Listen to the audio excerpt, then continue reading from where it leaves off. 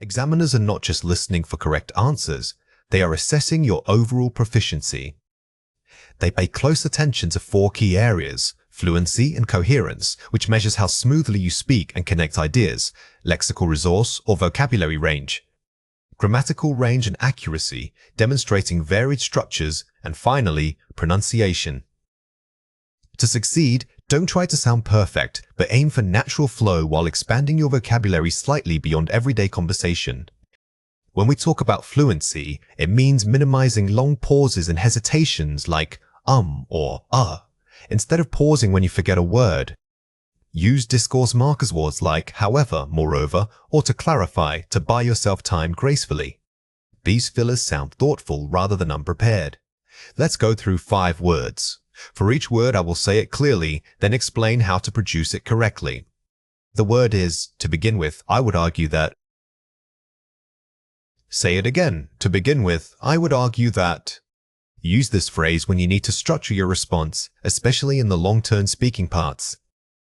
It immediately signals to the examiner that you are starting a thoughtful argument, giving you time to organize your thoughts. The word is, while I see your point regarding X, I feel. Say it again. While I see your point regarding X, I feel. Never just contradict someone. This phrase is a brilliant softener because it first acknowledges the other person's view. This shows critical listening skills before gently introducing your alternative perspective. The word is, a compelling example of this would be. Say it again. A compelling example of this would be. Whenever you make a claim, back it up with an example. This phrase elevates your language from simple assertion to sophisticated argumentation, which is exactly what high-scoring candidates do. The word is, in essence, what I am trying to convey is. Say it again. In essence, what I am trying to convey is be. If you feel yourself rambling or if the question was complex, use this phrase. It helps you bring your thoughts back into focus and ensures that both you and the examiner are aligned on the main takeaway. The word is, to summarize my argument, I believe.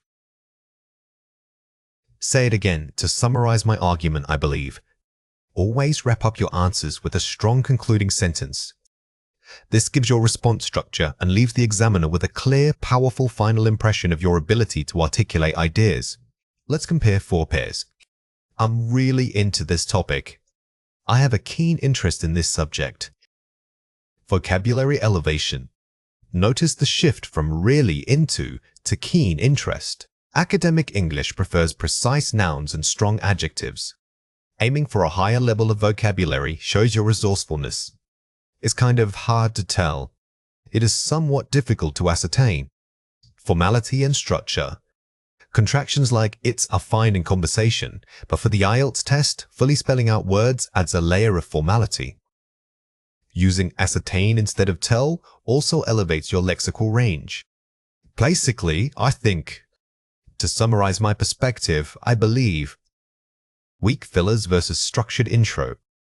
Avoid vague starting phrases like basically. Always use structured academic discourse markers instead. These show that your argument is organized and deliberate from the outset. It's a big deal. This represents significant importance. Intensity phrasing. Instead of using common intensifiers like big deal, which sound conversational, replace them with more formal phrases. This demonstrates an advanced ability to express magnitude and significance. Watch out for these 3 common mistakes. Hesitation, vagueness. I think that maybe the economy is bad. Structured thesis. While some argue that the economy is struggling, recent data suggests a gradual recovery.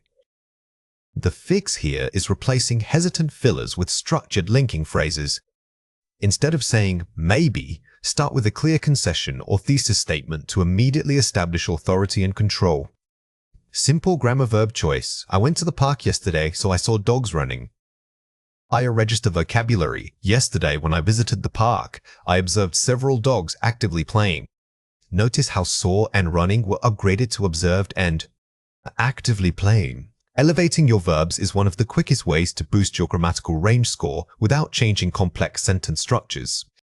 Topic: drift how run-on sentence. I like reading because it helps me learn about history, and also I watch movies. Cohesive linking and parallelism. Reading certainly improves my knowledge of history. Furthermore, watching documentaries complements this learning by providing visual context. The biggest problem here is switching topics too quickly. Use cohesive devices like furthermore or in addition to link ideas logically rather than just stringing separate activities together. Here are 4 ways to practice. Self-recording and reviewing.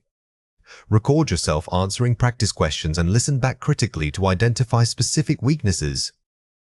Don't just listen for content, focus on how you pause. Are your pauses due to thinking, or are they natural breath points? Practicing this self-correction loop is crucial for building confidence. IELTS Part 2. Timed practice. Practice speaking for a full 2 minutes on various topics without stopping or getting flustered by the clock. The key here is maintaining momentum.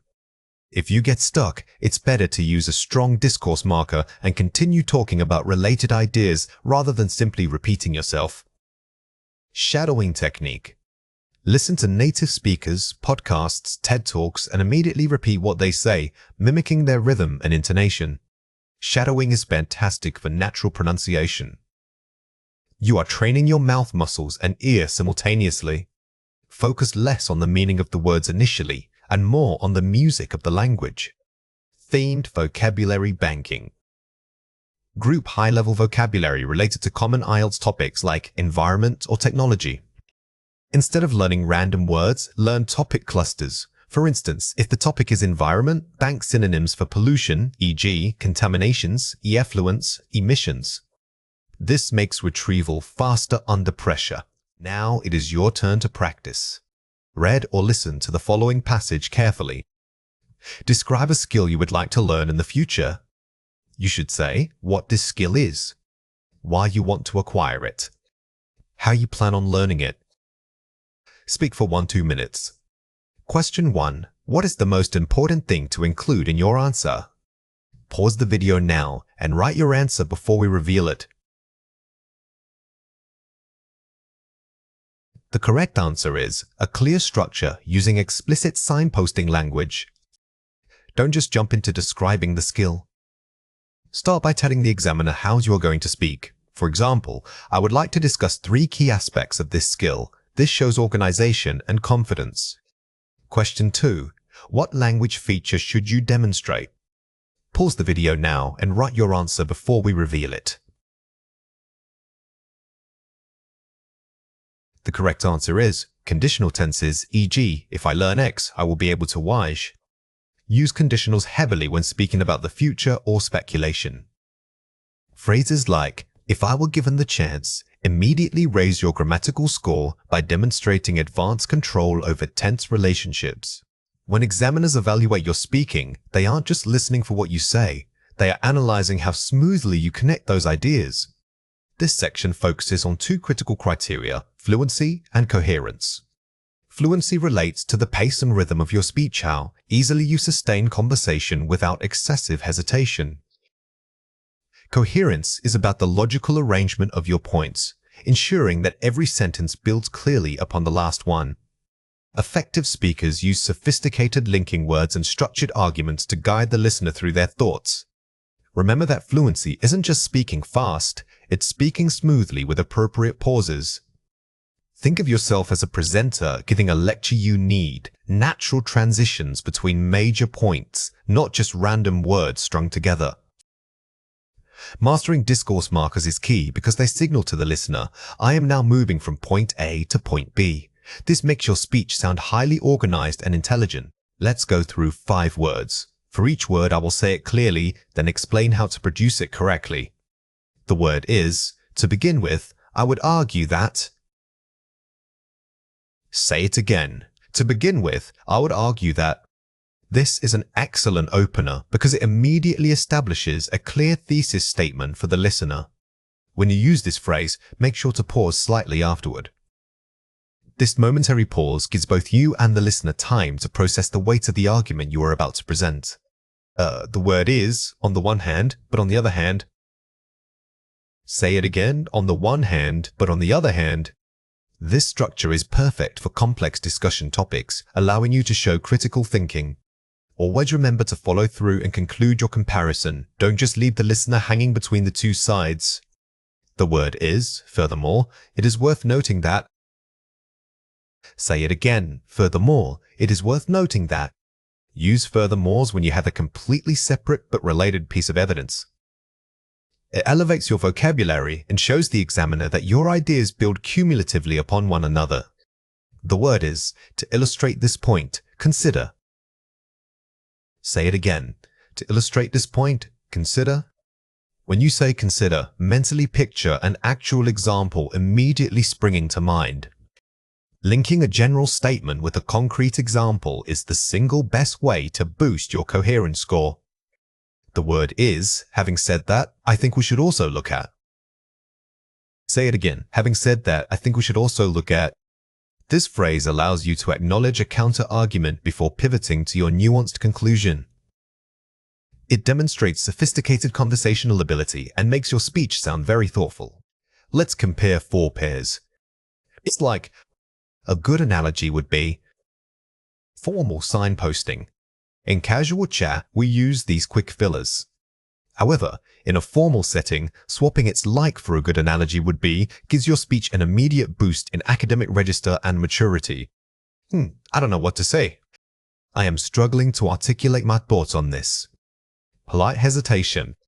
We often use fillers like or when we lose our train of thought. Replacing these sounds with a more structured phrase allows you to gain time while maintaining the illusion of control and fluency. So, basically, summarizing formally. The word basicallys is too colloquial for an exam setting. Using sophisticated synonyms like in essence or to summarize helps you wrap up your points with authority and precision. And then, subsequently, we can observe that showing sequence. When describing a process or argument flow, avoid simple time adverbs. Using subsequently or following this development structures your response like a well-written essay. Watch out for these 3 common mistakes. Avoid vague opening. I think that's so like it's good because better, clear thesis. To begin with, I believe the primary benefit is that the biggest mistake in speaking is a vague launch. Instead of merely starting with, I think, anchor your response using one of our strong signposting phrases like, to begin with. This immediately signals intellectual depth. Avoid choppy flow, it affects environment and the people live there. Better cohesive structure, it affects the environment, which subsequently impacts the local population. Do not treat your ideas as standalone statements separated by commas. Use relative clauses and linking verbs like which impacts or consequently affects to knot your sentences together smoothly. Avoid topic reversal. I like reading books. No wait, actually maybe movies are better. Better, sophisticated transition. While I previously mentioned my interest in literature, upon further reflection, perhaps film offers a more impactful medium. When you realize you've gone the wrong way or need to pivot your argument, don't just backtrack. Use concession phrases like, upon further reflection, to make the correction sound deliberate and thoughtful. Here are 4 ways to practice. Shadowing techniques. Listen to native speakers and immediately repeat what they say. Focus on rhythm and linking sounds. This practice is incredibly powerful because it forces you to mimic natural speech rhythm, which significantly boosts your perceived fluency. Don't just repeat the words. Try to copy the speaker's inflection and pace exactly. Recording yourself. Record answers to random prompts and listen back critically, noting where you paused or struggled. The hardest part of improving is hearing yourself speak. When listening back, don't just focus on grammar. Specifically hunt for places where your speech sounds choppy. Those are the spots that need a structural marker. Structured role play. Pretend you are an expert giving a presentation or debate. Force yourself to use formal linking phrases. Role-playing removes the pressure of spontaneity and allows you to practice using high-level language in controlled scenarios. Always write down 3 mandatory transition words before starting, forcing your brain to incorporate them. Expansion. Take a simple sentence and expand it into a 2-minute detailed argument covering causes, effects, and solutions. This exercise trains you in sustained coherence. By structuring your response with an introduction, body paragraphs with supporting examples, and a conclusion, you mimic the structure of high-scoring academic speech. Now it is your turn to practice. Read or listen to the following passage carefully. Topic: the impact of remote work on urban life. Describe the potential benefits and disadvantages of working from home in a major city center. You should cover economic impact, community interaction, and personal work-life balance. Speak for 2 to 3 minutes. Question 1. What is the most important thing to include in your answer?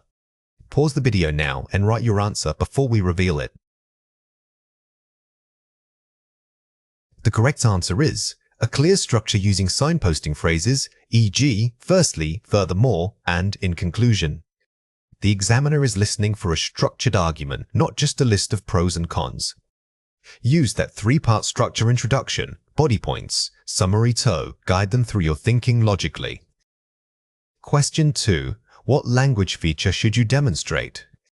Pause the video now and write your answer before we reveal it. The correct answer is conditional tenses. If X happens, Y would result, and contrastive linking. To hit the highest band scores, integrate conditional structures. This shows a high level of grammatical control and allows you to discuss hypothetical scenarios, which is perfect for abstract topics like urban life. Mastering phonemes means understanding how air moves and what parts of your mouth are involved. Think of speech not as words, but as a series of controlled gestures.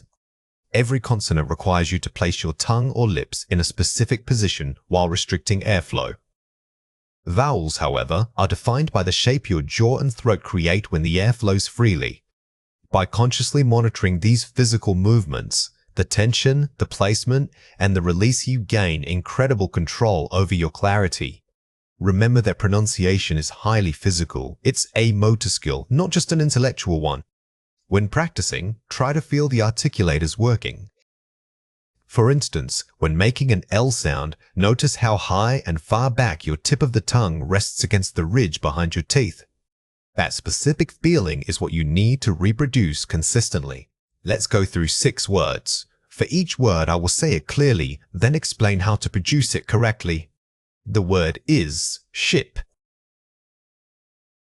Say it again, ship. Saying this word requires a quick, clipped sound. The key is that the short I vowel should feel tight and brief in your mouth. Don't let it stretch out, it needs to be punchy like a flash of light. The word is sheep. Say it again, sheep. Compare this to the last word. The long E sound forces your mouth into a wider, more sustained shape. Think of smiling slightly while stretching out the sound. This elongation is what differentiates these 2 common words.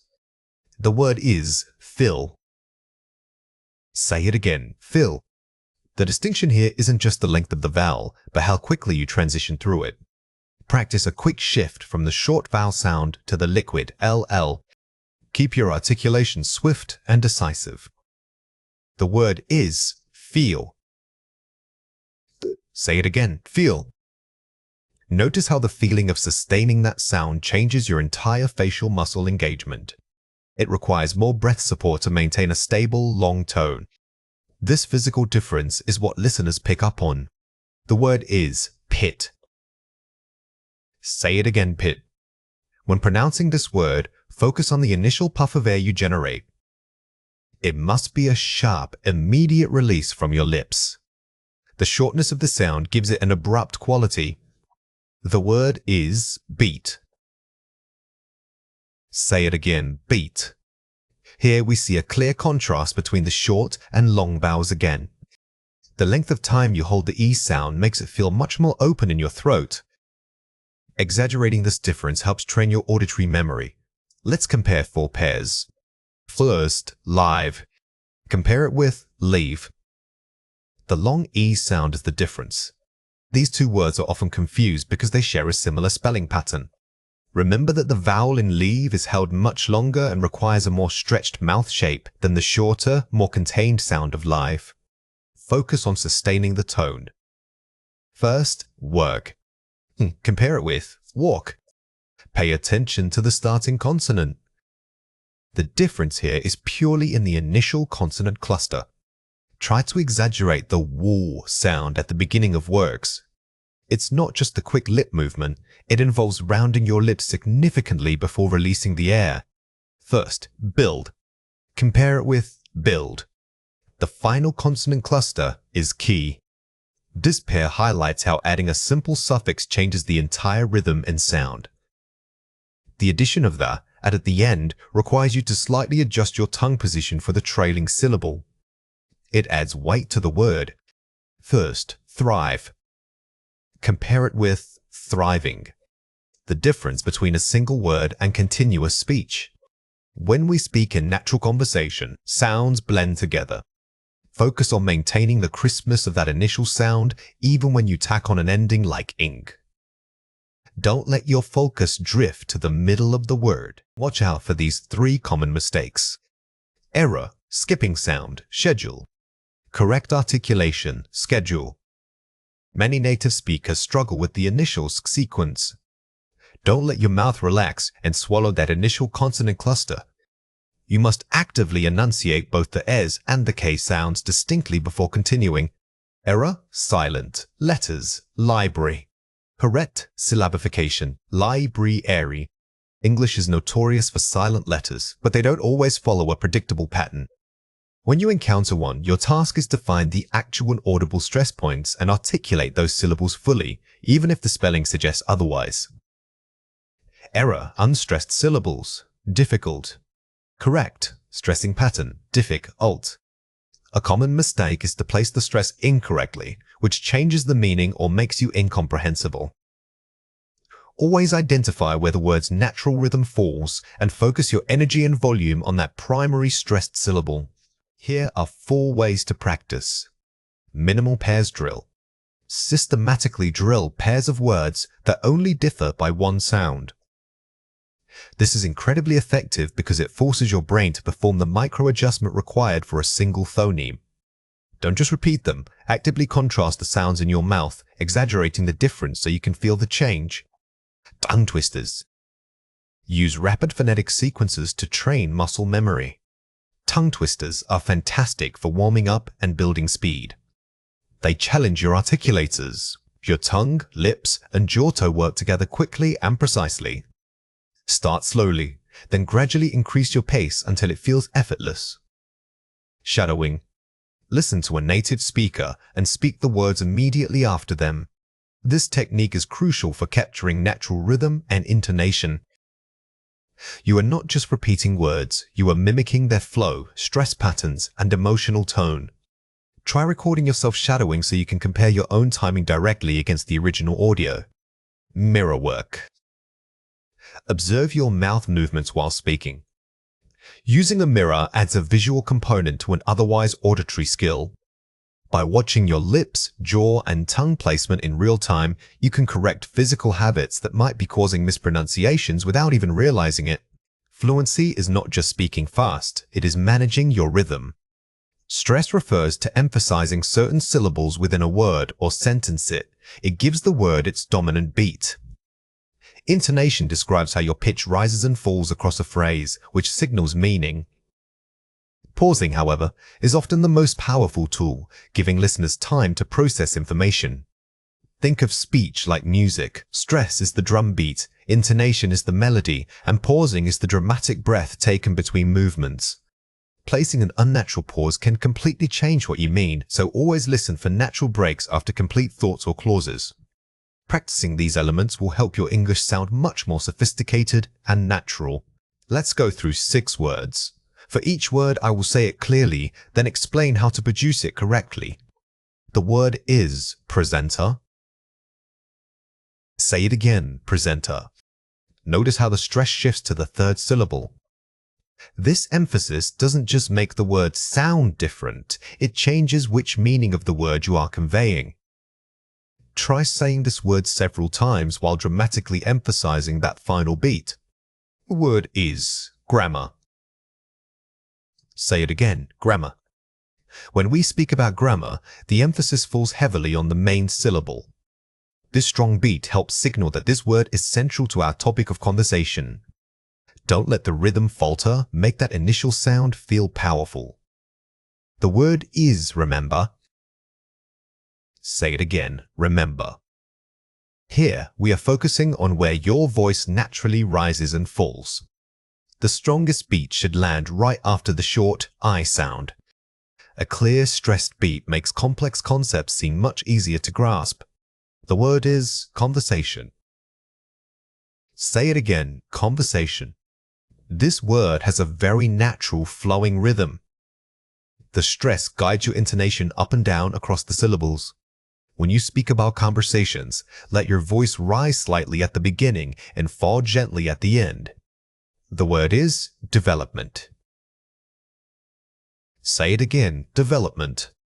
This is a longer word, which means you have multiple opportunities to pause slightly for rhythmic effect. Think of it as having mini rests between the syllables. Practice speaking this slowly first, counting each beat. The word is understanding. Say it again, understanding. This word demonstrates how stress can hold the entire phrase together. The natural rhythm makes it sound continuous, but you must still give that key syllable its powerful beat. Focus on maintaining steady airflow. Let's compare 4 pairs. First, opportunity. Compare it with occasion. Notice the syllable stress difference. The rhythm changes completely depending on which syllable you emphasize. In opportunity, the focus is early, giving it a very strong start beat. For occasion, the emphasis falls more toward the middle. Pay attention to where your strongest breath comes out. Read past. Read present. The stress placement is different between the 2 forms. This pair shows how grammatical shifts can affect rhythm. The past tense form often has a slightly flatter, more clipped beat overall. When practicing this pair, exaggerate the change in pitch and length to make it stick. First, architecture. Compare it with decoration. The stress pattern is reversed between these 2 words. These 2 long words have a completely different rhythmic flow. One emphasizes the beginning, while the other tends to build its rhythm toward the end. This contrast helps you understand syllable weight and where your voice naturally wants to fall. First, analyze. Compare it with analyst. The stress moves from the first half to the second. This is a classic shift in rhythm, moving the main emphasis. If you struggle with this pair, say analyze and then dramatically pause before saying list. That small break helps reset your rhythmic expectations. Watch out for these 3 common mistakes. Run-on speech, missing pauses. I went to the store and bought apples, bananas, and bread. Natural pausing. I went to the store. I bought apples, bananas, and bread. The biggest mistake here is making it sound like one continuous stream of thoughts. Good pausing dramatically improves clarity and gives your listener time to process the list. Short pauses after conjunctions are essential for flow. Missing hesitation intonation. It was a presentation about global warming. Using discourse markers pauses. It was a presentation about, say, global warming. Adding a marker phrase and pausing makes you sound more thoughtful and less rehearsed. This pause signals that the topic is about to shift or that you are gathering your thoughts. It gives your speech natural human rhythm. Unnatural stress flat tone. My favorite color is blue. Rising intonation, questioning. My favorite color is blue. When you are giving a simple statement, your voice should generally fall at the end. If it rises, even slightly, it can sound like you are asking for confirmation. Practice making a definitive downward drop on that last word to sound more confident. Here are 4 ways to practice. The shadowing technique. Listen to a native speaker and try to mimic their rhythm exactly. Do not focus on the words. Focus only on the music of the speech. Shadowing forces you to adopt the target rhythm, pitch, and stress patterns instantly. It is an excellent way to train your ears and mouth muscles simultaneously. Try listening to a podcast segment with no script to make it challenging. Controlled pausing. Read complex paragraphs aloud but place physical markers like slashes where you must pause for breath or thought.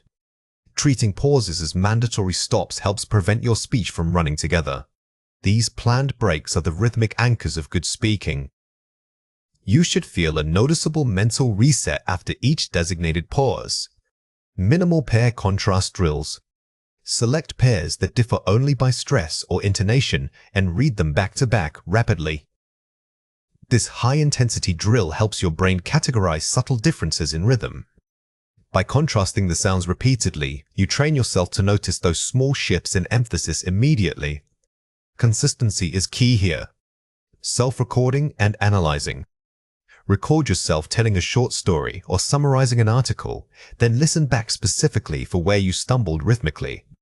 The most effective way to improve flow is self-correction.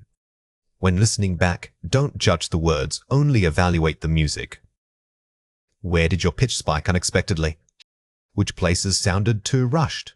Speaking smoothly isn't just about knowing the right words, it's about how those sounds connect physically. Think less like sounding out individual letters and more like moving air from a controlled breath source.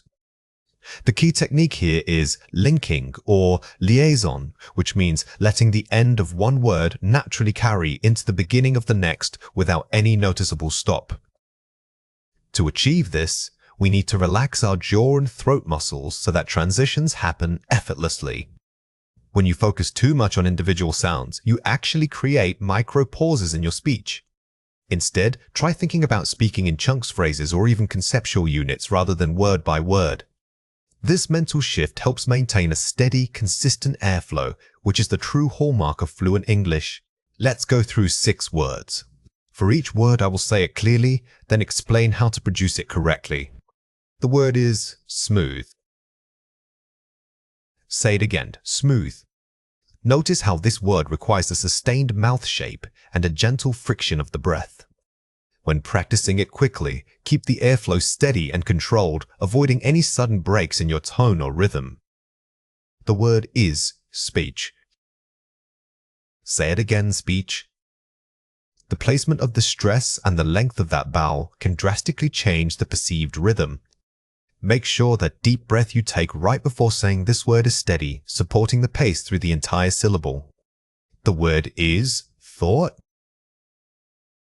Say it again, thought. This word is a fantastic example of how breath support aids fluency.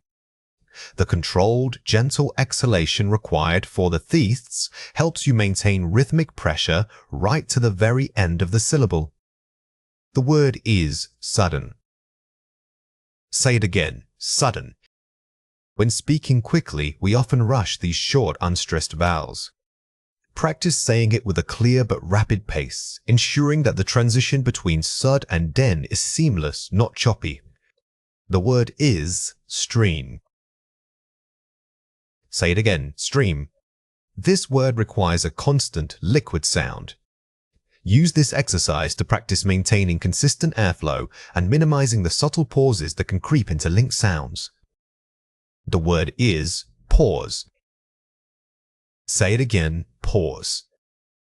While we are practicing fluency today, knowing where to place a natural, intentional pause is actually crucial. Pausing correctly shows thought and clarity. Pausing out of nervousness breaks flow. Let's compare 4 pairs. First, elaboration. Compare it with explanation. Notice the vowel difference. One is drawn out, the other is shorter. These 2 words are often confused because they relate to similar ideas. The key difference lies in the rhythm and the specific vowel sound used. Practice exaggerating that slight rhythmic shift between them until it feels automatic. First, articulate. Compare it with speak. Focus on physical clarity versus overall flow. Articulation refers to making single sounds clearly, while speaking is about the entire process of communication. When you are working on fluency, remember that clear articulation supports smooth speech. It doesn't replace it. First, smoothly. Compare it with effortlessly. They both mean easy, but their internal rhythms feel different. These are good examples of synonyms that require different muscle movements in the mouth. When you practice them together, pay attention to where your stress naturally falls that will help anchor a natural speaking rhythm. First, coherence. Compare it with connection. The difference is structural versus linkage. While these words are related, they describe different elements of good communication. When you think about improving your flow, remember to achieve both, the deep structure of coherence and the physical smoothness of connection. Watch out for these 3 common mistakes. Gotta sound, natural pause, a slight pause.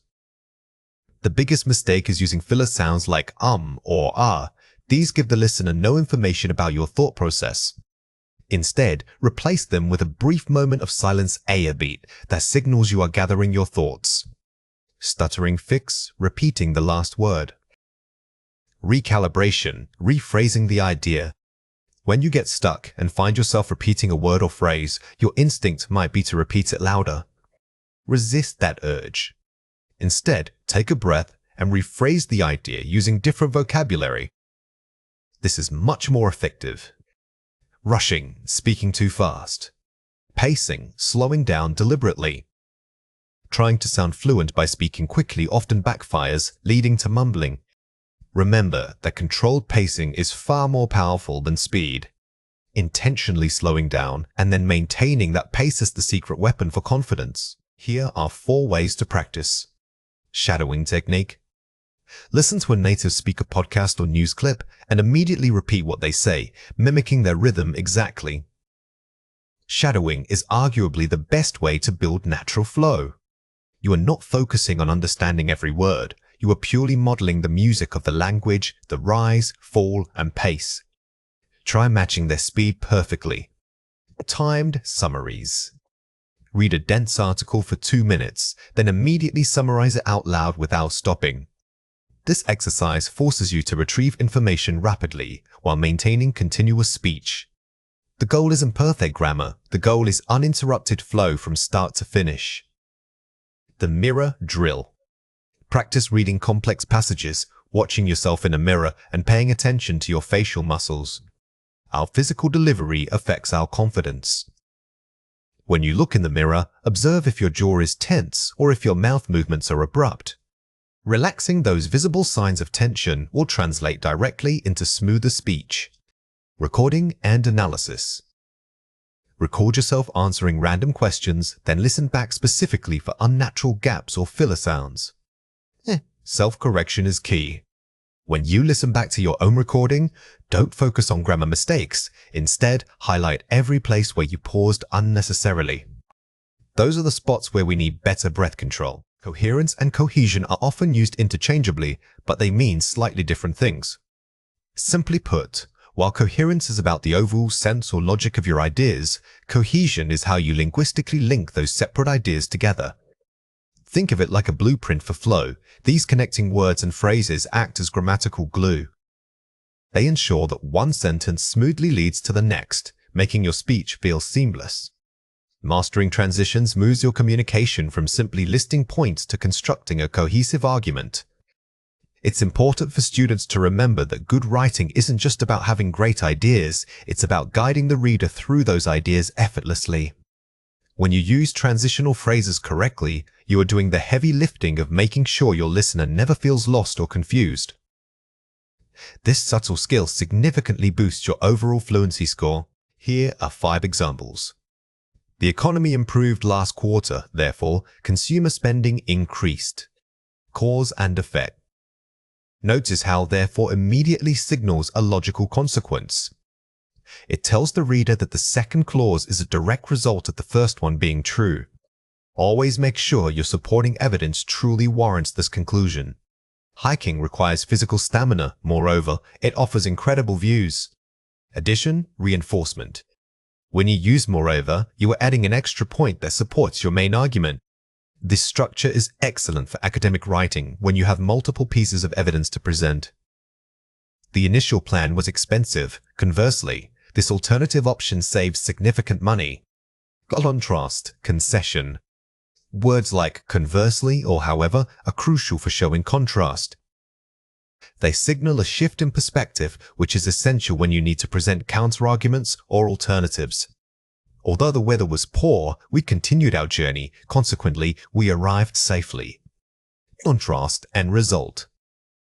Here we see two linking mechanisms, although handles the concession, while consequently manages the final result. Mixing these types of links makes your writing feel much more sophisticated. To summarize our points, sustainable energy sources are vital for future development. Conclusion summary. Ending a paragraph or an essay with phrases like "in conclusions" or "to sum up" provides a neat sense of closure. It signals to the listener that they should now wrap up their thoughts and prepare for the next section. Here are 3 reasons why this matters. Enhancing clarity and flow. Smooth transitions act as signposts for the listener. Without these links, your audience has to do all the interpretive work. The transition phrases are doing that job for you. They tell them exactly how related the new information is to what you just said. Building logical argumentation. They prove the relationship between ideas.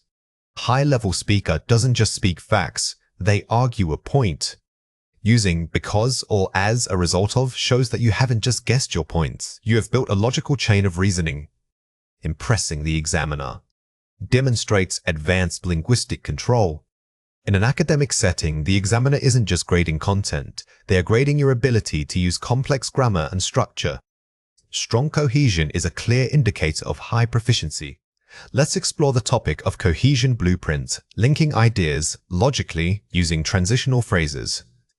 This is an important concept to understand for learning English effectively. This is a foundational concept when learning English. Understanding cohesion blueprint, linking ideas, logically using transitional phrases deeply will unlock many other areas of the language. Think about how often you encounter this in real life and try to notice it in the English you hear every day. The more you engage with this idea, the more natural it will feel. Here are 4 ways to practice. Onomasing. The topic sentence drill. Diff and I.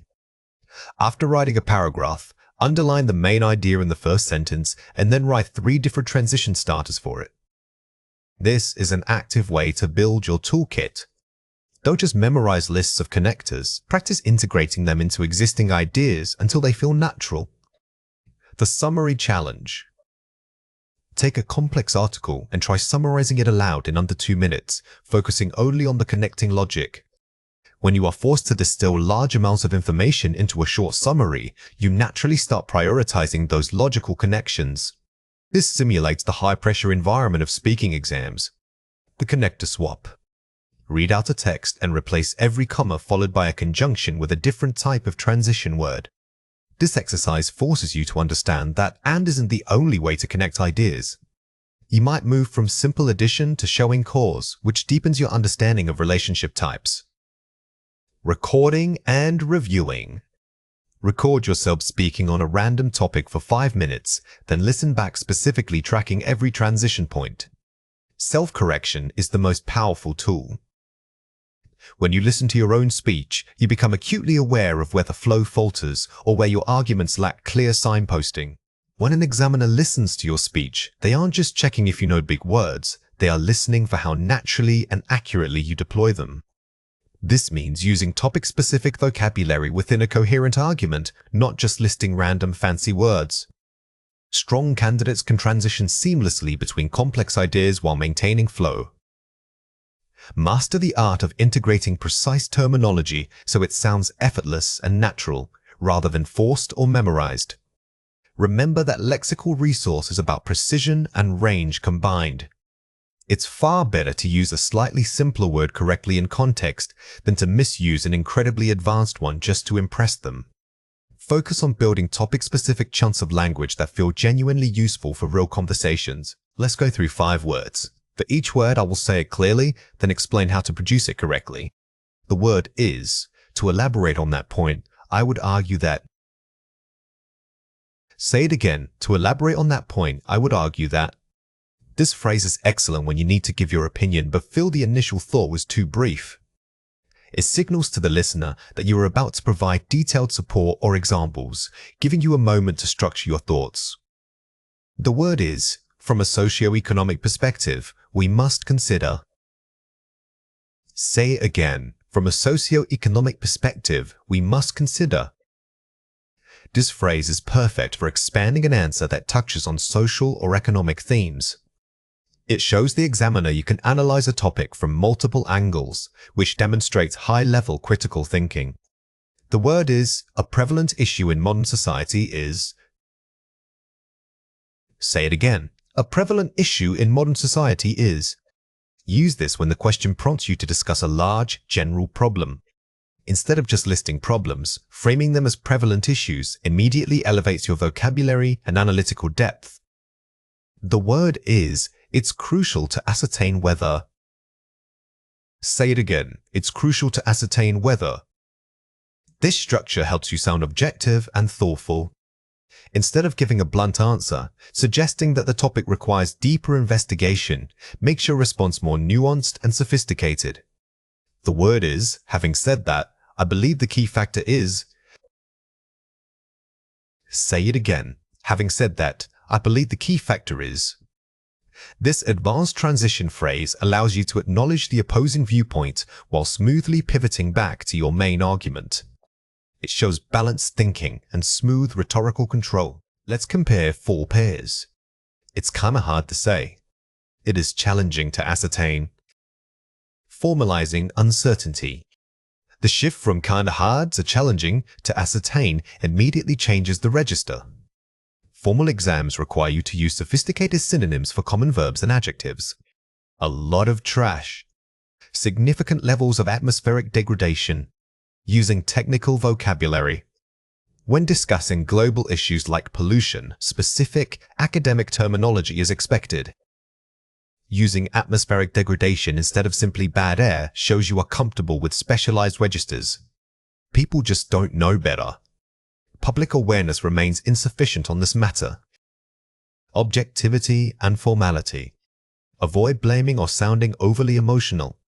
Instead, use neutral academic language like insufficient public awareness. This keeps your tone objective while still making a strong point. This thing changed everything. This innovation fundamentally altered the paradigm of high-level impact descriptors. When describing change, don't just say it changed. Use powerful verbs or nouns like altered the paradigm or things. Revolutionized. These phrases are hallmarks of high-scoring academic speech. Watch out for these 3 common mistakes. Weak vocabulary. Simple grammar. I think that global warming is bad because of pollution.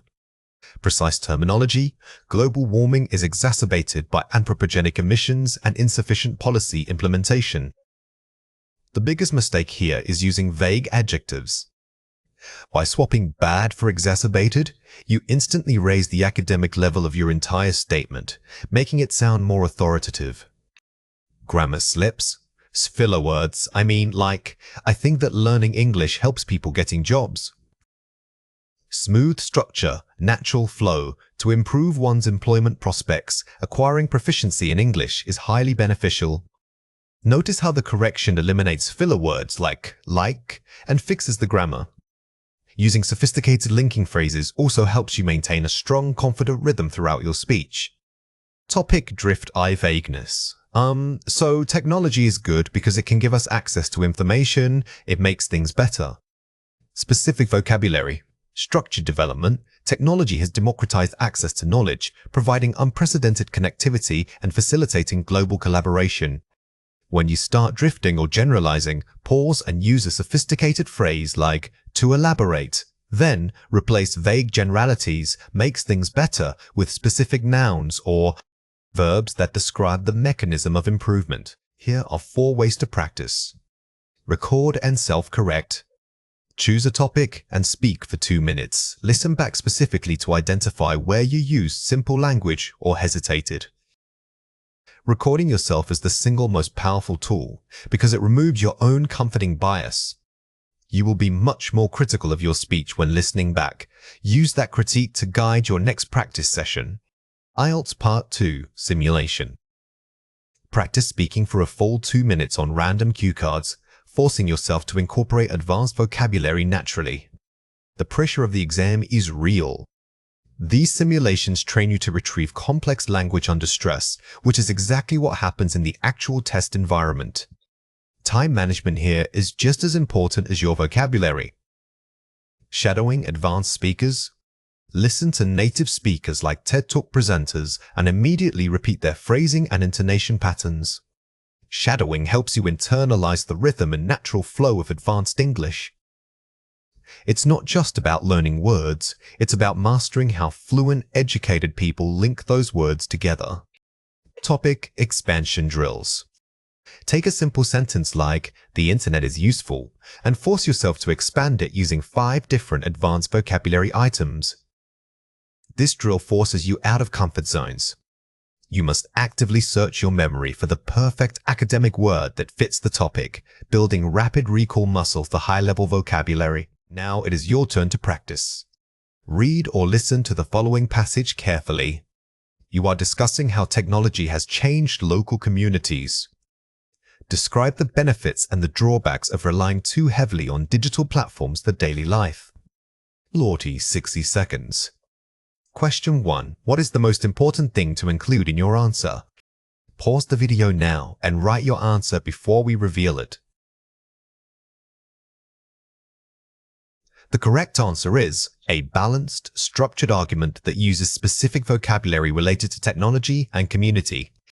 Don't just list points, structure them. Start with a concession, the benefit. Use a strong transition phrase like, however, and then counter it with an equally detailed drawback. This shows advanced rhetorical control. Question 2. What language feature should you demonstrate? Pause the video now and write your answer before we reveal it. The correct answer is complex linking words, discourse markers combined with topic-specific academic vocabulary. Focus on deploying discourse marker swords like consequently, moreover, and nevertheless to bind your ideas together. This makes your speech sound highly organized, cohesive, and significantly more advanced. When telling a story or giving an account of events, maintaining tense consistency is crucial for clear communication. However, consistent does not mean identical across the entire speech. You must correctly shift tenses when moving from background description to sudden action, or when linking past actions to their current results. Remember that signal words like suddenly, while, and by the time often cue these necessary tense shifts. The key is making sure the transition feels logical to your listener. The most common mistake isn't just using the wrong tense, but failing to adjust the tense when the stack time frame changes. For example, if you start describing a past event and then pivot to what that event means for today, you need that clear shift in your language. Think of it as guiding your listener through different points on a timeline. Here are 5 examples. I was walking home when I saw the accident. Past continuous, shifting to simple past.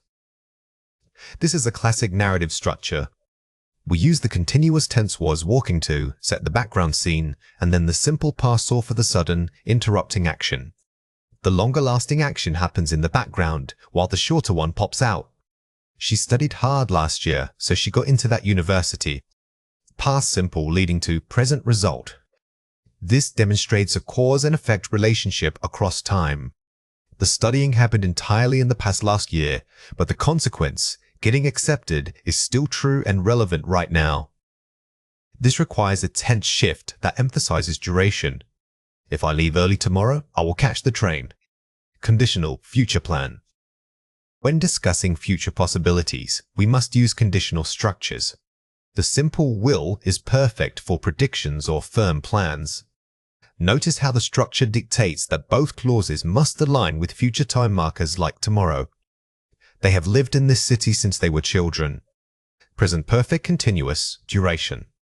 The present perfect is essential for showing actions that started in the past and are still continuing up to the moment of speaking. Using since or for makes it clear that the action hasn't stopped. By the time we arrive, the concert already started. Past perfect action completed before a past point. The past perfect is crucial for sequencing events in the past. When you have 2 things that happened in the past, the one that happened first must be pushed back into the past of the past using this tense. Let's compare 4 pairs. Simple past, I went. Present perfect, I have gone. Finished action versus experience result. The simple past focuses on a specific, completed time in the past, like last Tuesday. However, the present perfect is less about when and more about the impact or the experience up to now. It's undefined timing. Future simple will, I will call. Going to, I am going to call. Spontaneous decision versus pre-planned intention. While both refer to the future, will is best for making quick decisions right now or predicting facts. Be going to, however, suggests that you have already formed an intention or observed clear evidence. Past continuous, I was running. Simple past, I ran. Background action versus single event. If the action occurred over a period of time, use continuous. If it was one quick, sharp moment like knocking something over or passing someone, the simple past is your best choice. Present simple, he works. Past simple, he worked. Habit fact versus specific period. When describing routines or universal facts, the present simple is always correct. If you are talking about a specific job he held only last year, then we must shift to the past tense. Fill in the blanks. She go to the gallery every Saturday when she studied art. Pause the video now and fill in the blank before we reveal the answer. The correct answer is went. The phrase when she studied grounds this action firmly in the past. Since we're describing a regular routine within that finished period, we must use the simple past tense for consistency. By next month, I save enough money to buy a new camera. Pause the video now and fill in the blank before we reveal the answer. The correct answer is will have saved. The phrase by next month signals a point in the future when an action will be completed. This calls for the future perfect tensites, the perfect way to show completion before a deadline. We, wait here since morning, the bus is late. Pause the video now and fill in the blank before we reveal the answer. The correct answer is have been waiting. The key signal word here is since, which indicates a starting point in the past that continues right up to now. This requires the present perfect continuous for the ongoing action. If they had left earlier, they catch the sunrise. Pause the video now and fill in the blank before we reveal the answer. The correct answer is would have caught. This is a third conditional structure used to talk about hypothetical situations that did not happen in the past. The had left part signals that we need this perfect tense pairing for the result. Watch out for these three common mistakes. Incorrect. Last year, I see a movie with my friends. Correct. Last year, I saw a movie with my friends. The time marker last year is definitive and points to a finished time. Because the action happened entirely in the past, we must use the simple past tense form for the verb. Incorrect.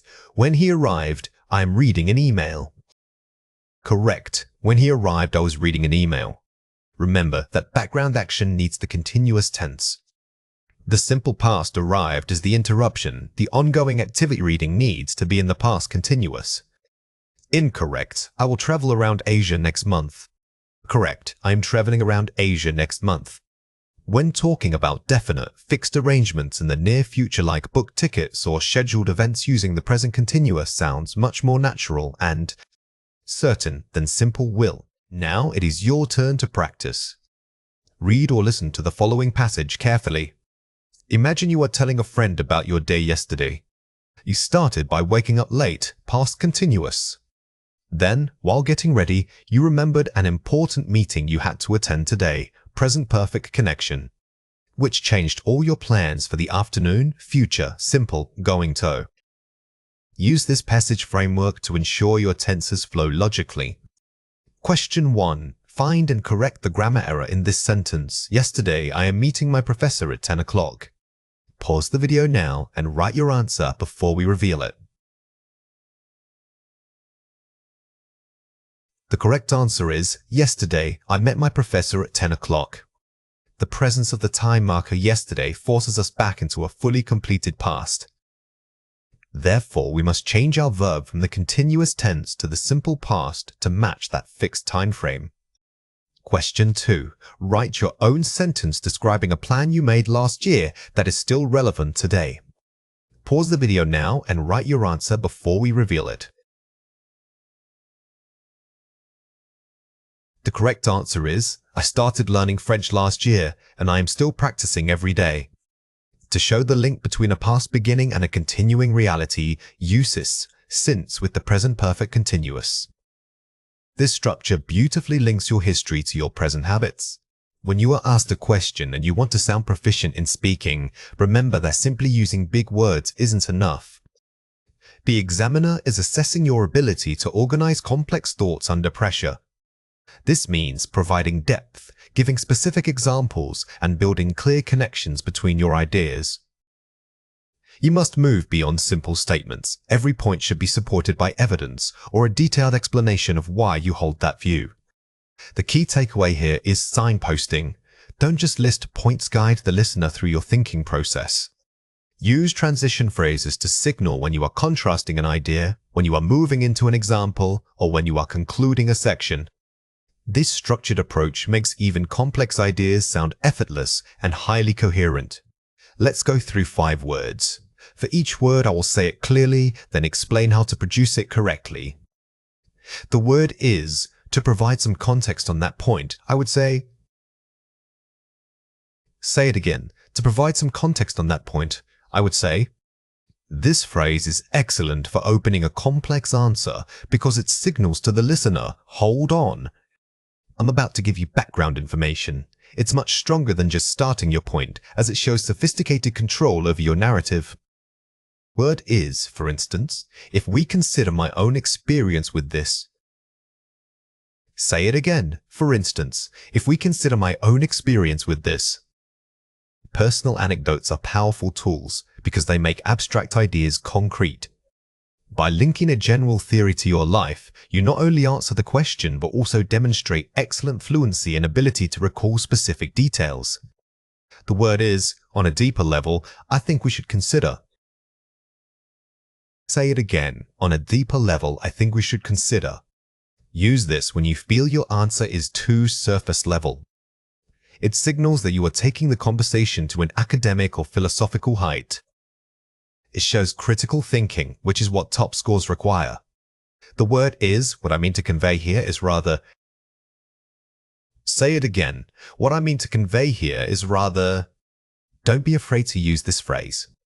It's a useful safety net that allows you to pause, rearrange your thoughts slightly, and re-explain a tricky concept with greater precision. This sounds thoughtful rather than indecisive. The word is, to summarize my main point, I would argue that. Say it again. To summarize my main point, I would argue that.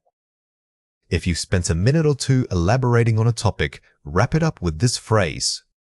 It gives the examiner a satisfying conclusion, making your entire response feel complete and highly polished. Let's compare 4 pairs. It was super cool and fun.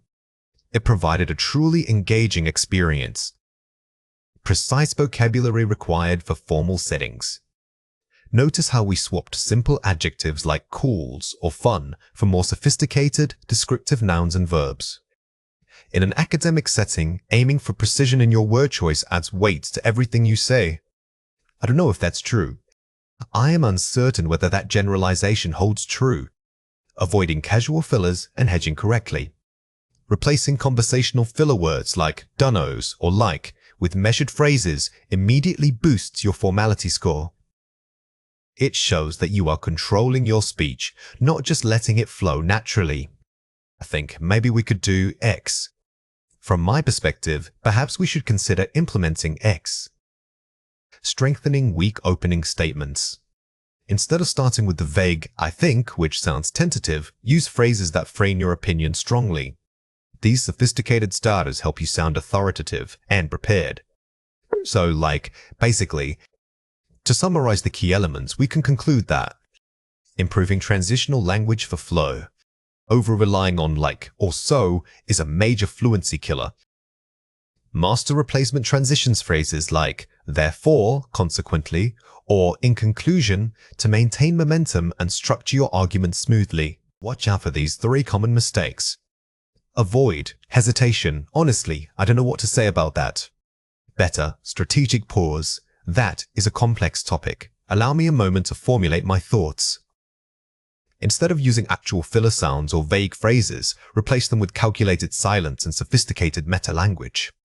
Announcing that you are thinking makes your pause sound professional rather than panicked. Avoid vague language. We need to buy more books and stuff. Better specific vocabulary. We must acquire additional literary resources. Never use vague placeholders like stuff, things, or etc. If you can replace a general word with a precise academic one like resources, mechanisms, or parameters, your score for lexical resource will increase dramatically. Avoid basic listing. I went to the park and saw trees and also people. Better detailing and variety. Upon arriving at the park, I observed several varieties of mature foliage and numerous groups of individuals engaging in various activities. A common error is just listing things. To elaborate properly, you must use descriptive language, qualifiers, and variety. Don't just say what, describe how it looked or what the people were doing. Here are 4 ways to practice. Structured retelling. Take a complex article or podcast segment and retell it aloud to a dummy listener. Focus on linking ideas logically. This technique forces you to act as a presenter, not just a speaker. By retelling information, you are practicing the expand and elaborate structure. Naturally, you must provide context and detail for everything you say. The 3-layer drill. For any topic, e.g. climate change, prepare answers covering 1. Personal opinion, 2. Global impact, 3. Local solutions. This is the perfect drill for expansion because it forces you to use different registers and levels of detail within one answer. You build complexity by moving from the general to the hyper-specific. Recording and auditing. Record yourself answering questions, then listen back specifically searching for weak transitions or areas where you summarized instead of elaborated. Self-correction is highly valuable. When reviewing your recording, don't just listen for errors. Actively hunt for opportunities to use the advanced phrases we covered earlier. This turns passive listening into active improvement. The why, how example challenge. When discussing any topic, ensure your answer format is always why it matters, how it works, and give an example.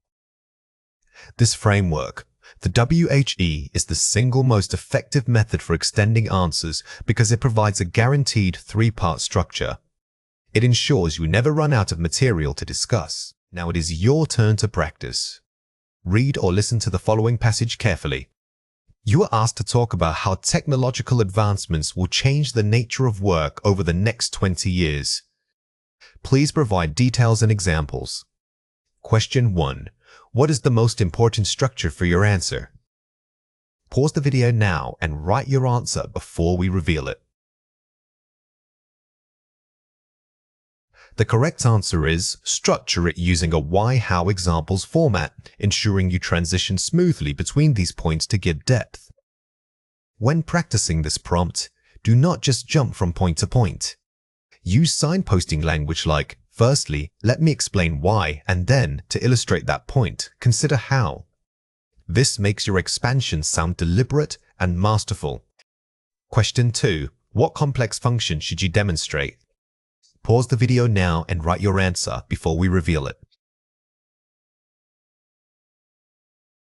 The correct answer is, you must demonstrate the ability to synthesize ideas, that is, weaving together personal opinion with global trends using sophisticated connectors. Remember that top-scoring speakers don't just talk about a topic, they analyze it. By synthesizing multiple ideas into one flowing narrative, you show the examiner that your English skills are fully integrated and highly advanced. When answering personal questions, examiners aren't just listening for grammatical accuracy. They are assessing your ability to speak fluently and coherently on familiar topics. The goal is to expand beyond a simple yes or no. You need to provide depth by giving reasons, examples, and perhaps even contrasting ideas. Think of it less like answering questions and more like having a natural, detailed conversation. The key here is moving from being reactive, simply responding, to the prompt, to being proactive in your speaking. Always aim for 3 main components. State your answer clearly, give a reason why you feel that way, and then support it with a specific example or anecdote. This structure will instantly boost your perceived fluency. Let's go through 5 words. For each word, I will say it clearly, then explain how to produce it correctly. The word is, speaking of which, I also really enjoy. Say it again, speaking of which, I also really enjoy. This phrase is excellent because it smoothly transitions your answer to a related topic without sounding forced. Use it when the examiner asks about one thing and you want to bring up another, similar interest immediately after. It makes your speech flow much more organically. The word is, if I had to choose, I would say that. Say it again. If I had to choose, I would say that.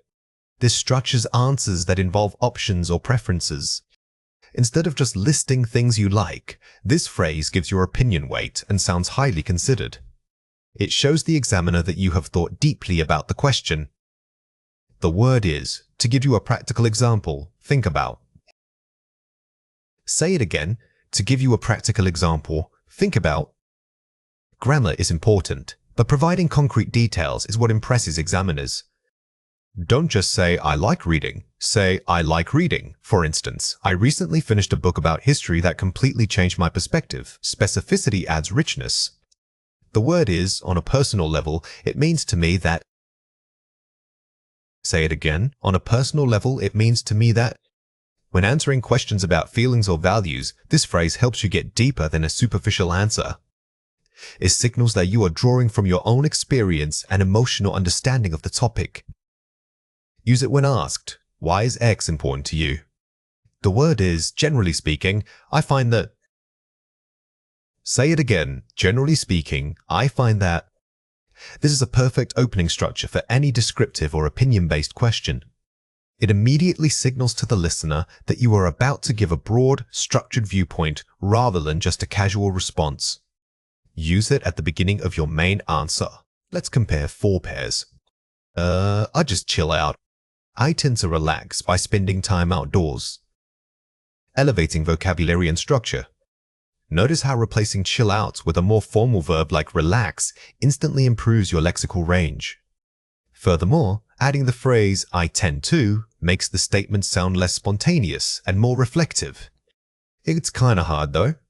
Although it can be somewhat challenging at times, using formal subordinating conjunctions.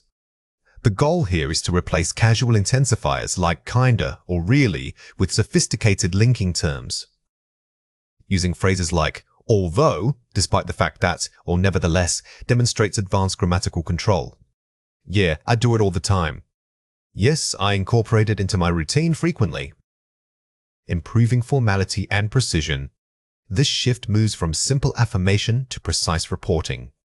Instead of saying all the time, which is very colloquial, using frequently's or regularly sounds much more measured and academic. What's that? The primary reason being that structuring your explanation. When you need to explain a complex idea, avoid the vague just. Instead, use strong introductory phrases like the primary reason or owing to the fact that. These academic connectors clearly signal the start of an important justification. Watch out for these 3 common mistakes. Hesitation, lack of detail? I don't know. Maybe it was good. Confident qualification and expansion. I'm not entirely sure, but I recall finding it quite enjoyable because instead of stalling with fillers like or use a structured phrase to buy time while sounding thoughtful. By saying, I'm not entirely sure, but I recall you sound reflective rather than uncertain. Short, list-like answer, my hobby, reading books. Structured introduction and elaboration regarding my hobbies. I have a strong passion for reading literature because it allows me to never give a single item answer. Always start with an introductory phrase that names the topic, e.g., regarding my hobbies. Then immediately follow up with your reason for liking it to ensure you meet the speaking time requirements. Vague vocabulary. Simplicity. I like going out because I can see people and stuff. specific descriptive language and linking words. I enjoy going out socially. Moreover, it's a great way to connect with people and expand my social circle. Replace vague nouns like stuffs or people with precise, high-level vocabulary. Furthermore, using a strong link word like moreovers helps the examiner track your sophisticated line of thought. Here are 4 ways to practice. Timed responses, self-recording. Record yourself answering common Part 1 questions. Time yourself for 45 to 60 seconds per answer. The best way to identify your weaknesses is by listening back immediately. Are you repeating the same phrases? Did you trail off when asked a follow-up question? Use this recording time to actively correct those habits. Targeted language imitation, shadowing. Find native speakers discussing personal topics and shadow their responses. Focus on their flow, not just the words. Shadowing is more than just repeating. You are mimicking rhythm, intonation, and natural pause points. Pay attention to where they naturally lift their tone or speed up when giving a passionate example. The why, how examples drill. For every simple answer, force yourself to structure it. Why, how, example. This is your golden rule for Part 1. If the question asks what you like, what, your answer must automatically follow this pattern. I like X. Why? Because. For example, I like hiking. How? Because it forces me to, which reminds me of my trip to the mountains last year. Example. Simulated partner practice. Ask a friend or tutor to act as the examiner and ask rapid-fire, unexpected personal questions. This builds your resilience against unpredictable questioning. When you are caught off guard, it is easy to revert to simple answers. Practicing under pressure forces you to quickly select an advanced phrase and structure a comprehensive response. Now, it is your turn to practice. Read or listen to the following passage carefully. You will have 1 minute to talk about the topic of your local neighborhood. You should try to structure your answer naturally and provide detailed examples. Cover where you live. Chew, what makes it unique? X, how long you've lived there? Question 1. What is the most important thing to include in your answer? Pause the video now and write your answer before we reveal it. The correct answer is depth, not just accuracy. You must sustain the conversation by providing details and explanations for every point. Remember that Part 1 questions are designed to be conversational, so don't treat them like factual quizzes. The examiner wants to hear about your experience of living there.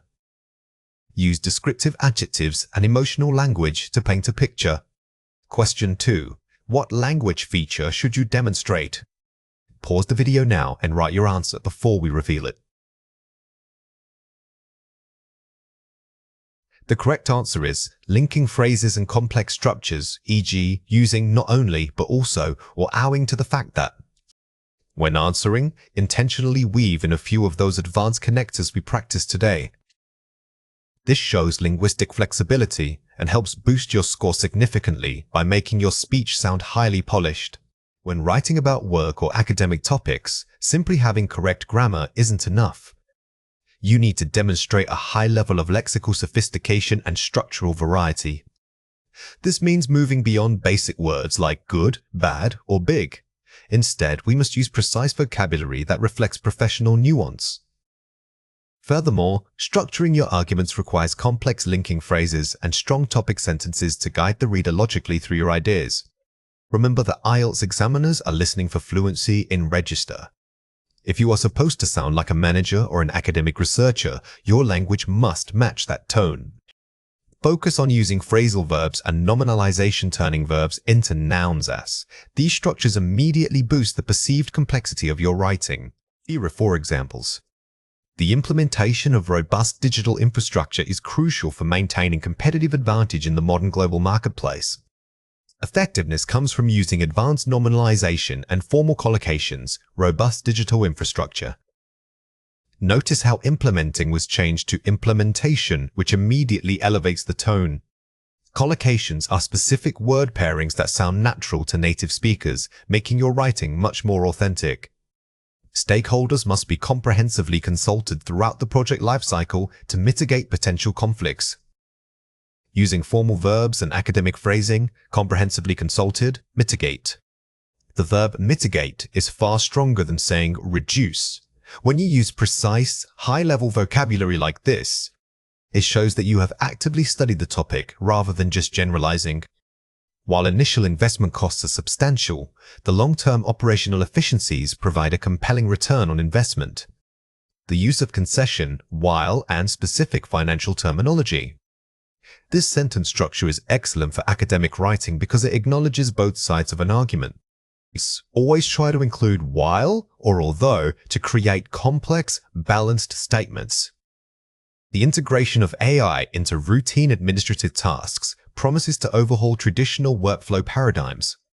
Using strong, specialized vocabulary, integration, overhaul paradigms.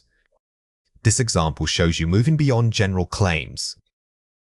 Instead of saying technology will help, you are using specific terms like AIs and paradigms, which shows deep subject matter knowledge. Let's compare 4 pairs. The company is doing well because they sold a lot of things. The corporation demonstrated considerable growth due to robust product sales across multiple markets. Upgrading vocabulary and formality, collocations, formal verbs. The key difference here is the shift from casual speech, doing well, to professional reporting demonstrated considerable growth. This change in register is vital for high scores. We should make rules so that people work better. Implementing standardized guidelines is necessary to optimize employee productivity and departmental synergy. Using academic jargon and complex nouns, standardized guidelines, synergy.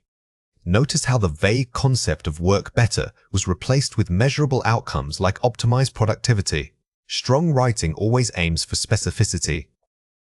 If we don't fix this problem, things will get bad. Failure to address this systemic issue proactively could potentially lead to severe organizational deterioration. Using hedging and sophisticated conditionality, failure to could potentially. In professional communication, it is better to hedge your prediction to use words like potentiallys or could.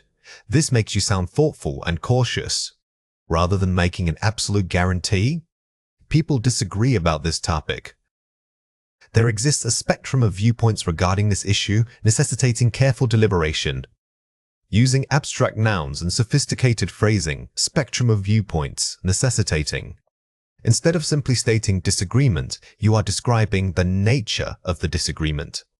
This shows an advanced ability to analyze complex social or academic issues. Watch out for these 3 common mistakes. Weak. A lot of companies are changing because of technology. Strong. The technological advancements have necessitated a fundamental restructuring within many industries.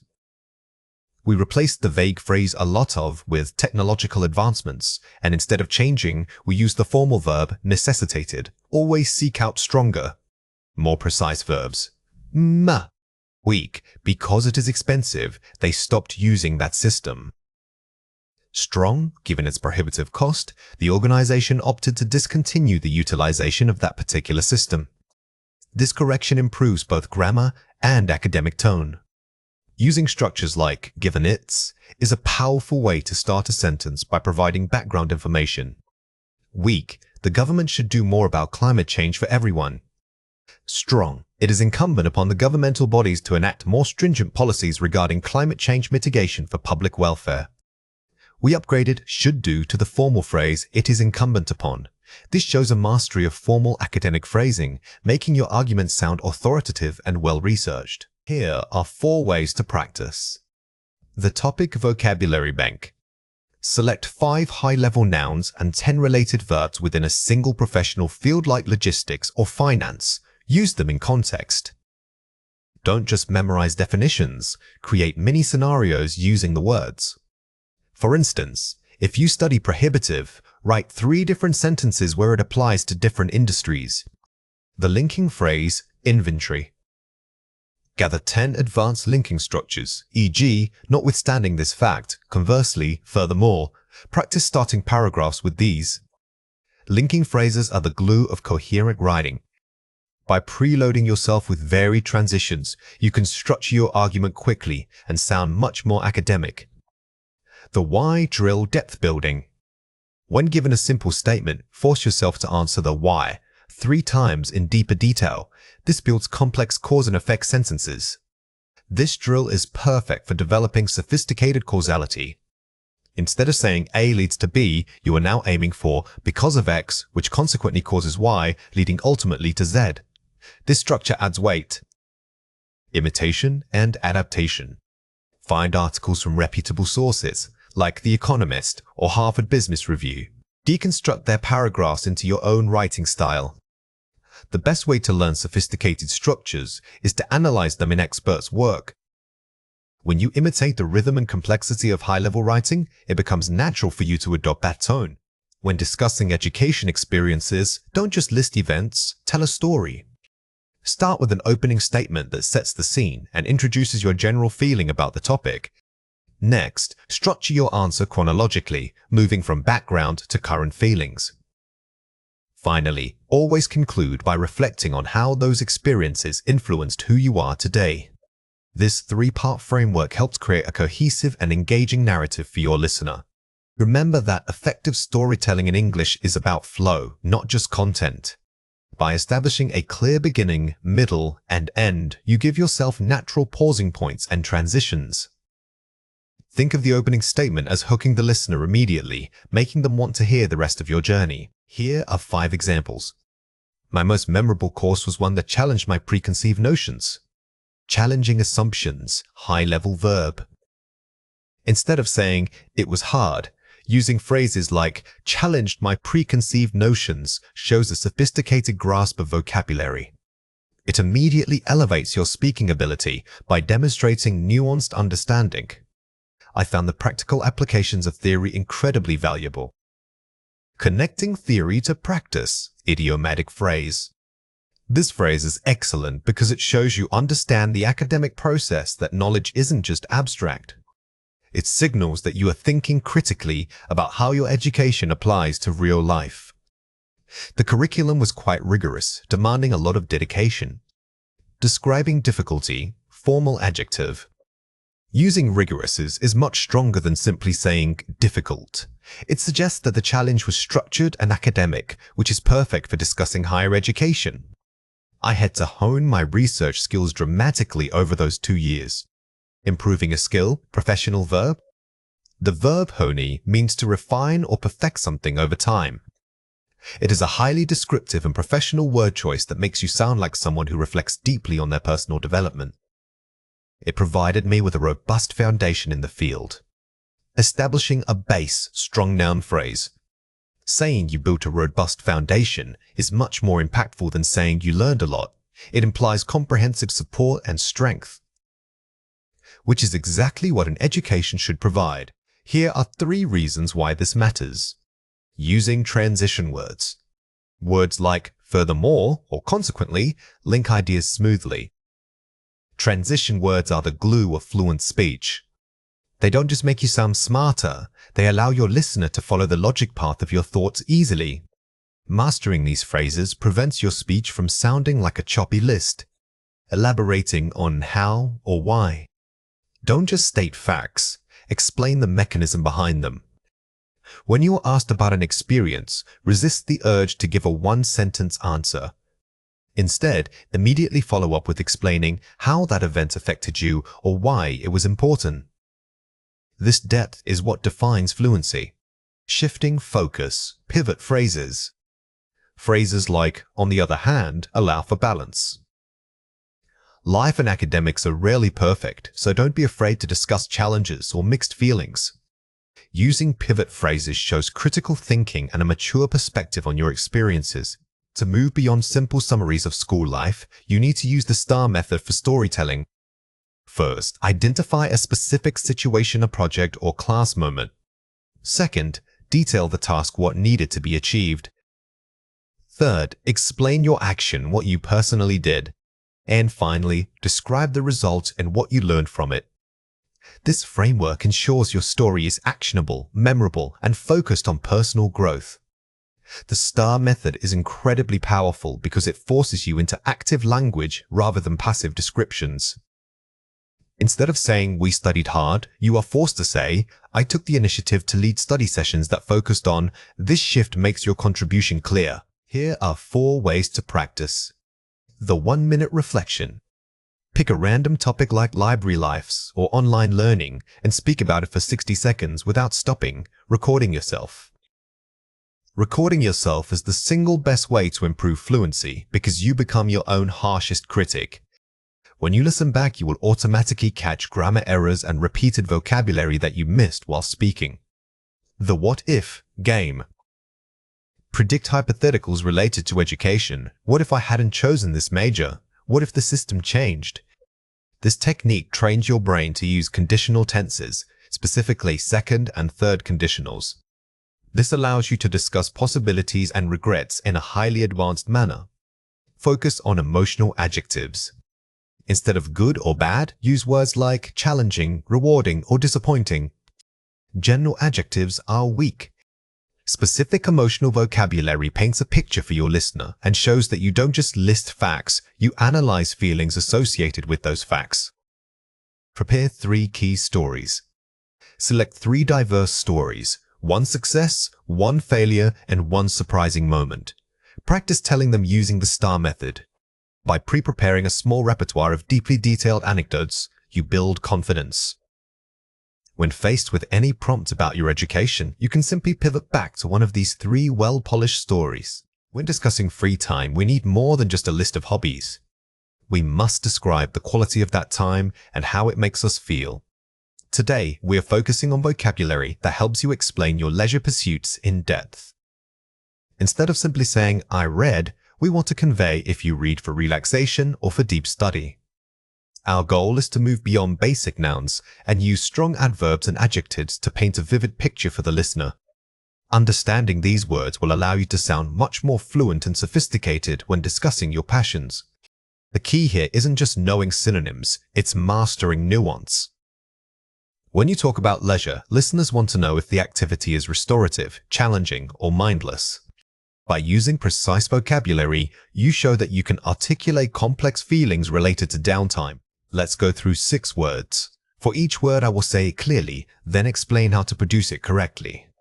The word is immerse. Say it again, immerse. Don't use immerse for anything casual. It implies deep concentration, like falling into a book or a project. You can also use the noun form, immersion, which is great when talking about cultural experiences or learning new skills. The word is rejuvenating. Say it again, rejuvenating. This adjective is perfect for describing activities that help you recover from stress or fatigue. If an activity leaves you feeling drained, use the opposite. It's not tired-dening, it's simply draining. The word is pursuit. Say it again, pursuit. While hobby is common, using pursuits elevates your language immediately. It suggests a more dedicated, ongoing commitment rather than just a casual pastime. The word is leisure. Say it again, leisure. Leisure is a higher level word than free time. It often implies the quality of time used for enjoyment and self-improvement, rather than just having nothing scheduled. The word is engrossed. Say it again, engrossed. This is a fantastic adjective because it describes a state of mind, not just an action. If you're talking about a book or game that makes you lose hours, engrossed is much stronger than interested. The word is stroll. Say it again, stroll. Stroll is much more poetic than simply saying walk. It automatically suggests that the pace is slow and the purpose is enjoyment or contemplation, not exercise. Here are 5 examples. I like to immerse myself in historical novels because they make me feel I've traveled back in time. Immerse, verb. Notice how the word immerse is paired with a reason. It tells us why you enjoy it. When practicing, always follow the vocabulary word immediately with the cause or effect. Spending the afternoon gardening was incredibly rejuvenating after a stressful week at work. Rejuvenating, edge. We often use rejuvenating to talk about nature or simple physical activities. It suggests that the activity restores your energy, making you feel young again. Photography remains her greatest passion and lifelong pursuit. Pursuit noun. Remember that pursuits works well when describing something you dedicate a significant amount of time or money to. It adds weight and seriousness to the hobby. The city centre has many beautiful parks, perfect for a relaxing stroll. Cool verb. When you use stroll, think of gentle movements and pleasant scenery. You wouldn't use this word if the purpose was jogging or exercising. He was so engrossed in his puzzle that he completely forgot to eat lunch. Engrossed Ajay. This example shows how engrossed can have a slightly comical tone. You are so focused you neglect basic needs. This flexibility makes it very useful conversationally. Let's compare 4 pairs. First, hobby. Passion, synonym. Intensity difference. A hobby is something you do for fun, while a passion suggests an intense emotional connection. If you treat it like a professional obligation, it's probably closer to a true passion. Gust, relaxing. Rejuvenating, upgrade. Impact on energy. Both mean restful, but rejuvenating implies a dramatic and profound restoration of your energy. It suggests going from depleted to fully charged. First, walk. Stroll, specific action. Pace and purpose. If you walk quickly, it's a walk. If you walk slowly for pleasure, it's a stroll. The key difference is the deliberate, unhurried pace that suggests leisure. Free time. Leisure, formal noun. Register and scope. Free time is conversational and clear. Leisure, however, sounds more formal or academic, often used when discussing societal structures or the economic importance of downtime. Here are 4 ways to practice. Word mapping, the why. Don't just list the word, map it to an emotion. For instance, if you use rejuvenating, what emotional state does that activity bring back? When vocabulary building moves beyond definition lists, we need context anchors. By linking a word like engross to the feeling of time passing quickly, you create a memory hook that helps recall. Collocation practice, verb plus noun. Practice combining our words with common collocations. Instead of paint picture, try immerse oneself in art. Focusing on collocations is vital because English speakers rarely use single isolated words. Learning these natural pairings makes your speech sound much more idiomatic and fluid. The time frame challenge. Describe the duration of your activity using advanced adverbs. Instead of, I do it sometimes, try occasionally or sporadically. A sophisticated speaker can talk about frequency and timing with precision. Using words like periodicallys or intermittentlys adds academic depth to casual conversation. Spaced repetition, role play. Role play, describing your ideal free time activity, forcing yourself to use at least 3 target vocabulary words in one short monologue. The best way to solidify new vocab is through active retrieval. Set up mock conversations where you must use the words. This simulates real pressure without mistakes. Now it is your turn to practice. Read or listen to the following passage carefully. Even when work feels draining, I prioritize my leisure time. I like to immerse myself in painting, which is truly rejuvenating. Sometimes, if I'm feeling stressed, I will take a long stroll through the botanical gardens. It's a perfect pursuit that keeps me engaged and engrossed for hours. Question 1. Find the word used to describe an activity that removes stress or restores energy. Pause the video now and write your answer before we reveal it. The correct answer is rejuvenating. If you are looking for a synonym for restorative, this is your best bet. Remember, it describes the effects of the activity, not just the activity itself. Question 2. Use the word pursuit to describe something you hope to start doing in retirement. Pause the video now and write your answer before we reveal it. The correct answer is, my greatest pursuit after retiring will be learning pottery. When forming your own sentence, think of it as a future goal. Using my lifelong pursuits gives weight and meaning to the activity you are planning. When describing a place, simply listing features is not enough.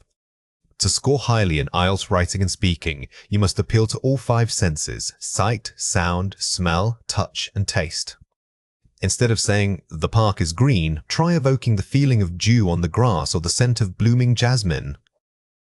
Think about using descriptive adjectives, effective similes, and advanced collocations that bring the setting to life for the listener. Remember, examiners aren't just looking for vocabulary, they are assessing your ability to paint a picture with words. By incorporating sensory details, you demonstrate fluency and sophistication in language use, which significantly boosts your score across multiple criteria. Here are 4 examples. The old market is a vibrant chaos. Sunlight filters through tarpaulin roofs, illuminating stalls piled high with spices that release an intoxicating blend of cinnamon and turmeric. Uses sensory language, smell, sight, and strong verbs, illuminating. Notice how this example doesn't just say spices are nice. It uses the word intoxicating, which is a powerful, evocative adjective. This level of detail makes your writing instantly more engaging for the reader. Walking along the riverbank, I could hear the gentle lapping of water against smooth, moss-covered stones, a soothing soundtrack to the morning. Focuses on sound and touch, uses metaphor, soothing soundtracks. Instead of saying, "The river is calm," you've turned a simple observation into a metaphorical statement. Attributing human qualities, like making it a soundtrack, elevates the writing significantly. The central square is framed by historic buildings whose creamy facades stand in stark contrast to the deep emerald green of the trees. Uses strong visual contrast and precise color descriptors, collocation. Excellent description relies on specific contrasting language. Using creamy instead of just light-colored or emerald green instead of green shows a higher command of a descriptive vocabulary. Evenings here are marked by the warm glow of street lamps, casting long, dramatic shadows that dance across the cobblestone streets. Focuses on atmosphere and time, uses personification, shadows that dance. Adding elements of time, like evenings, helps build a narrative flow. Personifying the shadows makes the environment feel alive. It's far more descriptive than simply stating, "It is pretty at night." Here are 2 reasons why this matters. Essential for communication. Understanding common topics, drill, hometown and environment. Describing places vividly helps you communicate more effectively. When you master common topics drill, hometown and environment, describing places vividly, you will notice your conversations flow much more naturally. Commonly used in daily life. You will encounter common topics drill, hometown and environment, describing places vividly frequently in everyday conversations. Pay attention to how native speakers use common topics drill, hometown and environment, describing places vividly. You will start hearing it everywhere once you are aware of it. Watch out for these 3 common mistakes.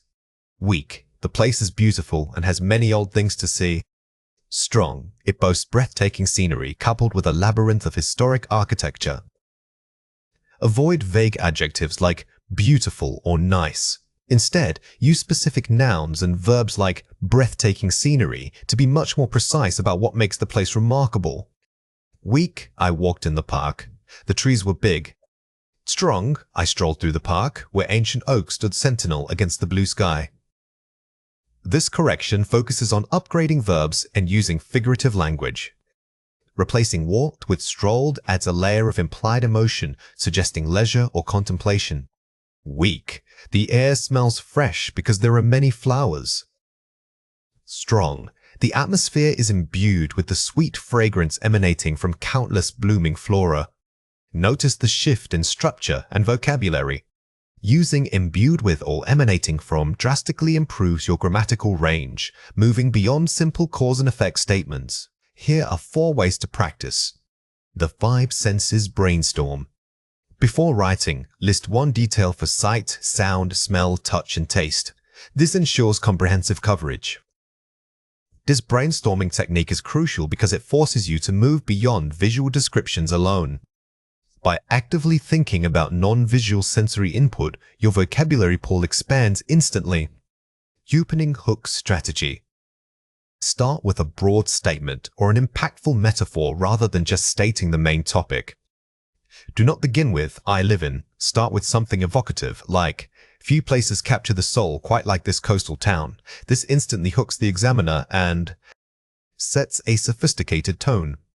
The contrast technique.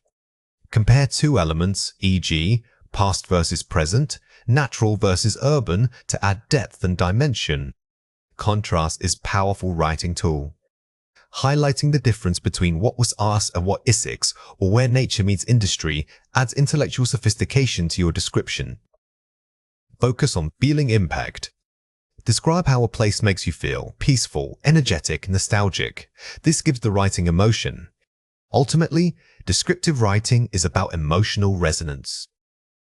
If you can make the readers feel the atmosphere bay, at peace or hurried energy, you have successfully gone beyond mere fact-telling. When examiners assess your speaking ability, they are paying close attention not just to vocabulary or fluency, but specifically to grammatical accuracy and cohesion. For tenses like the simple past and present perfect, they want to hear that you understand the subtle differences in time reference. The key is recognizing whether an action happened at a specific, finished point in the past, or if it's an experience that connects directly to your current moment. Showing this mastery proves advanced control of the English structure. Think of these tenses as having different anchors. If you use the simple past, your timeline is fixed, it started and it ended. By contrast, using the present perfect keeps your experience tethered to the present moment. Mastering this distinction elevates your speech from merely functional English to highly sophisticated communication. Let's go through 5 words. For each word, I will say it clearly, then explain how to produce it correctly. The word is: when I was a child, I used to. Say it again: when I was a child, I used to. This phrase immediately directs you into the simple past tense, which is perfect for discussing fixed time periods. Remember that used to emphasizes routines or states that no longer exist in your life. The word is: I haven't visited a museum since. Say it again: I haven't visited a museum since. Using haven't forces the present perfect tense. This structure is excellent because it links your past lack of experience directly to your current situation, making your answer more nuanced. The word is: over the last few months, I have noticed. Say it again: over the last few months, I have noticed. The key here is the time marker over the last few months. This phrase signals a continuous action or observation that began in the past and continues up to today. The word is: back when I lived in. Say it again: back when I lived in. Whenever you use a definite time frame like back when or last year, your grammar must shift to the simple past. This creates clear boundaries for your narrative. The word is: I have always been fascinated by. Say it again: I have always been fascinated by. The word always paired with the present perfect suggests a lifelong interest or state. This phrasing shows that your fascination isn't temporary, it's a sustained quality. Let's compare 4 pairs. I went to the park yesterday. I visited the local green space yesterday. Vocabulary precision. In an informal setting, went is perfectly fine. However, switching to a more specific verb like visited adds lexical depth and formality that examiners appreciate. I don't know what happened before. I am unsure of the events preceding this point. Complex phrasing. Formal speech avoids contractions and highly colloquial phrases like "done know." Replacing them with more robust vocabulary dramatically increases your perceived fluency level. It's been raining so long. Rain has persisted for an extended period. Grammatical formality. Notice the grammatical shift here. The casual exclamation, "it's been raining," is more accurate in formal speech when expanded to "has persisted." This demonstrates robust control over tense structure. I kinda started this hobby last year. I began this hobby approximately last year. Mitigating vague language. Phrases like kinda or sort of are too weak for formal talk. Using precise adverbs such as approximately makes your statement sound more considered and authoritative. Watch out for these 3 common mistakes. Past tense confusion. I saw a movie yesterday and I have seen it before. Sequencing past events. I saw a movie yesterday. Before that, I had already seen it. The core mistake here is mixing time frames across clauses. When you talk about 2 completed actions in the past, using had or sequencing clearly with before that creates a smooth narrative flow. Incorrect time marker usage. Since I live here for 5 years, my friend has moved away. Separating state and action. I have lived here for 5 years. My friend moved away last month. Remember that for signals of duration, which usually requires the present perfect, I have lived. When you shift to a specific past action like moving away, you must revert entirely to simple past. Tense drift. The job was interesting and I experienced many new things. Maintaining consistency. The job was interesting and I experienced many new things there. This is tense drift, the sudden jump from past description, was's, to present simple experience. When describing a completed event in the past, every verb must remain consistently in the simple past. Here are 4 ways to practice. Feel the shadowing. Find a podcast that uses clear conversational English and repeat specific grammatical structures aloud immediately after the speaker. Don't just listen for vocabulary, actively listen for how native speakers transition between tenses. Mimicking their rhythm and grammar patterns builds muscle memory, making accurate tense switching automatic. The time marker drill. Take random time markers like last week, since 2015, or by the time, and immediately construct a grammatically correct sentence using both simple past and present perfect. This drill forces you to think about timing, which is the entire foundation of this grammar topic. If you can quickly formulate accurate sentences based on these markers, your speaking will gain immense confidence. Record and review. Answer a prompt aloud, then immediately listen back specifically for any instances where your tense shifts incorrectly or where you use the wrong time frame. Self-correction is powerful. When listening back, don't focus on what you said, focus purely on how you structured the tenses. This critical distance allows you to spot the subtle errors that an audience might overlook. The timeline summary. Whenever discussing a topic, mentally draw a timeline and verbally label which parts of your story belong in the past, simple past, versus those connecting to now, present perfect. Visualizing time helps anchor your grammar. By verbalizing your timeline, you are consciously checking your own structure before speaking, transforming an unconscious mistake into a controlled grammatical choice. Now it is your turn to practice. Read or listen to the following passage carefully. Describe how your primary method of communication or entertainment has changed over the last decade. You should cover what you used to do and how current technology affects your habits today. Speak for 1 minute. Question 1. What is the most important thing to include in your answer? Pause the video now and write your answer before we reveal it. The correct answer is use clear temporal markers, e.g., previously, nowadays, back then, and actively switch between simple past and present perfect tenses. The markers are your roadmap for the listener, signaling precisely when a completed action occurred or if an experience is ongoing. Don't just use accurate grammar, guide the listener through your timeline. Question 2. What language feature should you demonstrate? Pause the video now and write your answer before we reveal it. The correct answer is a seamless ability to shift between simple past for specific past technology and present perfect for lasting effects or current habits. When you successfully transition from "I wrote letters every week" to "I haven't written a physical letter since college," you are demonstrating advanced grammatical control, which is exactly what the examiner wants to hear. When examiners assess you in these quick-fire drills, they are not just testing your vocabulary or grammar. They are primarily assessing the speed and coherence of your thought process under pressure. We need to demonstrate that we can access complex language quickly without noticeable pauses or hesitation.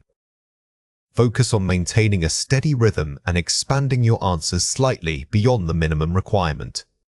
Think of this phase as proving you can think and speak fluently when given minimal warning. Remember that fluency isn't about speaking perfectly, it's about sounding effortless. If you pause, use those strategic filler phrases we practiced to bridge the gap. The goal is to give the examiner the impression that your thoughts are flowing naturally from one idea to the next. Let's go through 5 words. For each word, I will say it clearly, then explain how to produce it correctly. The word is, to tell you honestly, I think that. Say it again. To tell you honestly, I think that this phrase is excellent because it sounds definitive while still allowing for nuanced thought. It immediately signals to the examiner that your opinion is well formed and ready to be delivered. Use this when you feel confident in your stance, but don't overuse it. The word is, speaking personally, I'd say. Say it again. Speaking personally, I'd say, Puser. When the question asks for a personal example, starting with this phrase roots your answer in your own life. It makes your response more engaging and believable because you are drawing from lived experience. This is much stronger than simply saying, I think. The word is, for instance, I remember when. Say it again. For instance, I remember when. The best way to extend a short answer is by providing a specific illustration. Instead of just stating a fact, follow up with, for instance, and tell a miniature story. This shows not only vocabulary, but also narrative ability. The word is, overall, I would say that.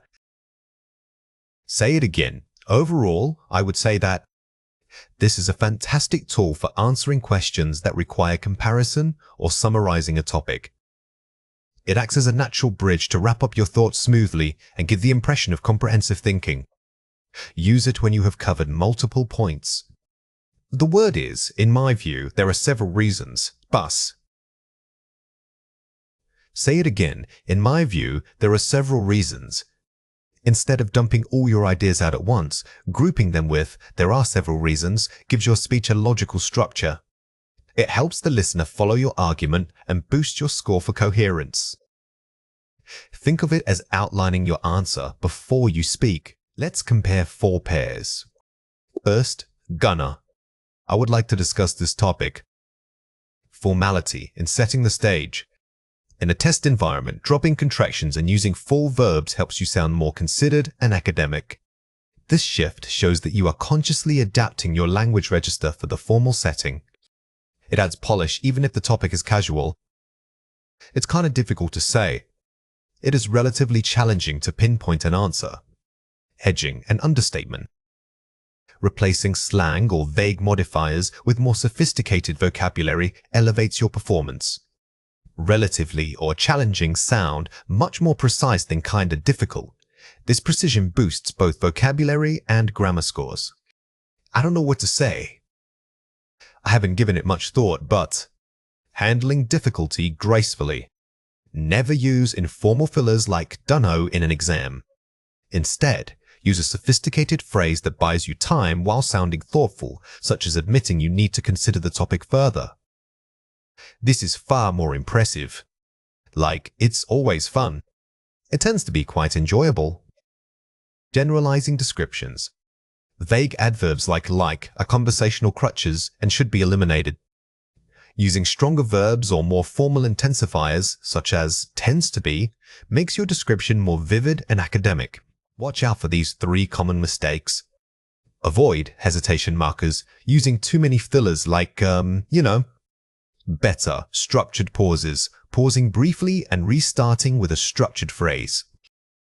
When you feel yourself freezing up, resist the urge to fill the silence with or like. Instead, take a deliberate pause that is long enough to be noticeable, but short enough not to derail your flow. This makes you sound thoughtful rather than unprepared.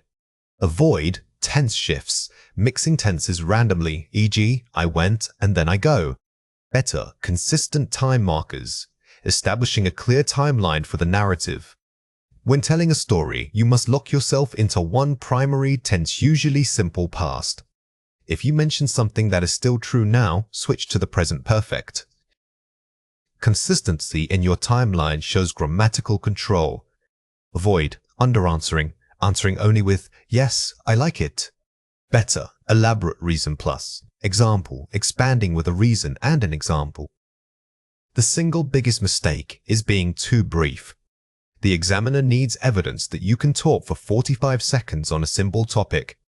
Always remember the why and how rule. State your opinion, then explain why you feel that way, and finally give an example of how it applies. Here are 4 ways to practice. Shadowing technique. Listen to native speakers and repeat immediately after them, mimicking their pace and intonation. Don't just focus on the words, pay intense attention to how they link sounds together.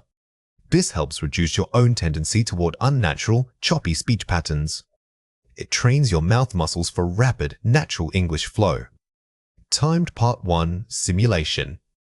Ask a friend or use an app to conduct mock interviews where you must answer every question within 60 seconds. Practicing under strict time constraints builds mental stamina for the exam. When the clock is ticking, you need reliable strategies ready to deploy. This exercise forces you to access your best structural phrases instantly. Recording and reviewing. Record yourself answering questions and listen back specifically for weak points, fillers, repetitive vocabulary, or grammar lapses.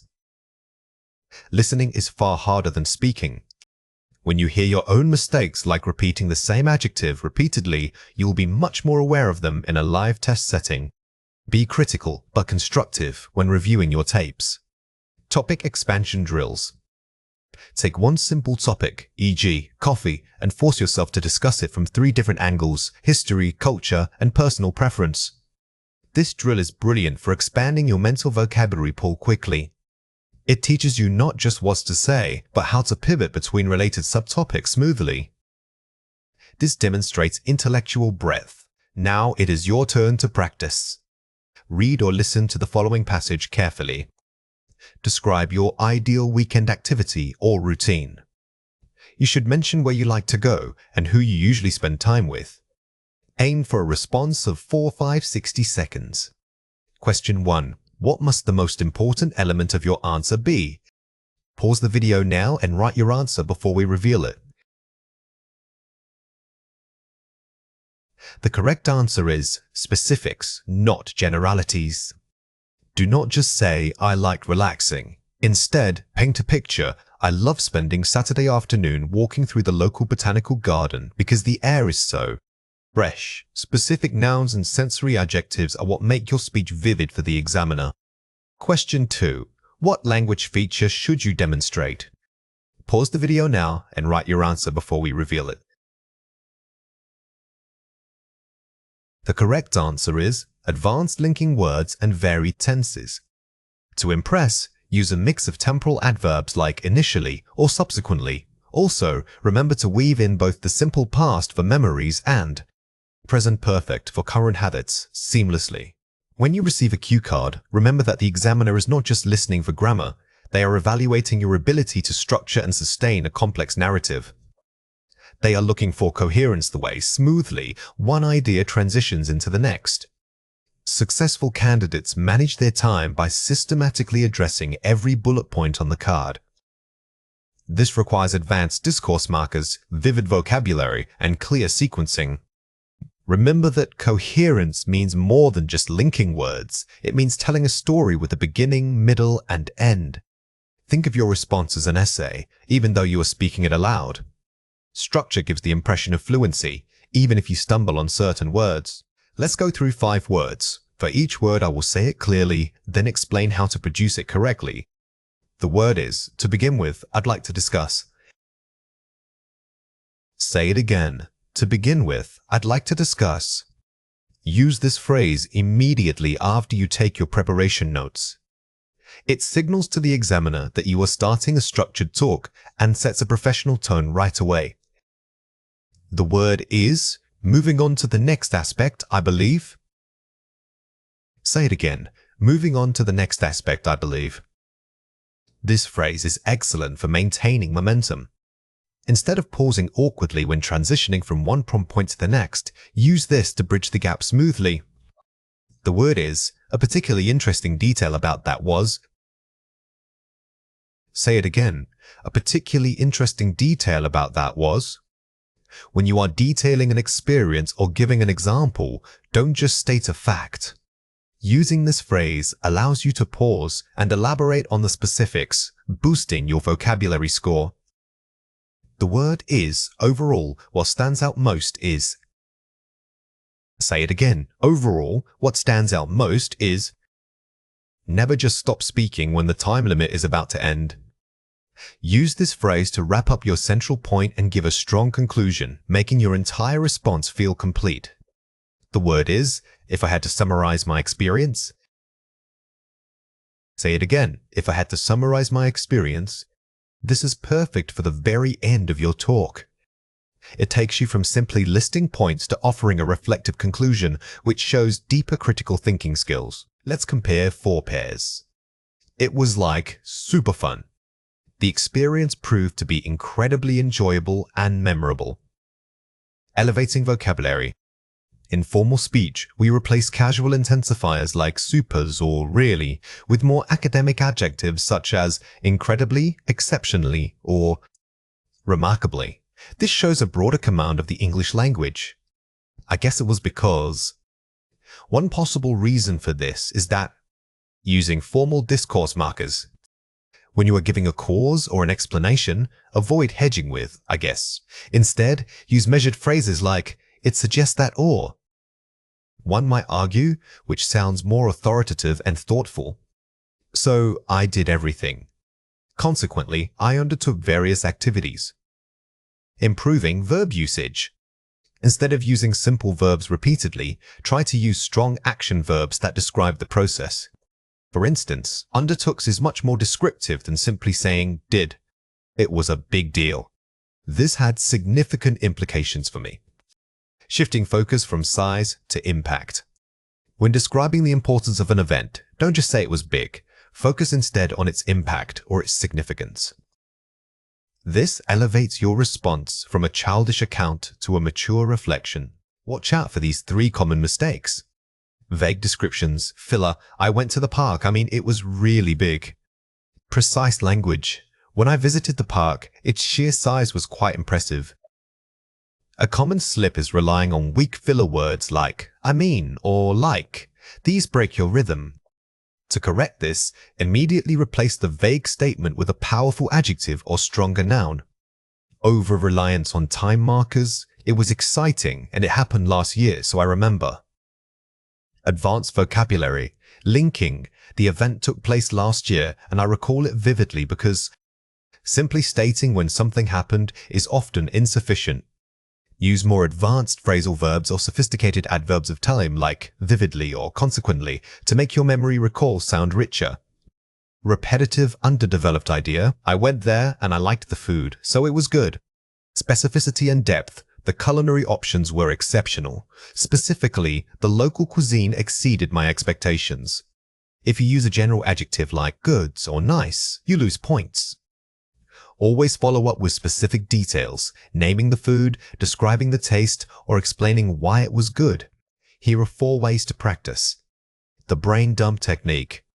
Use the first minute of prep time to rapidly jot down keywords and structural markers, e.g. firstly, secondly, conclusion. Do not write full sentences. You are training for speed, so only use bullet points or topic phrases. This forces your brain to retrieve the idea when you speak it, activating genuine fluency. The time buffer rule. Plan your response to last between 1.5 minutes and 2 minutes. Do not rush.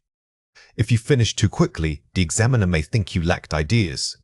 If you speak for exactly 2 minutes, sometimes the flow drops off. Aiming for that sweet spot keeps your energy consistently high.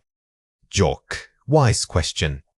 After stating an example or fact, immediately ask yourself and answer, so what? This adds depth.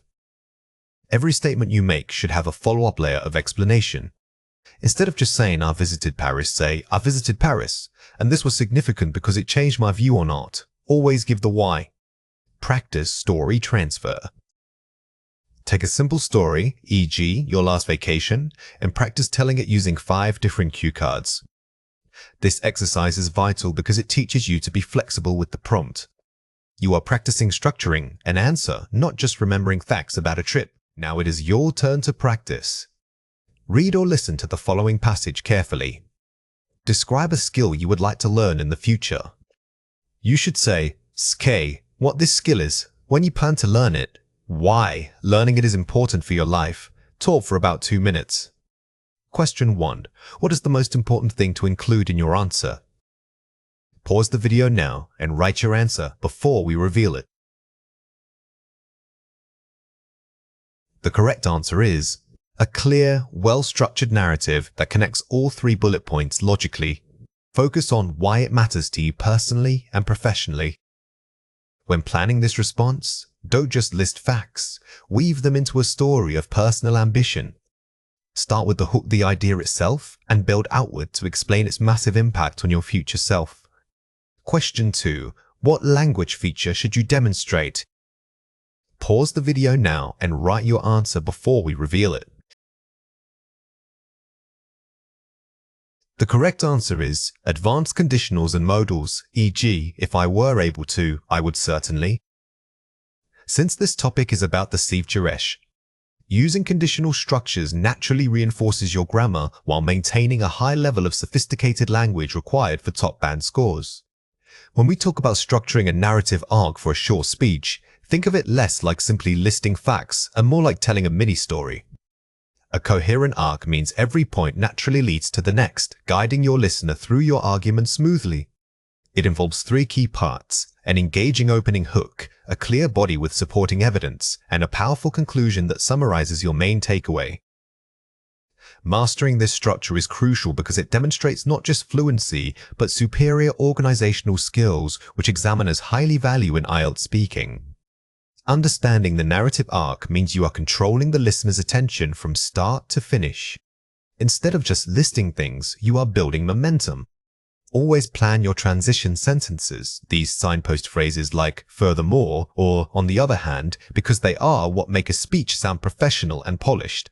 Here are 4 examples. Although many people rely on screens for news, I believe the tactile experience of a printed newspaper provides depth. For example, reading an editorial allows you to see the argument's weight and physicality, which digital text often sacrifices. This deeper engagement fosters critical thinking beyond mere scrolling. The structure moves from a general contrast, screens versus print, to a specific, actionable reason, critical thinking. Notice how this example establishes a clear opposition right away. The speaker doesn't just say print is good, they explain why. It fosters critical thought. This depth of explanation elevates the response beyond simple description. In conclusion, while public transport solves congestion in urban centers, investing in sustainable cycling infrastructure offers a more holistic solution. It not only reduces emissions, but also promotes physical health and community interaction, creating a truly resilient city. The use of in conclusion signals the end, and the summary statement integrates multiple benefits into one powerful closing thought. A strong conclusion shouldn't just repeat your main idea, it should elevate it. This speaker doesn't just say it helps the environment. They group environmental impact with social and physical health impacts for a comprehensive finish. The global shift towards remote work has fundamentally changed how we perceive productivity. We are moving away from location-based hours toward results-oriented output, requiring new management skills focused on trust and accountability. This example starts with a broad, timely topic, global change, and narrows the focus to a specific professional implication, management skill shift. When you discuss abstract concepts like productivities or shift, try using strong verbs that show movement, accelerating, pivoting, or transitioning. This makes your language feel more dynamic. Furthermore, developing a hobby provides essential mental downtime. For instance, learning to play the guitar requires intense focus and pattern recognition, skills that actually improve concentration levels when you return to work. The word furthermore acts as a clear signpost connecting 2 ideas, hobbies and cognitive benefits, while using a specific example to support the claim. Never just state a fact, always follow it up with an illustrative example. This speaker claims hobbies help, but then provides the mechanism pattern recognition which proves their point structurally. Let's compare 4 pairs. Many people travel for fun. I like seeing mountains because they are beautiful and give you fresh air. While many travel for leisure, the sheer scale of mountain ranges provides unique value. Unlike coastal trips, trekking in the mountains offers a profound sense of human achievement and connection with raw nature. The strong version narrows the topic, why mountains specifically, and uses comparative language to build argument weight. The weak response is very general. It tells us what they like, The strong response, however, defines the unique value proposition of that interest, making the listener feel genuinely informed. I think technology is good because it connects people. It helps me talk to family who live far away. Technology's most profound benefit lies in its ability to dismantle geographical barriers. Specifically, video calling allows families separated by continents to maintain deep emotional connection instantly, preserving vital relationships. The strong version uses more sophisticated vocabulary, dismantles geographical barriers, and focuses on the impact rather than just the feature. Notice how we moved from talk to families to maintain deep emotional connection. This transformation shows academic language while still being personal. Always aim for impact over simple description. Education is important. If you study a lot, you get good jobs and make money later. Beyond career prospects, education serves as foundational empowerment. It equips individuals with critical thinking tools necessary to navigate an ever-changing economy, allowing them to adapt regardless of their field. The strong version shifts the focus from material outcomes, money jobs, to intangible, lasting benefits, empowerment thinking. This is a crucial structural pivot. When discussing education, don't just talk about job titles, discuss the skills that jobs require. Showing this analytical depth increases your perceived fluency.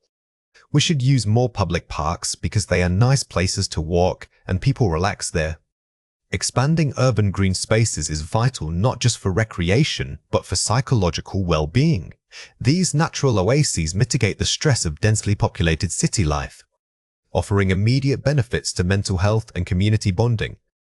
The strong version provides multiple reasons: psychological, community, and uses technical language, mitigate, urban green spaces. The difference here is moving from a descriptive statement, nice place to walk, to an analytical one, mitigating stress. Always ask yourself, am I just describing, or am I analyzing the effect? Watch out for these 3 common mistakes. Weak, simple statement, I think recycling is important. You should separate plastic and glass because it's good for the planet. Strong analytical depth, implementing advanced recycling programs is crucial because resource scarcity demands a circular economy. Separating materials at the source minimizes contamination, thus improving overall material rates significantly. The first mistake is using vague quantifiers like good for the planet. The correction replaces these simple words with technical terms and a clear, academic concept like circular economy. This instantly boosts your lexical resource score. Weak, vague advice? Sometimes people get stressed from work. You should exercise more because it feels good. Strong, causal, and specific, work-related stress is increasingly common due to modern demands. Incorporating structured physical activity, such as yoga or weight training, serves not only a physical purpose, but also acts as a proven stress management outlet. The weak version is giving general life advice. The strong version, however, links the problem, stresses directly to a solution, activity, using cause and effect language like serves as or, acts as. This shows analytical thinking. Weak emotional description. It was fun visiting my hometown. I saw many old buildings and it felt really nostalgic. Strong, analytical observation. My visit to my hometown provided a powerful sense of continuity, contrasting the modern sprawl with beautifully preserved architectural heritage. The sheer existence of those old structures acts as a tangible link to history that is often lost elsewhere. The key here is moving from pure emotion, felt nostalgic, to an observable, intellectual point, the concept of continuity. By framing your personal feelings as a structural observation, you sound much more academic. Here are 4 ways to practice. The rule of 3 trickle on. When planning your body paragraphs, list 3 distinct related points. This automatically creates a balanced and memorable structure. Point A, furthermore B, and finally C. Using the rule of 3s is one of the easiest ways to build immediate structural coherence. It gives your speech a natural rhythm and makes it feel complete to both you and your listener. Signposting anchors. Before speaking, write down 3 to 4 key transitional phrases like "to begin with," "however," or "ultimately," and commit to using them. These guide the speaker and the listener. Think of your signposts as road signs for your audience. They tell the listener exactly where you are going next, so they don't get lost in your argument. Practice saying these transitions out loud multiple times. The mini-thesis outline. For a 1-2-minute talk, your entire piece must support one single core thesis statement. Everything you say: introduction, body, conclusion must circle back to proving that central idea. Before writing anything, force yourself to summarize your entire argument in one single, powerful sentence. This mini-thesis acts as a structural anchor, ensuring all your evidence is relevant and focused. The reverse outline check. After drafting your points, write down the main idea of each paragraph on separate index cards. If any card doesn't relate to the central thesis, cut it out. This forces extreme focus. This exercise is excellent for trimming word count while boosting structural integrity.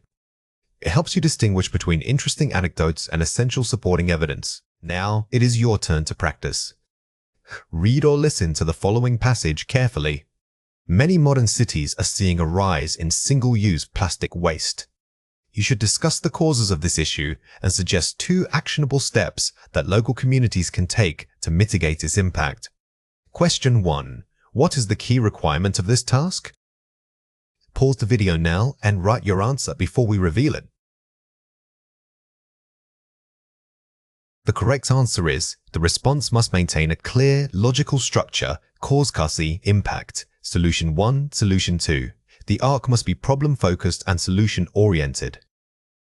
Since you are discussing a problem, your narrative arc needs to build tension. First, the magnitude of the waste. Then, you release that tension by presenting 2 concrete solutions. This structure is naturally persuasive.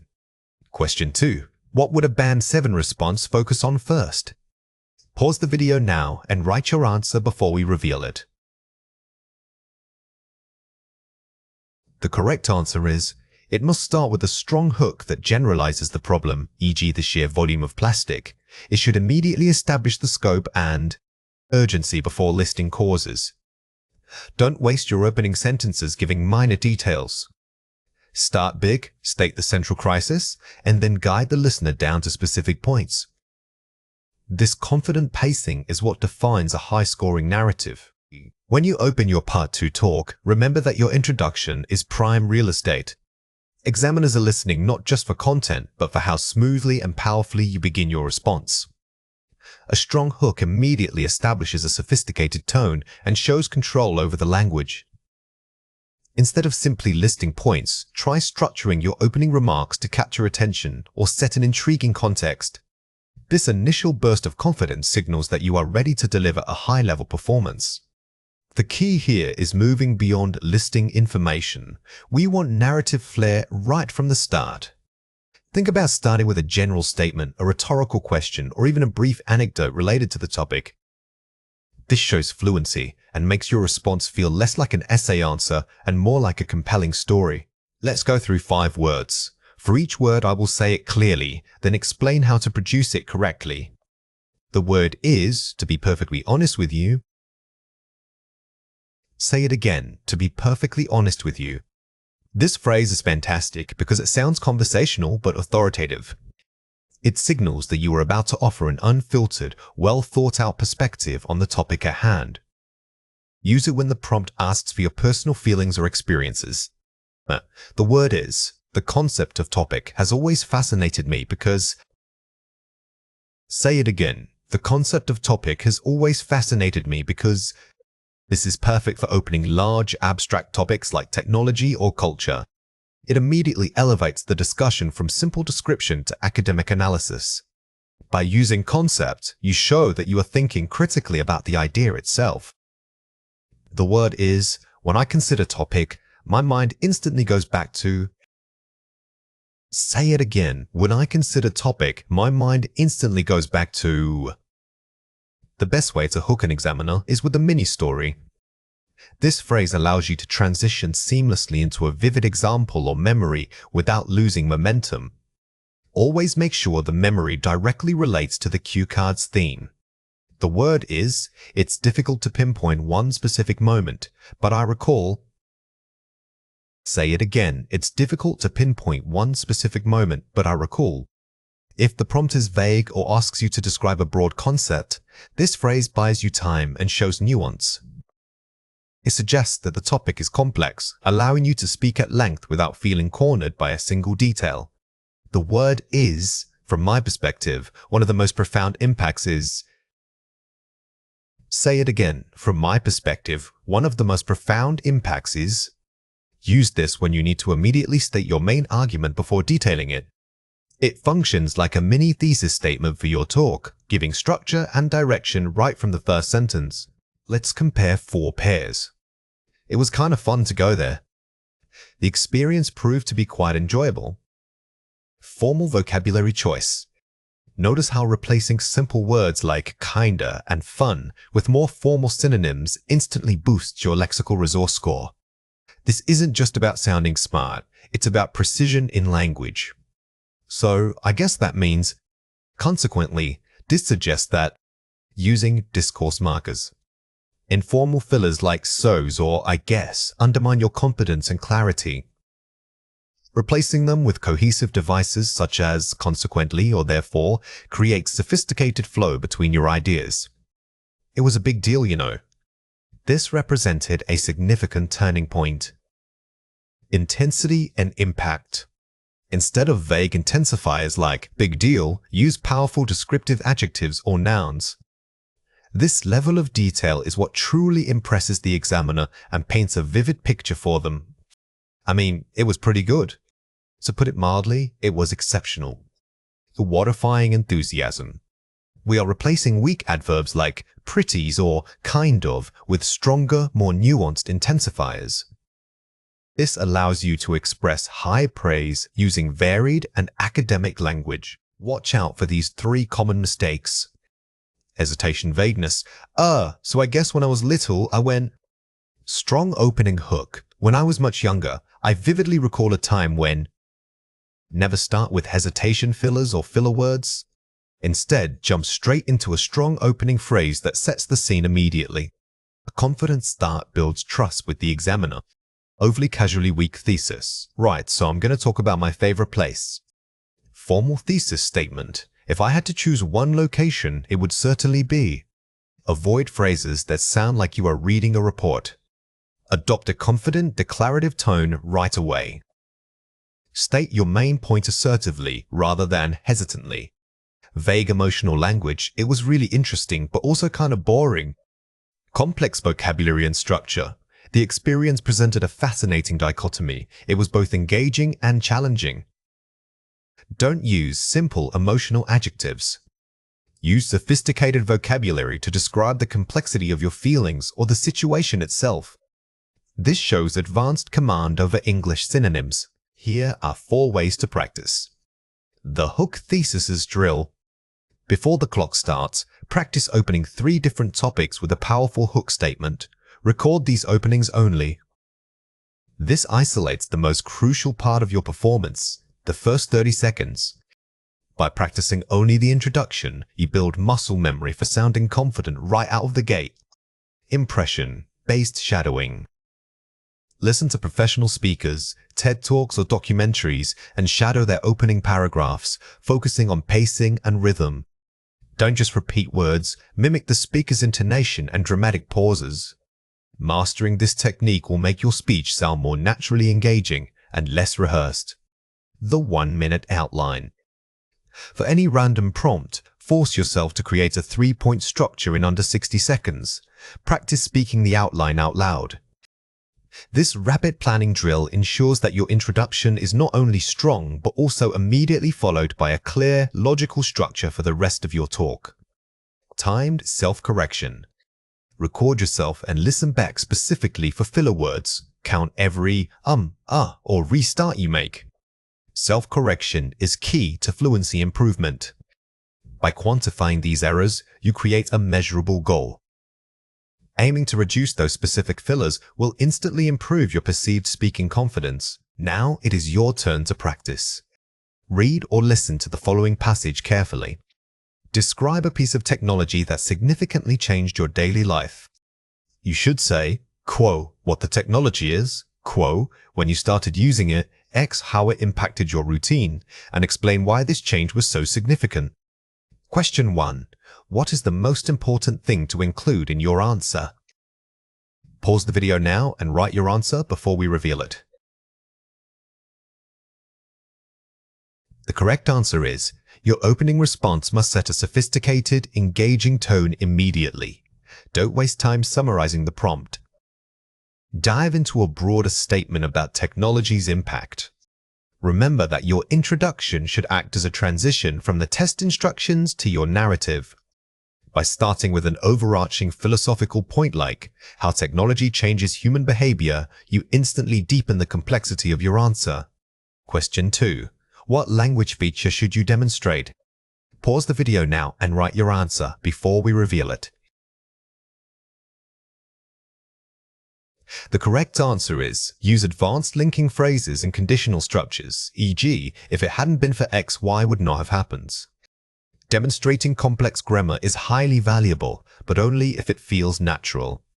Integrate these structures into your opening hook to show that you can maintain high grammatical accuracy while speaking passionately. When describing an experience, whether it's a person, a place, or an event, you must move beyond simply stating facts. To be truly vivid, you need to engage all 5 senses: sight, sound, smell, taste, and touch. Instead of saying it was beautiful, tell the listener why it was beautiful by focusing on concrete details. Think about incorporating strong verbs and specific adjectives that paint a picture in the mind. This level of detail is what elevates your response from merely correct to truly compelling. Remember that describing experiences isn't just writing, it's performance. When you use a scent like damp earth or sounds like the distant clanging bell, you are transporting the listener into your memory with them. These details build emotional resonance and demonstrate high-level vocabulary control to the examiner. Here are 4 examples. The old bookstore smelled richly of vanilla and decaying paper. Sunlight, thick with dust motes, slanted through the tall window, illuminating stacks of yellowed novels. Effective use of smell and sight to set a scene immediately. Notice how the writer didn't just say, "It smelled old." By specifying vanilla and decaying paper, they created an immediate, complex aroma that grounds the reader in that specific setting. Always make your descriptions olfactory or tactile when possible. My grandmother's laughter was a bright, unpredictable sounder cascade of genuine joy that always managed to cut through any tension. Using metaphors and similes, like, to describe an abstract quality like laughter. Instead of simply saying she laughed loudly, the writer used the metaphor cascade of genuine joy. This comparison is much more evocative because it gives the listener a physical image to hold on to. Vivid vocabulary elevates your score.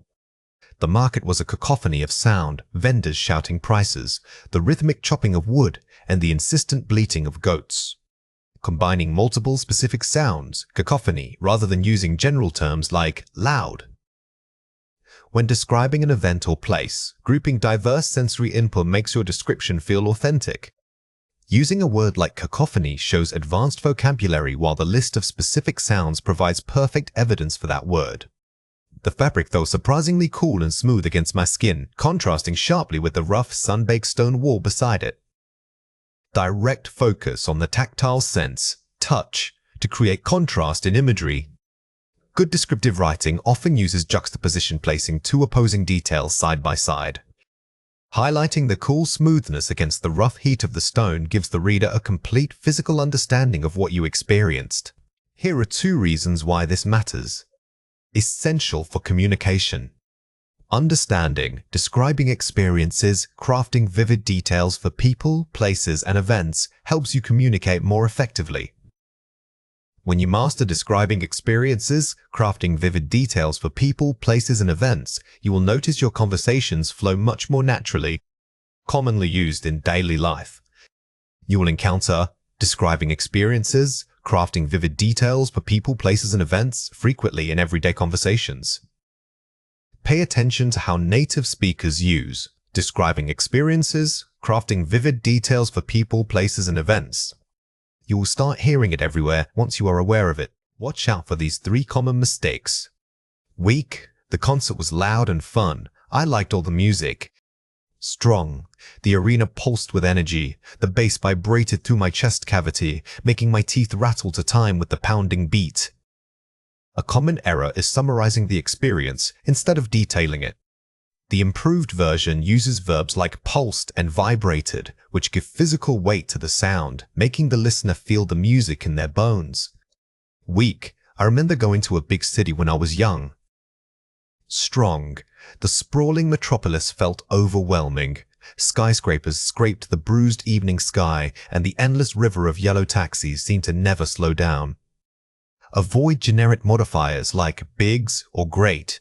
Use specific language related to scale, such as sprawling metropolis, and employ personification, treating the sky or buildings almost like living things. Weak. The food was good because it tasted sweet. Strong. The dessert had a delicate sweetness, balanced perfectly by the sharp, tangy bite of fresh citrus zest that cut through the rich creaminess. Don't stop at just 1 sense. The mistake here is focusing only on taste. By adding tangy bites and describing how the flavors interact, you provide a much richer and more sophisticated description. Here are 4 ways to practice. The 5 senses grid strategy. Before speaking, list 5 specific details related to all 5 senses, e.g. smell, cinnamon, sound, crunch, touch, grit. This is a powerful pre-planning tool because it forces you away from relying on single adjectives and ensures comprehensive coverage of the topic. By generating these small, vivid facts first, your fluent speaking naturally incorporates them all. Use sensory verbs. Swap weak verbs was, went, saw for active descriptive alternatives, meandered, shimmered, echoed. Strong verbs are the engine of description. They replace he walked slowly with he ambled, or the wind blew with the gale whipped. This small change boosts your lexical resource score instantly. Structure, foreground, background, focus. When describing an event, start broad background, zoom into one detail, focus, and then pull back out, foreground. This structure gives your narrative a professional rhythm. It builds suspense. You are drawing the listener in with generality before delivering the most vivid, detailed moment of the experience. Emotional anchor points. Identify the main emotion, joy, fear, awe, and frame your description around how that feeling manifested physically. Don't just say, I was happy. Describe the physical sensations of happiness like a weight lifting off your chest or a tingling warmth. This connects the abstract concept of emotion to concrete, descriptive language. When examiners listen for narrative structure, they aren't just listening for grammar, they are listening for flow. The key strategy here is mastering the interruption. We use the past continuous to set the scienito, describe what was happening in the background. Then, we employ the simple past to introduce sudden actions that change the course of events. Remember that the past continuous creates a sense of ongoing time, like a moody backdrop. It gives your story depth and makes the moment feel immersive. The simple past action should always feel like a distinct, sharp event breaking into that established rhythm. Let's go through 5 words. For each word, I will say it clearly, then explain how to produce it correctly. The word is, while I was doing X, suddenly Y happened. Say it again, while I was doing X, suddenly Y happened. This structure is your gold standard for storytelling. It immediately establishes a background action that was doing part, then allows you to hit them with the punctual event using simple past verbs. Practice making this transition sound quick and natural. The word is, at that very moment I realized. Say it again, at that very moment I realized. Using phrases like, at that very moment, elevates your vocabulary and helps you sound more articulate. It signals to the examiner that you are deliberately controlling the timeline of your narrative, which counts as strong organization. The word is, I was just starting to, when suddenly, ha. Say it again, I was just starting to, when suddenly. This is excellent for building minor suspense in your story.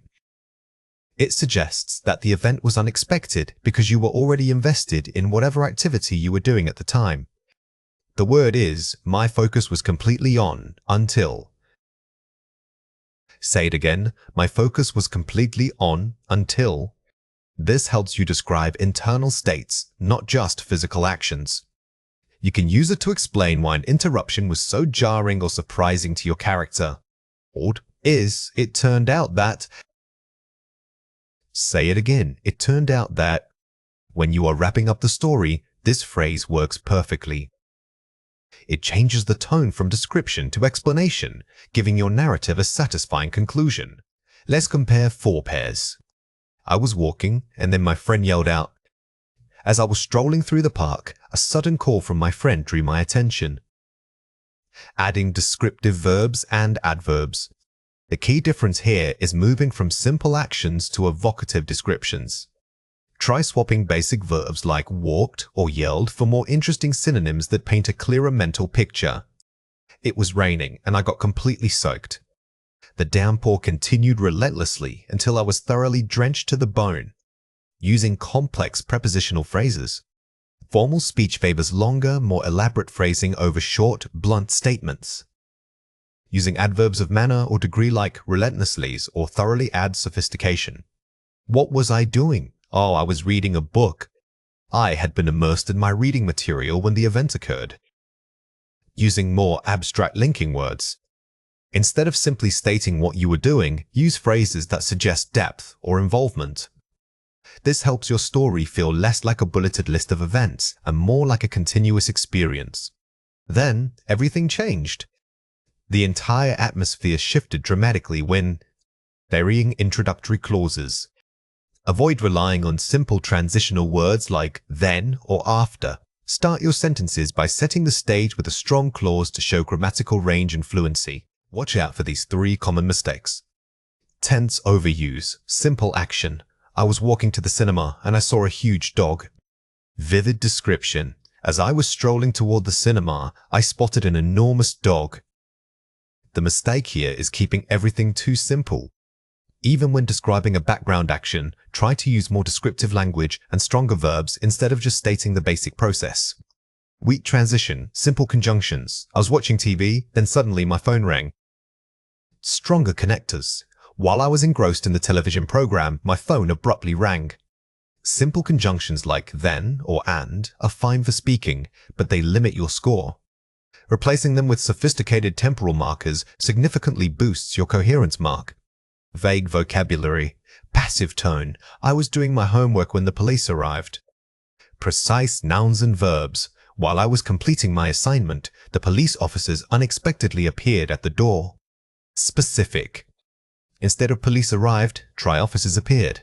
This minor change makes your description much more concrete for the listener and demonstrates a higher level of lexical resource. Here are 4 ways to practice. Controlled retelling drill. Find a short news article or anecdote online. Record yourself retelling it, focusing only on using while I was and then describing the interruption. This structured practice forces you to actively think about the grammar relationship rather than just speaking naturally. It gives you immediate feedback on where your tenses are slipping. Story shadowing. Listen to podcasts or TED Talks and pause frequently. Repeat short narrative chunks, paying close attention to how the speaker shifts from background description to main event. Shadowing is excellent because it trains your mouth muscles for natural speed and intonation patterns. Focus on mimicking the speaker's cadence when they move from continuous action to sudden impact. The what-if scenario. Imagine a routine activity like waiting for a bus. Now, add 3 unexpected elements that interrupt it. Narrate the whole thing. This exercise builds spontaneity under pressure. It allows you to maintain your core narrative structure, the background, action while incorporating complex tenses with minimal preparation. Visual prompt speaking. Look at a random photo, e.g., people gathered in a park. Spend 1 minute narrating what you think was happening, using multiple past continuous and simple past structures. This is the most holistic practice because it requires creativity combined with grammatical structure.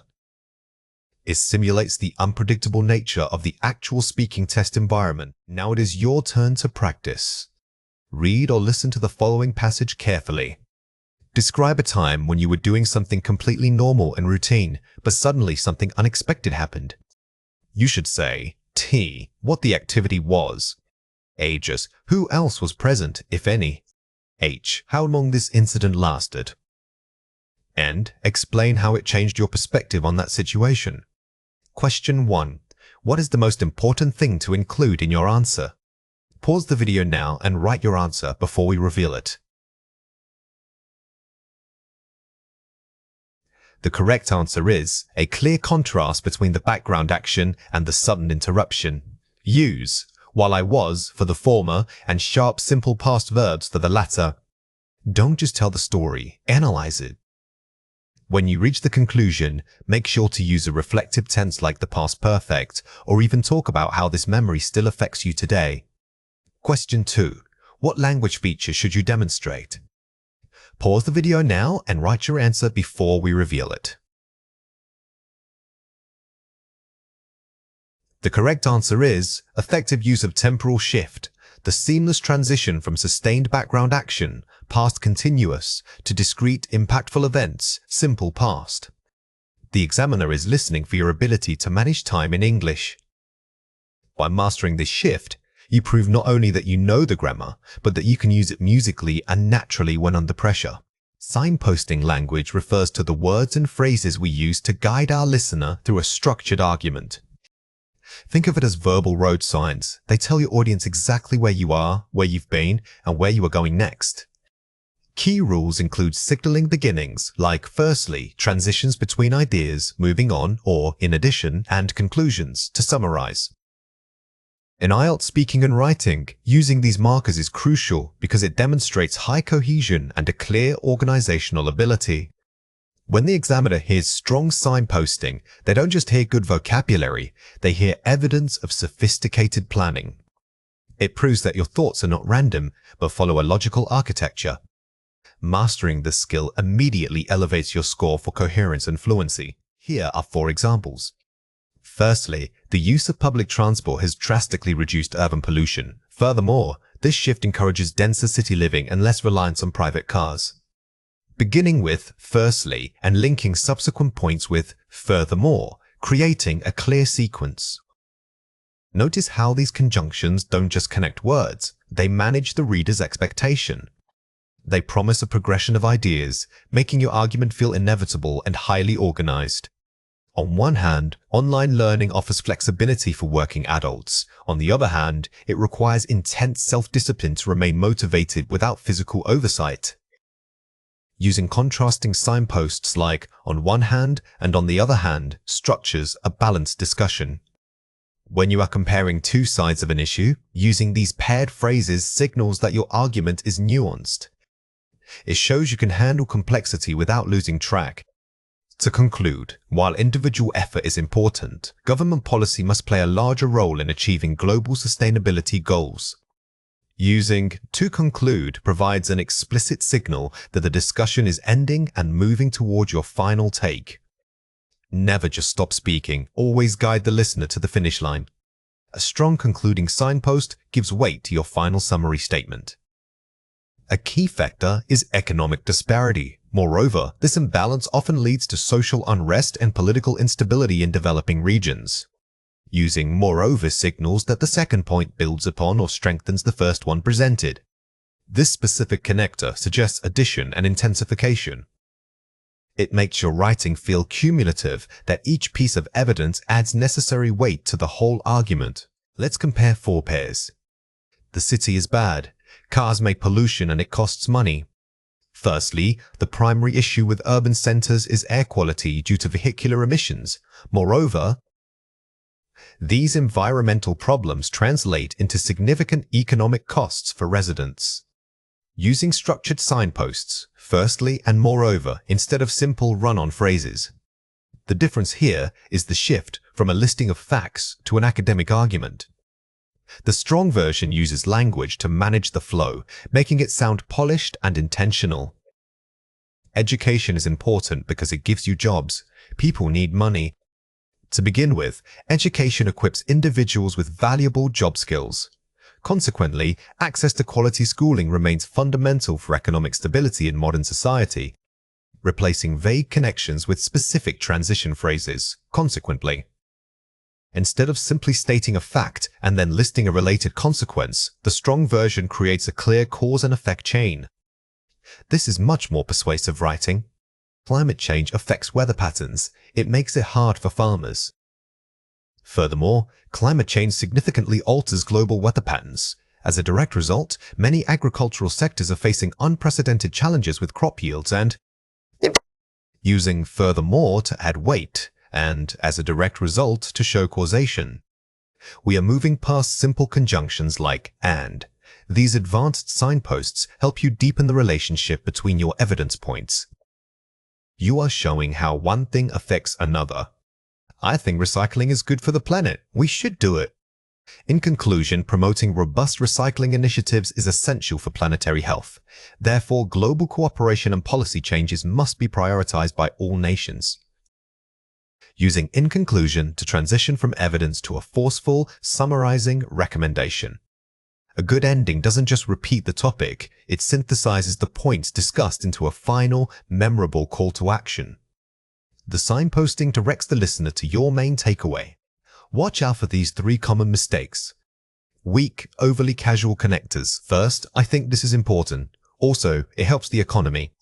Strong, formal variety. To start with, I believe this measure is critical. Additionally, it provides substantial economic benefits. The mistake here was using conversational fillers like also. In academic writing, you need to replace those informal words with formal linking adverbs. This immediately boosts your lexical resource score. Weak, simple coordination, it is expensive, and it takes time. Strong, complex structure signpost, not only is it costly, but it also demands a significant investment of time.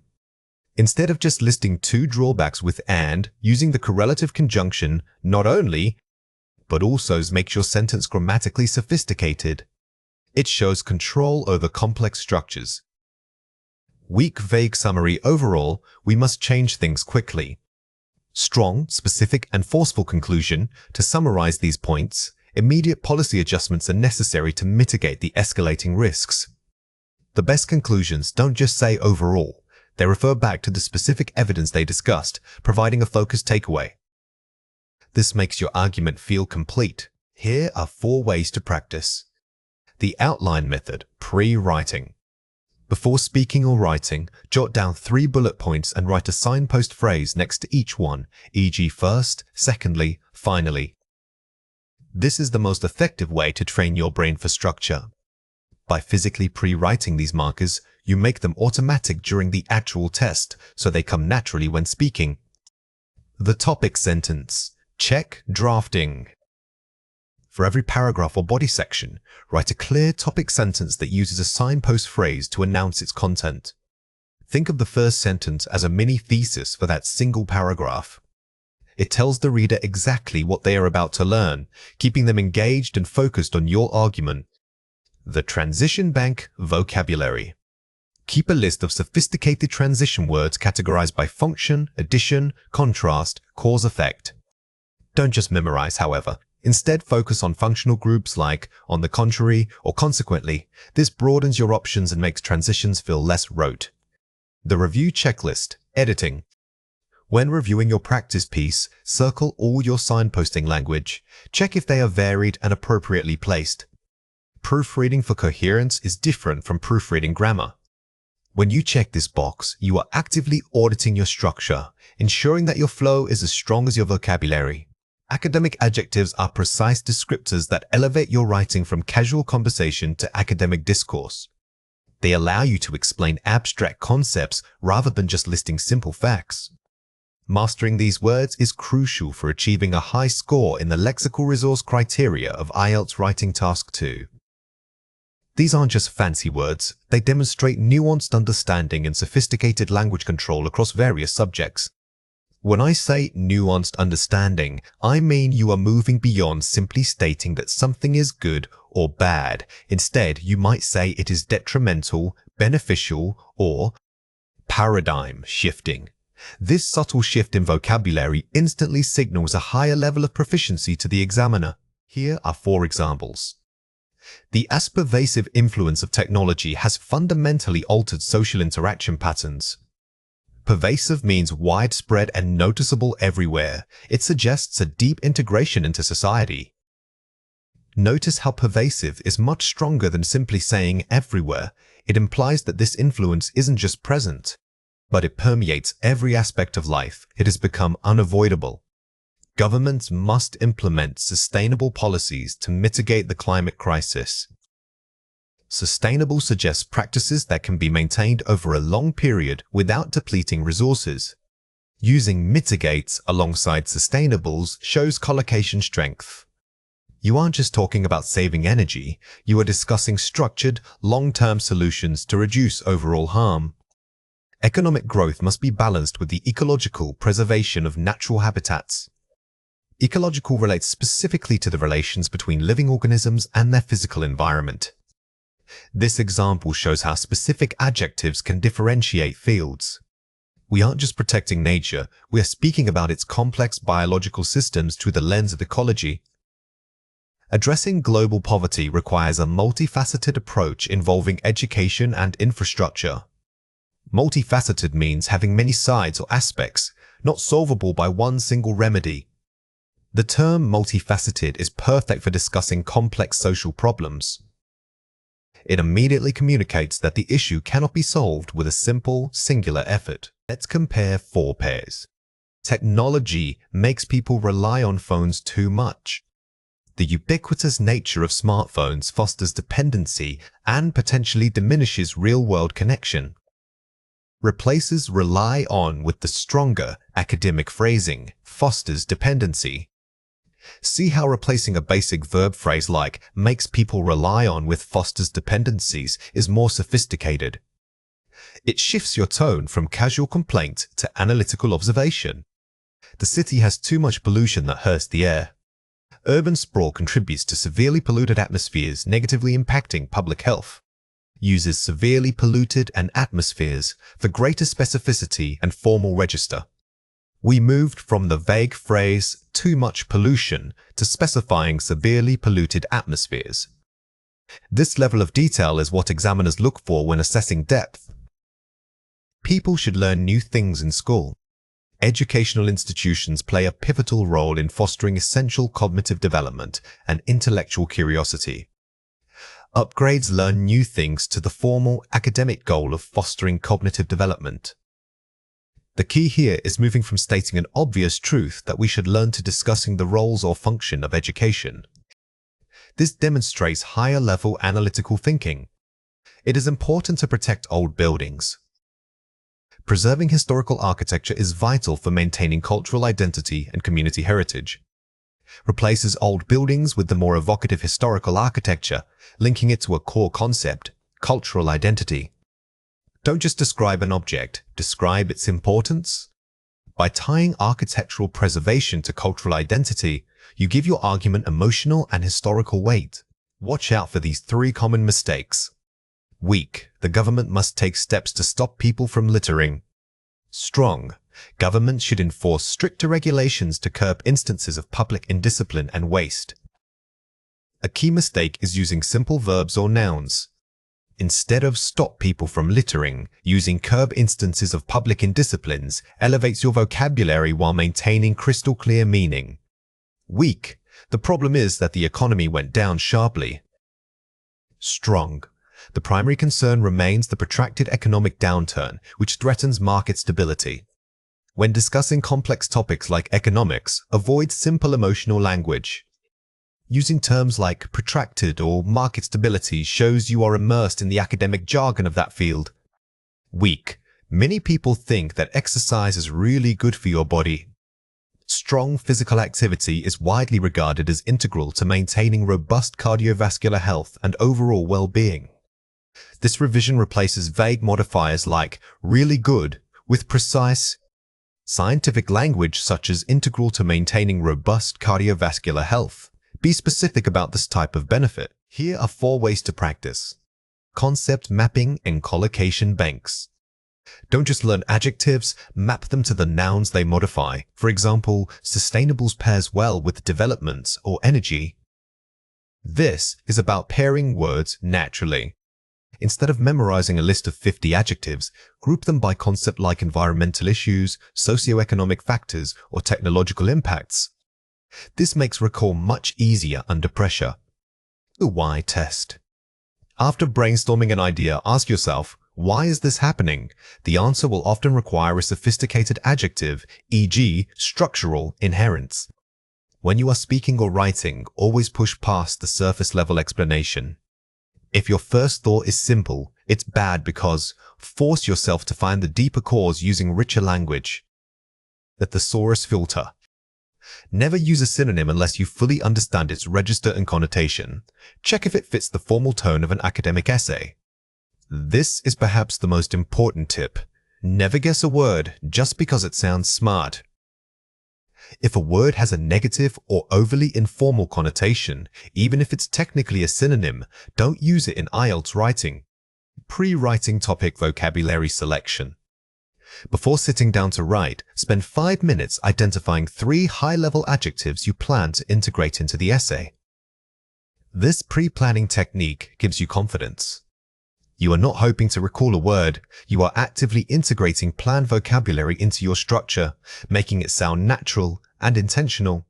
In Part 3, examiners aren't just testing your vocabulary, they are assessing your ability to think critically and generalize.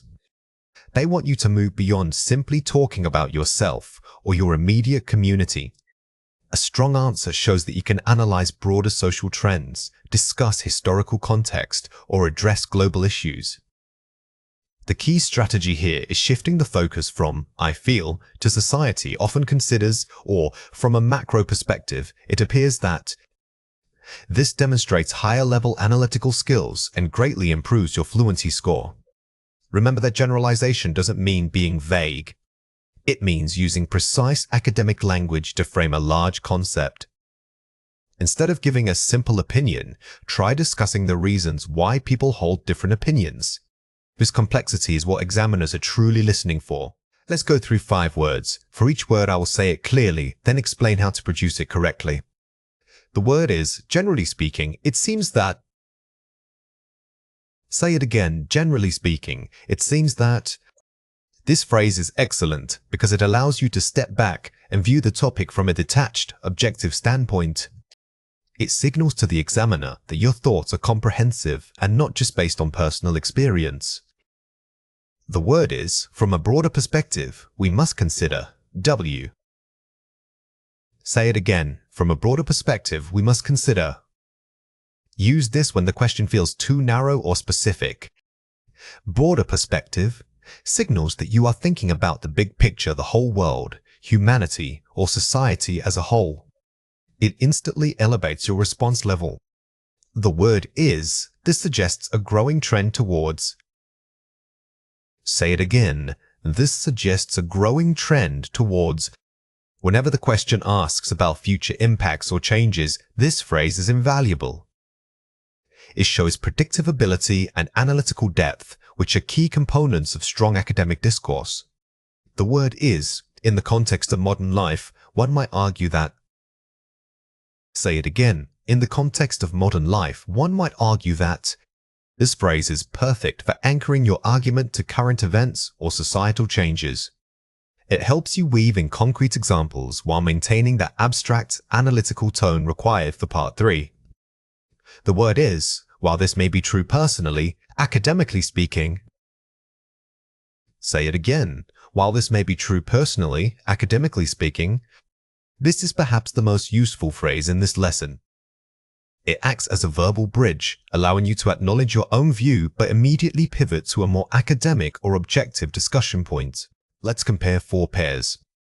I think everyone knows that. It is widely acknowledged that using formal academic language. Notice how the replacement shifts from a conversational "I think" to a much more objective statement. Using phrases like "it is generally accepted" makes your argument sound authoritative and researched. It's kind of hard because the issue is complex due to several interconnected factors. Expanding vague ideas with sophisticated vocabulary. When you feel overwhelmed or unprepared, don't panic. Instead of saying, "It's hard," describe why it's difficult using academic connectors and terminology. This buys you time while sounding fluent. But I disagree totally. While that point is valid, an alternative viewpoint suggests making polite yet firm disagreement gracefully. In a test setting, outright contradiction sounds confrontational. Always soften your counter-argument by acknowledging the other side's view first, which demonstrates excellent rhetorical balance. Like, people just do it. There appears to be a significant cultural tendency toward moving from anecdotal observation to sociological analysis. The biggest leap here is moving from people doing something to identifying that action as a cultural tendency. This shows you can categorize and analyze human behavior abstractly. Watch out for these 3 common mistakes. Too personal emotional. Personally speaking, I think this is just bad. Analytical and objective. From a global standpoint, the detrimental effects of this technology are becoming increasingly apparent. The initial response relied too much on emotion and personal judgment. The correction successfully shifts the focus to global standpoint and uses academic vocabulary like detrimental effects, giving weight to your argument. Vague and casual, most people just think that it's bad, you know? Precise and formal, it can be argued that public opinion tends to overlook the long-term economic ramifications. The original mistake was vague, relying on fillers like, "you know." The improved version replaces this with precise phrases that frame a specific intellectual concept, in this case, economic ramifications. Non-committal and weak, I don't know. It depends on the person and where they live. Nuanced and structured, the impact is highly variable. Certain demographic groups may experience different levels of influence based on their socioeconomic background. Instead of just saying it depends, which is weak, you need to explain why it depends. By introducing terms like variables and socioeconomic background, you show deep understanding and structured thought. Here are 4 ways to practice. Self-recording with structure. Record yourself answering part 3 questions and immediately listen back to check your generalization markers. Were you too personal? Did you use enough connecting phrases? Simply recording answers isn't enough. You must critically self-assess the S-structure of your argument. Actively hunt for moments where you defaulted into a casual "I feel" and force yourself to replace it with an academic connector. The why drill. Take any simple statement like "exercise is good." Force yourself to answer, why is this true? What are the societal implications of this? Who benefits and who loses? This drill forces you to move past obvious answers. When asked a basic question, always escalate your response by asking whys and then generalizing that reason out to society or history. Shadowing academic speakers. Listen to TED Talks or university lectures. Focus not on the content, but on how they transition between ideas, especially when summarizing or expanding a point. Mimicking advanced speakers is crucial for intonation and rhythm. Pay close attention to their signposting language. These are the verbal cues they use right before making a major shift in thought. The 3-layer answer. Structure every answer. 1. Direct personal response. 2. Generalization societal issue. 3. Conclusion future prediction. This 3-part model ensures you never just give a surface-level answer. By structuring your thoughts this way, you guarantee that even if the question is simple, your response demonstrates advanced complexity. Now it is your turn to practice. Read or listen to the following passage carefully. Topic: the role of technology in education. You are discussing whether technology enhances learning or merely provides distraction. Cover these points. The accessibility of knowledge, positive. The potential for deep concentration issues, negative. How educational institutions should adapt policy-wise. Aim to speak for 1 minute. Question 1. What is the most important thing to include in your answer? Pause the video now and write your answer before we reveal it. The correct answer is A. Balanced analysis that weighs benefits against systematic challenges using generalizations. The key here is balance. Don't pick a side, instead present both sides logically and then generalize a solution. This demonstrates intellectual maturity and critical thinking. which is what the examiner values most. Question 2. What language feature should you demonstrate? Pause the video now and write your answer before we reveal it. The correct answer is conditional structures. If X happened, Y would result, and abstract connectors, e.g., consequently, moreover. Using conditional grammar allows you to discuss hypothetical situations, what should happen, or what might be the consequence of a trend. This is a hallmark of advanced linguistic ability in an academic setting. When tackling abstract concepts like climate change or artificial intelligence, ethics examiners aren't just listening for facts. They are evaluating your ability to analyze, synthesize, and argue complex viewpoints. You must show nuance by acknowledging counter-arguments before presenting your main thesis. Effective speaking involves structuring your thoughts clearly, moving from a general statement to specific examples, and maintaining a sophisticated academic register throughout the discussion. Remember that analysis is more than just listing pros and cons. It means exploring why those points are connected or why one point outweighs another. To impress an examiner, you need to demonstrate critical thinking by showing awareness of the issue from multiple perspectives. Let's go through 5 words. For each word, I will say it clearly, then explain how to produce it correctly. The word is, on the one hand, on the other hand. Say it again, on the one hand, on the other hand. This structure is invaluable when discussing societal dilemmas, as it proves you can see both sides of an issue. Use this phrase when the topic has inherent complexities. For example, balancing economic growth against environmental protection. The word is, it is evident that. Say it again, it is evident that. When you use this phrase, you are presenting an observation rather than just a mere opinion. It elevates your vocabulary and gives your argument the weight of undeniable evidence or consensus. The word is, from an ethical standpoint. Say it again, from an ethical standpoint. This is perfect for technology discussions, especially concerning AI or genetic modification. Using ethical immediately signals that you are approaching the topic with academic depth and consideration of human impact. The word is. This raises a complex question about W. Say it again. This raises a complex question about W mean. Instead of making a definitive statement, this phrase shows intellectual humility while keeping the discussion going. It's an excellent way to guide the conversation toward deeper philosophical implications. The word is, a potential solution would be to. Say it again. A potential solution would be to, Jen. When discussing global issues, always pivot towards solutions rather than just problems.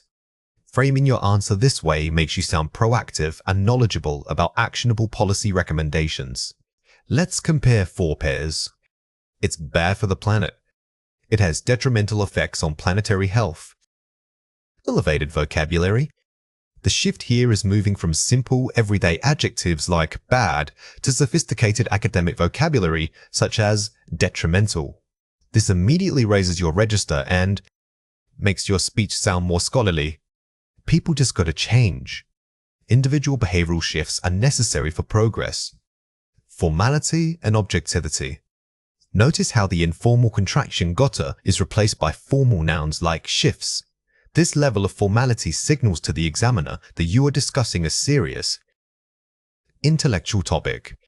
Tech is changing everything, right? The rapid advancement of technology fundamentally alters various aspects of life. Precision and structure. We replace the casual tag question right with a strong declarative statement. This change adds weight to your argument and makes your language more precise, eliminating conversational filler. I don't really think that way. I must respectfully disagree with that assessment. Polite disagreement. When you need to disagree in a formal setting, never be blunt. Using phrases like respectfully disagrees maintains rapport while still presenting a robust alternative viewpoint.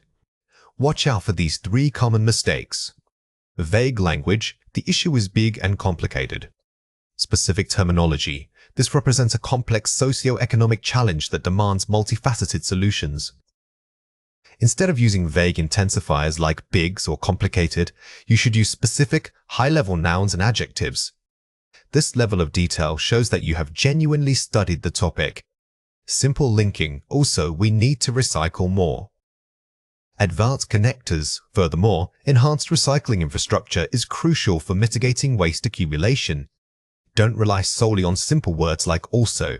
Use sophisticated transition phrases such as furthermore, consequently, or nevertheless to create a seamless academic flow between your points. Hesitation filler words. Maybe technology is good, but also bad.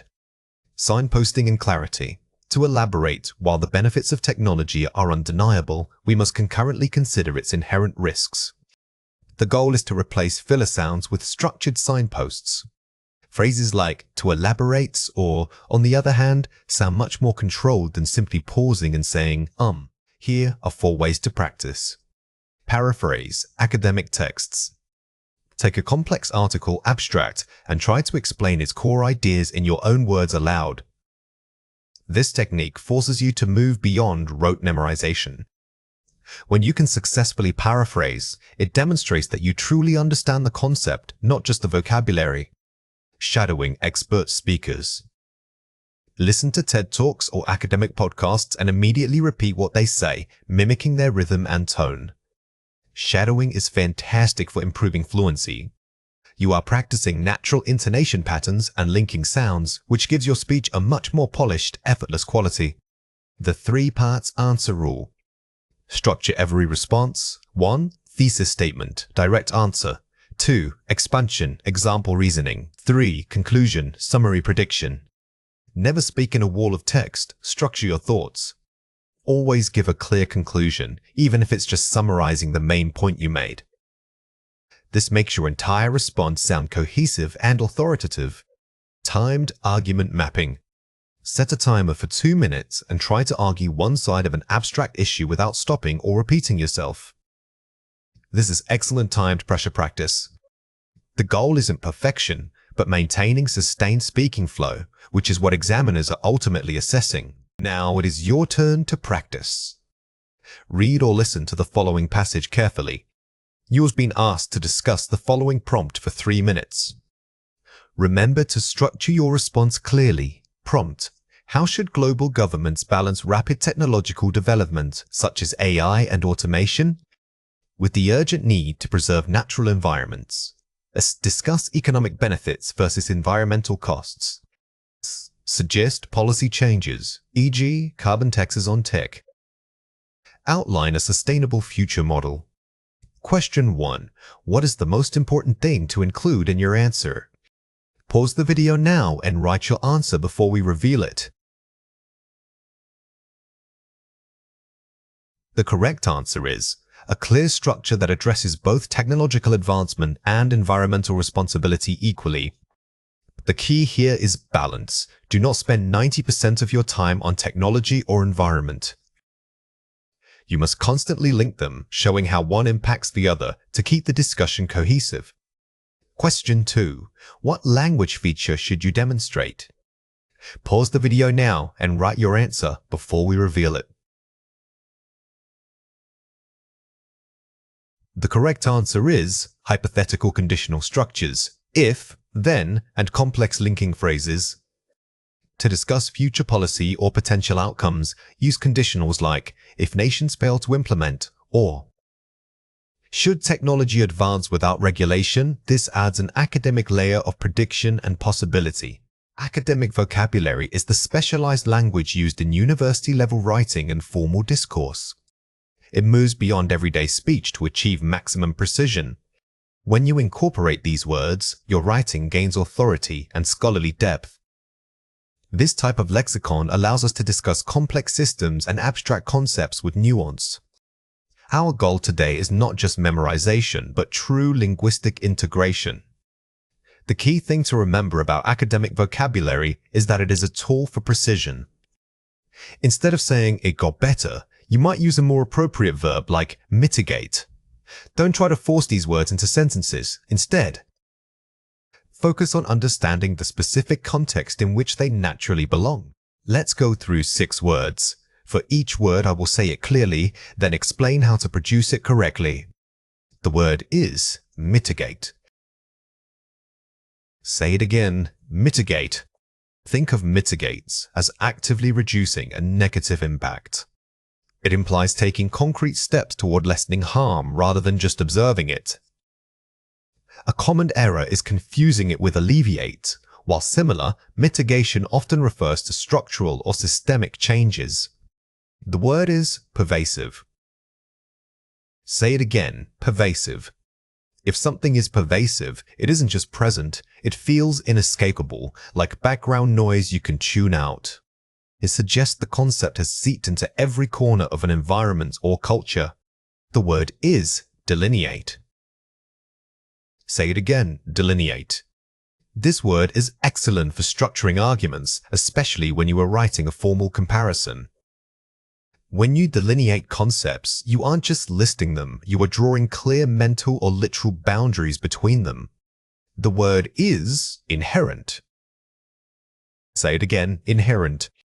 The key thing about inherence is that the quality exists within the object or system from its very start. It wasn't added later. It's part of its core nature, like gravity for large bodies of mass. The word is paradigm. Say it again, paradigm. A paradigm is much bigger than just an idea. It represents the entire framework of thought that makes an idea possible. When academics talk about a paradigm shift, they mean the foundational rules have changed. The word is exacerbate.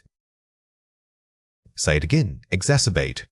Be careful not to confuse mitigates and exacerbate. If one word reduces the severity, this word actively increases it. It suggests an action that intensifies existing difficulties. Here are 5 examples.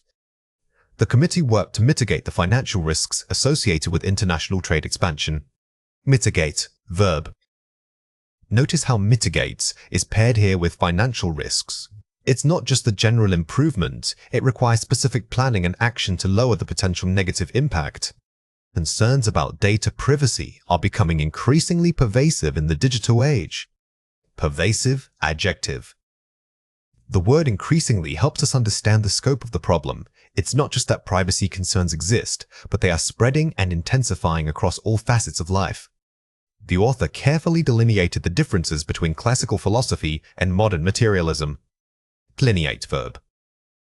When you use delineates in academic writing, it signals to your reader that you are about to provide a highly detailed, almost drawn-out explanation of boundaries. It elevates the rigor of your text. The inherent complexity of quantum physics makes it difficult for laymen to grasp fully. Inherent, adjective. Using inherent here suggests that the difficulty isn't due to poor teaching or limited resources. Rather, the complexity is built into the subject itself. This adds a layer of objective seriousness.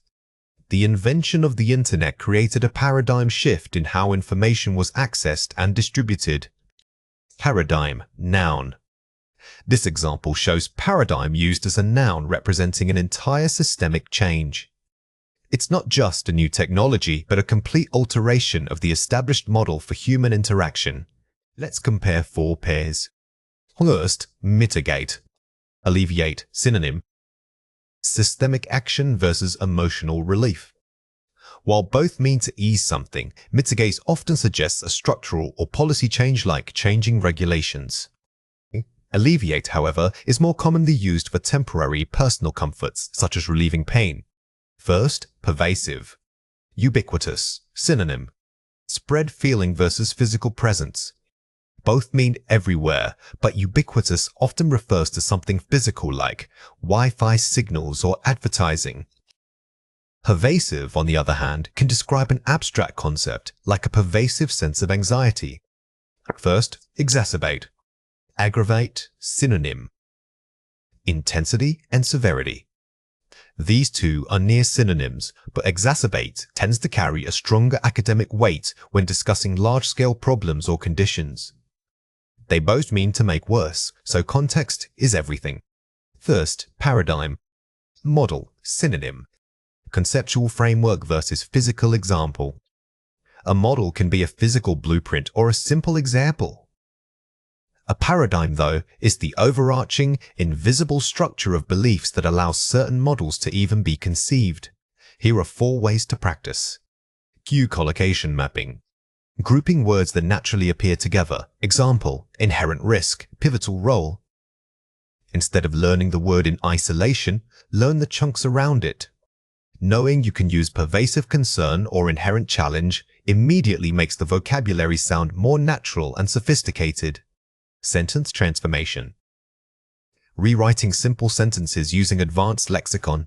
Example, change, the problem made worse by, to failure to address the issue will exacerbate, moan. This technique is perfect for academic writing as it forces you to elevate your register. Focus on replacing common verbs and adjectives with these precise alternatives. The thematic web. Mapping words related to a single topic, e.g. climate change. Words, mitigate, exacerbate, inherent. When you study vocabulary thematically, your brain creates stronger neural links. By linking these advanced terms to a specific subject like environment or technology, they become much easier to recall when needed. Spaced repetition review. Reviewing words at increasing intervals, 1 day, 3 days, 7 days. Consistency is the single most critical factor for long-term retention. Don't wait until you are studying for a test. Integrate these advanced terms into your daily reading and writing routine. Now it is your turn to practice. Read or listen to the following passage carefully. The industry faces a challenge. The increasing data collection is creating a pervasive concern regarding personal privacy.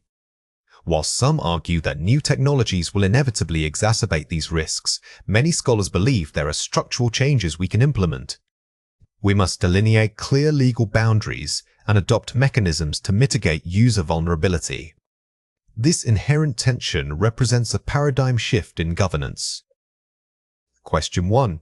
Find the word in the passage that means making something worse or increasing severity. Pause the video now and write your answer before we reveal it. The correct answer is exacerbate. When you see a problem described as getting worse, think of exacerbate. It implies a definite worsening action. Remember to use this word when discussing negative feedback loops in systems. Question 2. Use the word delineates in your own sentence about a concept or field. Pause the video now and write your answer before we reveal it. The correct answer is the final chapter will delineate the philosophical differences between these 2 schools of thought. When constructing your answer, try to make it sound like you are speaking to an academic panel. The power of delineate lies in its ability to signal organized, precise comparison. When examiners assess your speaking ability in Part 3, they are listening for structural complexity. They want evidence that you can link ideas beyond simple cause and effect statements. To achieve this, focusing on relative clauses and inversion is key. Relative clauses allow you to add dense, descriptive information about a noun without starting a new sentence. Inversion involves altering the standard word order for emphasis, which immediately elevates your register. Furthermore, combining these structures helps demonstrate fluency and mastery of advanced English grammar. Remember that complexity isn't just about using big words, it's about how you connect them logically. Think of relative clauses as mini-sentences that provide rich context for the main idea. By mastering inversion, you prove that you are comfortable manipulating sentence syntax for maximum rhetorical impact. Let's go through 5 words. For each word I will say it clearly, then explain how to produce it correctly. The word is, which is perhaps the most crucial element I believe, is. Say it again, which is perhaps the most crucial element I believe is. This phrase allows you to organically introduce an elaboration by using a non-restrictive relative clause. It gives you a moment to pause and structure your thoughts before delivering the main argument. By practicing this, you sound analytical and highly considered. The word is, not only does this suggest improved outcomes for society, but it also. Say it again, not only does this suggest improved outcomes for society, but it also. This is an excellent example of inversion using the not only, but also structure. Remember that when you use this pattern, the helping verb must move before the subject. This technique immediately signals a high level of grammatical control. The word is, the more we consider sustainable practices, the clearer it becomes that. Say it again. The more we consider sustainable practices, the clearer it becomes that. The more structure is perfect for drawing complex conclusions in an academic setting. It shows a logical progression of thought, moving from premise to outcome. Focus on maintaining parallel grammatical structures throughout your response. The word is, an issue which demands immediate and thorough consideration involves. Say it again. An issue which demands immediate and thorough consideration involves. Using which followed by a complex verb phrase allows you to refer concisely to the previously mentioned topic. This is much more sophisticated than simply repeating the noun. It gives your speech an academic texture and flow. The word is, were we tasked with solving this problem, I would argue that. Say it again. Were we tasked with solving this problem, I would argue that. This structure, using were instead of if, is a formal way to introduce hypothetical conditions. It demonstrates your ability to discuss abstract scenarios in an academic manner. Use it when you need to speculate on future policy or change. Let's compare four pairs. It's a problem that really affects people. This is an issue which significantly impacts the populace. Clarity and precision.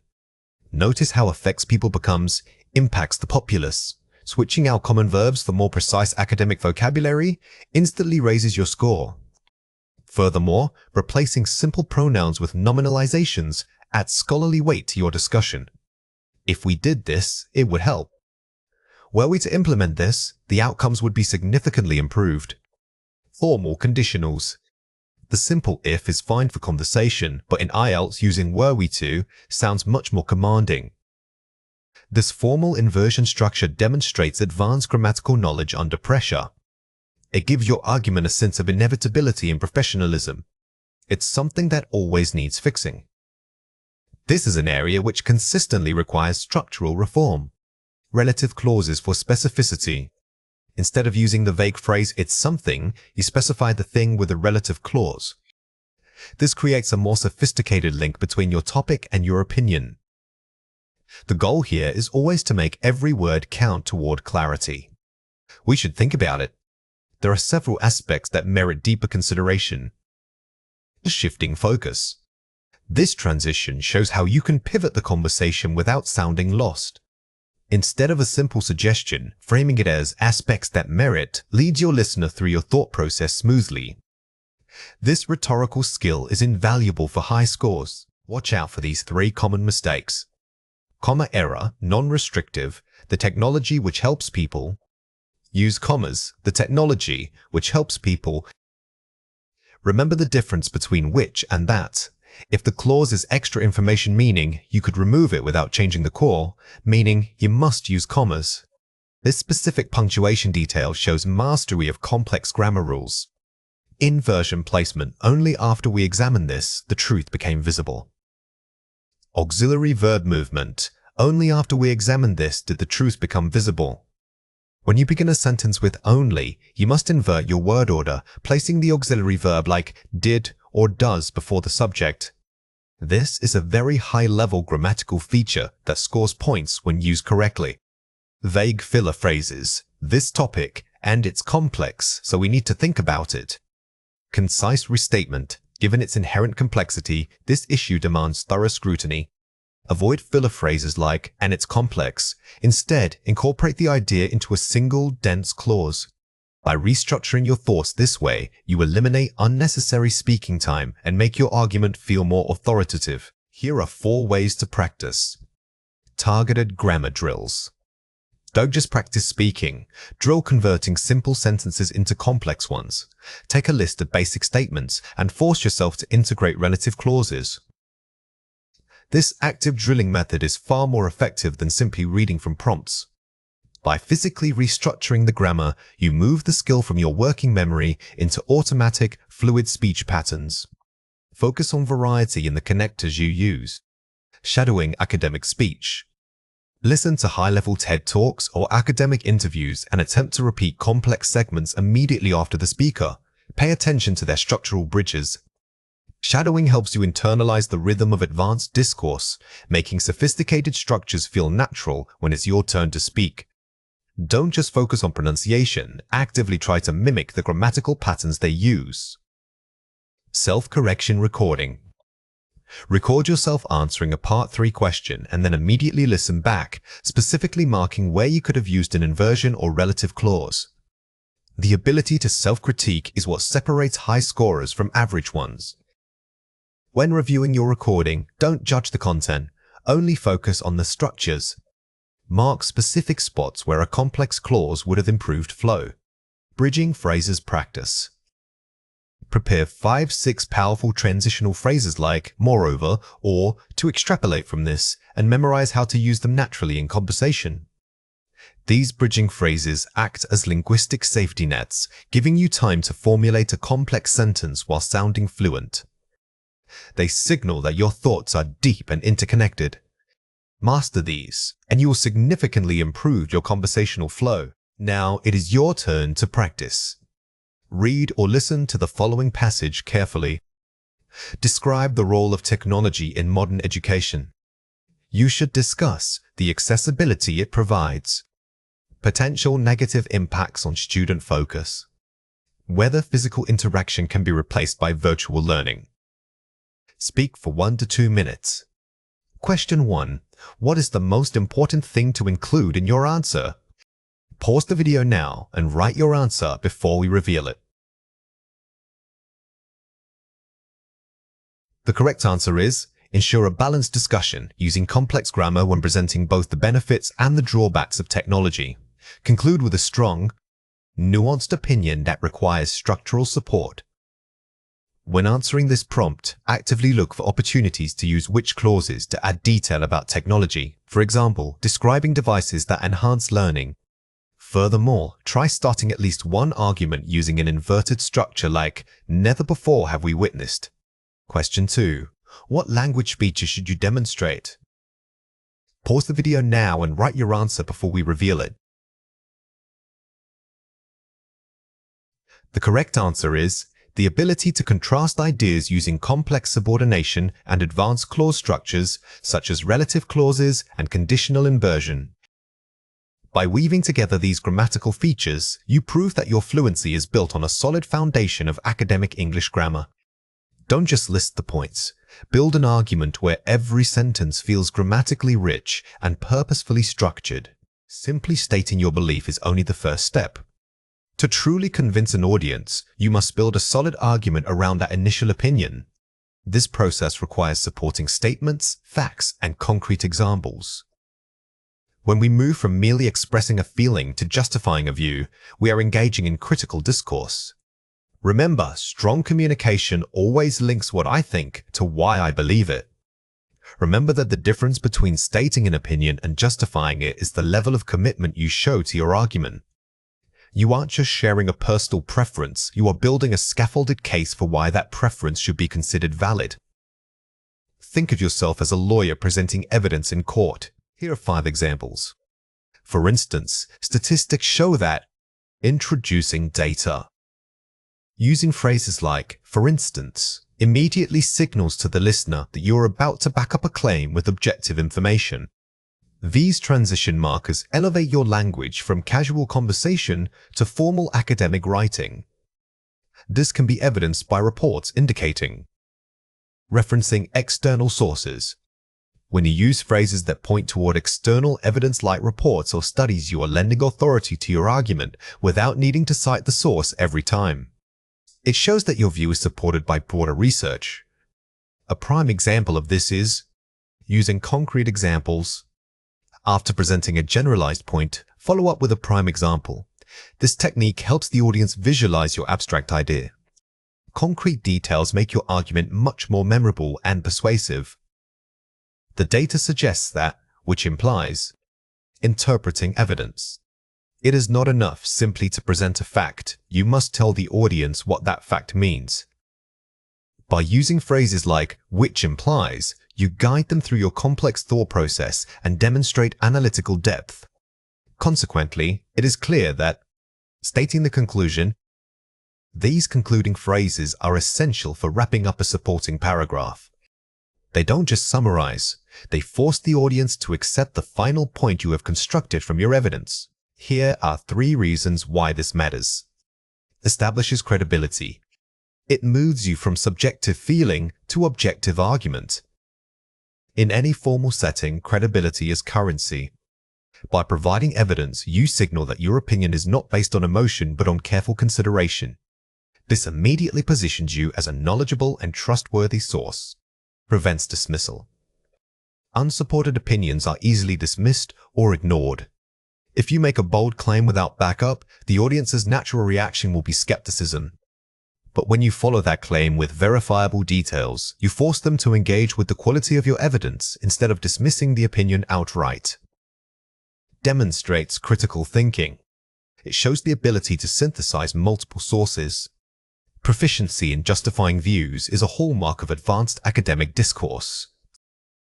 It demonstrates that you can not only consume information, but also process, analyze, and structure it into a cohesive argument. The strongest arguments are not those that ignore opposition, but those that skillfully incorporate it. Acknowledging counterpoints shows sophistication and thorough understanding of the topic. Try structuring your argument by first presenting the opposing view fairly, then rebutting it with superior evidence. This strategy is often called concession and rebuttal. By conceding a point, meaning you agree that an opposition party has some truth, you gain massive trust with your audience. They feel respected, making them much more receptive to the main point you are trying to prove. Here are 4 ways to practice. Adopt the PEE structure. Point, evidence, explanation, link. When practicing, always think in terms of PEEL. State your point clearly, follow it with robust evidence, then spend equal time on the explanation. That's where you interpret meaning. And finally, link back to your main thesis. Vary your connectors.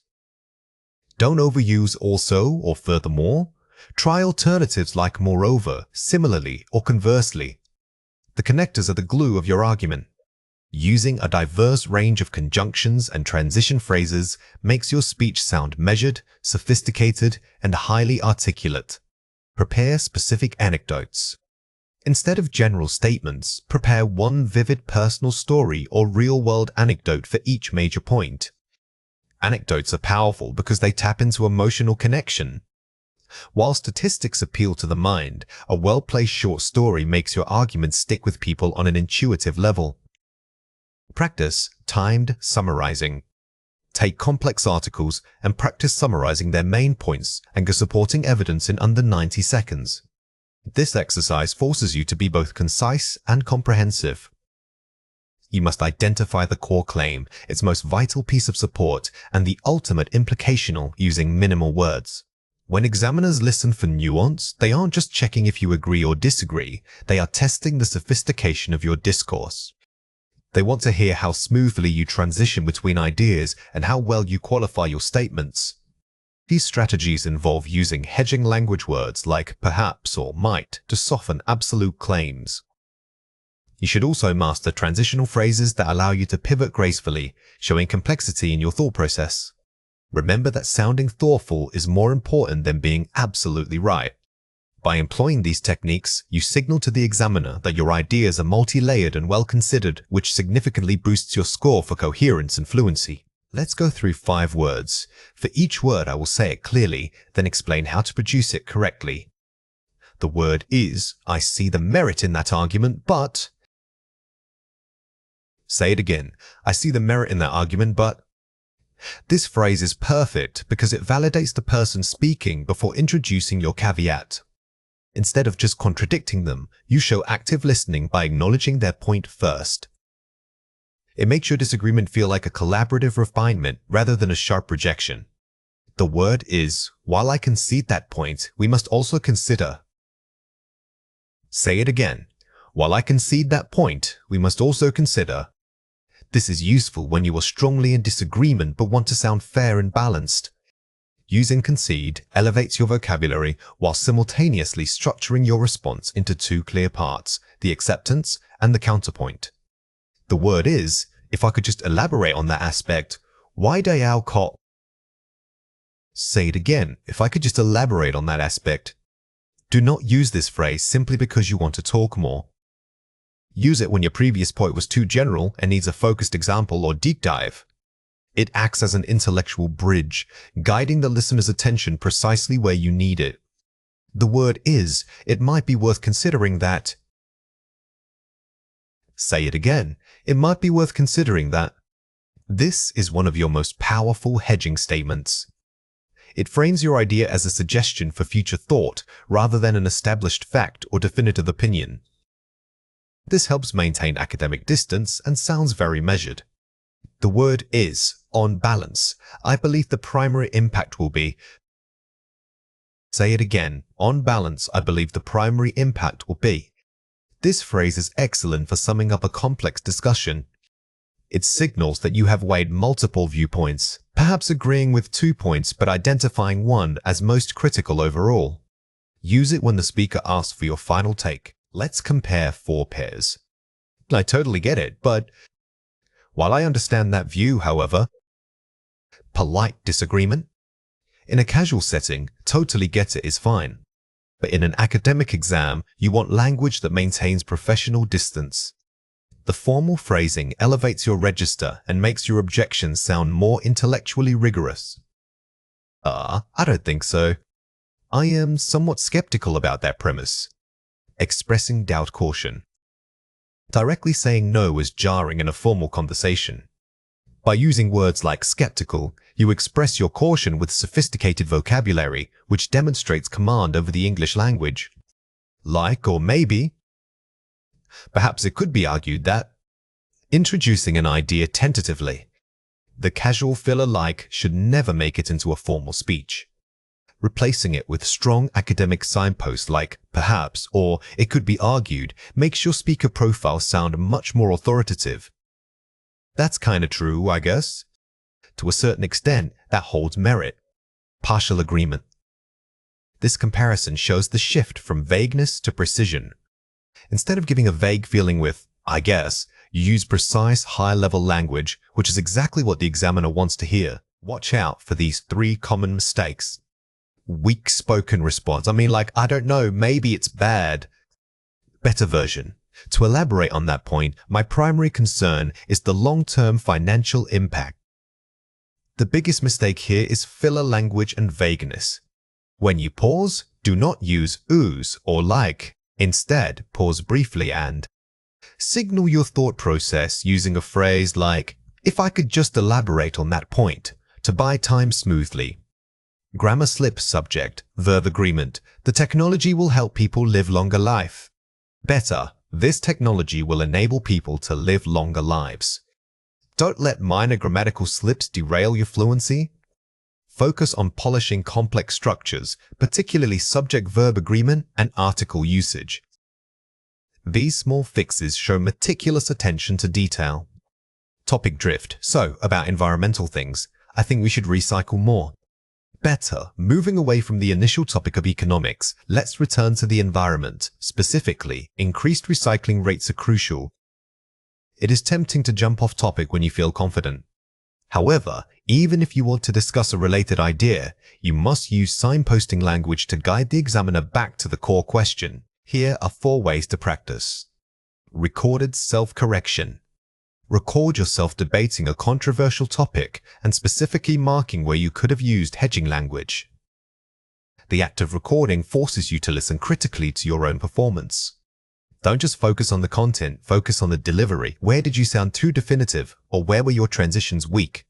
Structured role play. Have a partner present 3 strong arguments and argue against them using only nuanced phrases.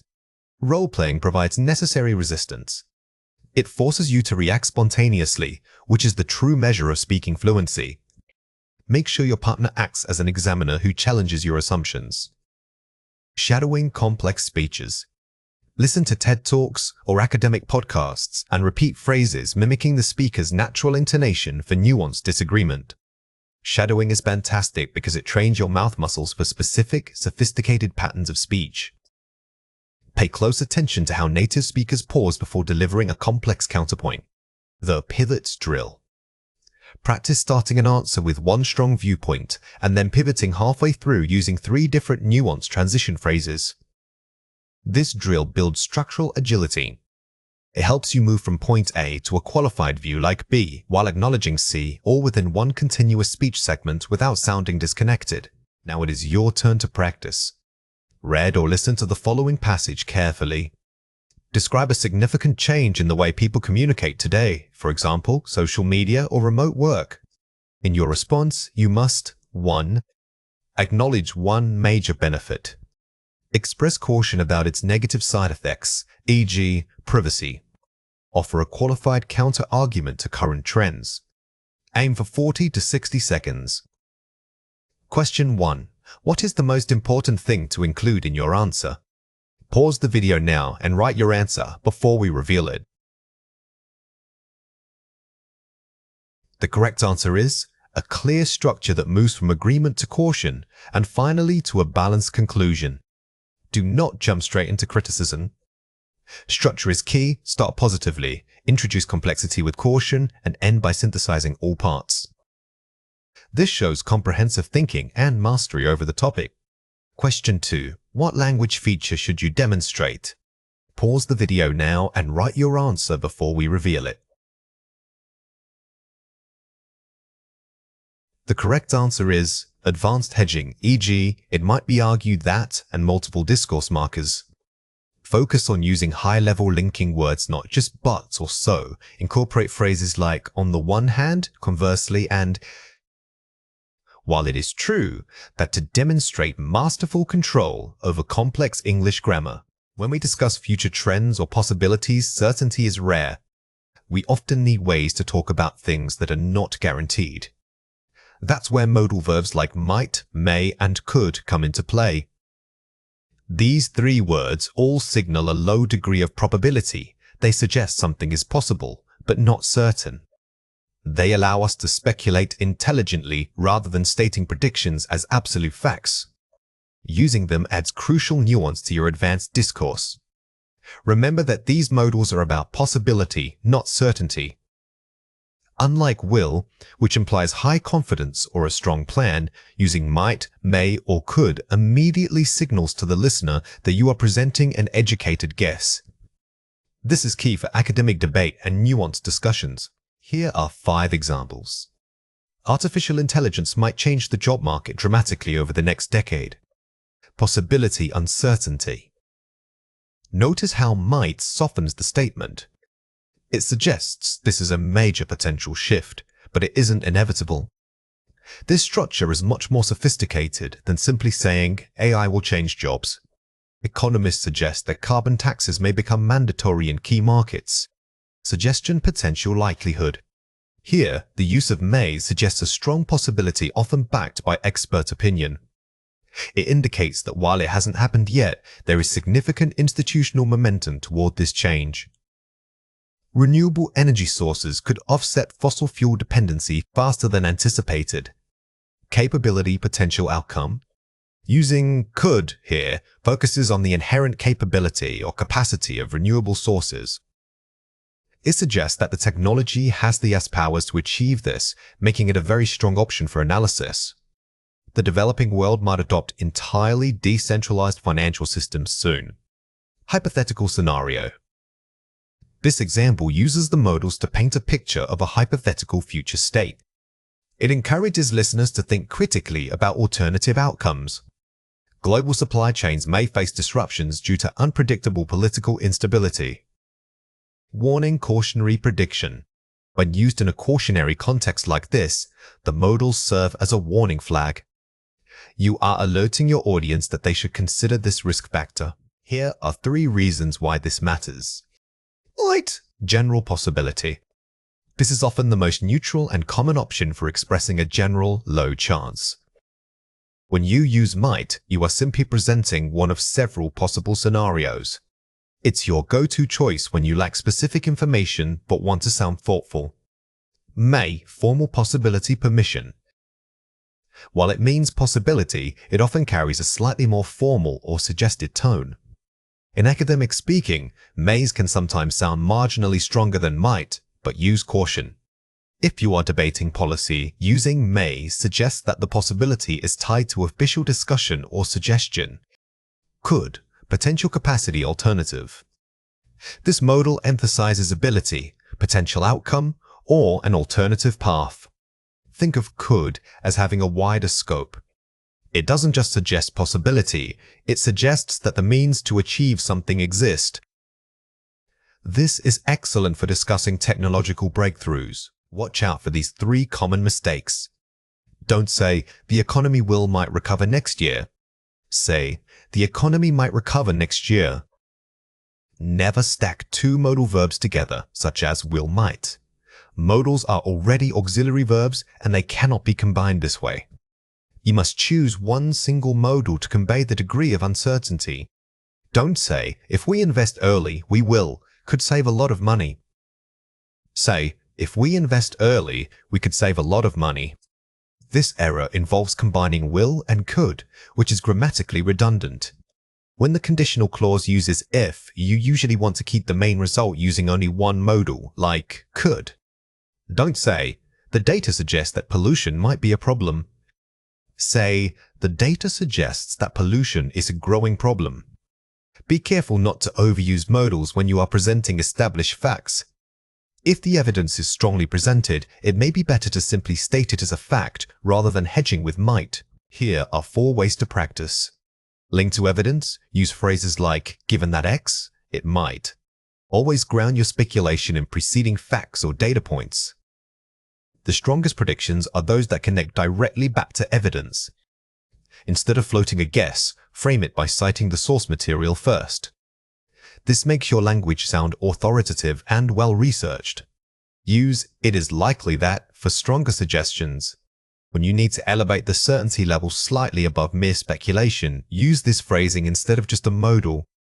If your evidence is strong enough, don't settle for might. Phrases like, it is highly probable that, or all signs point towards allow you to maintain sophisticated language while increasing perceived certainty.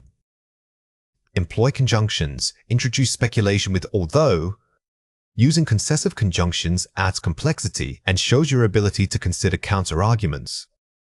A high-level speaker doesn't just predict, they anticipate obstacles.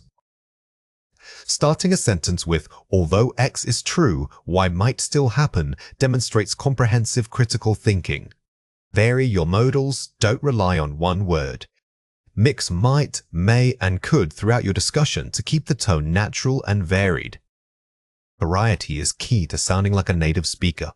By intentionally rotating between might, may, and could, you demonstrate mastery of the subtle shades of meaning, which is what assessors are really listening for. When engaging in a high-level discussion, it is crucial to show that you are considering the full scope of an issue. This means moving beyond simply stating your own perspective and instead acknowledging other potential viewpoints. Starting by framing the debate shows critical thinking depth. Instead of arguing one side or the other immediately, begin by presenting the spectrum of ideas available. This technique signals to your listener or examiner that you are a thoughtful participant who weighs multiple sides before concluding. Remember that listing differing views is not the same as agreeing with them. The goal here is purely academic. It demonstrates intellectual fairness and rhetorical balance. By structuring your answer this way, you elevate your discourse from simple opinion sharing to comprehensive analysis. Here are 5 examples. While some argue that technology is purely beneficial, others believe it creates social isolation. Concession contrast starter. Notice how the word while instantly sets up a contrast. This structure allows you to concede an opposing point before pivoting back to your own analysis. It's a smooth way to acknowledge complexity without losing momentum. On one hand, the economic benefits are clear. On the other, sustainability concerns remain paramount. Balanced comparison. On one hand, on the other structure is incredibly versatile for multifaceted arguments. It provides immediate symmetry to your language and helps you keep your points organized across different domains. It can be argued that this policy will solve X problem, although critics point out its long-term financial risks. On acknowledging counterarguments. This phrasing is excellent for embedding a counterargument smoothly within your own thesis. It shows you are aware of the limitations inherent in any proposed solution. Admittedly, there are valid points regarding cost, but we must also consider the human impact. Partial agreement, pivot. The word admittedly is your friend here. It signals partial agreement. You aren't dismissing the other side entirely, but you are redirecting focus to a more important factor. Though many people view it as inevitable, this trend could be mitigated with careful regulation. Challenging assumptions. This structure is perfect for challenging a widely held but potentially inaccurate assumption. You are using, though, to introduce a counter-narrative that you intend to disprove or refine. Here are 3 reasons why this matters. Academic sophistication. Moving beyond simple statements to complex discourse. Adopting this strategy immediately raises the perceived complexity of your language use. It proves you can handle intricate, multi-layered topics, which is what examiners are looking for. Establishing credibility. Showing that you have researched and considered all angles. By treating the topic like a debate with multiple sides, you position yourself as an objective analyst rather than just an emotional participant. This objectivity is highly valued in academic settings. Synthesizing complex ideas. Connecting contrasting ideas into a cohesive conclusion. The ultimate goal isn't merely listing viewpoints, it's synthesizing them. You must show how the different perspectives interact, leading to a more robust and nuanced final position. Let's explore the topic of discussion strategies, comparing perspectives, and considering multiple viewpoints. This is an important concept to understand for learning English effectively. This is a foundational concept when learning English. Understanding discussion strategies, comparing perspectives, and considering multiple viewpoints deeply will unlock many other areas of the language. Think about how often you encounter this in real life and try to notice it in the English you hear every day. The more you engage with this idea, the more natural it will feel. Here are 4 ways to practice. The preemptive disclaimer. Start your answer by saying something like, "While this topic is complex," or "There are many angles to view this." Don't wait for the examiner to prompt you. Opening with a statement acknowledging complexity shows that you have already thought deeply about the task before you even begin speaking. The concluding synthesis. End by proposing a balanced solution or synthesis, rather than just restating your own view. Your conclusion should be the highest level of thought. Don't simply summarize, synthesize. Show how viewpoint A and viewpoint B can actually work together to create a unique path forward. Structured comparison mapping. Before speaking, mentally map out 3 areas: point 1, agree, point 2, contrast, and synthesis solution. This mental framework ensures you hit all required argumentative beats. Always plan for the compromise point to make your argument feel complete and scholarly. Integrating previous skills. Combine these strategies with careful use of academic vocabulary and conditional structures. Remember that this skill works best when combined with other techniques we've discussed. Use your knowledge of expressing opinions within the framework of comparing multiple views for maximum impact. Structuring an argument is more than just giving your opinion. It's about building a cohesive case that supports your thesis. For IELTS Task 2, this means moving beyond simple agreement or disagreement to developing nuanced support for your viewpoint. A robust structure typically follows the point, explanation, example, and link formatter peel. This ensures every paragraph advances the overall argument logically and academically. Focusing on structure proves that you can think analytically under timed conditions. Remember that a well-structured essay with moderate vocabulary will score higher than an essay full of complex words but lacking logical flow. Always use signal phrases to guide your reader through your thought process. Here are 4 examples. While it is true that modern connectivity offers convenience, the constant barrage of digital notifications fundamentally erodes deep focus and attention spans. Academic studies have shown a direct correlation between excessive screen time and reduced capacity for sustained concentration. Effective use of concession, while it is true, followed by a clear, evidence-backed rebuttal. Notice how the writer acknowledges an opposing view first, which immediately boosts credibility. Never ignore one side of an argument just because you disagree. Instead, incorporate that opposition into your thesis statement. Furthermore, investment in public transit systems drastically improves urban sustainability metrics. By offering viable alternatives to private vehicles, cities can mitigate carbon emissions and alleviate severe traffic congestion. Using strong transitional phrases, furthermore, and focusing on measurable outcomes, metrics. Strong academic writing constantly connects cause and effect. When you discuss a solution, always explain the mechanism. How does it achieve its goal?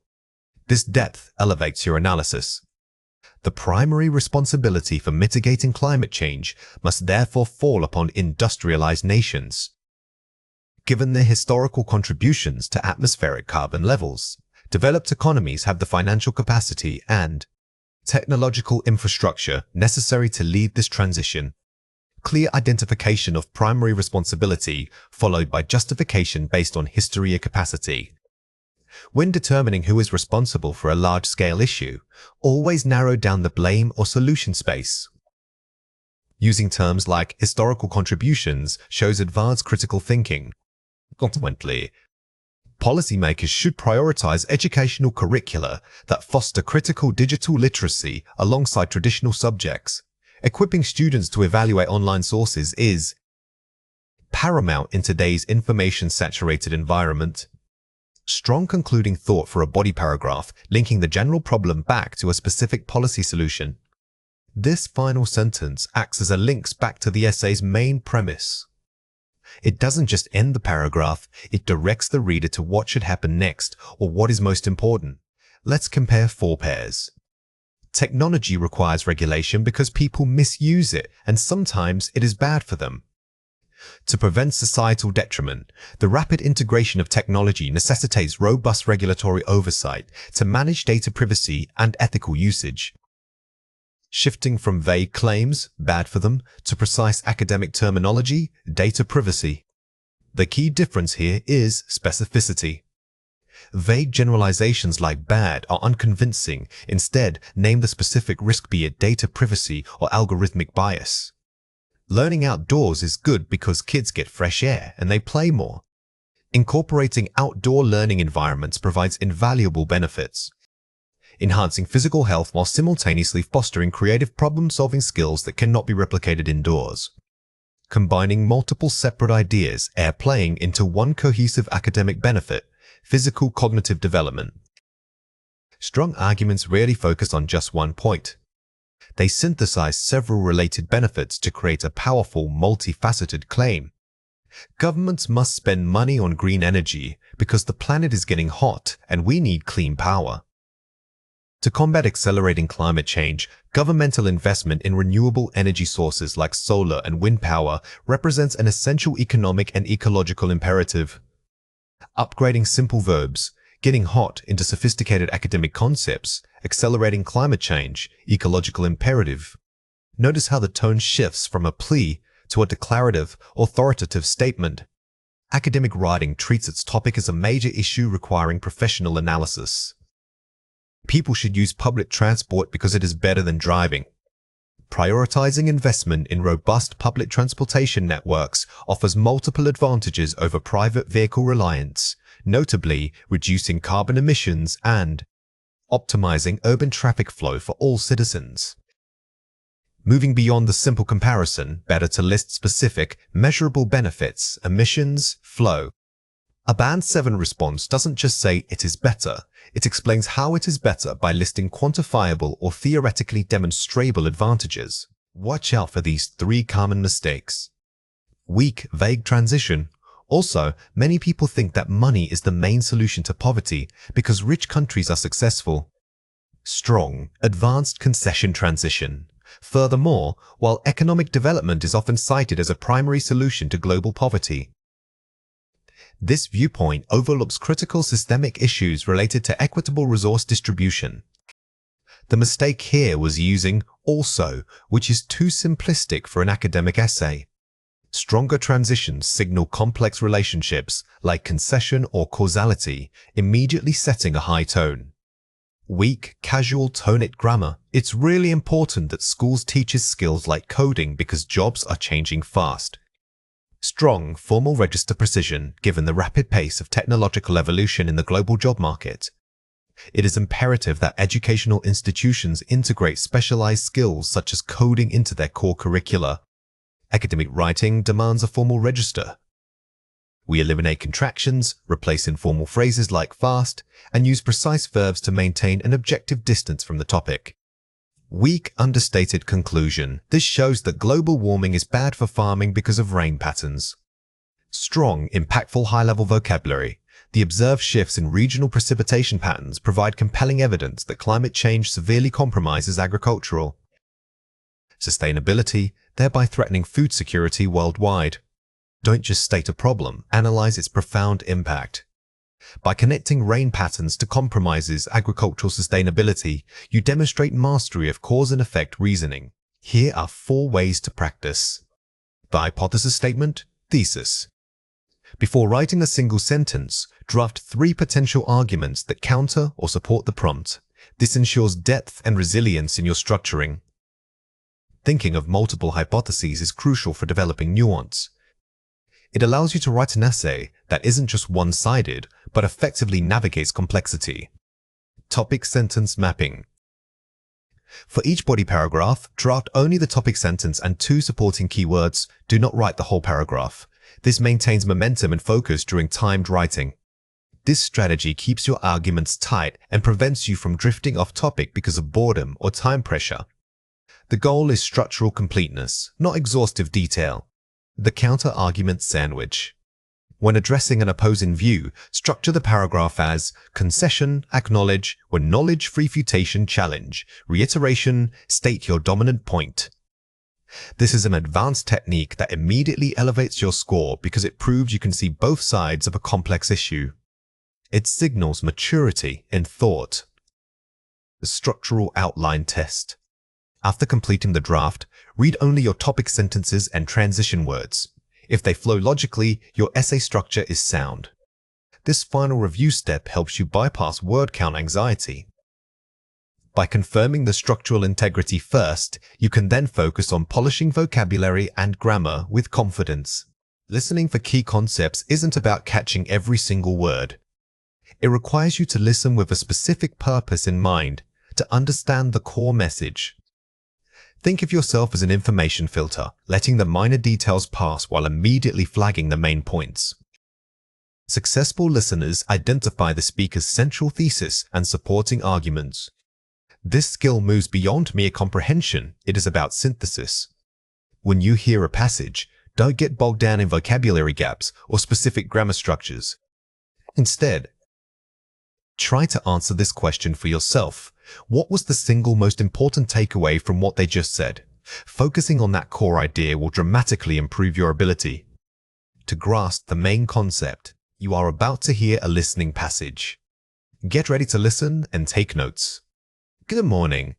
Today, we are discussing effective public speaking in professional settings. Many people feel anxious when they have to present ideas in front of colleagues or clients. The key, I've found, is preparation but not just reading notes. You need to structure your message around 3 core pillars: a compelling hook, clear evidence, and a strong call to action. Remember, the audience retention drops sharply if you wander off topic. Therefore, it's vital to anticipate potential questions and prepare brief answers for them beforehand. Furthermore, pacing is crucial. Don't rush through your most important points. Take deliberate pauses to let key ideas sink in. When you manage these elements, structure, evidence, and timing, you transition from simply speaking to truly conveying expertise. This shifts the focus from your nervousness to the value of your message. Question 1. What are the 3 core pillars for structuring a professional presentation? Pause the video now and try to answer before we reveal it. The correct answer is a compelling hook, clear evidence, and a strong call to action. This question tests if you can identify listed information. When listening, always listen for enumerations phrases like 3 points or firstly, secondly. These signals tell your brain exactly what key concepts the speaker is building upon. Question 2. According to the speaker, why is pacing important? Pause the video now and try to answer before we reveal it. The correct answer is to take deliberate pauses and allow key ideas time to sink in. This requires understanding implication rather than direct recall. The speaker stated that pausing helps the audience process information. This signals that impacts or retention was the core idea being conveyed. Question 3. What does the speaker advise doing besides just reading notes? Pause the video now and try to answer before we reveal it. The correct answer is anticipating potential questions and preparing brief answers for them. This question focuses on actionable advice. By recognizing that preparation involves anticipating problems, you are actively listening for strategic tips rather than just descriptive facts. Here are 5 examples. Core pillars. The foundational or most important supporting ideas. When a speaker uses pillars or cornerstones, they are signaling that you should treat these concepts as foundational. They are the non-negotiable main points of the entire discussion. Audience retention drops sharply. The listener's focus or memory fades quickly. Notice this idiomatic phrasing. Drops sharply is a strong way to say the attention declines rapidly. Understanding these natural collocations helps you grasp the tone and the severity of the problem being described. Compelling hook. An engaging opening designed to capture immediate interest. A hook is a classic rhetorical device. If you hear this phrase, understand that the speaker believes the beginning of their talk needs to be dramatic or highly interesting to keep your attention immediately. Conveying expertise. Successfully showing or communicating deep knowledge. This phrase is about skill mastery. It suggests that the goal of speaking isn't just to talk, but to demonstrate competence and authority on a subject. To liberate pauses. Intentional moments of silence used for emphasis or breath. These are not just rests, they are strategic tools. A speaker using deliberate pauses is telling you, the listener, to pay extra attention because something important is coming next. Listen again and fill in the missing words. The student must first blank their goals to ensure alignment with the course curriculum. Pause the video now and fill in the blank before we reveal the answer. The correct answer is align. Remember that alignment means bringing things into agreement. In an academic context, this suggests checking if your personal aims match what is actually taught. She diligently blanked the research materials to find supporting evidence. Pause the video now and fill in the blank before we reveal the answer. The correct answer is scanned. The verb scan here means quickly reviewing a lot of information. This highlights that effective learning involves rapid searching and filtering, not just slow reading. They decided to blank the presentation structure for better flow. Pause the video now and fill in the blank before we reveal the answer. The correct answer is restructure. If you hear restructure, think of physical building blocks being rearranged. It implies taking apart an existing framework and rebuilding it logically. The feedback advised her to blank more primary sources in her paper. Pause the video now and fill in the blank before we reveal the answer. The correct answer is incorporate. Incorporate means integrating something new into a larger whole. This is often used when discussing how to weave evidence seamlessly into your own writing or speech. Here are 4 ways to practice. Active listening techniques. Don't just wait for your turn to speak. Mentally summarize what the speaker has said every few sentences. This is the most powerful shift you can make. Instead of passively receiving words, treat listening like puzzle solving by constantly summarizing and checking your understanding against the main idea. Dictogloss practice. Listen to a short passage and write down key phrases, then reconstruct the original meaning. Unlike standard dictation where you capture every word, dictogloss forces you to focus on grammar and core vocabulary. You are reconstructing meaning, which mimics real-life listening. Shadowing. Immediately repeat what a native speaker says after them, mimicking intonation and pace. While shadowing helps pronunciation, it also forces your brain to process the language at high speed. This rapid processing is excellent training for identifying key concepts instantly. Pre-listening prediction. Before listening, read the topic and formulate 2 to 3 questions you expect the speaker to address. Setting expectations gives your brain a mental framework. When you know what information you are looking for, say, causes or solutions, you filter out noise and zero in on the relevant material. Now it is your turn to practice. Read or listen to the following passage carefully. Effective communication always depends heavily on context. We often assume that if we speak clearly, others will understand us perfectly. However, tone, body language, and the shared background knowledge are equally critical components. For instance, explaining complex financial terms to a child requires a vastly different approach than presenting them to a peer economist. If you neglect adjusting your message based on who is listening, even the most accurate data can be misinterpreted or simply ignored. Always pause and assess your audience's existing knowledge base before launching into your main points. This careful adjustment ensures that your powerful core ideas land with maximum impact. Question 1. What does the passage suggest is equally critical to clear speaking? Pause the video now and write your answer before we reveal it. The correct answer is tone, body language, and shared background knowledge. This question tests whether you understand that communication is multi-layered. The speaker emphasizes these non-verbal elements because they often carry more weight than just the spoken words themselves. Question 2. What is the main takeaway regarding tailoring a message? Pause the video now and write your answer before we reveal it. The correct answer is, you must adjust your method based on the audience's existing knowledge base. The key concept here is adaptation. The speaker provides the example of financial terms for a child versus an economist to illustrate that adaptation is necessary for maximum. When you need to summarize information quickly and speak about it, you cannot afford to read every single word. This process requires 3 coordinated skills: skimming, scanning, and synthesizing. Skimming means reading rapidly to grasp the main idea or the general gist of a text without focusing on details. Scanning is when your eyes move over the material, specifically looking for isolated pieces of information like names, dates, or statistics. The final step, summarizing, is taking all those quick insights and weaving them into a coherent narrative that sounds natural when spoken. Think of these skills as setting up a rapid-fire research process. You use skimming to establish the overall context, which helps you prioritize what details are important enough to even look for.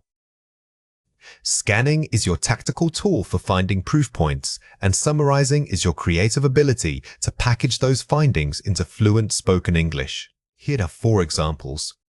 The primary shift in consumer behavior began after the introduction of mobile internet access. Skimming identifies the core topic sentence, main trend.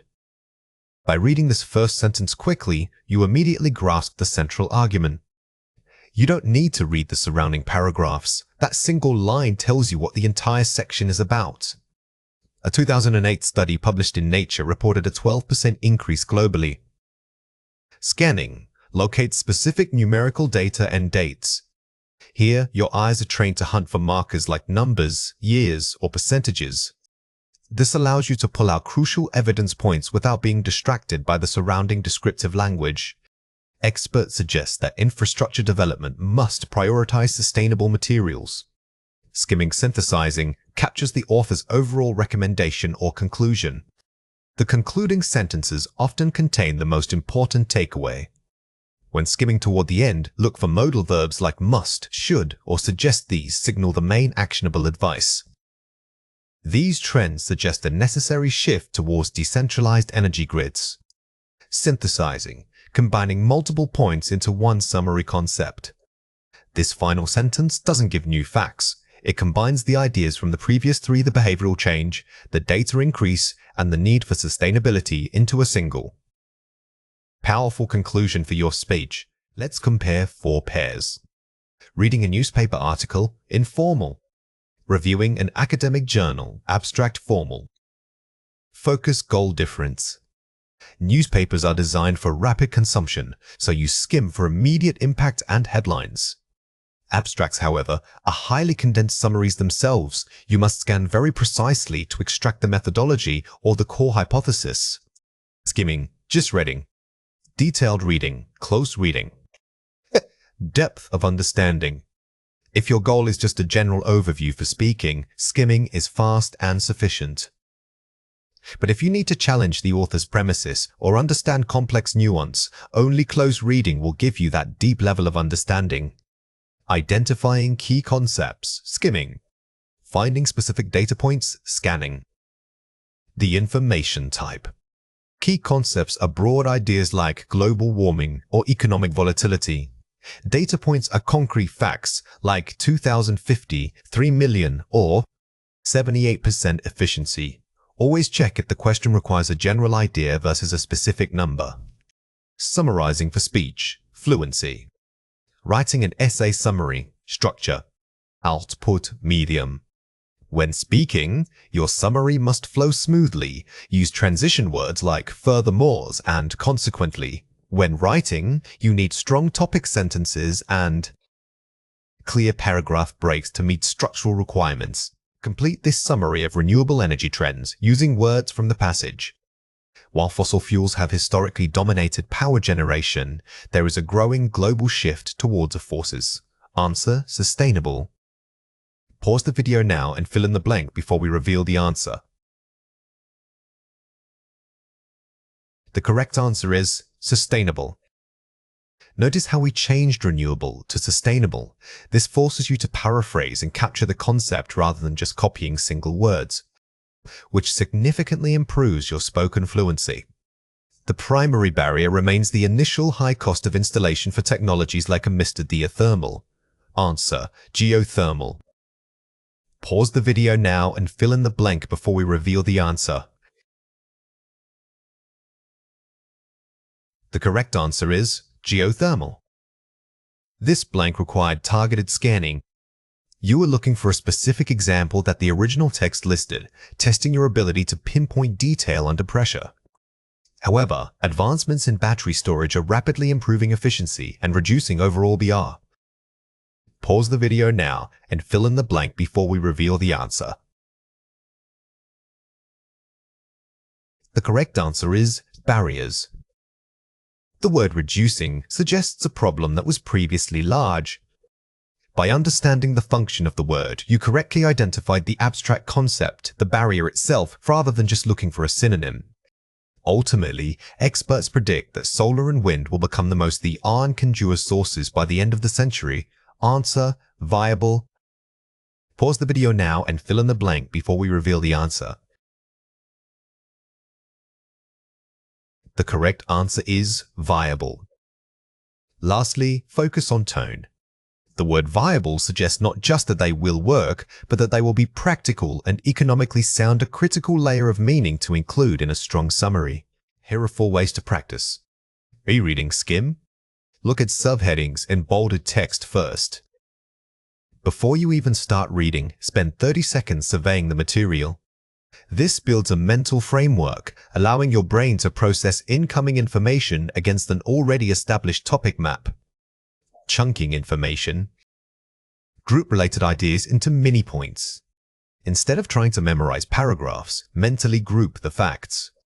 For example, cause 1, solution A, and result B. This organizational structure makes recalling information much easier when speaking. Paraphrasing practice. Never use direct quotes in your summary. When we speak, direct copying sounds robotic. Always rephrase the idea using different sentence structures and synonyms. This proves deeper comprehension and enhances your natural speaking rhythm. Time management. Allocate time for each step. Read 30%, note 40%, summarize, speak prep 30%.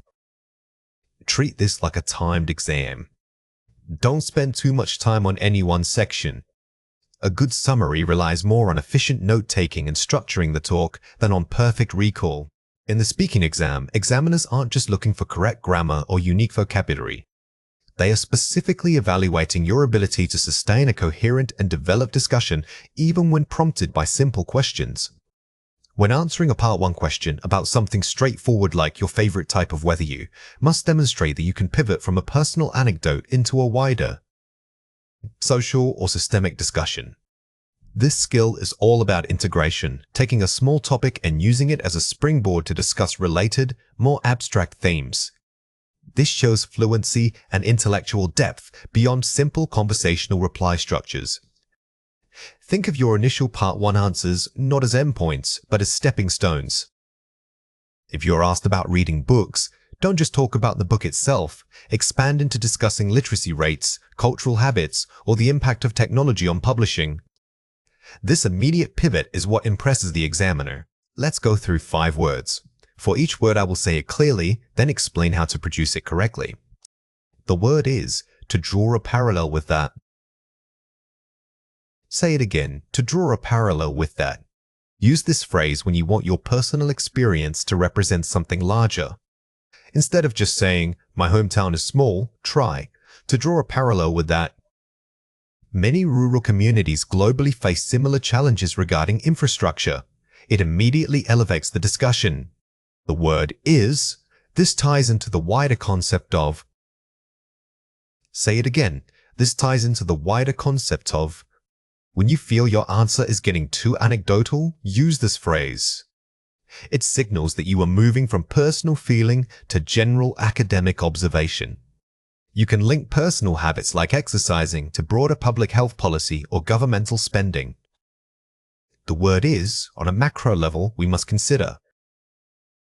Say it again. On a macro level, we must consider. This is your go-to phrase for any moment you need to signal that the conversation needs to become less personal and more academic. It forces yourself to think about societal systems, economics, or climate change in relation to the prompt. The word is, consequently, it raises questions about be. Say it again. Consequently, it raises questions about. Don't just state a problem, predict its impact. By using consequently, you are showing analytical chaining. You identify A, then the logic dictates B. This is much stronger than simply stating 2 facts back to back. The word is, if we consider this trend generally. Say it again. If we consider this trend generally. This phrase helps you move smoothly from the very specific details of your life to universal observations. For instance, if they ask about your car, don't just describe it. Generalize by saying how this trend in personal vehicle ownership reflects broader economic shifts. Let's compare 4 pairs. It's just like that. This exemplifies a larger global trend regarding moving from simple description to analysis. Notice how the casual phrase is immediately limited. By replacing it with academic linking language, you signal that your response isn't just an observation, it's part of an analytical discussion which greatly boosts cohesion. I think I like it because my preference stems from the fact that it aligns with structuring justification formally. This comparison shows a shift in grammatical complexity. Moving to stems from and aligns with adds sophistication, giving your opinion weight by suggesting deeper reasoning rather than simple feeling. It's a big deal for sure. Consequently, this has significant implications concerning upgrading intensity and scope. Informal English often uses strong intensifiers. However, academic language replaces these with precise connectors like consequently's or implications, which are far more powerful for building a structured argument. You know, people do that.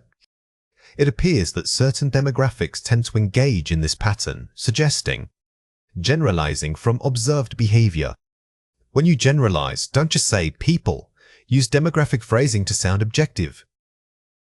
This moves your speech away from mere personal commentary and toward a sociological discussion. Watch out for these 3 common mistakes. Lack of cohesion. I like coffee. It's good for me. Also, I go to the cafe every day. Improved flow and linking devices. Coffee is beneficial. Furthermore, my routine includes visiting a local cafe regularly because The first example uses simple conjunctions like also. The correction elevates this by using sophisticated linking adverbs, which show the examiner that your thoughts are logically connected in a structured way. Topic shift choppy transitions. When I was little, I liked space, and now I work with computers. Smooth contrastive transition. While my childhood interests leaned toward astronomy, my professional focus has since shifted to computational fields because avoid abrupt topic changes signaled by simple and. Use contrastive conjunctions or phrases like while to acknowledge the past point but pivot logically into the new, more complex area. Vagueness and overgeneralization. It's important for society. We need good education. It helps people. Precision with impact statements. Education is fundamental to societal progress. Consequently, it empowers individuals by developing critical skills necessary for self-sufficiency. Simply stating something is good or helps peoples is weak. The correction uses strong active verbs and specific nouns like empowers, critical skills, and self-sufficiency to give your argument undeniable force. Here are 4 ways to practice. The why, how, impact method. For any simple answer, force yourself to structure your response using these 3 elements. Why is it important? How does it work in practice? What is the broader impact? This method forces you out of descriptive language and into analytical discourse. If asked about transportation, don't just list modes, discuss why how essential, social inclusion, how they operate, infrastructure, and their impact, emissions or economic growth. The expand, connect, conclude, drill. Practice taking a simple sentence, expanding it with detail, connecting it to a related topic, and then summarizing your main argument. This is excellent for mimicking the flow of advanced discussion. It builds rhetorical muscle memory, ensuring you don't just answer questions but deliver mini speeches that sound highly cohesive. The impromptu bridge exercise. When given 2 unrelated words, e.g. gardening and AIs, speak for 2 minutes, finding 3 ways they connect conceptually. This highly demanding exercise trains your ability to make abstract connections under pressure. You move beyond literal meanings and start thinking about underlying systems or principles that link seemingly disparate ideas. Model mimicry, shadowing. Listen to high-level academic talks, podcasts, or TED Talks. Don't just repeat the words, mimic the speaker's linking phrases and rhetorical rhythm. Focus on how native speakers transition between points of view.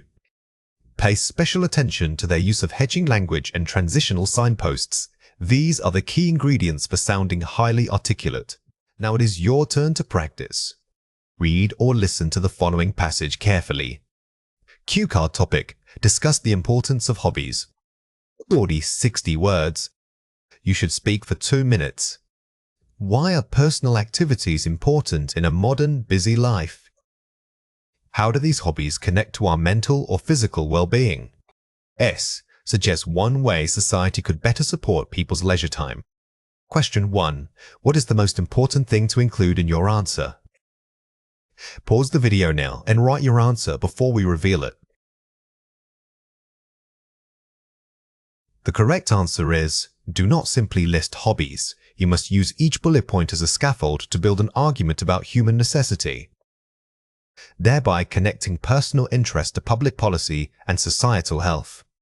The goal here is to move from "I like hiking" to "hiking provides crucial physical activity that combats the sedentary lifestyle resulting from modern urbanization." This transformation of scope is what earns you high marks. Question 2. What language feature should you demonstrate?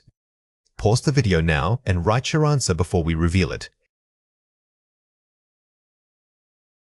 The correct answer is, you must consistently use expansive, linking phrases like those in the drill and employ sophisticated grammatical structures to maintain flow when shifting perspectives. Specifically focus on using causal link swords like consequently, due to, or as a result of, to show that your discussion is not just descriptive but highly analytical. When examiners listen for advanced discourse skills, they aren't just checking if you have an opinion, they are assessing your ability to weigh multiple viewpoints. This means structuring a nuanced argument that acknowledges complexity. You must demonstrate that you can see the merits of opposing sides before stating your own conclusion. The key is not just disagreeing, but conceding a point while maintaining your overall thesis. These connecting phrases act as signposts for the listener, showing them exactly where you are pivoting or shifting your focus within a complex discussion. Remember that these advanced connectors signal intellectual maturity in your speech. Instead of just listing pros and cons, try to create a narrative flow like guiding the listener through a decision process. This structural complexity is what elevates your score beyond simple fluency. Let's go through 5 words. For each word, I will say it clearly, then explain how to produce it correctly. The word is, on the one hand, it is true that. Say it again. On the one hand, it is true that. Using this phrase immediately shows you are considering the counter-argument seriously. Don't just state the fact. Elaborate briefly on why it is true before pivoting to your main idea. The word is, having said that, we must also consider. Say it again. Having said that, we must also consider. This phrase is perfect for making a strategic pivot. It signals to the listener, I just mentioned X, but I want us to shift our attention to Y. This structure adds significant rhetorical weight. The word is, nevertheless, my primary concern remains. Say it again. Nevertheless, my primary concern remains. When you use nevertheless, you are making a strong claim that overrides previous points. Use this when the opposing side's argument is valid, but ultimately insufficient to change your core view. The word is, to temper this view, let me suggest. Say it again. To temper this view, let me suggest. This is a highly academic way of saying, but be careful. It shows that you are not just arguing hard, but that you are critically thinking about the implications of your own argument. Word is, all things considered, I believe. Say it again. All things considered, I believe. This is a powerful closing phrase. It tells the listener that you have successfully weighed all sides and are now offering your final, reasoned judgment. Never end an answer without synthesizing the points. Let's compare 4 pairs. It's true, but while it is undeniable that. Signaling concession gently. The shift from it's true to while it is undeniable adds immediate gravitas. The more academic structure forces you to slow down and think about the exact meaning of your words. But then, however, we must also factor in introducing a new consideration. The phrase "but then" is extremely common in speech, but sounds too conversational for high-stakes exams. Using formal conjunctions like however makes your argument sound more deliberate and measured. Yes, maybe. It might be argued that expressing caution possibility. When you use language that sounds too hesitant, like I guess, it undermines your authority. Replacing it with formal phrasing shows sophisticated rhetorical control. So basically, what I mean is, in essence, the crux of the matter is clarifying a complex point. If you use so to start a sentence in an academic context, it often sounds like filler. Using more formal adverbs and nouns elevates your clarity while maintaining a highly educated tone. Watch out for these 3 common mistakes. Weak signposting, it's a good point, so I think maybe that means strong transition, that is a valid consideration, nevertheless, my primary concern remains. The biggest mistake when using these phrases is weak signposting. You must clearly tell the examiner what function your phrase serves. Are you conceding? Are you arguing against it? Be explicit with your structure. Topic drift-outs. Lack of specificity. On the one hand, good things happen, having said that we need to be careful. Focused contrast. On the one hand, economic growth is promising. Having said that, we must also consider the environmental cost. When you use a complex connector like having said that, do not just trail off. The second half of your thought must be specific and substantive, directly contrasting the first part. Basic conjunction use. I agree with X, but also I think Y. Sophisticated contrast clause. While I fully acknowledge point X, I would argue that Y presents a more compelling case because relying only on buts is too basic for high scores. By embedding the contrast within a complex subordinate clause, you demonstrate mastery over grammar and discourse structure simultaneously. Here are 4 ways to practice. Structured debate simulation. Find a partner and debate complex topics using only the phrases we learned. Force yourself to pivot back and forth. When doing this, don't worry about being right or wrong. Focus entirely on demonstrating the structure. Count how many times you successfully use having said that in one 5-minute session. Timed counter-argument drill. Read a simple statement, e.g., online learning is better than face-to-face. You must respond with at least 3 different structural connectors. This exercise builds fluency under pressure, which is crucial for the exam environment. Always aim to use one concession phrase, followed by one contrast phrase, and ending with a conclusion. Shadowing. Watch TED Talks or academic interviews. Pause frequently and repeat phrases, paying particular attention to intonation shifts at the pivot points. Pronunciation matters just as much as vocabulary. When you transition using nevertheless, your tone should subtly shift. It needs a slight lift or pause that signals importance. Viewpoint synthesis summary. Listen to 2 opposing speakers on the same topic, then summarize both sides and give your view in one continuous structured response. This is the ultimate test of coherence. You are forcing yourself to juggle multiple ideas while maintaining a formal, academic tone throughout the entire summary. Now it is your turn to practice. Read or listen to the following passage carefully. Cue card. Discuss whether governments should spend more money on space exploration or focus those resources solely on solving immediate global problems like poverty and hunger. 40-60 words. Advantages of space exploration, urgent need for global aid, conclusion synthesis. Time limit 3 minutes. Question 1. What is the most important thing to include in your answer? Pause the video now and write your answer before we reveal it. The correct answer is a balanced structure that treats both sides with equal academic weight before providing a synthesized conclusion. Do not take a side too early. You must demonstrate balance first by using phrases like "on the one hand" and "having said that." This signals sophisticated critical thinking to the examiner. Question 2. What language feature should you demonstrate? Pause the video now and write your answer before we reveal it. The correct answer is a high range of discourse markers, e.g., nevertheless, all things considered, used accurately to manage your argument flow. When planning your response, highlight specific spots where you will intentionally place a complex connector. This helps you mentally rehearse the rhythm and transition points for maximum impact. Today we are reviewing 2 critical aspects of high-level English writing, maintaining parallelism and ensuring consistent agreement across clauses. Parallelism means that when you list items or compare ideas, the grammatical structure for every element must match perfectly. For example, if you start with a gerund form like running, all subsequent items should also use running. Furthermore, when switching between different tenses or connecting independent clauses, pay close attention to your subject-verb agreement within each clause. The primary rule is that the tense and structure established early in the sentence must be logically maintained throughout. Think of these rules as architectural guidelines for your sentences. If one piece doesn't fit the structural blueprint, the entire meaning can become unstable or confusing to the reader. Parallelism isn't just about matching ing forms, it's about matching concepts. Nouns must list nouns, verbs must list verbs. Here are 5 examples. She enjoys hiking, reading historical novels, and painting vibrant landscapes. Parallel structure, gerunds.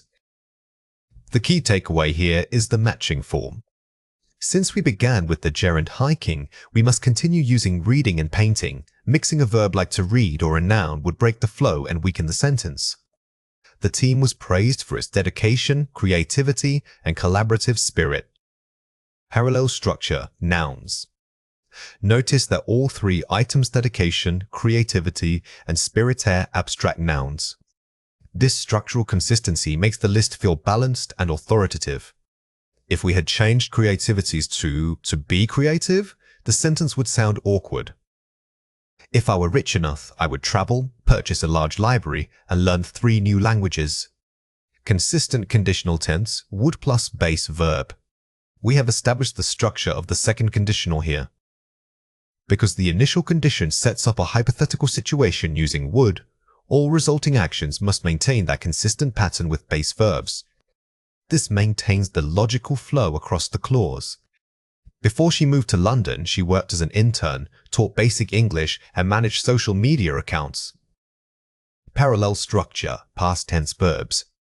This sentence requires the simple past tense because we are listing completed actions in a specific time frame before the move. All 3 verbs worked, taught, managed must stay consistently in the past tense to maintain structural agreement. The report indicated that sales were declining, profits were dropping, and consumer confidence was falling. Tense consistency, past continuous. We are describing a continuous state of affairs in the past. By using the was plus ing structure for all 3 elements, we create a strong sense of simultaneous action or conditionality across the entire list. Let's compare 4 pairs. Error, listing noun phrases, e.g., writing, to write. Correct, listing only gerunds, writing, reading, singing. Parallelism in lists. The biggest trap here is mixing forms. If the first item starts with a gerund, it sets the pattern for everything that follows. Remember that lists must be structurally uniform to be grammatically sound. Error, mixing tenses, e.g., when I arrived, he leaves. Correct, maintaining sequence, when I arrived, he left. Tense consistency in narrative time. A narrative usually requires the simple past tense for sequential events. If you jump back to present tense, it confuses the reader about whether the action is habitual or completed in the past. Error, subject, verb agreement with either. Correct, proximity rule, neither dogs nor a cat is friendly. Agreement focus, closer to the verb. When using correlative conjunctions like neither nor, the verb must agree with the noun closest to it. This proximity rule often trips up even advanced learners, so always check the subject near the predicate. Error, faulty parallel structure, she enjoys swimming, playing guitar, and to sing. Correct, uniform gerunds, she enjoys swimming, playing guitar, and singing. Consistency in verbs of enjoyment. The verb enjoys dictates the pattern. Since swimming and playing are gerunds, the third item must also be a gerund form like singing. The infinitive to sing is incorrect here. Fill in the blank with the correct form. The committee members, along with the chairman, ready for the vote yesterday. Pause the video now and fill in the blank before we reveal the answer. The correct answer is were. Remember that phrases beginning with along with are parenthetical and do not change the subject. Our true subject is committee members, which is plural, requiring the plural verb were. This keeps our agreement correct. By the time we reach the theater, the performance already started. Pause the video now and fill in the blank before we reveal the answer. The correct answer is had. This requires the past perfect tense.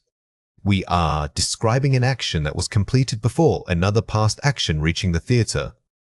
Using had establishes this clear timeline difference.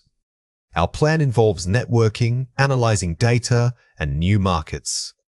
Pause the video now and fill in the blank before we reveal the answer.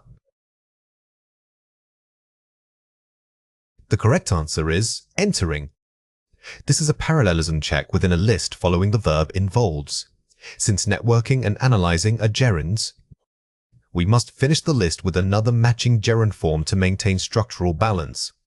Neither the student nor the professor organizing this event. Pause the video now and fill in the blank before we reveal the answer.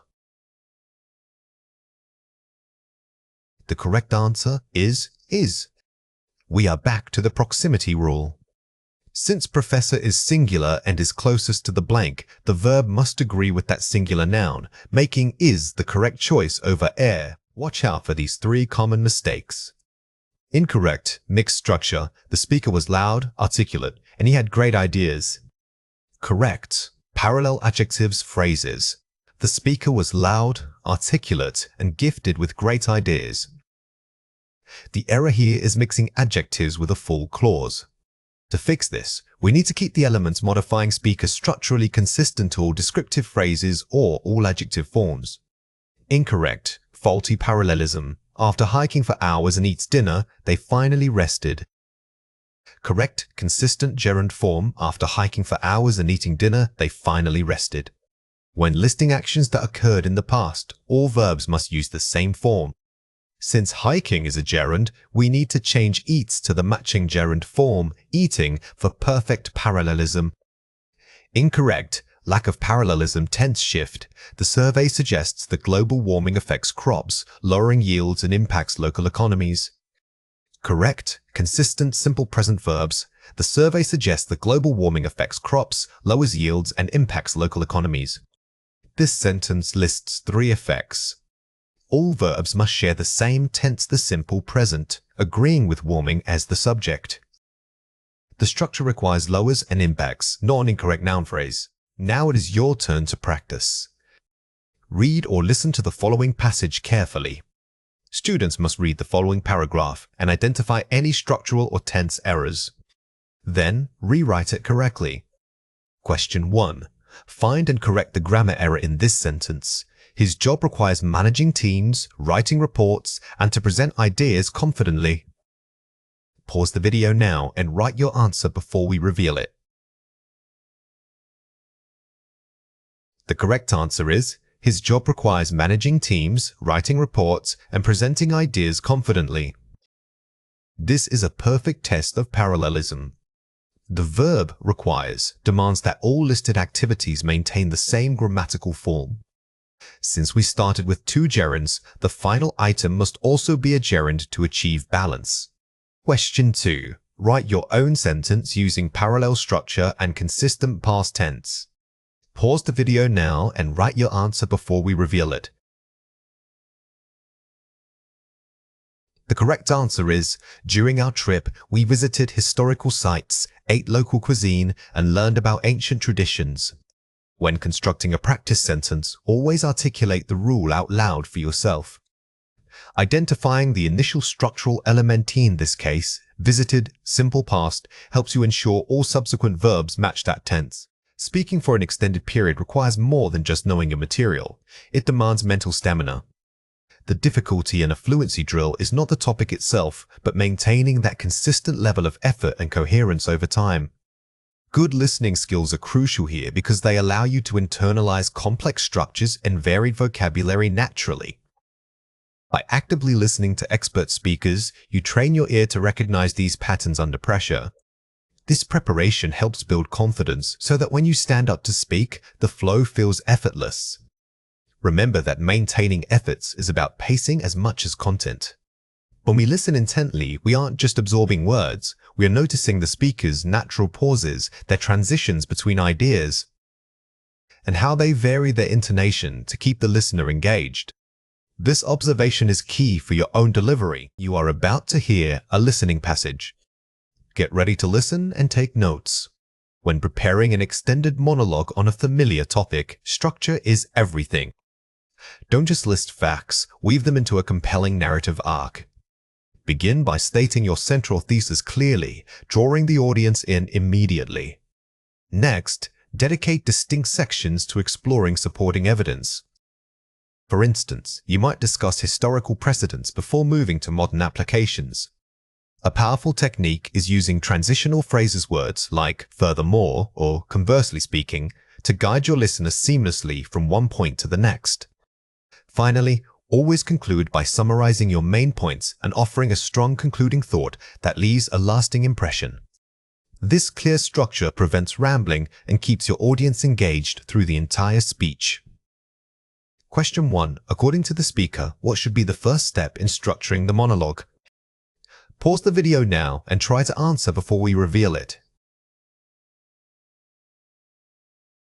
The correct answer is stating the central thesis clearly and drawing the audience in immediately. This question tests your ability to identify the primary organizational rule. Notice how the speaker uses first and begin by listening for these temporal markers helps pinpoint the sequence of advice. Question 2. What is the function of transitional phrases like conversely speaking? Pause the video now and try to answer before we reveal it. The correct answer is to guide the listener seamlessly from one point to the next. We are focusing on this function here, not just defining the words. When you hear a phrase, try to understand what purpose it serves in linking two separate ideas together. Question 3. What element should conclude a successful extended monologue? Pause the video now and try to answer before we reveal it. The correct answer is a summary of main points and a strong concluding thought. This requires you to listen for the final, overarching advice. Pay attention to concluding phrases like finallys or always as they signal the end of the speaker's key takeaways. Here are 5 examples. Compelling narrative arc. Used when describing how ideas should flow, suggests a journey from beginning to end. This phrase elevates your discussion beyond mere listing. Instead of saying, I will talk about X, then Y, you frame it as part of a story or development. Historical precedents. Referring to past events that serve as examples for current discussions. When speaking academically, using precedents is much stronger than simply saying before. It implies a pattern or established example that you are referencing. Transitional phrases. Words and clauses used to link ideas smoothly, e.g., furthermore. These are the glue of fluency. When you learn a new transition word like consequently, or on the other hand, practice inserting it into your own familiar topic immediately. Central thesis. The main argument or controlling idea of your entire speech. Every good monologue must have one core message. Framing it as a thesis gives your point structure and makes you sound highly organized and authoritative. Lasting impression. The memory or perception the audience takes away after you finish speaking. Think about that final sentence. It shouldn't just wrap up, it should resonate. Aim for a conclusion that makes the audience think, wow, I never thought of it that way. Listen again and fill in the missing words. To begin your speech, you must state your central thesis clearly to draw the audience in immediately. Pause the video now and fill in the blank before we reveal the answer. The correct answer is central. A good structure involves using transitional phrases like furthermore to guide listeners seamlessly. Pause the video now and fill in the blank before we reveal the answer. The correct answer is furthermore. When discussing ideas, you can reference historical precedents that support your modern argument. Pause the video now and fill in the blank before we reveal the answer. The correct answer is precedents. Always conclude by offering a strong summarizing thought that leaves a lasting impression. Pause the video now and fill in the blank before we reveal the answer. The correct answer is impression. Here are 4 ways to practice. Active comprehension, mapping. Don't just listen for words. Listen for the relationships between ideas, cause and effect, comparison, contrast. When you are listening to a monologue, mentally map out where the speaker transitions from one point to the next. This trains your brain to anticipate structure, which is exactly what you need when organizing your own speech. Shadowing technique. Repeat what you hear immediately after the speaker in real time, focusing on rhythm and intonation. Shadowing forces you to process language speed and sound flow simultaneously. It's one of the most effective ways to move from understanding English to sounding like a native fluent speaker. Locus dictation. Transcribe short passages while paying special attention to connected speech, e.g., going to sounding like gonna. Connected speech is what trip up even advanced learners. Practice dictating difficult phrases, and you will naturally start hearing the subtle reductions that native speakers use in rapid conversation. Predictive listening. Before the speaker finishes a thought, pause and try to predict the next key concept they might introduce. This is advanced listening. It requires you to listen for signposts, the linguistic clues like however or in addition that tell you exactly what direction the argument is about to take. Now, it is your turn to practice. Read or listen to the following passage carefully. When we speak extensively on a familiar topic, the temptation is often to get lost in too much detail. The key here is selective focus. Instead of trying to cover every angle, select 3 or 4 main pillars that strongly support your central argument.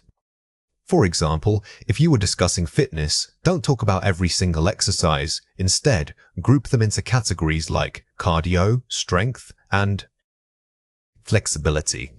This grouping strategy, what we call thematic clustering, makes the monologue digestible. You establish a framework for your audience to follow, allowing them to absorb complex information without feeling overwhelmed by sheer volume of data. Keep it focused and keep it contained. Question 1. What is the main mistake the speaker warns against when giving an extended monologue? Pause the video now and write your answer before we reveal it. The correct answer is getting lost in too much detail. The core message here is about efficiency. When you hear a warning, listen closely for strong negative phrasing like don't or the temptation is. These signal a crucial point to remember. Question 2. What technique does the speaker recommend using to organize diverse examples? Pause the video now and write your answer before we reveal it. The correct answer is thematic clustering, grouping ideas into categories. This question tests your ability to identify specific, actionable advice. Thematic clustering is a highly practical concept that you can immediately apply when structuring your own speaking material. Natural speaking rhythm is less about perfectly articulating every single sound and more about creating smooth transitions between them. When we speak quickly, our mouth muscles learn to link the final sound of one word directly to the initial sound of the next word. This process eliminates abrupt stops, making your speech flow much more naturally. Think of linking sounds like a conveyor belt. Instead of stopping at each item, the items keep moving together seamlessly. The goal isn't just clarity on individual words, but maintaining momentum across phrases. Practicing this connection helps you sound less robotic and significantly increases your natural pace. Let's go through 6 words. For each word, I will say it clearly, then explain how to produce it correctly. The word is get it. Say it again, get it. The key here is that we don't pause between the 2 words. The final from get immediately blends into the vowel of it. Practice this rapid connection almost as if you are saying one long word. The word is would you. Say it again, would you? Notice how the D in would often reduces or links with the following vowel. Instead of saying would, your breath should guide it smoothly from one syllable to the next. This reduction makes the phrase quicker and more casual. The word is what are. Say it again, what are. The T in what and the following vowel must link together. The transition should incorporate a soft, audible flow of air. Don't let your mouth completely reset between those 2 words. Maintain that connection. The word is can understand. Say it again, can understand. When linking multiple sounds, especially consonants like N to ed, focus on keeping your tongue active and moving. It's a continuous muscular action that moves from one point in your mouth to another without interruption. The word is had enough. Say it again, had enough. The ed ending on had often reduces to a weak syllable that links directly into enough. Think of it as almost disappearing, but providing just enough air pressure to signal the connection. This is highly natural speech. The word is go along. Say it again, go along. This link is very common and involves letting a slight glide of air connect the 2 words. It's not just saying the sounds separately, it's linking them as if they were part of one continuous thought or phrase. Let's compare 4 pairs. First, nice. Pair it with niece. Focus on the vowel I sound versus long E. This pair demonstrates how a subtle shift in vowel length can change meaning entirely. Remember that the first word uses a short, quick vowel sound, while the second requires you to hold that E sound longer and spread your lips more widely. Compare it with far away. Separate words versus single compound word. The difference here is subtle but critical for rhythm. When you say far aways in a linked manner, it maintains the distinct pacing of two separate words. If you treat it as one unit, your natural stress pattern changes completely. I am going. Ongoing. Contraction versus full articulation. In fast speech, the auxiliary verb am almost always reduces to a quick sound and merges with the following word. Practicing this contraction makes your spoken English sound much more authentic and fluent. Would like, will like. The difference between future intention and conditional agreement. These two phrases have completely different implications, but they can be confused by mispronouncing the helping verb. Focus on the exact sound of with that slight breathy quality to ensure you convey the correct tone. Watch out for these 3 common mistakes. Incorrect. Did you see it? Natural linkage. Did you see it? A common error is pausing too much after the dead sound.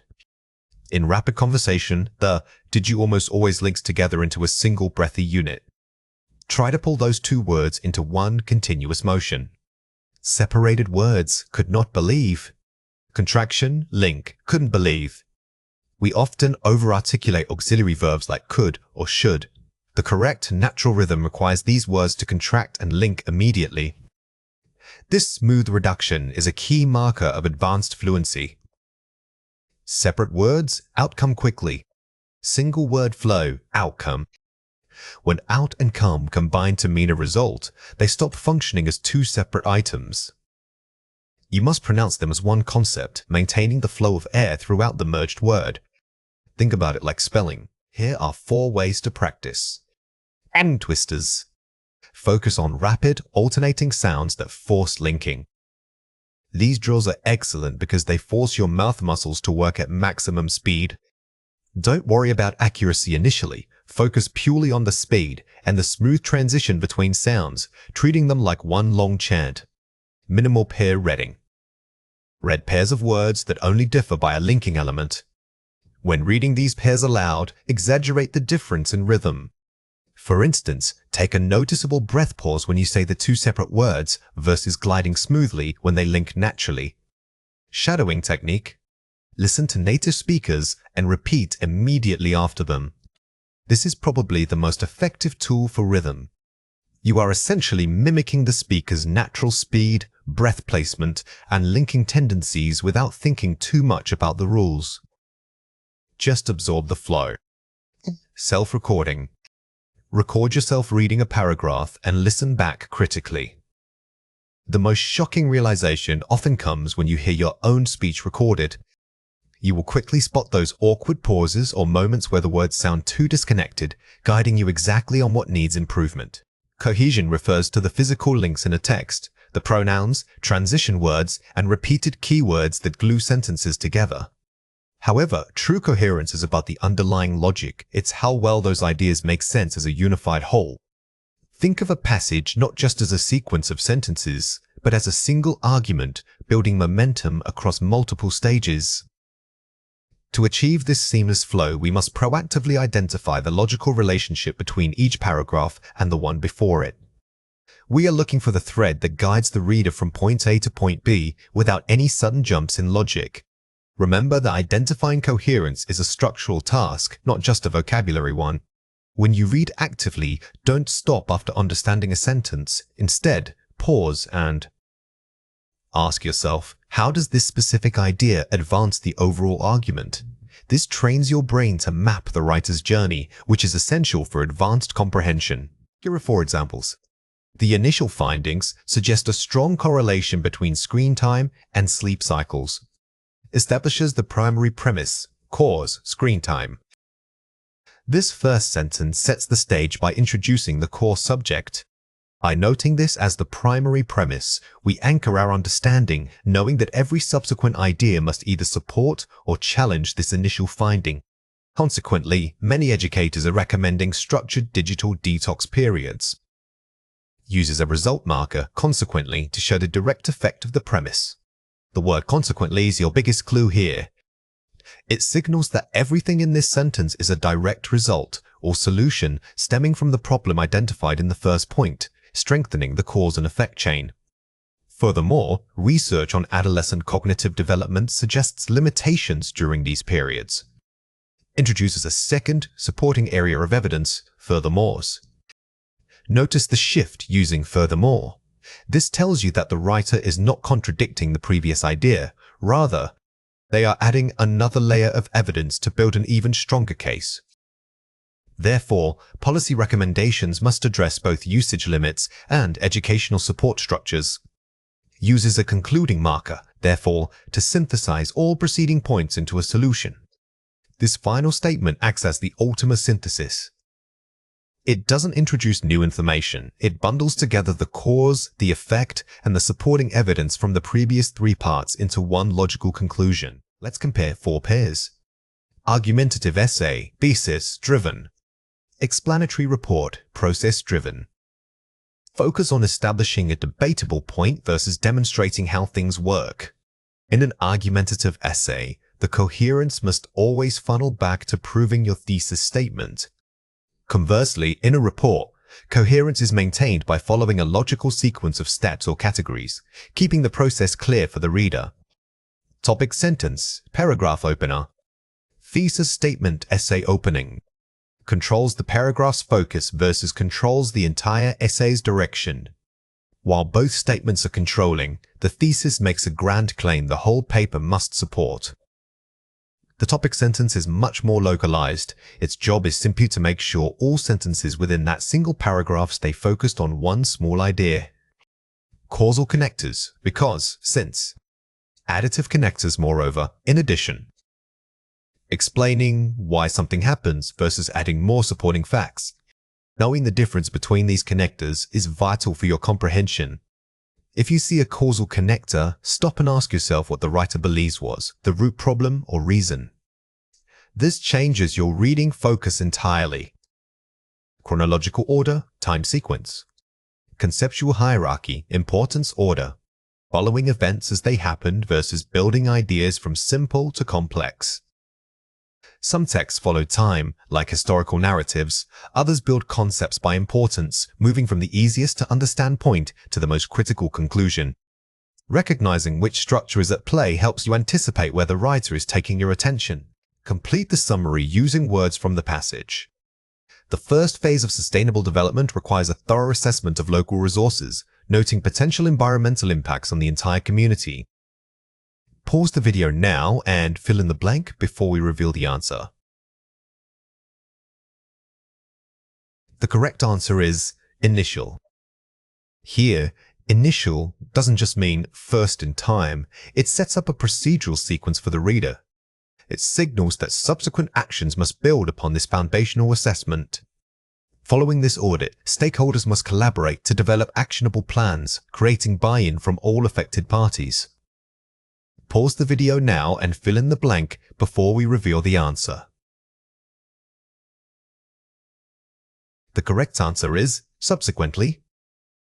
The word subsequently is a powerful structural signal. It tells you that the next step of action will only happen after the previous requirement. The audit has been successfully completed. Furthermore, long-term success depends on incorporating educational programs to ensure community knowledge retention and widespread adoption. Pause the video now and fill in the blank before we reveal the answer. The correct answer is furthermore. This marker shows that the writer is adding a new but equally important dimension of action. The connection here is additive. It expands the scope without changing the core goal. Ultimately, these overlapping efforts ensure that development outcomes are not only sustainable, but also equitable for all citizens. Pause the video now and fill in the blank before we reveal the answer. The correct answer is ultimately. The word ultimately acts like a curtain call. It signals to the reader that this statement is the grand conclusion that synthesizes everything discussed in the previous 3 parts: the audit, the plans, and education. Here are 4 ways to practice. Pre-reading mapping. Before reading a complex text, quickly generate a mental outline of the expected structure, problem, Morse cause, solution. Don't just skim for keywords, predict the logical trajectory. By setting up this structural framework beforehand, you give your brain a roadmap and make it much easier to spot where the author deviates or strengthens their argument. The pivot points technique. When reading long passages, pause every time a key word or phrase seems to change direction. These are your pivot points. A pivot point is where the writer shifts from describing what something is to explaining why it matters. Identifying these critical turns allows you to summarize not just the facts, but the underlying implications of those facts. Questioning transitions. When a conjunction like however or therefore appears, physically stop and ask, is this agreement or disagreement? Do not take transitional words at face value. A transition can signal strong contrast, but sometimes it merely signals addition. Always verify the logical relationship. Is it contrasting, supporting, or simply listing items? Paraphrase. Testing. After reading a difficult paragraph, try to summarize its main point in 3 different ways: simple, academic, and spoken. If you can successfully paraphrase the core message while maintaining the logical flow across those 3 styles, it confirms that you haven't just memorized words. You have truly understood the structural relationship between the ideas presented. Now it is your turn to practice. Read or listen to the following passage carefully. The early adoption of remote work was initially seen as a novelty. However, the sustained shift proved that many tasks could be completed with equal or superior output from non-traditional settings. This transition necessitated new infrastructural investments and also altered corporate culture profoundly.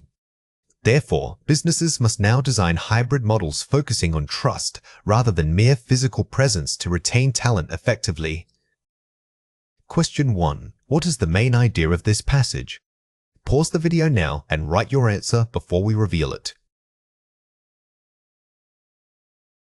The correct answer is, the shift to remote work requires companies to adapt their culture and infrastructure fundamentally. To answer this, you must look for the ultimate conclusion signaled by therefore. The core argument is not just that people can work remotely, but that this capability forces a structural change in how businesses operate. Question 2. Find a word in the passage that means consequently or as a result of. Pause the video now and write your answer before we reveal it. The correct answer is therefore. The signal word therefore guides you straight to the main takeaway. When faced with complex arguments, always hunt for these logical markers. They are the writer's explicit breadcrumbs showing where one idea leads directly to another. When telling a story or describing a sequence of events, maintaining consistent verb tense is crucial. If you start in the past, you generally want to stay in the past. We use the simple past for actions completed at specific times in the past, like yesterday's or last week. Conversely, if you are describing habits or general truths, the simple present tense is appropriate. Remember subject-verb agreement. A singular subject needs a singular verb form and a plural subject needs a plural verb form. For example, she walks, not she walk.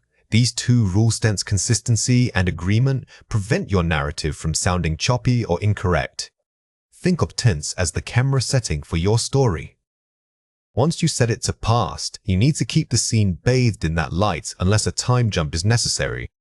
The biggest tip here is noticing these structural shifts. They are often what separates native-like speech from proficient speech. Here are 5 examples. The company announces its results yesterday. Simple past tense announced. Notice the signal word yesterday because this specifies a finished time in the past. We must use the simple past tense for the verb announce, making it announced. This ensures our timeline is clear to the listener. The committee agrees on the new policy. Subject, verb agreement, agrees. Since committee acts as a single unit making one decision, it takes a singular verb form. If we were treating the members individually, we might use a different structure, but here, agrees keeps the subject and verb unified. I have lived in this city since college. Present perfect continuous, have lived. The phrase since college tells us that an action started in the past and continues up to the present moment. The present perfect tense is perfect for showing continuous duration like this. Many students enjoys reading science fiction. Subject, verb agreement, enjoy. The subject students is plural, so the verb must also be in its base form. Many learners incorrectly default to adding ands even when the subject is plural. When I was young, I walked miles every day. Consistent past tense walked. The phrase, when I was young, establishes the entire setting in the past. Therefore, all surrounding actions, like walking, must stay consistently in the simple past tense. Let's compare 4 pairs. Simple past, I saw the film. Present perfect, I have seen that film. Finished time versus experience. The key difference here is time specificity. I saw means it happened and finished at an unstated past point. I have seen, however, focuses on the experience itself up to now without specifying when. Subject, the team, singular unit. Verb, agrees. Collective nouns, singular view. When a group of people acts together as one single entity, treat it as singular. If the members are acting independently, you might shift to plural verbs, but usually, treating them as one unit is safest. Tail, he was running when he fell. Error, he ran when he fell. Past continuous versus simple past. Use the continuous form was running to set the background action, and then use the simple past fell for the sudden interrupting event. This structure creates narrative drama and clarity. A habit, she always drinks coffee. Error, she was always drinking coffee. General truth versus temporary action. If the action is a routine or habit, stick to simple present tense. Switching to continuous tenses suggests that this was only happening for a specific period in the past. Fill in the blanks. She usually is to the gym after work. Pause the video now and fill in the blank before we reveal the answer. The correct answer is goes.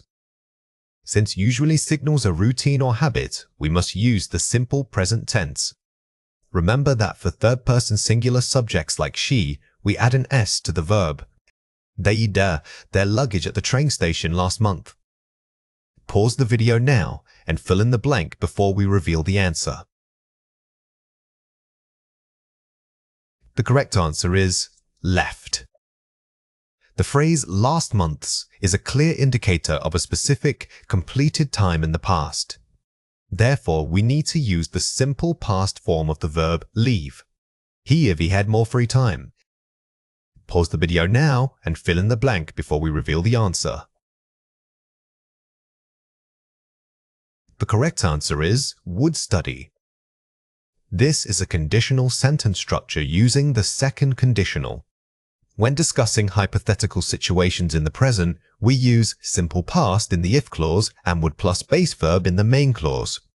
We supporting English since 2008. Pause the video now and fill in the blank before we reveal the answer. The correct answer is have been learning. The word since marks a starting point that continues up to now. This ongoing action requires the present perfect continuous tense, which emphasizes duration. Watch out for these 3 common mistakes. Incorrect, last year I visited Paris. Correct, last year I visited Paris. The biggest mistake here is forgetting the tense marker. Last year anchors the action in a finished time, requiring the simple past form, visited. Always check for these explicit past time markers. Incorrect, my family are going on vacation. Correct, my family is going on vacation. Although family consists of multiple people, when speaking about the family unit as a whole, like its intention to travel, we treat it conceptually as one single group. This demonstrates proper collective noun agreement. Incorrect, I am knowing the answer. Correct, I know the answer. Verbs like know, believe, and own are stative verbs, meaning they describe a state rather than an action. Stative verbs are rarely used in continuous tenses. You simply use the simple present form. Now, it is your turn to practice. Read or listen to the following passage carefully. Instructions. Read this short paragraph and answer the questions to solidify your understanding of tense shifts and agreement. Question 1. Find and correct the grammar error in this sentence. The team were discussing the budget when the CEO enters the room. Pause the video now and write your answer before we reveal it. The correct answer is, the team was discussing the budget when the CEO entered the room. This error required fixing two things. First, we needed to make the subject-verb agreement consistent, team was. Second, because was discussing status in the past. The interrupting action, enters, must also be shifted into the simple past tense, entered. Always maintain that temporal setting. Question 2. Write your own sentence using a narrative shift, e.g., starting in the past and referencing something currently true. Pause the video now and write your answer before we reveal it. The correct answer is, when we lived in London, we rarely used public transport, but now we rely on it constantly. A great way to practice is by creating a contrast. Use the simple past for the historical habit, lived, rarely used, and. Then immediately switch to the present tense for the current reality, now. This demonstrates fluid control over your timeline. Today we are tackling a crucial aspect of advanced fluency, eliminating filler words and hesitation markers. These small verbal slips like or repeating phrases are a common, but they can undermine your authority when you speak. The goal isn't silence, it's sounding deliberate and confident. We will learn specific strategies to replace these unconscious pauses with purposeful language that keeps the listener engaged. Think of speaking like building a bridge. Filler words are structural weaknesses. They look harmless, but threaten the overall integrity of your message. By mastering these techniques, you aren't just sounding smoother, you are communicating increased credibility and expertise to your audience. Let's go through 6 words. For each word, I will say it clearly, then explain how to produce it correctly. The word is disfluency. Say it again, disfluency. When we talk about disfluency, we are referring to those actual moments where your flow breaks down, like stutters or excessive pauses. It's a neutral term used by linguists, so understanding it helps you identify the problem without self-criticism. Instead of focusing on the slip, focus on the recovery. The word is cohesion. Say it again, cohesion. If coherence is about ideas making sense, cohesion is about the linguistic glue that connects those ideas. Think of it as the grammar and transitional phrases you use to ensure one sentence flows seamlessly into the next. Strong cohesion makes your argument feel inevitable. Word is articulate. Say it again, articulate. When we say someone is articulate, it means they have control over their language, not just that they use big words. It suggests clarity of thought matched with precision in delivery. Practicing sentence structure helps you become more articulate over time. The word is elucidate. Say it again, elucidate. This is a powerful verb to use when you need clarification, or even when you are asked to elaborate on a complex topic. It shows intellectual confidence by suggesting deep knowledge and the ability to simplify it. Remember, it's formal to use it in academic settings. The word is circumlocution. Say it again, circumlocution. This term describes the filler behavior we want to avoid when speaking on cue cards. Instead of pausing and rambling around a topic which is circumlocution, it's better to pause briefly, take a breath, and find the word.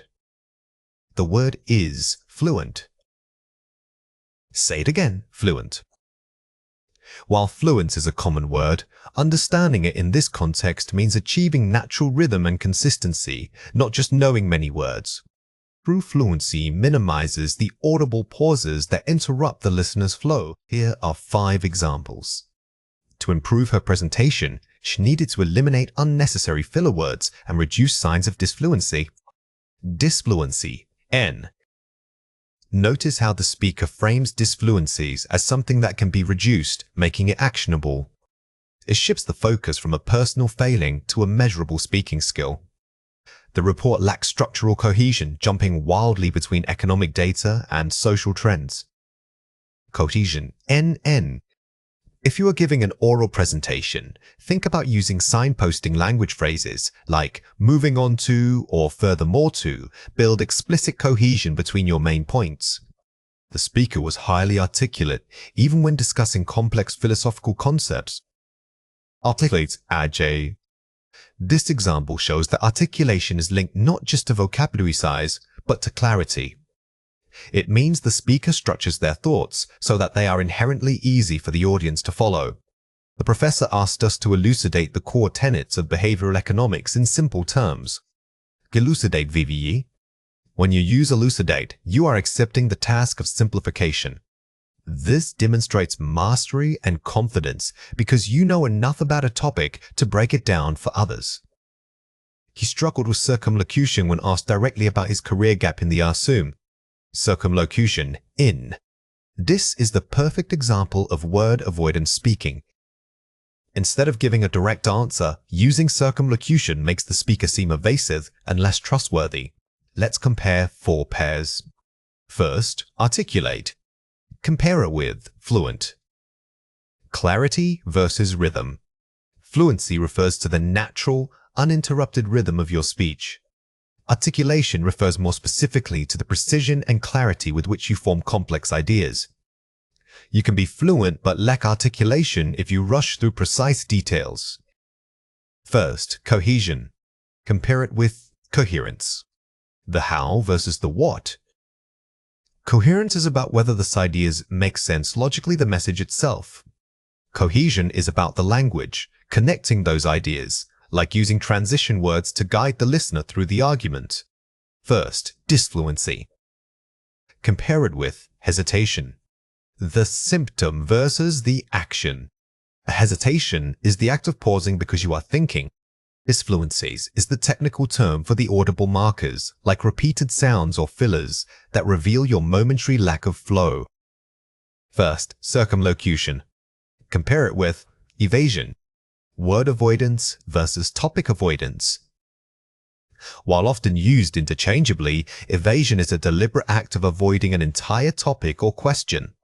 Circumlocution is the failure to find the precise word, leading you to talk around the issue instead. Here are 4 ways to practice. The pause technique, self-correction. When you feel the urge to say or replace it with a deliberate silent pause. A trained silence is infinitely more powerful than any filler word. It gives your brain time to retrieve the correct vocabulary and makes you sound thoughtful rather than lost. Pre-planning signposting. Before speaking, outline 3 transition phrases you will use naturally. Knowing that you must signpost such as saying first, secondly, and to conclude forces your brain to maintain structural cohesion throughout the talk. This trains you to think linearly. The 1-minute monologue drill. Pick a random object and speak about it for 60 seconds without stopping, forcing immediate articulation. This is excellent practice because it simulates real-time pressure under which most disfluencies occur. The goal here is not perfection, but maintaining continuous speech flow. Vocabulary mapping. Map out synonyms and connecting phrases for key concepts to reduce circumlocution. If you know 3 different ways to say importance, crucial, pivotal, paramount, you are less likely to stumble or use vague language when speaking. Now it is your turn to practice. Read or listen to the following passage carefully. Presenting complex data requires more than just knowledge. It demands careful articulation. If your argument lacks cohesion, the audience will struggle to follow. Sometimes speakers fall into disfluency, using excessive circumlocution instead of a direct answer. To guide the listener, you must always find ways to elucidate tricky points and ensure overall coherence. Question 1. Find a word in the passage that means to make clear or explain. Pause the video now and write your answer before we reveal it. The correct answer is elucidate. The text uses elucidates as a key action. It suggests that when explaining complex data, you can't just state facts, you must actively make them understandable. Remember this verb for high-level academic speaking. Question 2. Use one of the target words to describe how someone might improve their public speaking. Pause the video now and write your answer before we reveal it. The correct answer is, she needs to practice pausing instead of filling with disfluency markers. When forming your own sentence, try to place the vocabulary word in a context that describes action or improvement. This helps move the word from passive knowledge into active, usable language. The IELTS speaking test is a timed event that assesses your ability to communicate fluently and naturally across 3 distinct parts. While the total time is generally around 11 to 15 minutes, managing this duration effectively is crucial for maximizing your score potential. This isn't just about speaking long enough, it's about pacing your answers so they are both detailed and efficient. You need strategies that allow you to fill appropriate gaps without sounding rushed or repetitive. Mastering the clock helps ensure examiners see a balanced range of your skills. Think of time management here as resource allocation. It's not enough to speak well if you spend 5 minutes on part 1 when you needed those seconds for the deeper discussion in part 3. The goal is smooth, consistent output that demonstrates control over language and thought. Here are 5 examples. The 2-sentence bridge, using a short transition phrase to buy time when thinking of your answer. Example, that's an interesting question. To give you a thorough response, I would say, this technique is highly effective because it sounds natural and academic. Instead of pausing in silence, you are giving yourself conversational space to organize your thoughts while appearing thoughtful and engaged. The detail drill, when asked a general question, immediately provide one specific supporting example. Instead of just saying, I like reading, say, I really enjoy reading because I found a book last month that transported me. Specificity is your best friend for pacing. By diving into details or anecdotes early in your answer, you immediately increase the length and depth without needing filler words, making your response sound much more robust. The expansion technique, when you finish a point, don't stop, expand on why that point is true. After stating an idea, follow up with "Pi, and I think this is because." This method prevents dead air and helps maintain momentum. You are essentially taking a concise thought and building a mini argument around it, demonstrating complex thinking and sustaining your flow. Pre-planned opening lines, having 3 general opening frameworks ready for any topic. Frameworks like, overall I feel, or it depends on the context, but generally speaking, BC. These structures act as conversational scaffolding.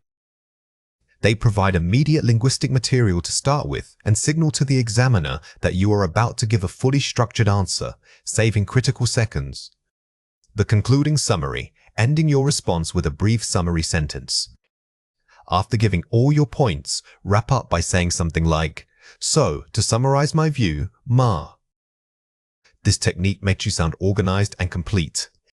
It gives the impression that you have fully structured your thoughts from beginning to end, even if you had to pause slightly before delivering that final summary. Let's compare 4 pairs. Stopping after a short answer, leaving long silences. Using bridging phrases to cushion pauses and maintain speech continuity. The key mindset shift, viewing silence as wasted time. High-scoring candidates understand that even planned pauses should be filled with language. They use discourse markers or brief clarifications, which keeps the conversation moving smoothly for both them and the examiner. Rushing through answers in part 3 out of anxiety. Taking a deliberate breath before answering deeper questions to structure complex ideas. Insight, treating difficulty as an opportunity for depth, not panic. When the questions get harder and faster, it's easy to scramble. The strong candidate understands that slowing down slightly demonstrates careful thought, which is a key component of fluency. Attempting to speak too long in part 2 because they ran out of things to say. Adhering closely to the allotted time by structuring content into distinct points. Intro, body 1, body 2, conclusion. Insight, quality, and structure beat sheer quantity every time. We often think we need to speak constantly.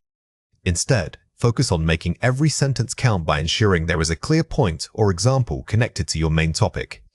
skipping elaboration when the examiner gives a vague prompt, interpreting the prompt broadly and offering multiple angles of discussion, social, personal, global impact. Insight, expanding scope equals expanding time. Don't take prompts too literally. If they ask about technology, don't just talk about phones.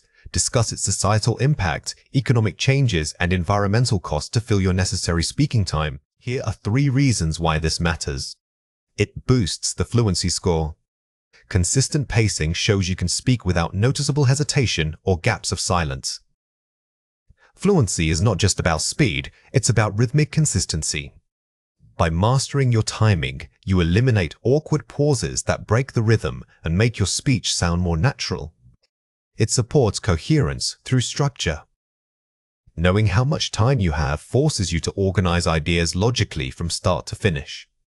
Good pacing requires good flow. When you plan your answer, you are inherently creating signposts like firstly, or moving on to the second point, which greatly improves your overall logical structure. It manages speaking anxiety.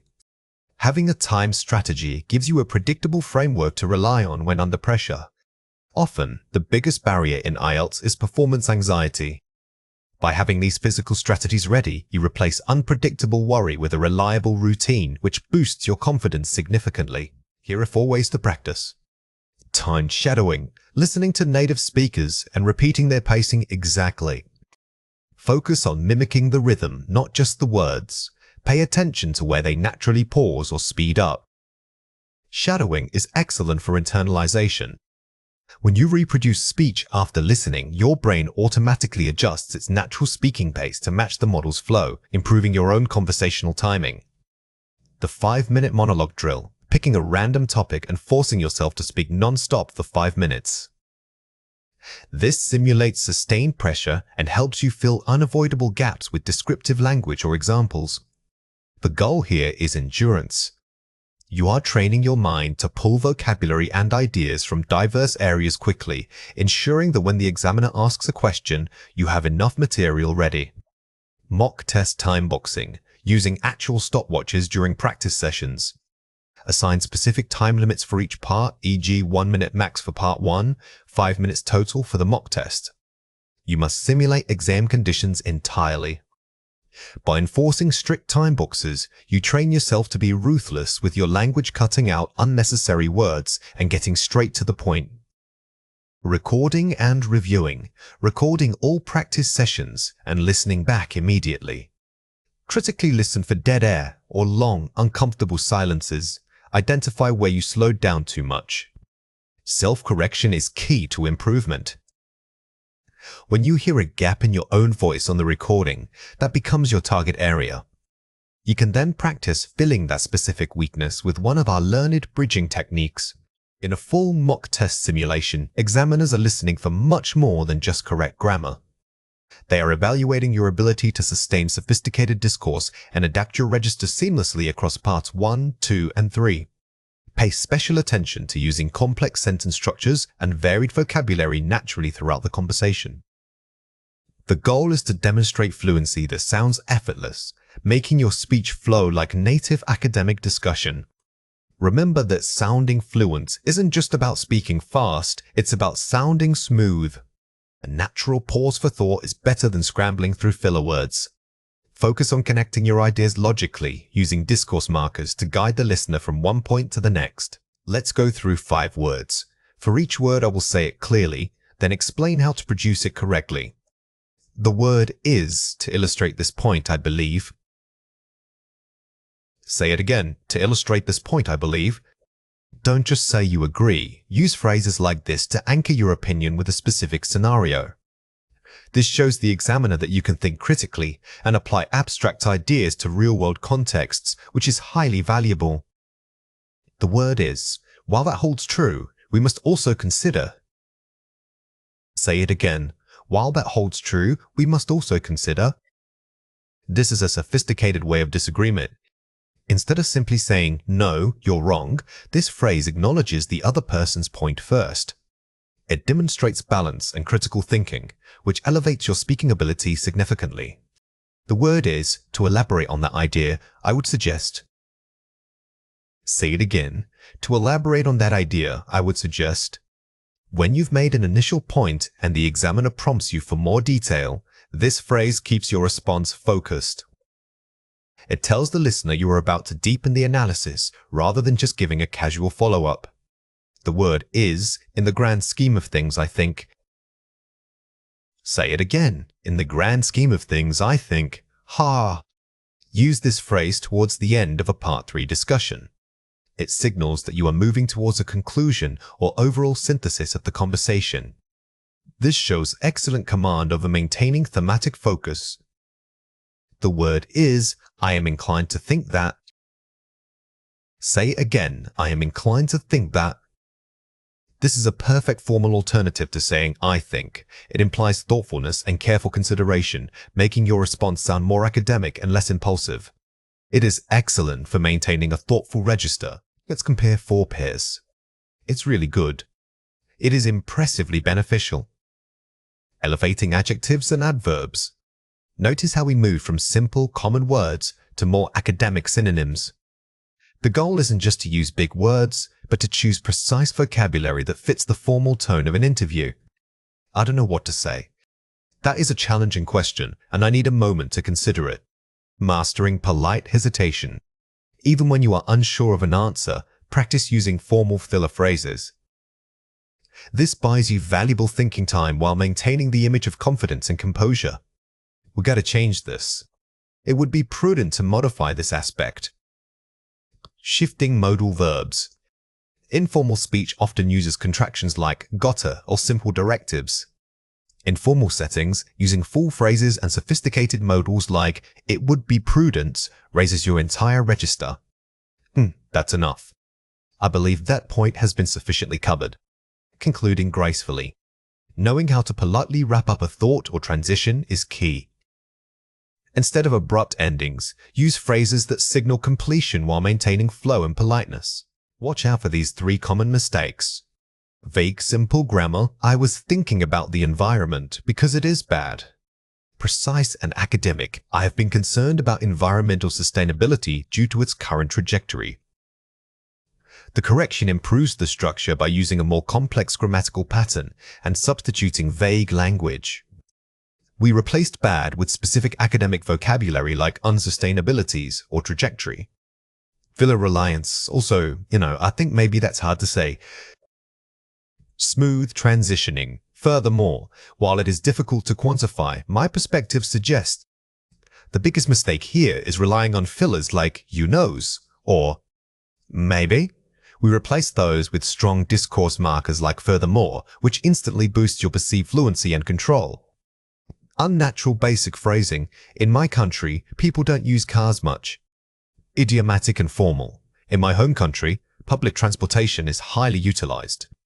Instead of translating directly from a basic concept, think about the natural way an academic might describe it. Using public transportation instead of cars demonstrates broader vocabulary knowledge. Here are 4 ways to practice. Record and analyze.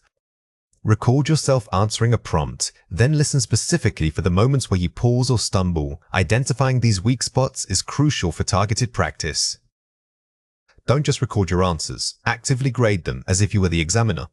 When you find a weakness in coherence, dedicate an entire session just to linking phrases. The topic bridge drill. Practice connecting unrelated topics smoothly. For instance, how does climate change relate to education? This forces flexible thinking. A high-level candidate doesn't just answer the question, they draw connections between it and other subjects. These bridge techniques are what separate good speakers from excellent ones. Structured paraphrasing. Take 10 simple statements about global issues and practice paraphrasing them using 3 different grammatical structures, e.g., passive voice, gerunds. This technique prevents you from getting stuck in repetitive language patterns. It forces your brain to access vocabulary and grammar rules systematically, which is excellent exam preparation. Timed response simulation. Set a timer for 40 seconds per response, regardless of the prompt difficulty. This trains you to speak continuously under pressure. The biggest challenge in the real test is managing time and anxiety simultaneously. Practicing with strict time limits builds stamina and forces you to maintain your speaking pace consistently. Now it is your turn to practice. Read or listen to the following passage carefully. Describe a piece of technology. It could be anything from public transport systems to a smart home device. You should say what the device is, or how it works generally. S. Why you think it has become so popular. And explain whether its benefits outweigh its drawbacks. Question 1. What is the most important thing to include in your answer? Pause the video now and write your answer before we reveal it. The correct answer is a balanced discussion showing both positive and negative aspects of technology's integration into daily life. Don't just list facts, analyze them. Notice that this prompt requires you to move beyond simple description and enter true analysis, which is the hallmark of Part 3. By structuring your answer around benefits versus drawbacks, you immediately demonstrate advanced critical thinking. Question 2. What language feature should you demonstrate? Pause the video now and write your answer before we reveal it. The correct answer is conditional structures, if, then, and complex linking phrases to show cause and effect. To score highly, don't just state facts, discuss possibilities. Using conditional statements like, if this technology were restricted, society would face, shows advanced grammatical command while keeping the discussion dynamic. Your score report is a blueprint for improvement, not just a final grade. It breaks down your performance across specific criteria, fluency and coherence, lexical resource, grammar range, and pronunciation. Don't focus only on the overall band. You must analyze the component scores individually. Each section tells you precisely what skill needs attention. For instance, did you struggle with linking ideas, or was it simply vocabulary depth? A thorough analysis requires treating the report like a technical diagnostic tool. When we look at these specific criteria like lexical resource, remember that vocabularies isn't just about knowing big words, it's also about using them naturally and accurately. If your score is low here, it suggests you might be overusing complex vocabulary incorrectly, or perhaps simply relying on repetitive phrases throughout the test. Here are 5 examples. Transcribe every mistake, record your speaking test, and transcribe every single error. Don't just read the report, listen back to your own recording, write down exactly where you stumbled or paused unusually. The act of transcribing forces you to hear not just what you said, but how you said it. Pay special attention to moments of hesitation. These pauses are often indicators of a structural gap in your language use that needs targeted practice. The gold standard review. Identify 3 specific sentences you wish you could rewrite. For each sentence, write down 2 alternative ways to phrase the idea using different grammar or vocabulary structures. This exercise moves beyond simple correction. By generating multiple alternatives, you are actively expanding your linguistic toolkit and training yourself to deploy varied structures spontaneously under pressure. Targeted grammar pairing cross-reference common errors with specific grammar rules. If the report flags tense shifts, dedicate a practice session solely to mastering conditional clauses or perfect tenses. Never let an error remain generalized. If you consistently misuse prepositions or confuse count-non-count nouns, treat that single grammatical point as your primary focus until it becomes automatic. Peer review with focus. Have a study partner. Analyze your test using only one criterion, e.g., linking. Ask them to ignore content and simply listen for transitions, cohesion markers, and flow. Having a third party evaluate you is invaluable because they hear patterns that your own brain filters out. Specifically asking them to focus on coherence trains both you and the listener to notice subtle organizational flaws. Vocabulary mining. Create flashcards not just for words, but for full phrases or collocations. Instead of significant, learn highly significant impact or a significant shift in policy. High-scoring candidates rarely use single, perfect vocabulary words. They string together accurate word combinations or collocations, which makes their speech sound native and highly sophisticated. Let's compare 4 pairs. Focusing only on the final band score, e.g., I got a band 6.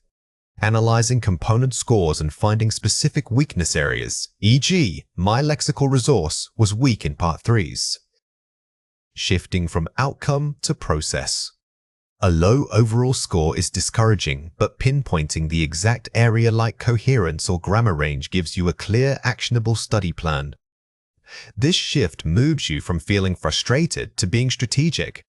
Blaming difficulty or lack of time, the test was too hard. Identifying specific moments where fluency dropped, e.g., I hesitated when asked about technologies. Developing self-accountability through evidence. Instead of external excuses, pinpointing the exact conversational trigger that derailed you is crucial. This helps you anticipate those specific question types and prepare your responses preemptively. Rereading only what went wrong, I use simple words. Actively generating sophisticated alternatives for every weak phrase. How can I say this 3 other ways? Active reconstruction rather than passive identification. It is not enough to recognize a mistake. You must practice replacing it immediately. This constant mental rehearsal forces the correct structure into your short-term memory, preparing it for spontaneous use. Comparing yourself only to others' scores. Tracking your own progress over time and measuring small improvements. I improved my article usage by 10% this week. Focusing on incremental personal growth. The IELTS journey is a marathon of microscopic improvements. By setting micro goals based on past performance, you maintain motivation and build confidence through measurable achievements. Here are 3 reasons why this matters. Precision targeting of weaknesses. It ensures your study time is spent where it will yield the highest return on investment. Without detailed analysis, you risk studying general English when all you need is specialized practice in complex conjunctions. This targeted approach maximizes efficiency and prevents burnout. Building self-correction mechanisms. It teaches you to become your own best examiner, allowing you to catch errors before they happen. The ultimate goal of test preparation is not passing a single mock test, it's developing the internal awareness that allows you to self-correct in any real-life conversation. This metacognitive skill is what defines fluency, shifting from knowledge to performance. It forces you to bridge the gap between knowing a rule and actually using it spontaneously under pressure. Many students know the rules for parallelism, but when they are rushed, they break them. Analysis helps simulate that pressure point so you can practice stabilizing those complex structures until they become muscle memory. Here are 4 ways to practice. The Error Dictionary. Maintain a dedicated notebook for your repeating mistakes. List the error, e.g., incorrect usage of past perfect, and write 3 correct examples immediately. This isn't just a list, it's a highly active study guide. By writing out multiple correct contexts, you are building neural pathways that automatically recall the proper structure when speaking. The topic deep dive. Choose one Part 3 topic, e.g., urbanization, and brainstorm arguments for all levels. Prepare structured responses incorporating advanced linking phrases, counter-arguments, and complex vocabulary related to the theme. This exercise simulates the sustained depth required in IELTS speaking. You move past simple list answers and practice maintaining a sophisticated academic tone over an extended period. The timed rehearsal. Repeat a difficult section of your test 3 times, timing yourself each time. Focus on reducing the pause count and increasing the pace while maintaining clarity. Record all 3 attempts. Timing isn't just about speed, it's about maximizing communicative effectiveness per second. By repeating the same content under pressure, you build stamina and consistency in your delivery.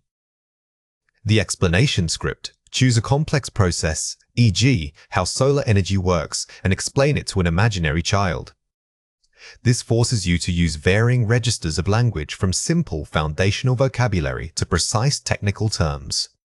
Mastering different registers shows linguistic versatility, which is highly rewarded in the lexical resource score.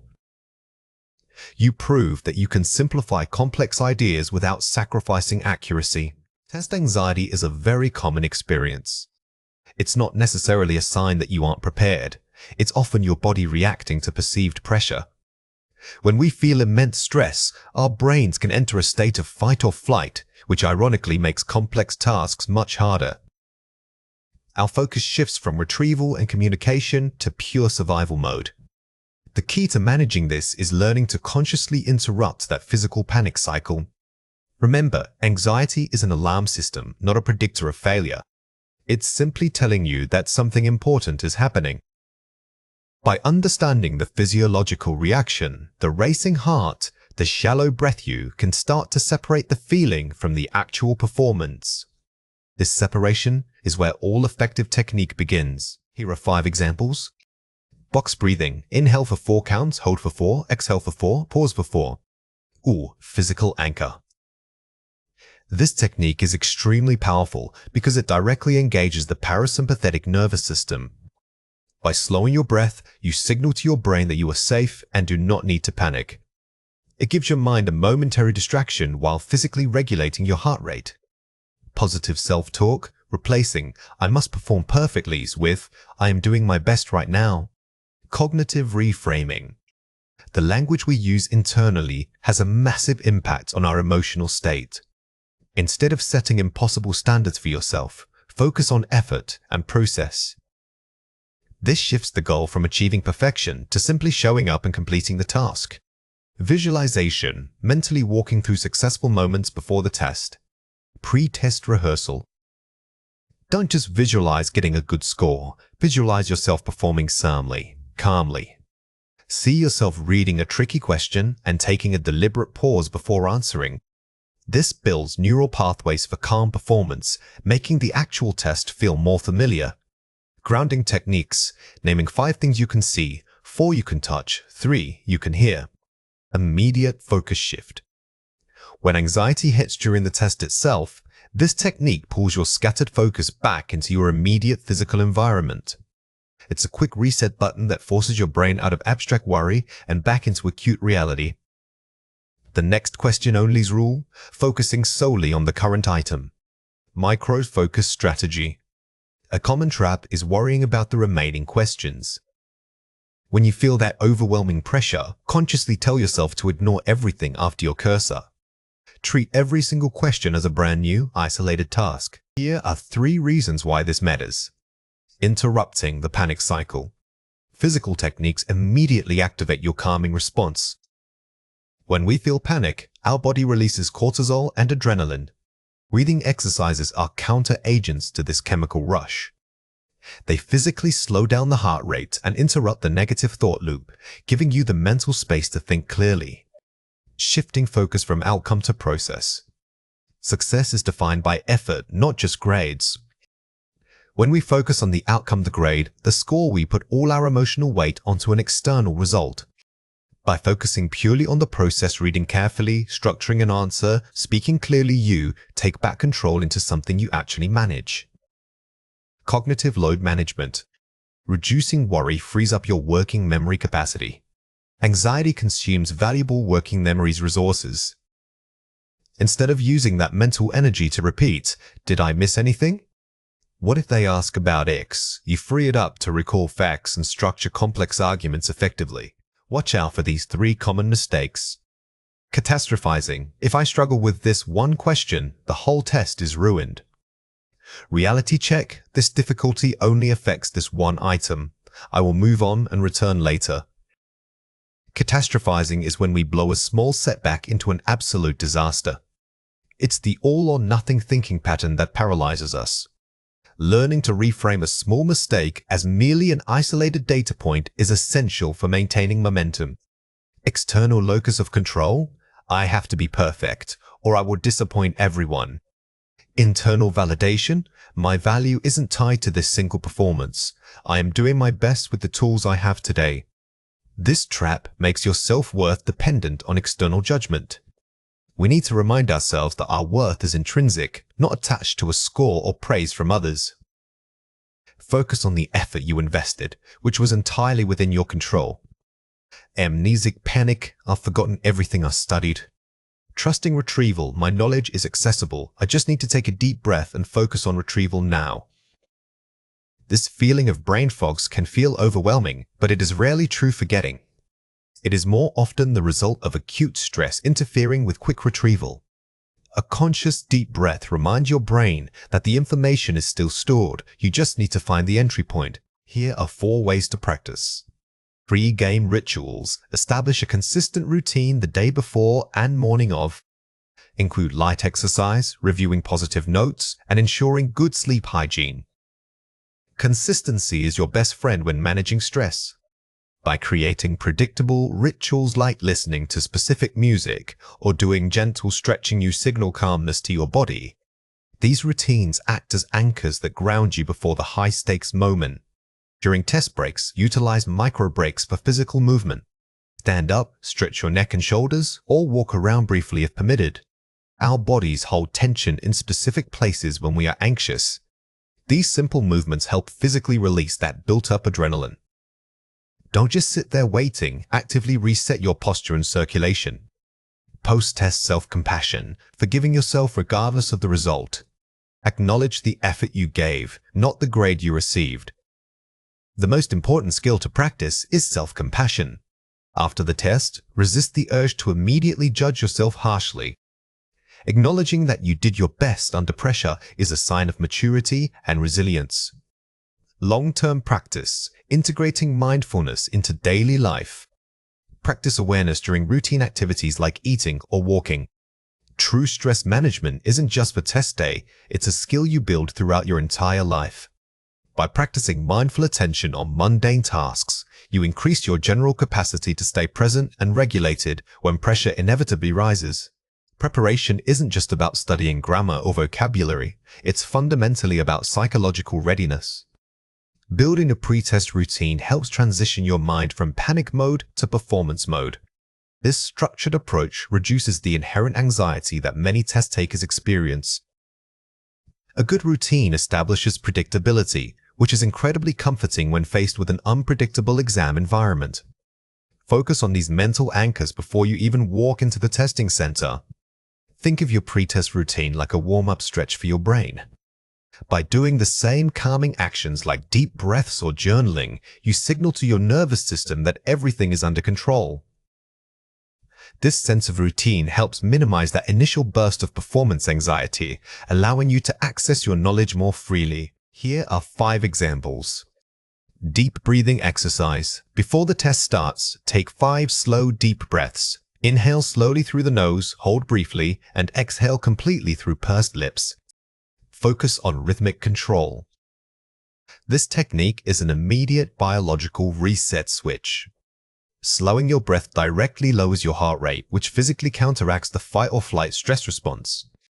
It grounds you in the present moment rather than letting you spiral into worrying about what might happen.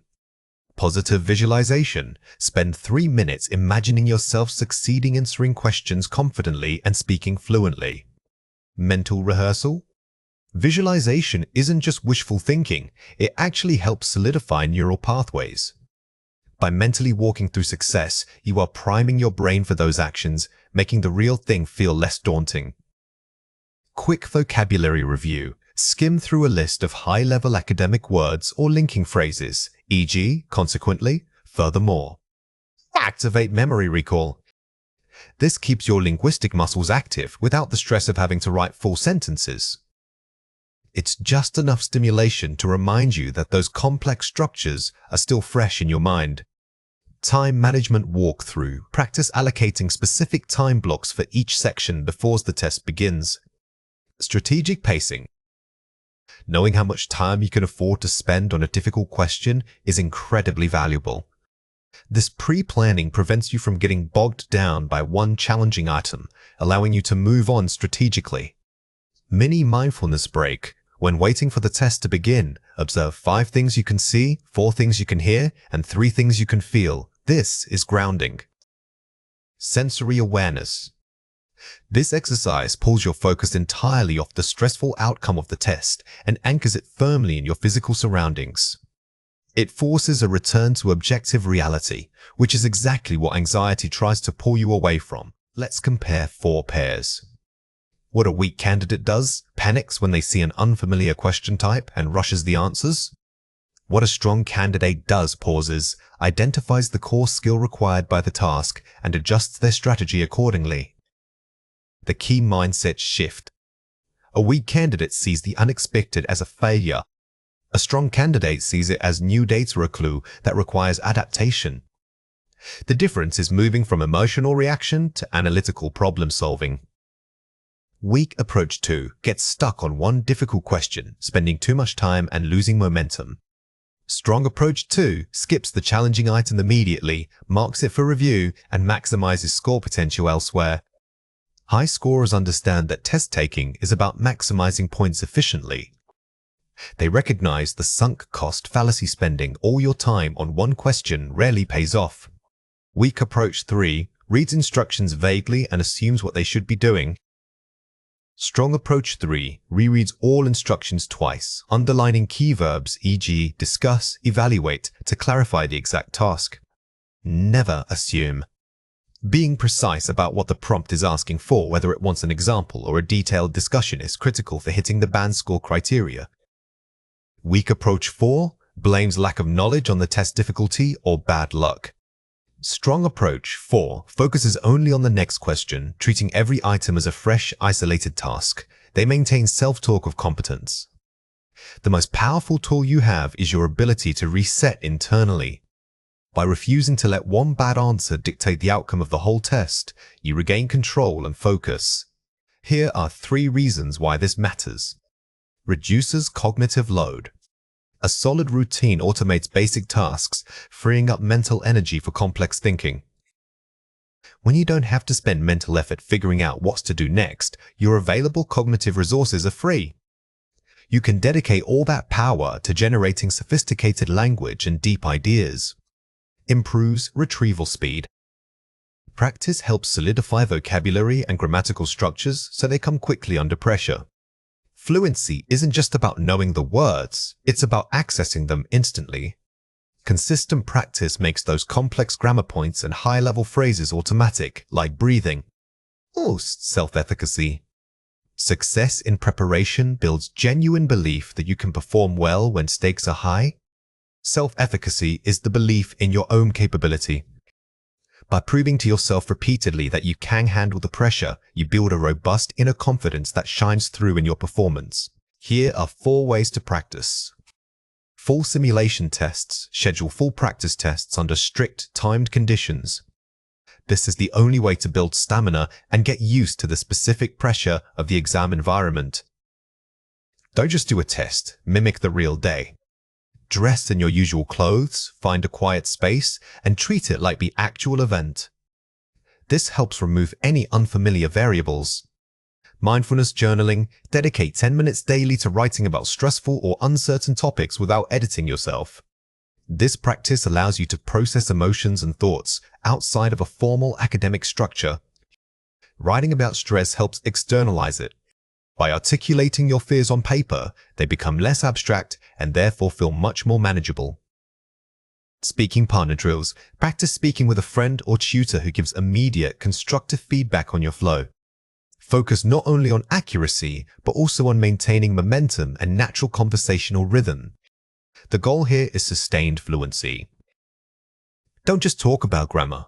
Try to keep the conversation moving smoothly from one point to the next without awkward pauses. Reviewing anchor phrases. Create a cheat sheet of strong introductory or concluding phrases for speaking or writing. Examples include, to elaborate on this point, or, in conclusion, it is clear that. These anchor phrases are linguistic safety nets. They allow you to buy yourself precious seconds while your brain catches up, giving you time to structure a complete and complex thought. When examiners listen for high performance, they are assessing more than just accurate vocabulary or perfect grammar. They are listening for rhetorical sophistication, how you connect ideas, and how deeply you analyze a topic. This means developing a clear narrative flow and mastering advanced cohesive devices. Specifically, think about using academic signposting language to guide your listener through complex thoughts. A C1 speaker doesn't just list points, they build an argument piece by piece, showing the relationship between those ideas. Remember, fluency at this level isn't about speaking fast, it's about sounding structured and controlled. If you use strong transition phrases like furthermore or conversely, you immediately elevate your perceived skill level. Focus on delivering these markers with appropriate pauses to ensure the listener follows your sophisticated thought process. Let's go through 5 words. For each word, I will say it clearly, then explain how to produce it correctly. The word is. It's worth noting that. Say it again. It's worth noting that. This phrase signals to your listener that you're about to introduce an important but perhaps less obvious point. Use it when you want to pivot slightly or add depth without changing the main topic entirely. It shows thoughtfulness and careful consideration of alternatives. The word is, on the other hand, one might argue, barred. Say it again. On the other hand, one might argue, this is excellent for showing critical thinking skills, which examiners love. When you use this, make sure to fully explore the opposing view before refuting it or moving on. It demonstrates balanced thinking and metacognitive awareness. The word is. The primary implication of this is. Say it again. The primary implication of this is. This phrase allows you to move from simply stating a fact to analyzing its real-world impact. Instead of saying, this causes X, try using this structure to link cause and effect academically. It shows analytical depth. The word is. To extrapolate this idea. Say it again. To extrapolate this idea. DI. When you need to speculate or discuss future trends, don't just guess, use extrapolate. This makes your prediction sound highly researched and logical. Always follow up such a statement with the conditions that would make it true. The word is. Having said that. Say it again. Having said that. This is a very advanced conversational tool. It means you are temporarily admitting weakness in your own argument only to immediately strengthen it with a larger, more encompassing idea. Use this sparingly for maximum dramatic effect. Let's compare 4 pairs. A lot of people think. Many scholars argue that. Shift from general opinion to scholarly debate. Notice the difference between a lot of, which is conversational, and many scholars, or the majority consensus. Using academic nouns makes your argument sound grounded in research rather than mere personal belief. This immediately boosts credibility. It's really important to. Crucially, it is vital that we consider. Increase urgency and formality. The revision here takes a casual warning into a formal thesis statement. By using it as vital, you are making a strong claim that requires evidence. Remember to follow up this forceful assertion with detailed support. Like when we talk about, for instance, in the context of improved transitional linking for examples. Instead of using like, which is very casual filler, use precise framing phrases like for instance or to illustrate. This shows that your examples are deliberate and support a structured point. So, I guess we can say, therefore, it would be reasonable to conclude. Formalize conclusory language. Ending your argument with I guess undermines everything you just said.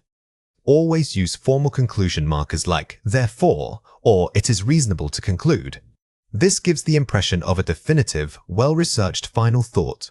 Watch out for these 3 common mistakes. Avoid vague filler, like, this thing is really complicated to understand. Better, precise and formal, the complexity of the issue suggests that deeper research is necessary. A common error is relying on vague filler words or simplifying concepts.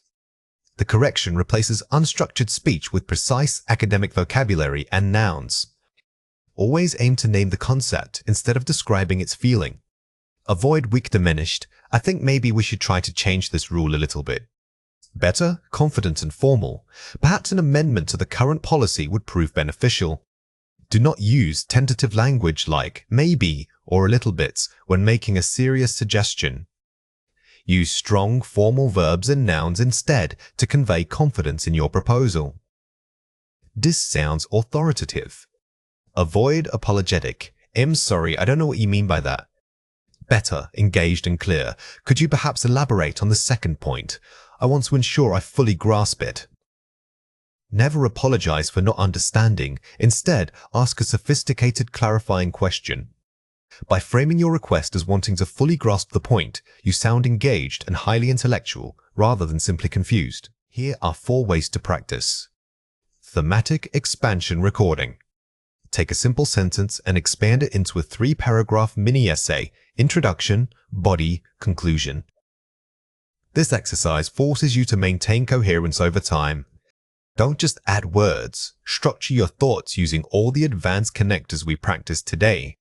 This simulates real academic speaking requirements. Advanced shadowing. Listen to a TED Talk and repeat not only the words, but the rhythm, pausing, and intonation of the speaker. Shadowing is crucial for flow. By mimicking native speakers' natural rhythm, you reduce unnatural pauses and filler sounds. Focus especially on where they pause. These are often where transition phrases belong. The why, how, what if method. When practicing a topic, force yourself to address 3 angles: the cause, why, the mechanism, how, and the future impact, what if. This is how you move beyond description into genuine critical analysis. Each of these W questions requires a different type of complex grammatical structure, ensuring you use your full linguistic toolkit. Self-correction with Polish. Instead of saying, wait, say, to rephrase my previous point, or let me clarify that. When you make a mistake, frame the correction strategically. Using these polished phrases turns an error into a demonstration of high-level self-monitoring and rhetorical control. Now it is your turn to practice. Read or listen to the following passage carefully. Cue card prompt. Discuss the impact of artificial intelligence on traditional job markets. You should cover 1. Automation displacing blue-collar jobs. The need for reskilling and new education models. Ethical dilemmas regarding data privacy.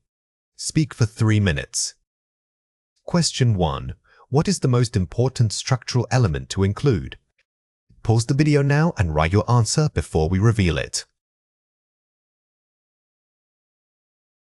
The correct answer is a clear comparative structure that moves from problem identification to potential solutions. Don't just list your 3 bullet points one after the other. Group them logically. Start with the current state, the problem, then transition using a strong contrast marker like however to discuss the required actions, solutions. This creates a compelling narrative arc. Question 2. What sophisticated language features should you demonstrate? Pause the video now and write your answer before we reveal it. The correct answer is conditional tenses and advanced passive voice. To elevate your grammar, utilize conditional structures like if governments were to invest or this could potentially lead to. Mastering the passive voice allows you to focus on the action itself rather than who performed it, which is ideal for academic discussion. This final review isn't just about memorizing new words, it's about mastering lexical precision. We are moving beyond simple comprehension and aiming for true linguistic fluency. These go-to phrases and idioms are designed to be immediately deployable in high-stakes academic or professional settings. We will focus on the subtle differences between synonyms, understanding when one word conveys a necessary nuance that another misses. The goal is to sound not just highly fluent, but exceptionally precise. Remember that advanced vocabulary is less about quantity and more about quality. Don't try to use every single sophisticated phrase you learned. Instead, identify the 3 or 4 structures that fit your specific speaking profile best. When you practice these words, always record yourself using them in context so you can tune into how they actually sound when spoken aloud. Let's go through 6 words. For each word, I will say it clearly, then explain how to produce it correctly. The word is articulate. Say it again, articulate. When you say someone is articulate, it implies more than just speaking clearly. It suggests that their thoughts are organized, structured, and easily understood by others. A common mistake is confusing this with merely being eloquent, which refers more to style. The word is mitigate. Say it again, mitigate. Think of mitigate in terms of reduction. You are actively lessening the impact of a negative force. It is highly favored in academic writing when discussing problems, risks, or adverse effects. The word is propensity. Say it again, propensity. Unlike simple tendency, which can be situational, propensity suggests something almost innate or habitual about a person's nature. It gives your observation a much more analytical and academic tone. The word is inherent. Say it again, inherent. If something is inherent, it was there from the start. It's built into the core nature of the subject. If you can remove it and the thing still functions, it probably isn't inherent. The word is pivot. Say it again, pivot. When you use pivot, you are suggesting a strategic, decisive shift. It's not just changing your mind. It's fundamentally altering your approach because of external pressure, or this is perfect for business discussions. The word is nuanced. Say it again, nuanced. If something is nuanced, it means you can't describe it with one simple word. There are many shades of gray. Use this when discussing complex human emotions, philosophical concepts, or detailed cultural differences. Here are 5 examples. The committee recommended changes to mitigate the financial impact of the recession. Mitigate, verb. Notice how mitigate is used here with a noun like impact. This structure helps make your academic phrasing sound very natural and authoritative. You are controlling the severity of the outcome. She was praised for her ability to articulate abstract principles into actionable steps. Articulate, verb. By pairing articulates with phrases like actionable steps, you are showing that your communication skills lead directly to practical results, which is a very high-level compliment in any forum. The inherent biases within the testing structure required careful examination. Inherent adds age. Using inherent here suggests that the bias was built into the system itself, making it unavoidable without deep structural review. This is a powerful way to critique an established process. The political climate demanded that we pivot our focus from protest to negotiation. Pivot, verb. This example shows pivots being used in a formal, socio-political context. It implies a quick but calculated change of strategy under pressure. A nuanced understanding of global economics requires considering cultural propensity. Nuanced adjective, propensity, noun. By combining nuanced and propensity, you demonstrate that your knowledge isn't superficial. You are discussing the subtle, ingrained behavioral patterns across different cultures. Let's compare 4 pairs. First, articulate. Compare it with eloquent. Clarity versus style. While both are positive, articulate focuses strictly on the ability to convey complex thoughts clearly, the structure itself. Eloquent, however, describes the beauty and persuasive quality of the speech, suggesting flair in addition to clarity. First, propensity. Compare it with tendency. Innate nature versus observed pattern. If you say someone has a propensity, it feels almost inevitable, like it's part of their character makeup.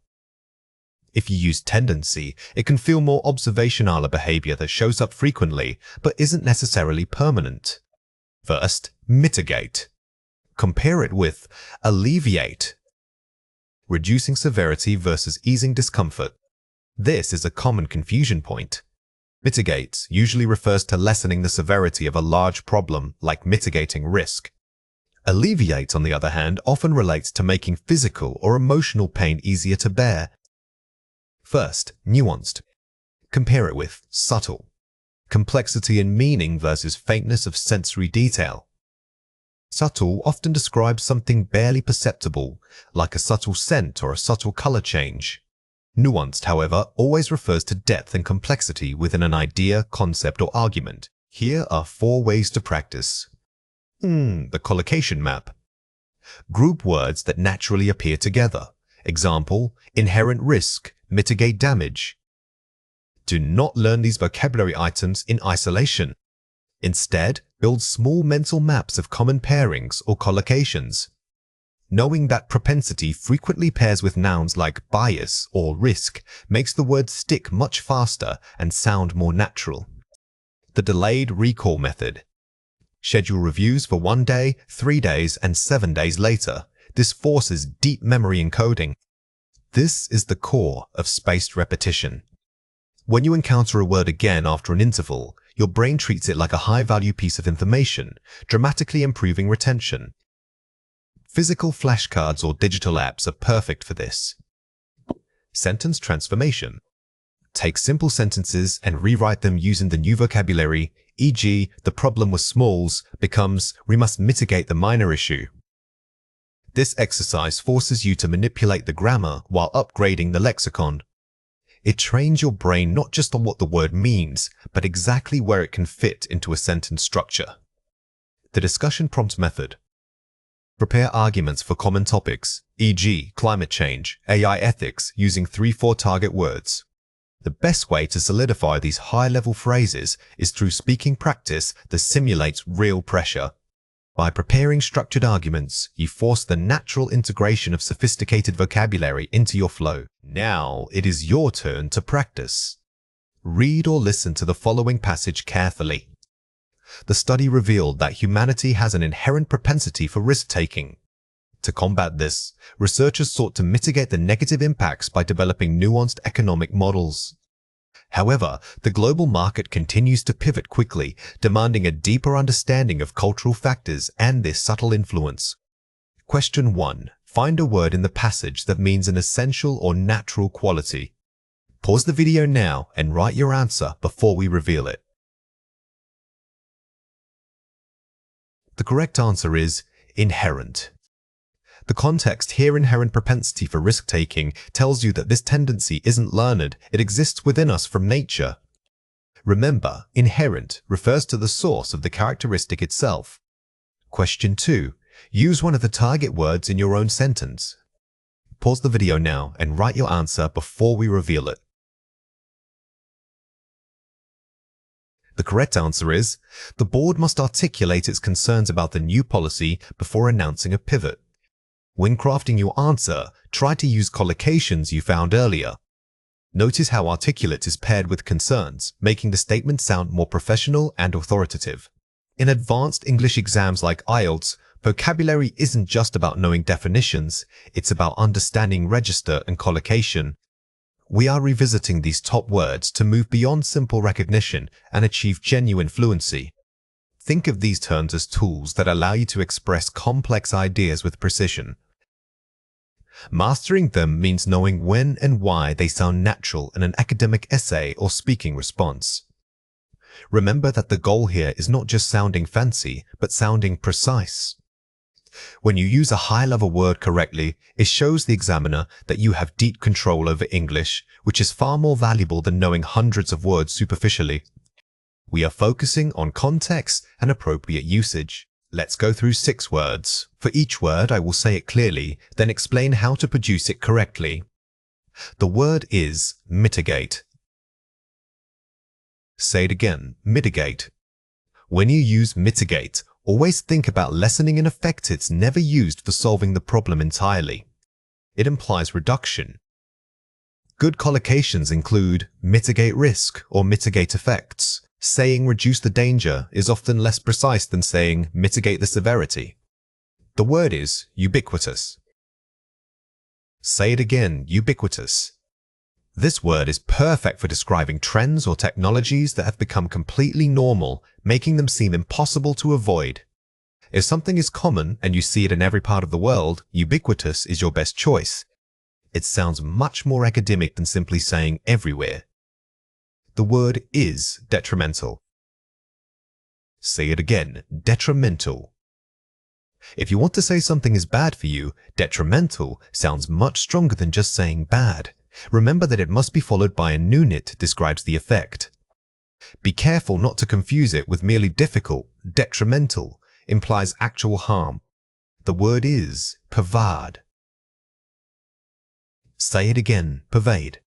Unlike spread, which is general, pervade suggests that something intangible like an emotion, scent, or influence has seeped into every corner of a space or discussion. It's excellent for describing atmosphere in essays. The word is paradigm. Say it again, paradigm. This word is high level and usually relates to systems or ways of thinking. When you use paradigm, you are discussing a fundamental shift in thought or change in the established model. It's often used alongside phrases like shift in paradigm. The word is corroborate. Say it again, corroborate. This is crucial for academic writing because it forces you to discuss evidence. If someone gives you a claim and another source confirms that claim, you are corroborating the information. It always implies supporting factual data. Here are 5 examples. The government implemented new policies to mitigate the worst effects of climate change. Mitigate, verb. Notice how mitigate works with effects. We aren't trying to eliminate climate change overnight. We are managing and reducing its negative impact, which is exactly what this verb implies in policy discussions. The influence of social media has become ubiquitous across all age groups. Ubiquitous, Ajay. This sentence shows that ubiquitous describes an influence or presence and not just a physical object. It tells us that the nature of social media is found everywhere in modern life. Ignoring sustainable practices can be detrimental to future economic growth. Detrimental, Ajay. Here, detrimental links directly to the abstract concept of growth. It shows that failing in sustainability doesn't just cause problems. It actively damages a foundational process. A sense of anxiety pervaded the crowd before the final exam results were posted. Pervade, verb. We are using pervade to describe an emotional atmosphere. The feeling of anxiety hasn't just been felt sometimes, it has seeped into the entire environment, making it palpable for everyone present. The discovery marked a paradigm shift from traditional medicine toward genetic research. The paradigm, noun. This is one of the strongest academic phrases. Instead of saying a big change, using paradigm shifts communicates that an entire model or way of thinking has been overturned and replaced by something new. Let's compare 4 pairs. First, mitigate. Compare it with alleviate. Scope of action. Mitigation is for external threats. Alleviation is often internal or emotional. While both words mean to lessen, mitigates usually suggests reducing a physical risk or large-scale impact like climate change. Meanwhile, alleviate tends to be used when talking about easing pain, discomfort, or distress, such as alleviating stress.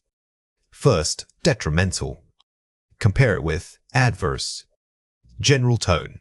Adverse is often used in formal reports regarding conditions. Detrimental focuses on negative impact. These are very close synonyms, but consider the context. If you are writing a medical report about poor working conditions, adverse effects sounds highly professional. If you are arguing why a habit is bad for your life, detrimental might fit better. First, paradigm. Compare it with model. Scale of change. Paradigm implies a fundamental, sweeping shift in thought or understanding. If you simply say concept, it might mean an idea that hasn't been tested. But when we discuss a paradigm shift, we are talking about the collapse and replacement of the entire accepted framework. It's much bigger than just a new concept. First, corroborate. Compare it with support. Evidence requirement. Corroborate specifically requires external, verifiable evidence to back up a claim. If you just say someone supports your idea, that's personal agreement. But when an investigation needs to confirm facts, they must corroborate them with physical proof or multiple testimonies. This precision is key in academic writing. Here are 4 ways to practice. Building word maps. Don't just list definitions, graph relationships. When you create a word map for mitigate, don't stop at the definition. Draw arrows connecting it to synonyms, antonyms, and even common collocations like mitigate risk. This forces your brain to see it as a network of ideas. Spaced repetition. Reviewing vocabulary at increasing intervals. This is scientifically proven and incredibly effective. Instead of cramming all 6 words today, review them briefly an hour from now, then the next day, and then 3 days later. This method ensures long-term memory retention. Collocation drilling. Practicing which words naturally go together. Knowing that ubiquitous pairs with presence or technology, but rarely just stands alone, is crucial. We are moving from remembering isolated words to mastering linguistic pairings. This is the hallmark of fluency. speaking out loud. Using new words in full sentences during speaking practice. Reading definitions is passive learning. The absolute best way to internalize these high-level terms is by forcing yourself to use them aloud, even if you are just talking to yourself. This builds the muscle memory needed for real exam performance. Now it is your turn to practice. Read or listen to the following passage carefully. The increasing reliance on digital technology has made its presence ubiquitous in daily life. However, this growth is not without risk. Some experts warn that the constant data stream can be detrimental to mental health.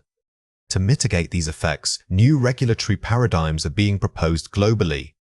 Furthermore, environmental activists argue that anecdotal evidence alone cannot corroborate the severity of pollution. Comprehensive studies must show how much worse things are.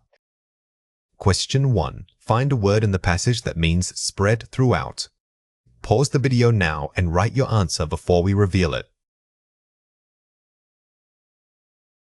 The correct answer is ubiquitous.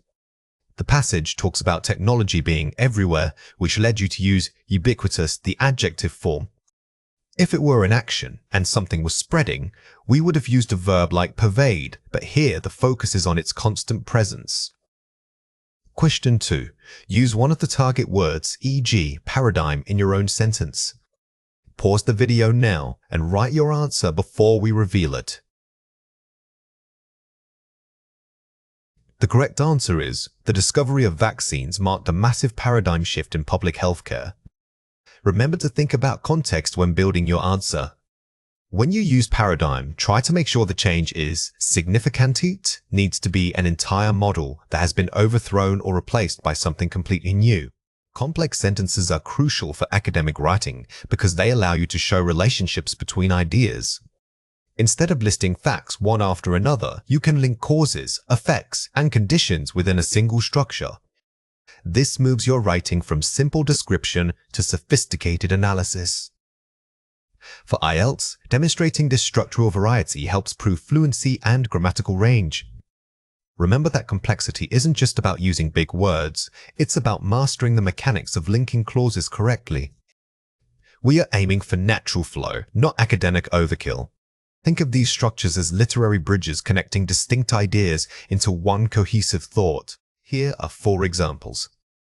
Although fossil fuel consumption has decreased in some regions, the reliance on it still poses significant geopolitical risks that must be addressed. Effective use of although to introduce a concessionary clause. The word although immediately sets up a contrast, forcing the reader to consider 2 opposing points simultaneously. This structure is much stronger than simply using but, because it establishes a deeper, more intellectual relationship between those ideas. Having implemented nationwide recycling programs, many communities have witnessed marked improvements in waste management efficiency. Using an introductory participial phrase, having implemented, to show cause-action. Starting a sentence with a participle like, having immediately tightens the focus and makes the writing feel highly polished. It shows that one action directly led to a subsequent result, giving your argument momentum. The government should allocate more funding to public transportation, since it is a necessary step toward reducing urban carbon emissions. Using since as a causal conjunction rather than just because. While because is correct, using alternatives like since, as, or due to the fact that adds variety and sophistication. When you have multiple options for linking cause, try alternating them throughout your essay. Experts predict that climate change will continue escalating, thereby necessitating immediate global policy shifts. Using a conjunctive adverb, thereby, to show consequence. Conjunctive adverbs are powerful tools for signaling logical transitions. They don't just connect sentences, they explain how the second idea relates logically to the first, making your argument crystal clear and highly structured. Let's compare 4 pairs. The economy is struggling, inflation is high. Because inflation remains persistently high, the local economy is currently struggling significantly. Combining short sentences with a clear causal link, because. Notice how combining these 2 simple statements into one fluent thought gives the writing authority. The goal here is to move away from choppy sentence fragments and create smooth, cohesive transitions. People recycle waste. They help save resources. Recycling waste helps conserve valuable natural resources for future generations.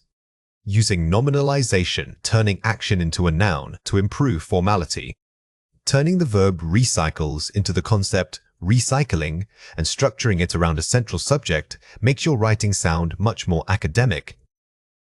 It elevates the tone from simple conversation to formal essay style.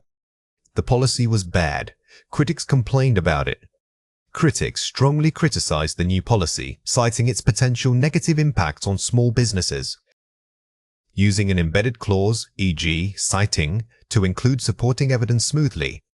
Rather than creating a separate sentence for the criticism, embedding it with phrases like citing or arguing that makes your writing feel denser and more professional. It signals that you are providing detailed support.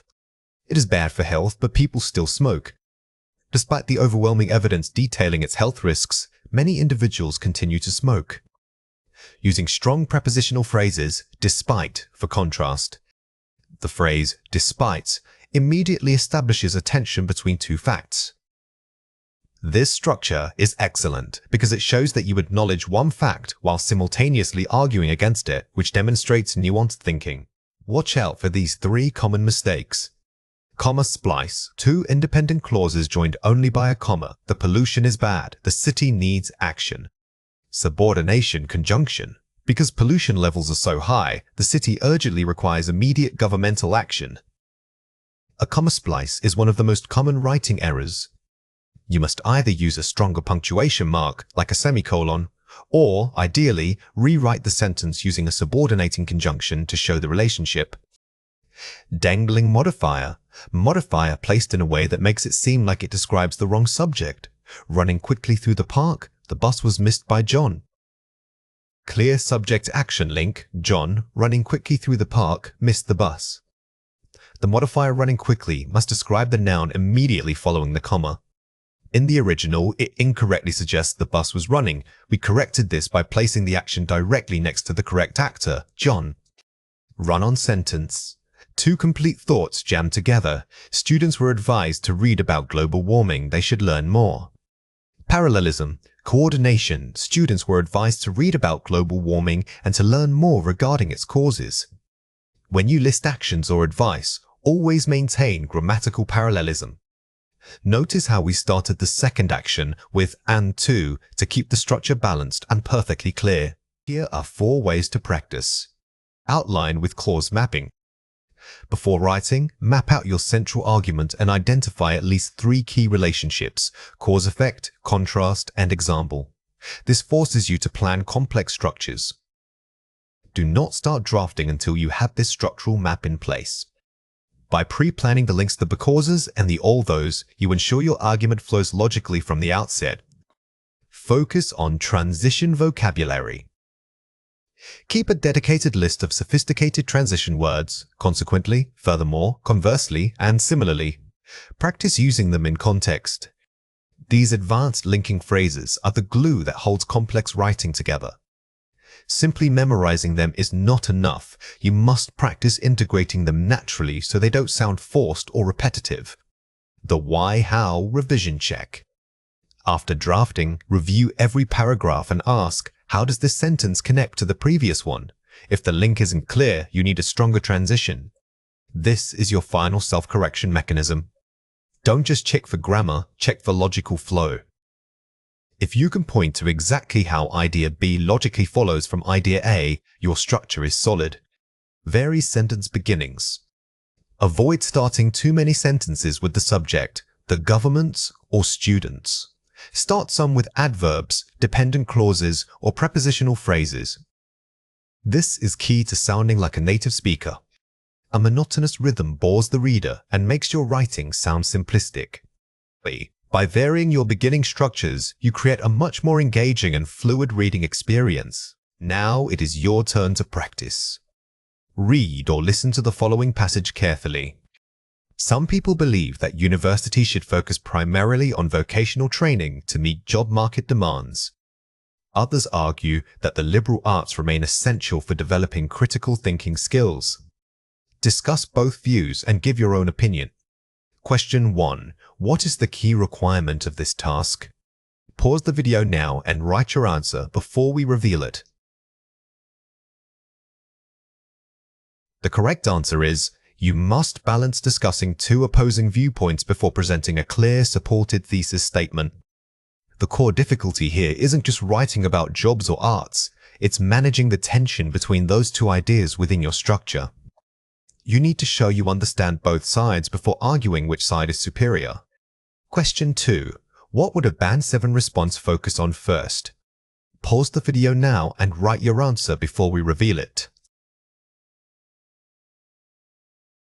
The correct answer is using complex structures, e.g., while vocational training offers immediate job security, it often overlooks the necessity of to show nuanced understanding and comparison.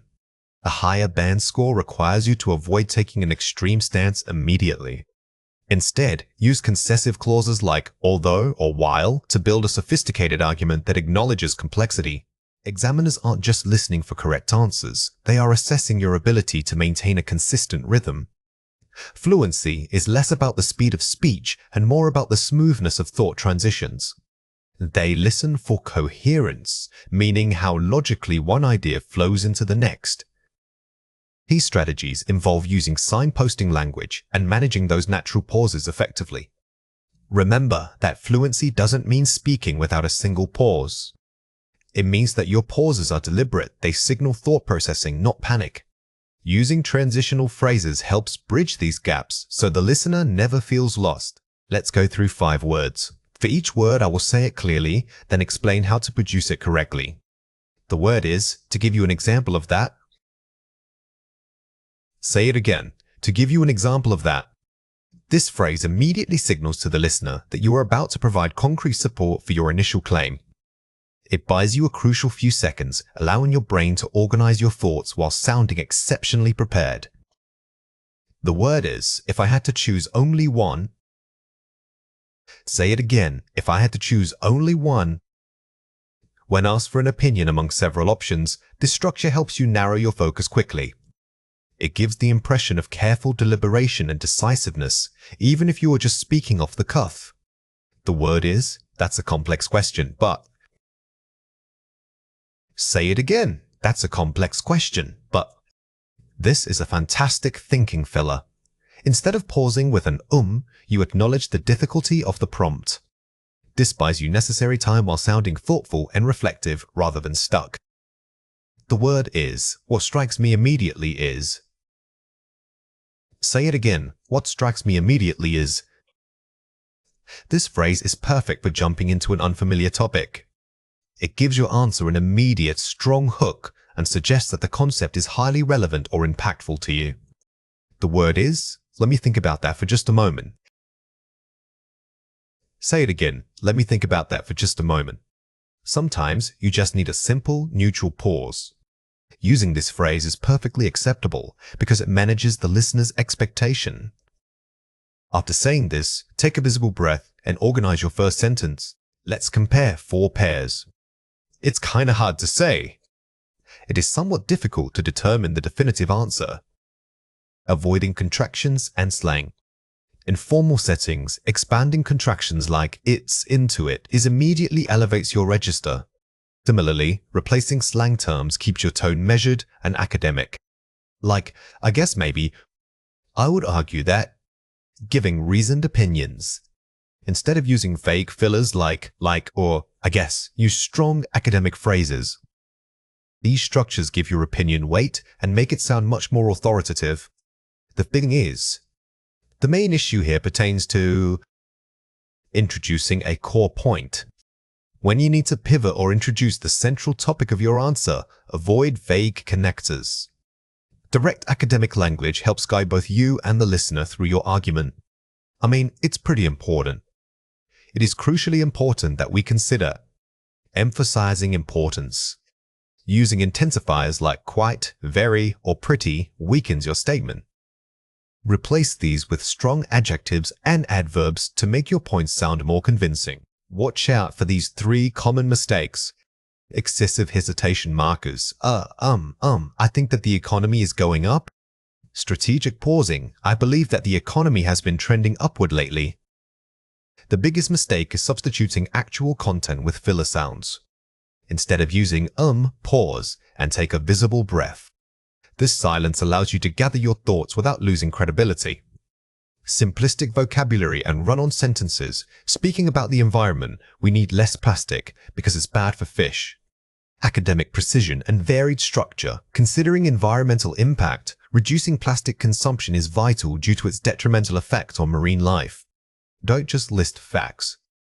Group them using sophisticated linking phrases like consequently or as a result. This makes your speech sound cohesive, not just a series of bullet points. Topic drift and disorganization. So I was talking about technology and then it changed to food, which is weird. Bridging topics logically while discussing technology, it's also worth noting the parallel importance of sustainable food sources. If you shift topics, don't just jump. Use a transition phrase that creates a conceptual link between the two subjects. This shows the examiner that your knowledge is interconnected. Here are 4 ways to practice. Timed monologues. Record yourself speaking for 2 continuous minutes on a random topic. Focus purely on maintaining momentum. The goal here is endurance. Don't worry about perfect grammar. Focus only on keeping the sound flowing until time runs out. This builds stamina and reduces panic when you feel pressure. Structured topic swaps. Take 3 unrelated words, e.g., kite, democracy, chocolate. Speak for 1 minute linking all 3 concepts together. This exercise forces your brain to create novel connections quickly. You are practicing associative thinking, the ability to link disparate ideas fluently. Shadowing experts.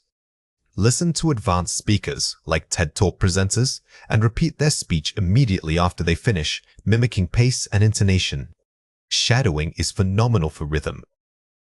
You are physically training your mouth muscles and vocal delivery to match a native speaker's natural flow, which dramatically improves perceived fluency. The why-hows drill. After stating an opinion, I think X, immediately follow up with justifying the whys and explaining the how. This triples your speaking time. Never leave a statement unsupported. The 3-part structure statement, reason why, example mechanism, how is foolproof for keeping your momentum steady. Now it is your turn to practice. Read or listen to the following passage carefully. Describe a skill or hobby you would like to learn in the future. You should mention why it is important and how difficult it might be to master. Question 1. What is the most important thing to include? Pause the video now and write your answer before we reveal it. The correct answer is a strong opening hook, followed by a detailed explanation that uses at least 2 different cohesive devices, e.g., furthermore, consequently. When you are given a prompt, do not wait for it to finish before speaking. Start immediately with your best opening line. This establishes confidence and sets an authoritative tone from the very first sentence. Question 2. What language feature should you demonstrate? Pause the video now and write your answer before we reveal it. The correct answer is the use of conditional clauses. If I were able to, or modal verbs, I would need to. Since this is a future-focused topic, utilizing conditionality naturally boosts your linguistic range. It shows the examiner that you can discuss possibilities and hypotheticals with ease. Topic expansion is the strategic process of developing a single subject into multiple dimensions. Instead of merely describing a topic, you are exploring its implications across various fields. This means moving beyond simple facts and delving into the how and the why. Effective expansion requires identifying all related angles, the historical context, the ethical dilemmas, and the potential future impacts. It is about building an intricate web of thought around one central theme. When we talk about depth in academic writing, we are talking about complexity. The goal isn't to list more facts, it's to demonstrate a sophisticated understanding of how those facts intersect. Think of the topic as a core jewel, and your expansion is the elaborate setting that shows all its facets. Here are 4 examples. Topic: Universal Basic Income, UBI, angle, economic viability. Focus on macroeconomics. By focusing solely on economics, you're addressing how UBI might affect employment rates or inflation. This is a necessary first layer of analysis. However, remember that the economic model rarely exists in a vacuum. Topic: Universal Basic Income, UBI. Angle: social impact. Focus on societal change. Shifting to the social angle allows you to discuss human capital things like mental health or educational attainment. This moves beyond just money and into the fabric of community life. Topic: Universal Basic Income, UBI. Angle: ethical considerations. Focus on philosophy ethics. This ethical lens forces you to confront deeply held values. Questions of work ethic or individual responsibility are key here. They add necessary moral tension to the discussion. Topic: Climate change policy. Angle: global governance. Focus on international law. When discussing climate change, you must look at who enforces the rules. This requires analyzing international treaties and the political will of sovereign nations to agree on shared goals. Here are 3 reasons why this matters. Establishes credibility, ethos. A multifaceted discussion shows mastery. In academic settings, depth is synonymous with authority.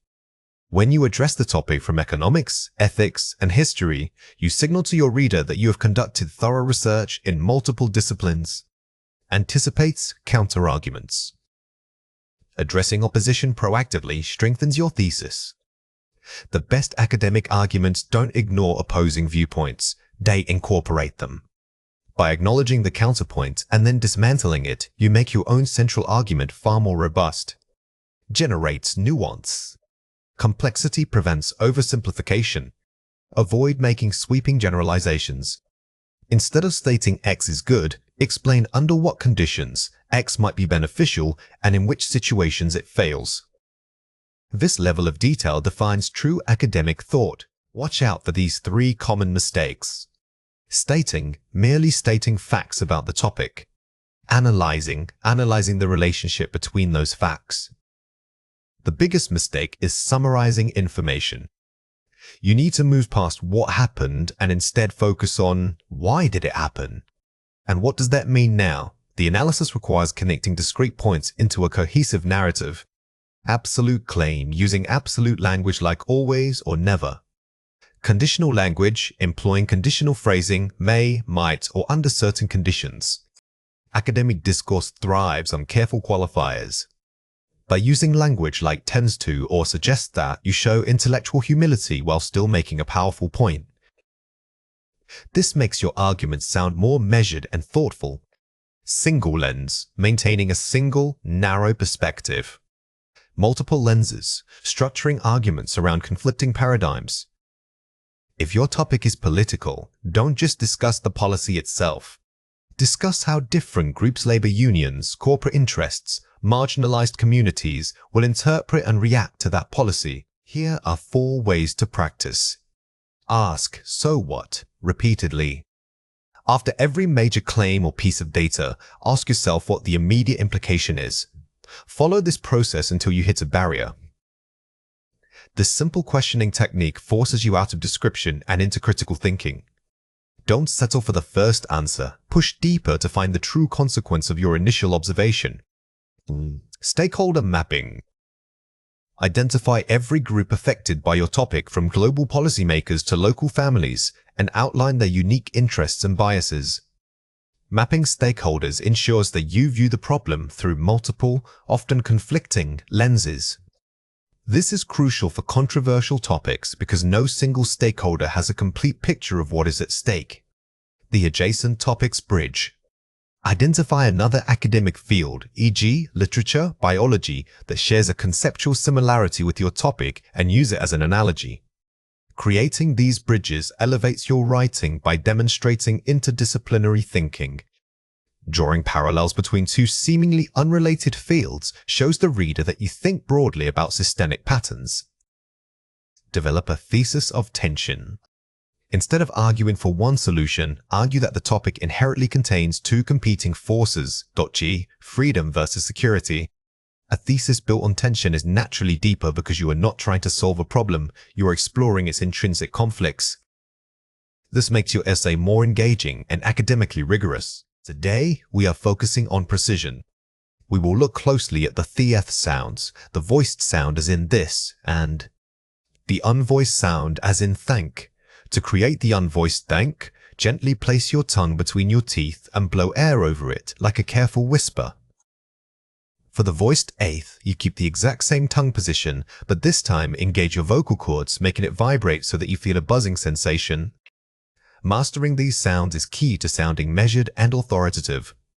It's not just about hitting the right sound, it's about controlling the breath flow itself. When you pause slightly before or after an eighth word, it makes your speech sound deliberate rather than hesitant.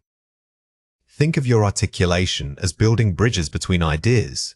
You want each segment to be clear and strong. Let's go through 6 words. For each word, I will say it clearly, then explain how to produce it correctly. The word is thought. Say it again, thought. Remember to initiate this sound by blowing a steady stream of air. The unvoiced requires minimal vocal cord vibration, making it feel like an airy whisper. Practice saying the word slowly first, focusing only on that initial breathy puff. The word is through. Say it again, through. This word combines the unvoiced with a lengthy vowel sound, so you need to maintain that controlled airflow for longer. Don't rush the middle section. Let the sound resonate fully before dropping off at the end of the word. The word is thing. Say it again, thing. The tongue position for thing is very similar to thought, but the vowel sound changes drastically. Focus on keeping that tongue placement consistent while allowing your mouth to open slightly more for the shorter, clipped vowel. The word is breathe. Say it again, breathe. This is a voiced example, meaning you must feel your vocal cords buzzing as you speak it. Don't just blow air, actively vibrate your voice while maintaining that tongue placement. This physical control adds weight to your message. The word is weather. Say it again, weather. Notice that the voiced sound appears not just at the beginning, but right in the middle of this word. This shows how frequently we use controlled vocalization even when sounding out longer words.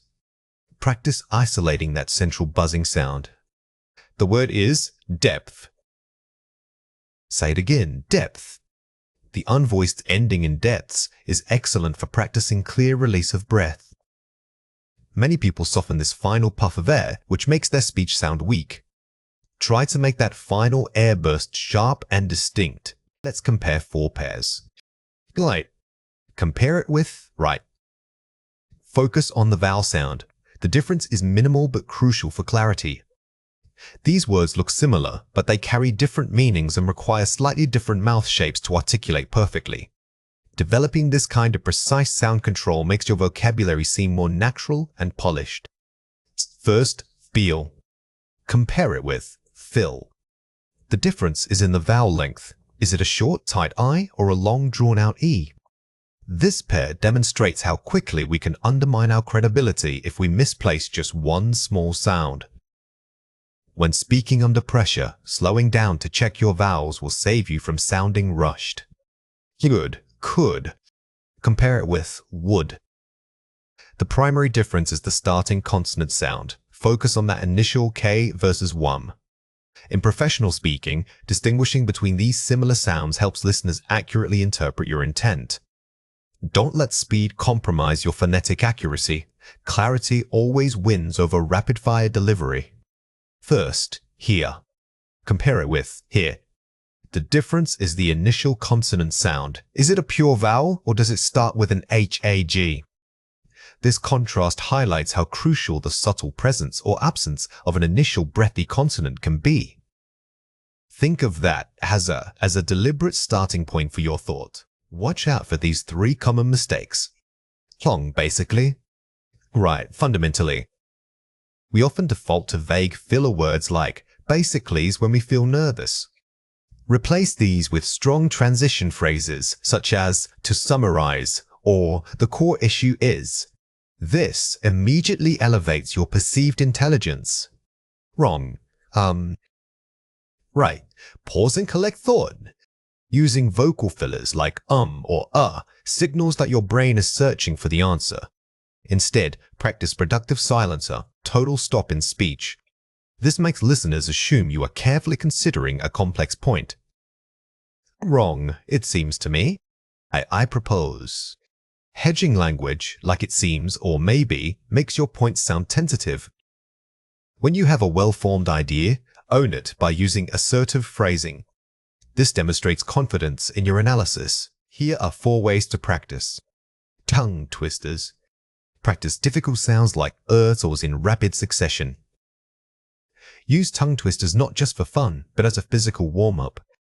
By forcing your mouth and tongue to move quickly through different positions, you improve the muscular memory needed for precise professional speech. Minimal pair reading. Read pairs of words that differ by only one sound, like rights and rights.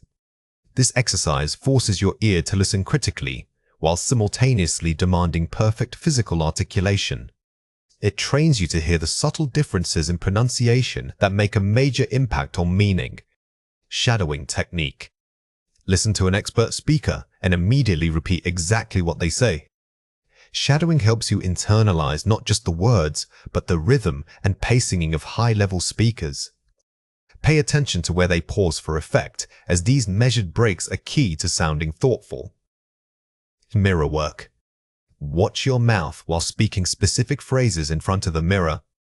This is highly effective because it connects the abstract concept of good pronunciation to a concrete visual action. You need to visually check if your lips are relaxed, if your jaw movement is controlled, and if you are exaggerating those critical mouth positions. When you encounter a topic that is completely unfamiliar, examiners are not testing your knowledge of the subject. Instead, they are evaluating your ability to maintain coherence and structure your thoughts under pressure. They listen primarily for 3 things: thoughtful development, clear signposting, and linguistic flexibility. Think of bridging as creating intellectual space between ideas so you never hit a dead end. If you can successfully link disparate concepts, if you don't know the facts, you demonstrate advanced speaking skill.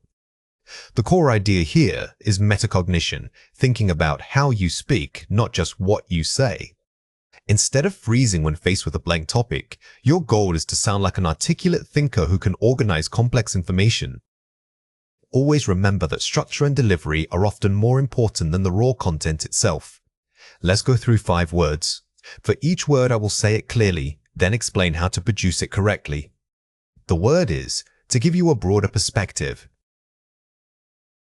Say it again, to give you a broader perspective. This phrase is perfect when the question seems too narrow or specific. It allows you to subtly pivot away from the immediate prompt and discuss the larger context surrounding the topic instead. Use it to show depth of thought rather than lack of knowledge. The word is, on a related note, I would argue that. Say it again. On a related note, I would argue that. Use this when the topic reminds you of something else you do know about. This technique links your current unknown topic to familiar ground, giving you time to formulate a detailed response. It turns tangential knowledge into relevant speaking points. The word is, to elaborate on that point, TS. Say it again, to elaborate on that point, W in stun. If the topic is too high level and you can't find a specific example, use this phrase to discuss implications or potential consequences. Instead of providing facts, describe why those facts might matter in the real world. The word is from an academic standpoint. Say it again, from an academic standpoint. This phrase immediately elevates your discourse and signals to the examiner that you are approaching the topic with intellectual rigor. It's excellent for masking uncertainty by sounding highly objective and analytical. The word is, while I don't have all the details, generally speaking. Say it again, while I don't have all the details, generally speaking. It is okay to admit uncertainty. Using a phrase like this sounds much more thoughtful than just saying, I don't know. It manages expectations while still allowing you to offer general, well-reasoned opinions. Let's compare 4 pairs. Yeah, I guess it's kind of hard. it is certainly a complex issue to navigate. Elevating vocabulary and formality. Notice how the formal version uses stronger verbs and more abstract nouns. Academic language makes your speech sound more considered, even when you are thinking on the spot. Focus on swapping out simple adjectives for richer alternatives. It's really complicated because the matter is multifaceted due to using precise academic phrasing. Changing really and complicated to terms like multifaceted or complex immediately boosts your lexical resource score. This shows the examiner that you have a wide range of professional vocabulary available. So, what I mean is, in essence, my point is that formalizing discourse markers. Bridging phrases are essential. In formal speaking, use signposting language like in essence or to summarize. This helps the listener follow your argument flow perfectly and makes you sound highly organized. Gotta say, it's a mess.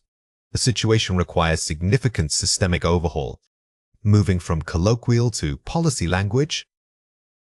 When discussing social or governmental topics, avoid casual slang. Instead, use elevated terminology that suggests you are thinking like an analyst or policymaker. Watch out for these 3 common mistakes. Admitting failure, I don't know anything about that. Bridging to a known area that is outside my area of expertise, but I can discuss the general implications if. Never just admit you are ignorant. Instead, use it as an opportunity to pivot your knowledge base.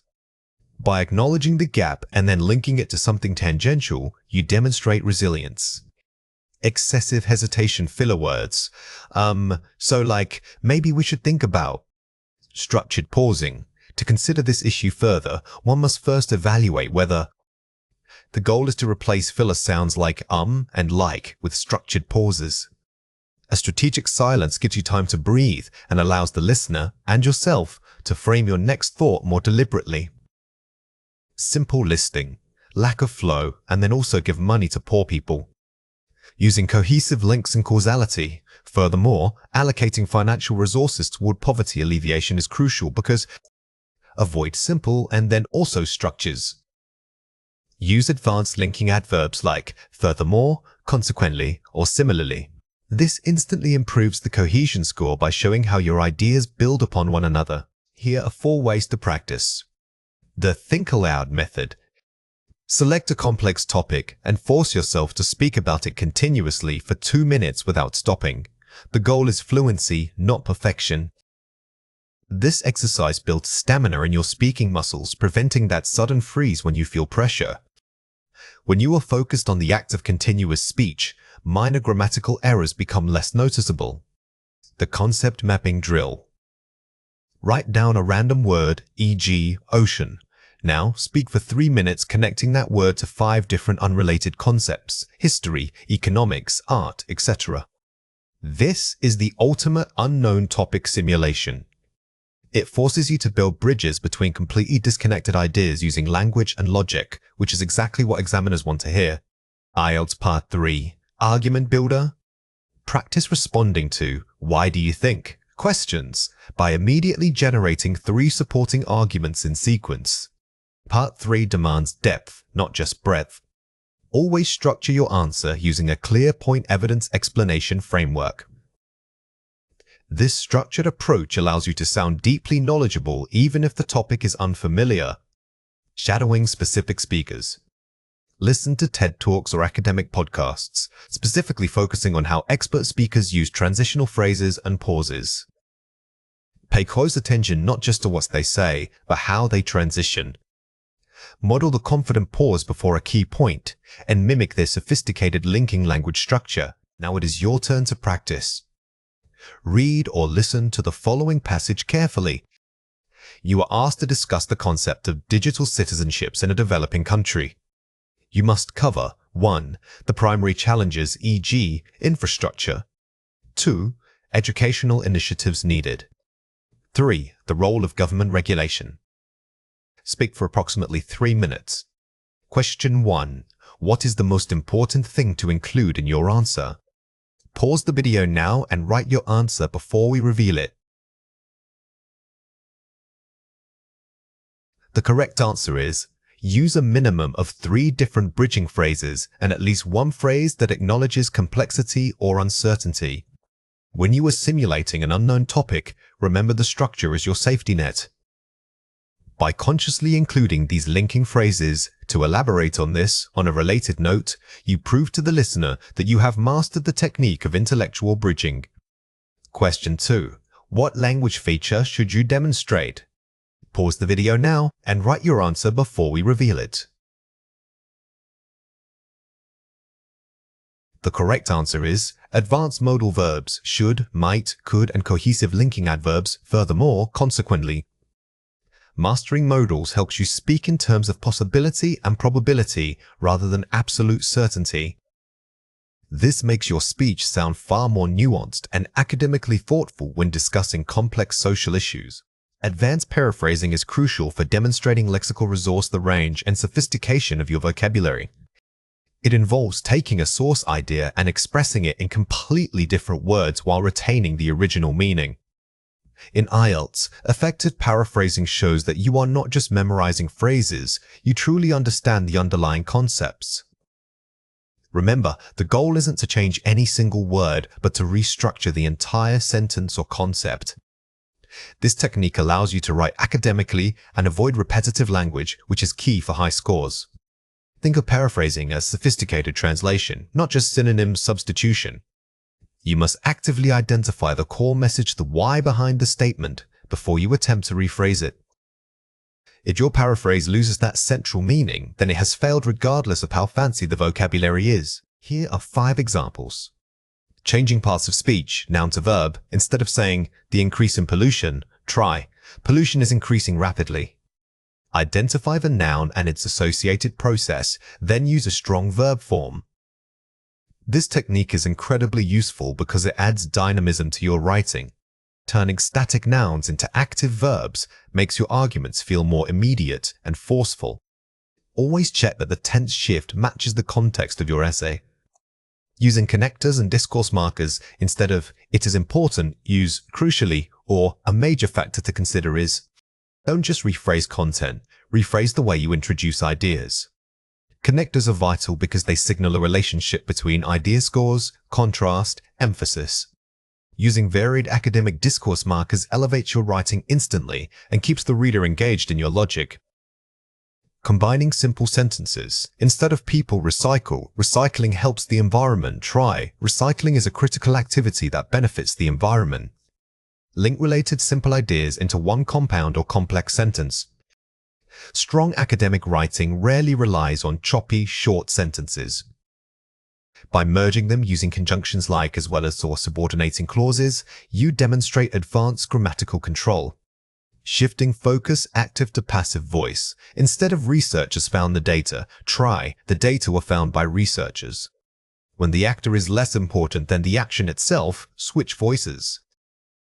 While sometimes overused, knowing when and how to use the passive voice allows you to maintain academic objectivity. It shifts focus from who did the action to the action or the results themselves. Using implied meaning. Instead of "the government failed," try "the policy proved insufficient." Don't state criticism directly, suggest it using measured language. Advanced speakers and writers often use understatement or suggestive phrasing. This makes your arguments sound more objective, less accusatory, and therefore much more academic. Let's compare 4 pairs. Weak attempt. The world has many environmental problems. Strong paraphrase. Global ecological challenges necessitate immediate attention and concerted action. Vague declaration versus conceptual precision. Notice how the strong version replaces vague words like many's with precise academic nouns such as ecological challenges. High scorers move beyond simple description into conceptual analysis. Weak attempt. People should use public transport because it is good for the planet. Strong paraphrase. Utilizing mass transit systems mitigates carbon emissions, thereby contributing to planetary health. Simple cause and effect versus technical mechanism. The weak response gives a basic reason. The strong response explains how that reason works. It links the action using transport to the scientific mechanism, mitigating carbon emissions. This depth is what examiners score highly. Weak attempt. Some people think education is too expensive. Strong paraphrase. The exorbitant cost of higher education raises significant concerns regarding accessibility and equity. Simple complaint versus academic inquiry. By incorporating sophisticated vocabulary like exorbitant and academic phrasing related to equity, the candidate treats the topic not just as a complaint, but as a complex socio-economic issue requiring deep discussion. Weak attempt. The city should build more parks. Strong paraphrase. Integrating green spaces within urban development is essential for promoting biodiversity and citizen well-being. Simple suggestion versus holistic justification. A strong response doesn't just give a suggestion, it justifies it by listing multiple benefits: biodiversity, well-being. This shows the candidate has researched and considered the topic from several angles. Here are 3 reasons why this matters. Demonstrates lexical resource mastery. It proves you have a wide vocabulary that goes beyond basic synonyms. The primary function of paraphrasing is to prove fluency in vocabulary. If you can rephrase complex ideas using varied, sophisticated language, the examiner knows your lexical range is high. Enhances cohesion and coherence. It allows you to link disparate ideas smoothly without sounding repetitive. Paraphrasing forces you to analyze the relationship between sentences. When done correctly, it creates a seamless flow of argument, which is the hallmark of highly coherent writing or speaking. Maintains academic tone. It keeps your language formal and objective, avoiding colloquialisms. Academic writing requires distance. You must sound like an expert analyzing a concept, not just stating personal opinions. Advanced paraphrasing helps you achieve this necessary scholarly detachment. Here are 4 ways to practice. The jigsaw method. Find 3 complex articles. Write down the central idea of each paragraph and then, without looking at the original text, paraphrase it 3 different ways. This exercise forces you to decouple the core meaning from specific vocabulary. By writing multiple versions, you train your brain to recognize conceptual equivalents rather than word matches. Concept mapping practice. Take a topic like climate change and draw a web connecting related concepts, e.g. carbon emissions, e-deforestation, ED4s, rising sea levels. Explain the entire diagram verbally using only paraphrasing. This moves beyond single sentences and requires you to paraphrase relationships between ideas. This is excellent preparation for speaking parts where you must synthesize multiple points. The synonym bank drill. Create a personal bank of high-level replacements for common words, e.g. instead of big, use substantial, extensive, or vast. Don't just learn synonyms, learn contextual collocations with them. Knowing that exorbitant cost works better than simply saying high price shows true mastery. Timed summary writing. Listen to a 3-minute academic podcast clip, e.g. TED Talk, pause it, and write a 150-word summary using only paraphrases. Do this 3 times per week. This simulates the real test environment perfectly, listening comprehension followed immediately by advanced production. The time constraint keeps you focused on efficiency and accuracy. Register refers to the variety of language used for a particular purpose or in a specific social setting. It is not simply about being formal or casual, but rather matching your linguistic style to your audience and context. Knowing how to navigate registers shows advanced communicative competence. You must be able to shift smoothly from chatting with friends to presenting research findings, all without sounding unnatural. This flexibility is crucial for success in professional life. Think of register control as a kind of social chameleon skill. It's the ability to adjust your vocabulary and syntax instantly based on who you are speaking to. Mastering this proves that you understand not just English grammar, but also English culture. Here are 5 examples. Vocabulary choice, slang versus technical jargon. Word selection. In casual chat, you might use slang like "that's wicked." However, in a professional meeting, that word must be replaced with precise formal terminology like excellent or effective. The choice of specific vocabulary instantly signals your intended register. Sentence structure, simple versus complex syntax. Grammatical complexity. Casual speech often relies on short, fragmented sentences and simple coordination. Conversely, formal discourse demands complex subordination using dependent clauses and sophisticated linking words to create a cohesive argument. Tone markers, emoticons versus measured language. Written context cues. In informal digital communication, emojis or exclamation points convey tone quickly.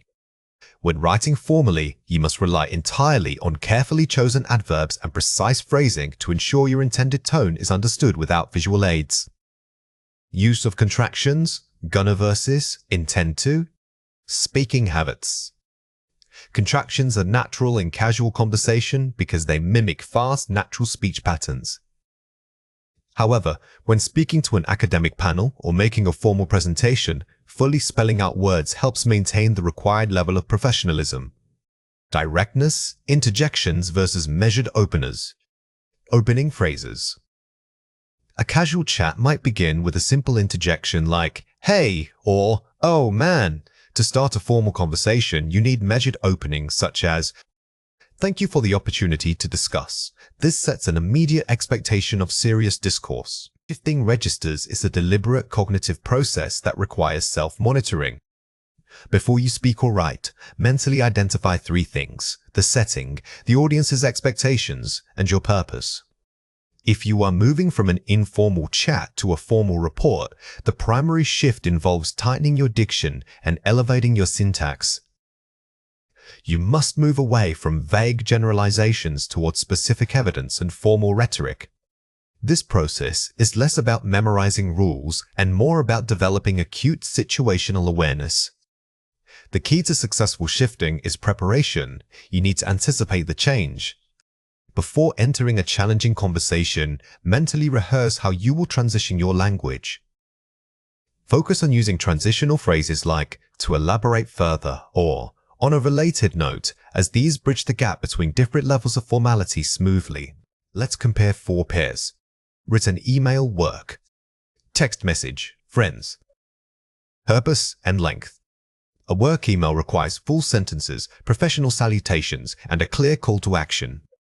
A text message, conversely, embraces brevity and abbreviation because the purpose is quick social connection, not task completion.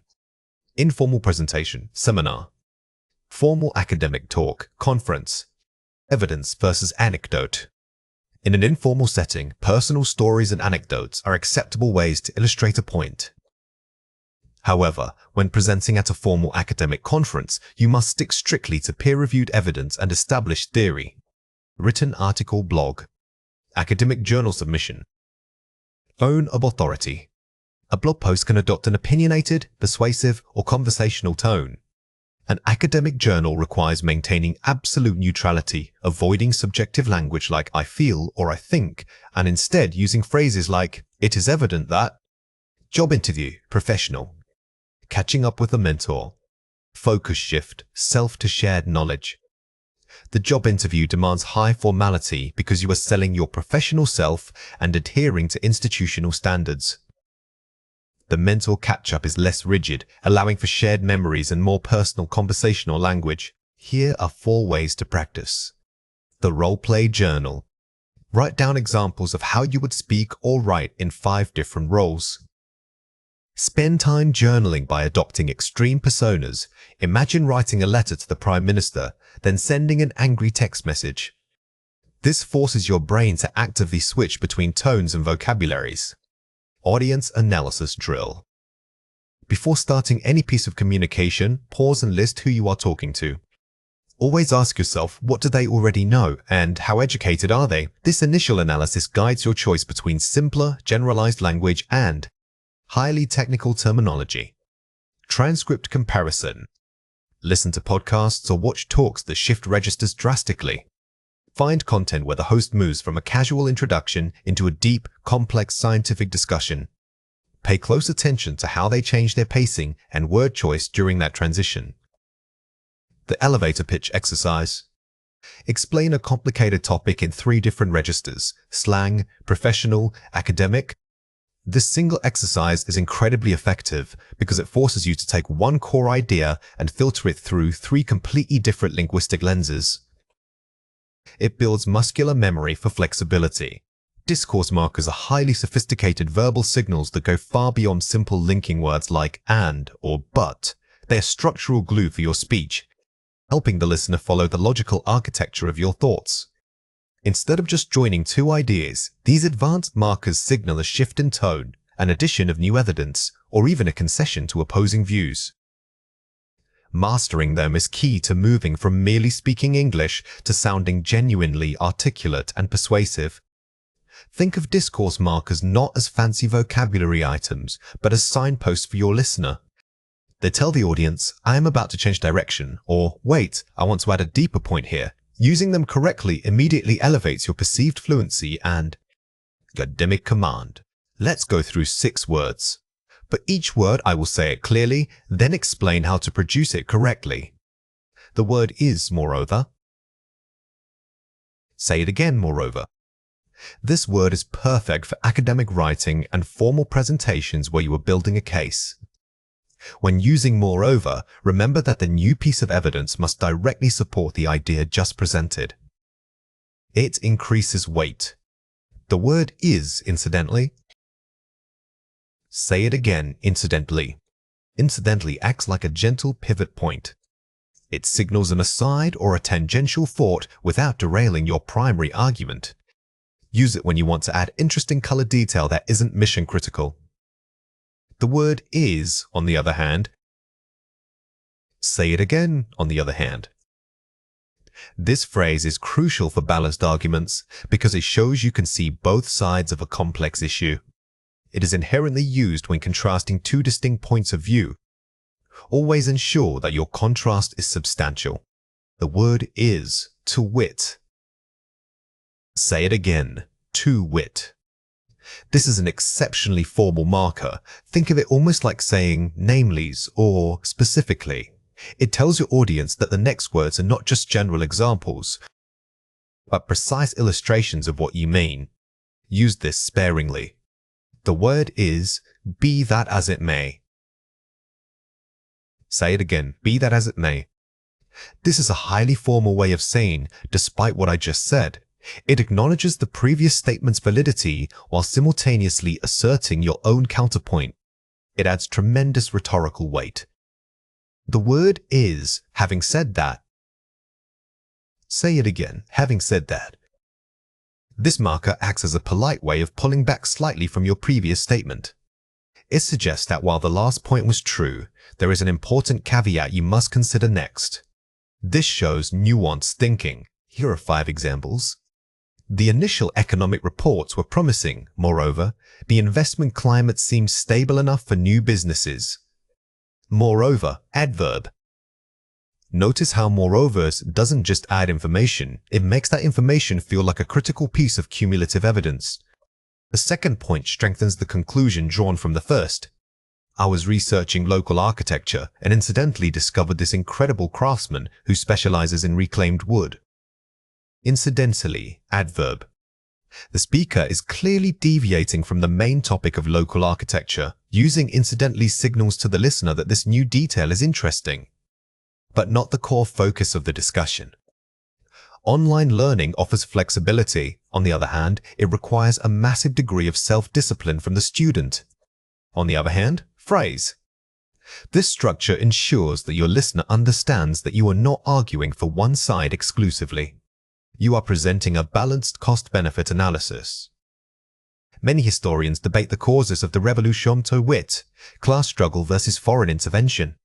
Wit phrase. This phrase is used when you need to list specific categories or examples that represent a broad idea. It gives your clarification immediate academic weight. The new guidelines are stringent. Be that as it may, the committee acknowledges their historical importance for industry standards. Be that as it may, phrase. Here, be that as it may softens a contradiction. It respects the point about the guidelines being strict while still acknowledging their value. Let's compare 4 pairs. First, moreover.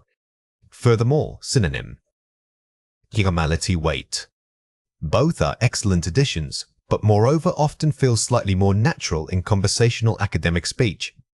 Furthermore can sometimes sound a little more structured or written. First, nevertheless. Nonetheless, synonym. Emphasis flow. These are virtually interchangeable, both conveying concession.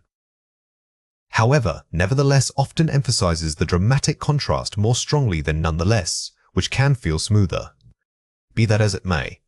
Regardless difference. Register forcefulness. Regardless is direct and forceful, suggesting the previous point is irrelevant to the current conclusion. Be that as it may, however, maintains a more courteous recognition of the prior idea. On the other hand, conversely, difference. Scope of contrast. Opposite is usually best paired with conversely. Use on the other hand when listing two distinct, equally weighted options. Use converselys when showing a direct flip, like A leads to B, conversely, not A leads to non-B. Here are 4 ways to practice. The substitution swap. Take a paragraph you wrote and circle every simple linking word. Challenge yourself to replace at least half of them with one of our advanced markers. This is the most immediate way to improve. Don't just swap words randomly. Check if the summation of the marker matches the intended flow. If you needed contrast, don't use an additive marker. The speaking pause drill. Practice speaking by pausing briefly and filling that silence with a discourse marker like to wit or having said that. These markers are excellent for managing your natural pauses. Instead of just pausing, using one of these phrases gives the listener the impression that you are thoughtfully structuring your next thought. Mapping flowcharts. When summarizing complex articles, physically map out the argument's flow. Mark where the author adds evidence, concedes a point, or changes topic. This exercise forces you to see the underlying structure of advanced discourse. When you can identify the pivot points in written text, you will know exactly which marker to use when speaking. Collocation pairing? Do not learn these words alone. Learn them paired with common academic verbs and nouns, e.g. moreover, archies a point, incidentally, recall an event. Vocabulary is always sticky when it's contextualized. By creating pre-packaged phrases, you make the markers sound instantly natural because they are attached to strong verbs that fit the academic tone. Now it is your turn to practice. Read or listen to the following passage carefully. The new recycling initiative is praised for its environmental impact. Moreover, it has significantly reduced waste in our community. However, the transition was difficult. On the other hand, public adoption rates are now far higher than projected. Having said that, we must continue to improve infrastructure because of logistical hurdles. Question 1. Find a word in the passage that signals an added point of support or evidence. Pause the video now and write your answer before we reveal it. The correct answer is moreover. The phrase moreover is used here to build momentum. It tells the listener, wait, there's more good news. It acts as a cumulative booster for the positive points being made. Question 2. Use one of the target words in your own sentence describing your job or studies. Pause the video now and write your answer before we reveal it. The correct answer is, incidentally, I was reading about artificial intelligence and realized how much it relates to my current research project. Remember that the goal isn't just correct usage, it's natural flow. When you use these markers, pause slightly before them. This small conversational beat signals to your listeners that you are transitioning into a highly structured thought. Advanced test takers realize that the best questions rarely ask for simple recall. Instead, they require you to infer meaning or understand the author's underlying stance. This means identifying what is implied but never explicitly stated in the text. The goal here is not just finding the correct answer, it's proving why the other options are definitively wrong based on subtle textual clues. Pay close attention to transition phrases and limiting words like sometimes or generally. Scoring highly requires moving beyond surface-level reading into deep interpretive analysis. Think of this process like being a translator, not just a reader. You aren't translating the words, you are translating the author's intent. To master nuance, you must train yourself to read between the lines and challenge every assumption you make about the passage's scope or tone. Here are 5 examples. Identifying paraphrase shifts. Look for synonyms and structural rewording rather than direct quotes. When the option uses different vocabulary but maintains the exact original meaning, it is likely correct. Don't let flashy academic language distract you. If the core relationship between the subject and verb remains unchanged, even if all the words are different, that connection holds true. This confirms strong reading comprehension skills. Analyzing modifiers, pay close attention to adverbs, e.g., often, rarely, and limiting clauses. These words restrict the scope of the statement. If the text only says sometimes, don't assume it's always true. Modifiers are your best friends because they define boundaries. If an option makes a universal claim like always or never, but the passage uses restrictive language, you know that choice is incorrect immediately. Detecting contrastive signals, note transition words like however, conversely, and despite. These signal a shift in thought or an opposing viewpoint. The correct answer often summarizes this contrast. When you see a contrasting signal, stop and identify the argument that is being challenged. Your best option will usually reflect that tension point between 2 ideas presented sequentially in the text. Testing for overgeneralization, never select an answer that makes a sweeping claim beyond what the passage supports. If the text discusses 3 examples, but the option suggests it applies to all 5 types of things, eliminate it. This is perhaps the most common trap. The danger is making assumptions based on your own knowledge, rather than sticking strictly to the evidence provided in the passage itself. Always keep the scope limited by the text. Inferring author tone, determine if the author's tone is skeptical, supportive, critical, or objective. If the question asks for the author's attitude rather than the main idea, look for emotionally charged language. Understanding tone requires you to read the implied feeling. Is the author warning us, admiring something, or simply presenting facts? This skill helps you differentiate between a factual summary and an interpretive assessment.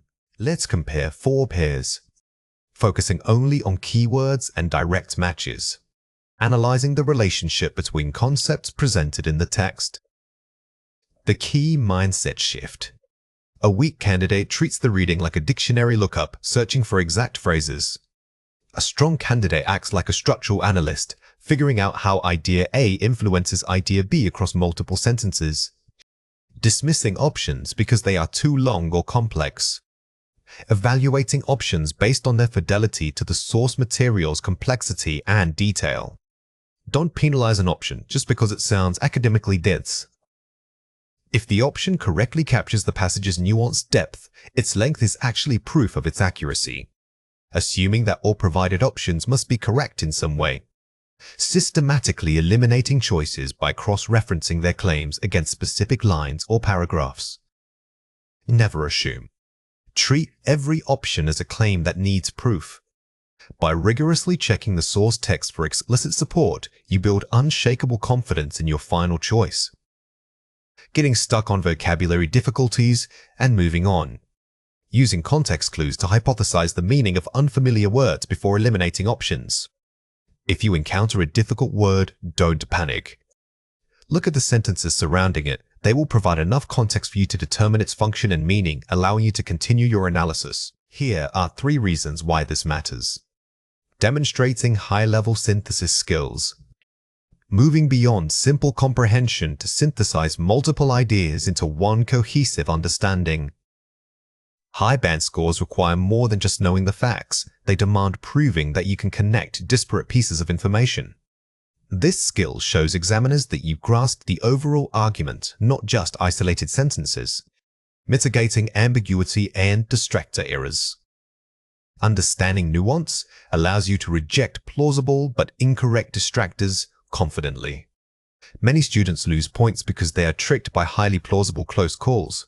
By mastering nuance, you become immune to these sophisticated traps because you know exactly where the text draws its boundaries, reflecting academic maturity in thinking, showing that your critical thinking matches the academic rigor of the passage. Academic texts are complex precisely because they resist simple answers. When you successfully navigate ambiguity, you signal to the examiner that your intellectual capacity is aligned with advanced university-level study. Here are 4 ways to practice. Active paraphrasing practice. Take challenging academic paragraphs and rewrite them 3 different ways without losing the original meaning. This exercise forces your brain to break down complex syntax. By rewriting passages, you solidify the core message so that when an option uses a synonym instead of a direct word, it won't throw you off. The why not drill? After answering a question, spend equal time justifying why the 3 incorrect options are wrong. This is crucial for deep learning. Don't just look at the correct answer. You must identify the specific textual evidence that invalidates every single other choice. This builds defensive reading skills. Source material diversification. Read articles from varied fields, science, philosophy, economics, and history. Don't rely only on IELTS practice materials. Reading diverse sources exposes you to different rhetorical styles and specialized vocabularies, making your interpretation skills universally applicable. Self-correction grading. When practicing, grade yourself using a rubric that penalizes structural errors, scope assumption more heavily than vocabulary misses. Adjusting your focus to pay extra attention to this type of error you make will guide your study. If you keep missing questions related to scope, then overgeneralization becomes your primary weakness to target. Collocations are groups of words that naturally go together in a specific language. They aren't just random word pairings, they are predictable combinations our native speakers use constantly. In academic writing, mastering these fixed phrases is crucial for sounding proficient and natural. Think of them as linguistic glue that holds sophisticated arguments together smoothly. When you learn a new vocabulary item, always try to absorb it within its common collocations. It's important to understand that collocation isn't just about synonymy, it's about semantic fit and frequency. A single word might be technically correct, but if the combination feels awkward, it immediately lowers your perceived fluency. Learning these fixed phrases helps you move beyond simply knowing words towards sounding truly academic. Here are 4 examples. The study highlighted the correlation between demographics and policy outcomes. Highlight a correlation. Instead of saying showed a link, using highlighted the correlation is more precise and formal. This specific phrasing immediately elevates the academic tone, signaling that you are discussing statistical relationships. We must address inherent biases in current research methodologies. Address inherent biases. The verb address works perfectly with abstract nouns like biases. By using inherent, we pinpoint that the bias is built into the system, requiring a deep critical analysis from the reader. These findings underscore the need for revised educational curricula. Underscore the need. Underscore is a powerful verb that means to emphasize strongly. It's much stronger than simply showed. When you use this phrase, you are making a definitive statement about the importance of the data. The results contradict established theories in behavioral economics. Contradict established theories. This phrase is perfect for introductions or discussions of gaps in knowledge. It signals a major departure from conventional wisdom and immediately grabs the reader's attention by promising novel information. Here are 3 reasons why this matters. Natural flow and rhythm. Using correct pairings makes your writing sound native and effortless. Fluent speech, whether written or spoken, has a predictable rhythm. When you use collocations, the sentence doesn't require the reader to pause and mentally construct how those words fit together. It just flows. Precision of meaning. Collocations narrow down vague concepts, making your argument sharper. Think about choosing between strong rain or heavy rainfall. Both are clear. But heavy rainfalls is the established collocation that immediately signals a specific intensity level to an academic reader. Establishing academic tone. These fixed structures signal competence and deep immersion in the subject matter. Using sophisticated, natural-sounding phrasings is one of the quickest ways to elevate your writing from functional English to professional academic discourse. It shows you have internalized the language of academia. Watch out for these 3 common mistakes. Don't say the data proved the theories. Say the data supported the theories. While proved is tempting, in academic writing, we rarely claim absolute proof. Instead, using verbs like support, suggest, or indicates maintains necessary intellectual caution and humility. Incorrect, we found a high degree of importance. Correct, we found the importance was significant. Be cautious with noun-noun combinations. Instead of vague stacks of nouns, focus on clear adjective plus noun structures or restructuring the entire phrase for better clarity and impact. Don't say, the policy has a major effect on society. Say, the policy has significant implications for society. When discussing broad, abstract impacts, implications is far more sophisticated than effects. It suggests not just a physical outcome, but a complex chain of potential consequences. Here are 4 ways to practice. Contextual immersion reading. Do not memorize lists. Instead, highlight collocations you encounter repeatedly while reading high-level academic texts. The best way to internalize these phrases is through massive input reading widely. Keep a vocabulary journal specifically for collocations, noting the entire phrase and its context of use. Active replacement drilling. When you write, try to identify weak or simple verb-noun pairings, then force yourself to replace them with stronger, more precise academic collocations. This is a practical editing exercise. If you wrote, "The problem was big," challenge yourself, "Can I say the issue presented substantial challenges?" This active replacement strengthens your muscular memory for formal language. Spaced repetition review. Periodically test yourself on the collocations learned last week. Focus on usage, not just definition. Remember that recall is a skill that degrades over time. Use flashcards or quick writing prompts to force yourself to use the phrase correctly in varied contexts before moving on. Speaking practice integration. Use new collocations when speaking, even if it's just summarizing an article aloud for yourself. Fluency requires both reading and speaking practice. Force yourself to use the target academic phrases in conversations or presentations. This moves the knowledge from passive recognition to active production. Strategic time allocation in reading means distributing your limited minutes proportionally to the information's importance and complexity. Do not treat every paragraph equally. This is a common trap for advanced learners. Instead, you must constantly ask yourself, what does the prompt need me to identify here? This question dictates whether I should skim for keywords or slow down for deep comprehension. Successful readers are flexible processors who can shift instantly between these modes. They allocate more time to critical analytical sections and less time to supporting background detail. The core idea here isn't speed reading, it's intelligent pacing. Think of your reading time like a budget you have to spend wisely.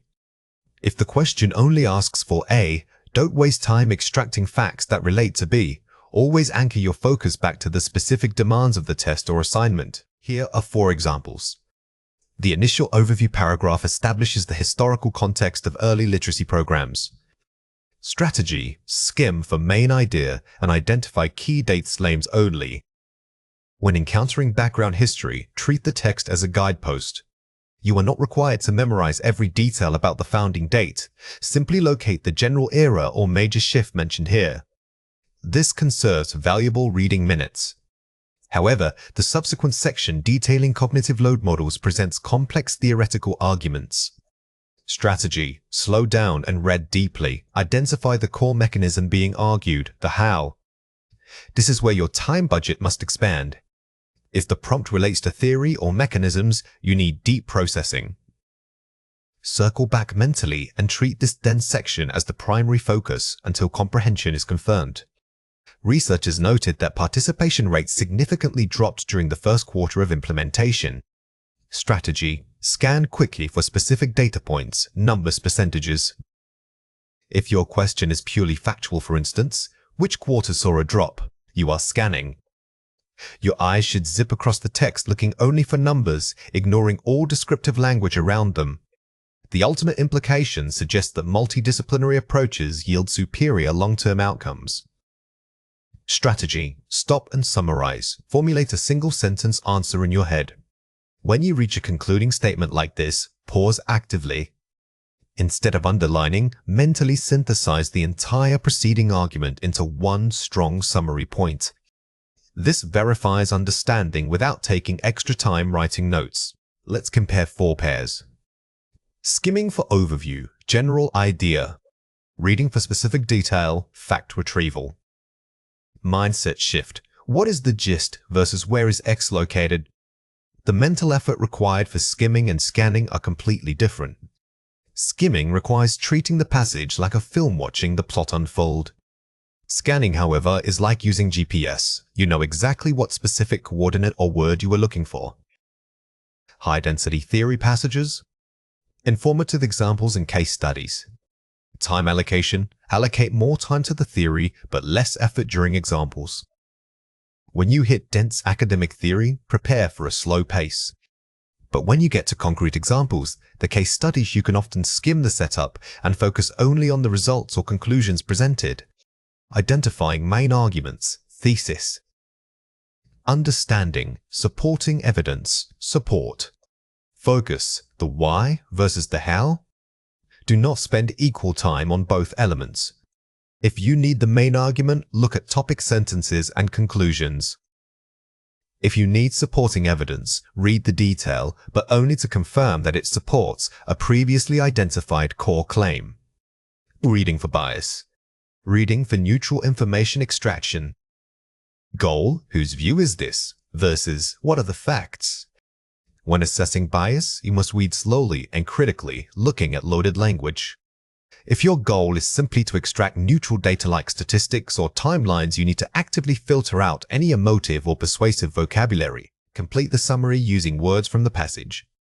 Effective time management requires recognizing which parts of a text are critical and which sections can be briefly ICA. Pause the video now and fill in the blank before we reveal the answer. The correct answer is skimmed. This blank tests your ability to prioritize reading effort. If you recognize a section is supporting background information, it's okay to skim it rather than giving it full attention. Before starting any passage, quickly identifying the question type allows the reader to adjust their focus and allocate time more why. Pause the video now and fill in the blank before we reveal the answer. The correct answer is strategically. The pre-reading phase is key. By knowing whether you need a name, a date, or a concept, your brain is primed, making retrieval much faster when reading. If the text suddenly becomes highly specialized, it is better to pause and formulate a quick summary of what was just read, rather than attempting to understand every single S. Pause the video now and fill in the blank before we reveal the answer. The correct answer is jargon. When complex terminology appears, don't panic. Acknowledging that you might not grasp every word allows you to move forward by focusing on the surrounding context and overall meaning. The goal is always proportionality, allocating more focused time to the most parts of the reading material. Pause the video now and fill in the blank before we reveal the answer. The correct answer is critical. Ultimately, successful readers are proportionate thinkers. They allocate their mental energy based on how crucial that piece of information is to answering the prompt. Here are 4 ways to practice. Pre-read the questions. Never start reading until you know what information you are looking for. This sets your brain's search parameters immediately. This is perhaps the single most useful tip. By knowing the goal beforehand, you transform from a passive receiver of information into an active hunter searching for specific evidence. Predicting content gaps. As you read, pause briefly and predict what the author might say next. This keeps your mind engaged and prepares you to absorb new information quickly. Prediction is an advanced metacognitive skill. It forces your brain to stay one step ahead of the text, making comprehension feel less like being carried along and more like leading the thought process. Time boxing practice. Practice timed readings on varied content, e.g., a scientific article followed immediately by a literary passage. This builds mental endurance for shifting focus. Treat this as physical training for your mind. The goal is not to improve the reading itself, but to improve the transition between different modes of thinking and reading. Active note. Taking mini summaries. Instead of writing everything down, jot down only keywords or simple conceptual links that connect main ideas. This is efficient recall practice. When summarizing in the margin, always use your own words. Paraphrasing forces you to prove genuine understanding, which solidifies memory and improves retrieval speed later on. Now it is your turn to practice. Read or listen to the following passage carefully. The concept of cognitive load suggests that our working memory has a limited capacity. When we are presented with too many novel elements simultaneously, for example, complex jargon alongside convoluted syntax, we experience overload. Effective learning materials must therefore scaffold new knowledge by providing scaffolding structures. This involves breaking down information into manageable chunks and gradually increasing complexity over time. Failing to manage this process can lead to cognitive exhaustion, rendering deep understanding impossible. Consequently, educators are advised to prioritize clarity of structure over sheer volume of content. Question 1. What is the primary limitation discussed in relation to learning? Pause the video now and write your answer before we reveal it. The correct answer is the limited capacity of working memory. Notice how this question directs you away from discussing syntax or jargon and focuses solely on the core mechanism, the memory limit. This requires a quick scan for limiting terms like capacities or limited. Question 2. Find a word in the passage that means supportive framework. Pause the video now and write your answer before we reveal it. The correct answer is scaffolding. This is a vocabulary check, but it requires context. Don't just look for the root. Read the sentence surrounding the unknown word to deduce its meaning based on the required function. The core skill here is synthesis, moving beyond simply understanding what a text says to being able to articulate its meaning in your own voice. Think of it as building an intellectual bridge between the page and the speaking moment. This process requires active processing. You are not just absorbing data, you are transforming it into usable knowledge. When transitioning insights, focus on identifying the core argument and the supporting evidence stream. Instead of reciting facts, structure your response around causality. Because of X, reading insight, we can conclude Y, spoken response. Many students confuse comprehension with articulation. Comprehension is passive, your brain processes the words. Articulation is active, you are assembling them on the spot. Always practice paraphrasing aloud, even if you think no one is listening. This builds the necessary muscle memory for spontaneous speech. Here are 4 examples. While experts debate causation, longitudinal data consistently links early exposure to literacy with higher academic attainment. Thesis statement, primary claim. When you mark a thesis statement like this, don't just underline it. Mentally rephrase it into a direct conversational assertion. The evidence strongly suggests that initial reading skills are foundational for later educational success. This shift makes the point immediately accessible to an audience. However, socioeconomic factors often mediate this correlation, requiring supplementary support. Now to argument limitation. A good speaker doesn't ignore counterpoints. When you spot a limitation, prepare your spoken response to acknowledge it, first using phrases like, while some argue X, we must also consider Y. This shows nuanced thinking. The concept of cognitive load suggests that excessive information can overwhelm the working memory. Key definition concept. For academic concepts, your goal in speaking is simplification. Instead of repeating the jargon, define it simply for your listener. For example, you could say, cognitive load essentially means giving someone too much information at once. This makes the complex idea instantly relatable. Therefore, interventions should prioritize sustained, spaced learning modules over intensive, single-session tutoring. Conclusion, actionable takeaway. When you read a conclusion, the goal is to extract the "so what." Don't just repeat the recommendation, explain why it's the best approach. Use strong transition words like "consequently" or "this suggests that" to frame your spoken advice.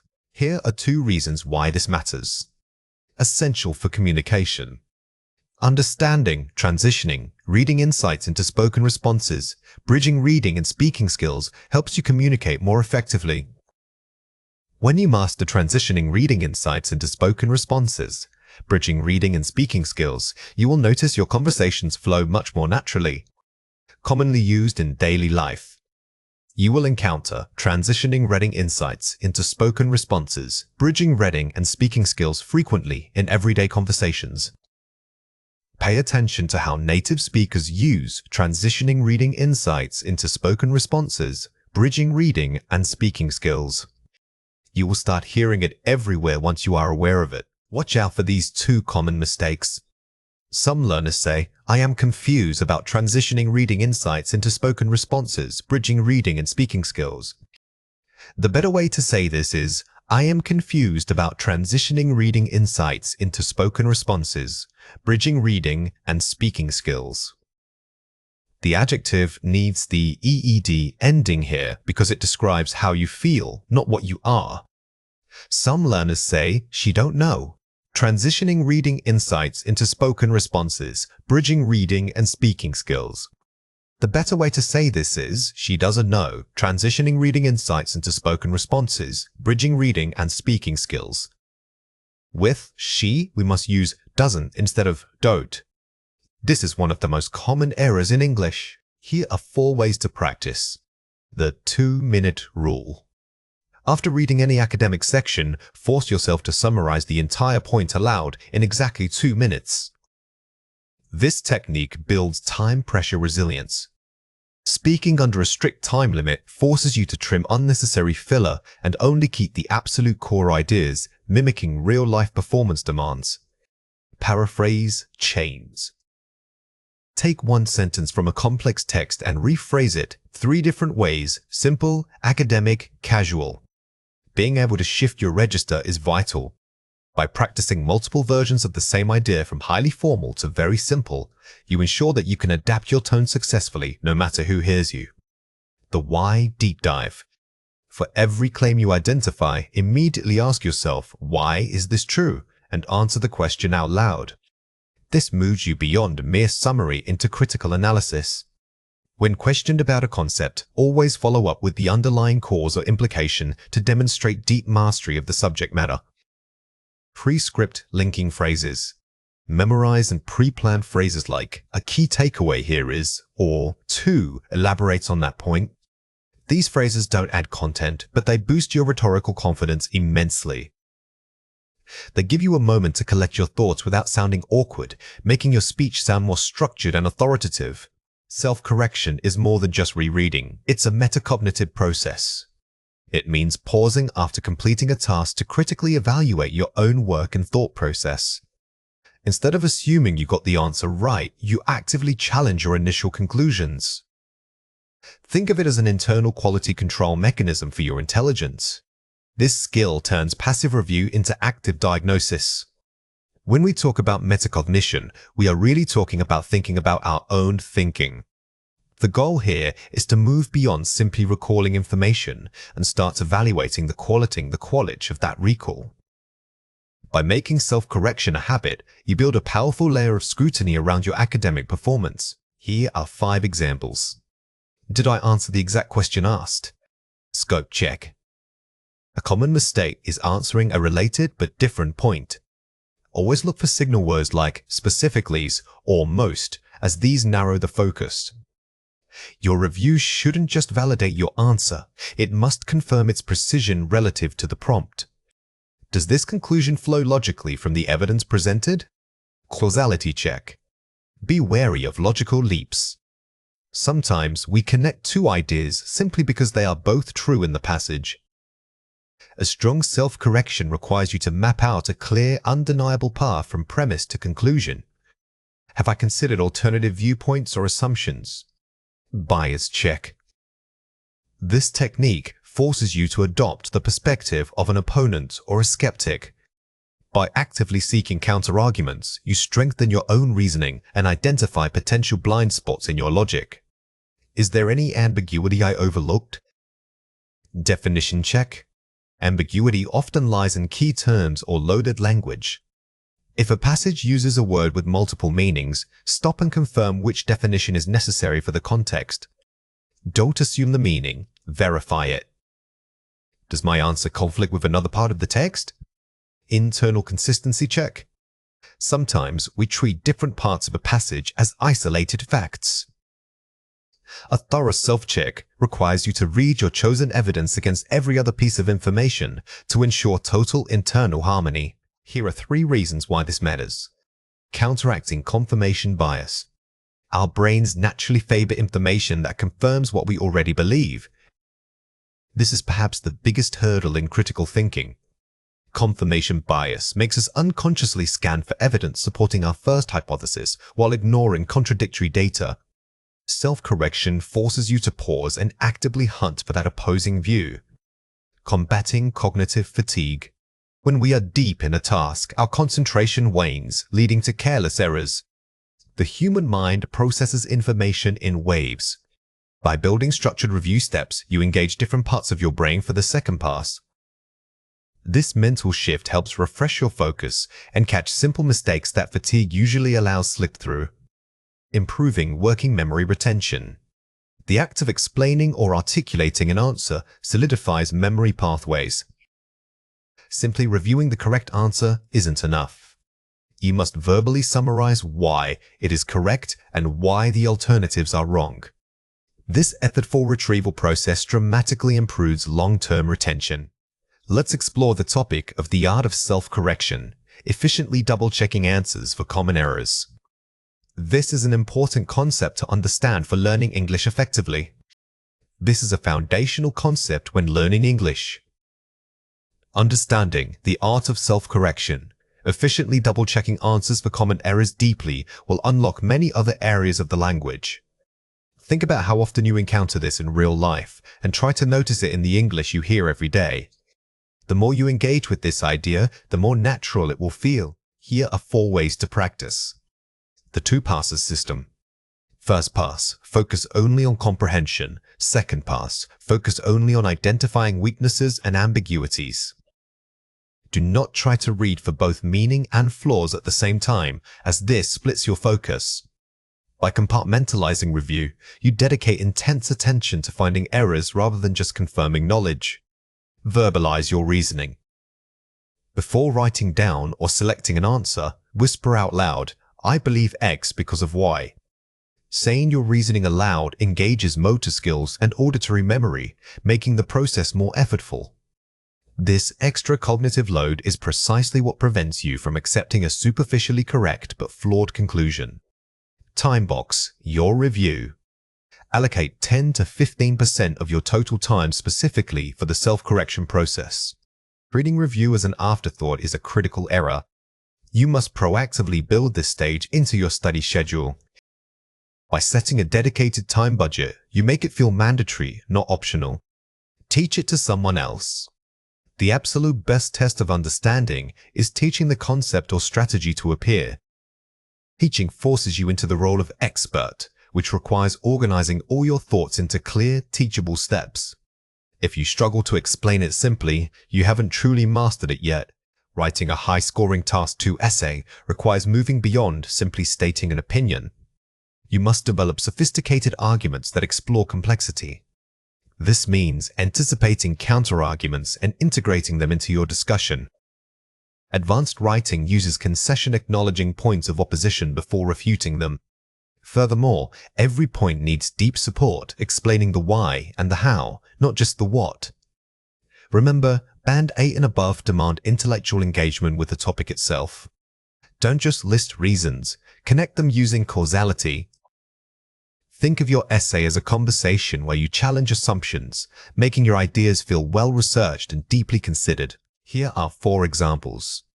While proponents argue that remote work increases flexibility, the erosion of institutional culture and spontaneous collaboration severely hinders long-term corporate cohesion. effective use of concessive language, while XY remains true. This sentence is powerful because it doesn't ignore the opposition, it incorporates it. By using while, you show nuance, making your final critique the erosion of culture much more credible. To mitigate these risks, governments should implement targeted subsidies for localized infrastructure, ensuring that economic activity remains decentralized and sustainable. Provides a specific, actionable solution with clear scope. Excellent problem solution writing requires more than just saying solve it. This example specifies who must act, governments, and how they should act, targeted subsidies. Giving the argument weight. The primary fault in this assumption is that correlation often masks true causation. Improved funding may simply coincide with better academic results, not cause them. Highlights logical fallacy critique, correlation versus causation. This demonstrates critical thinking by challenging the premise itself. Instead of merely disagreeing, you educate the reader on why the original argument is flawed logically. Therefore, while technological advancements offer undeniable efficiencies, they must be paired with comprehensive retraining programs to prevent widening socioeconomic divides. Synthesis, balancing pros and cons into a balanced conclusion recommendation. This is the ultimate sign of maturity in writing. You avoid taking an extreme stance, instead advocating for a necessary balancier nuanced middle ground that shows comprehensive understanding. Here are 2 reasons why this matters. Essential for communication. Understanding Phase 5, Writing Task 2, Developing Coherent Advanced Arguments, WW3, helps you communicate more effectively. When you master Phase 5, Writing Task 2, Developing Coherent Advanced Arguments, W23, you will notice your conversations flow much more naturally. Commonly used in daily life. You will encounter Phase 5, Writing Task 2, Developing Coherent Advanced Arguments, W2, frequently in everyday conversations. Pay attention to how native speakers use Phase 5, Writing Task 2, Developing Coherent Advanced Arguments, W2 You will start hearing it everywhere once you are aware of it. Watch out for these 3 common mistakes. Weak. Because climate change is happening, we must stop all cars immediately. Strong. While the severity of climate change necessitates action, a complete ban on personal vehicles would cause severe economic disruption and fail to address underlying industrial issues. The initial mistake is presenting an oversimplified either-or choice. The correction uses concession to avoid extremes, suggesting a more balanced policy approach that acknowledges real-world constraints. Weak. Many people argue for mandatory vaccinations because they are good for the community. Strong. Advocates for mandatory vaccination primarily cite herd immunity and public health stability, arguments which carry significant weight in epidemiological planning. The weakness here is repetition. The strong version replaces vague phrases like good for with sophisticated technical language such as herd immunities and epidemiological planning. This demonstrates subject-specific knowledge. Weak. Money problems are bad, so governments should print more money. Strong. Inflationary measures, while addressing immediate cash shortages, risk devaluing currency and exacerbating long-term economic instability. This is a classic mistake, suggesting an obvious solution without considering the consequences. The improved version introduces counter-evidence, the risk of inflation, which shows you understand complex economic trade-offs. Here are 4 ways to practice. The warranting technique. For every point you make, ask, what evidence proves this? Don't just state the idea, provide a supporting mechanism or example. This is crucial for moving beyond personal opinion. When planning, physically write down the specific piece of data, statistic, or conceptual link that backs up your main point. The counter-argument map. Dedicate a section during outlining to list 2-3 opposing views. Then, dedicate equal time to refuting them. Do not wait until the conclusion to address opposition. Mapping these counterpoints early ensures they are integrated smoothly into your body paragraphs, giving your essay intellectual momentum. The impact chain method. Don't stop at point A. Ask, what is the consequence of point A and what is the consequence of that consequence? This forces you to build depth through causality chains. Instead of just stating a problem, trace its ripple effects across social, economic, and environmental spheres for maximum impact. Academic vocabulary register. Keep a list of sophisticated transition phrases related to disagreement, e.g., conversely, nevertheless, albeit. These are not just linking words, they signal a shift in intellectual perspective. Using them correctly demonstrates high proficiency and sophistication in argument structure. Advanced essay mapping is not just outlining, it's about creating a logical escalation of ideas across 3 tiers: the macro-level structure, the micro-level topic sentence, and the supporting evidence. The key rule here is maintaining argumentative momentum. Your introduction must clearly establish your scope. The body paragraphs must each tackle one distinct point while linking back to the main thesis. And the conclusion must synthesize these points without introducing new information. For IELTS, mapping ensures you achieve high coherence scores by demonstrating structural mastery. When we talk about logical escalation, think of it like a funnel. Your introduction is broad, narrowing down to your specific argument. Your body paragraphs maintain this focused intensity, and the conclusion widens out again to leave the reader with a final overarching thought. Use transitional phrases that signal these shifts in focus to improve flow. Here are 4 examples. The rapid rise of remote work has fundamentally altered urban planning.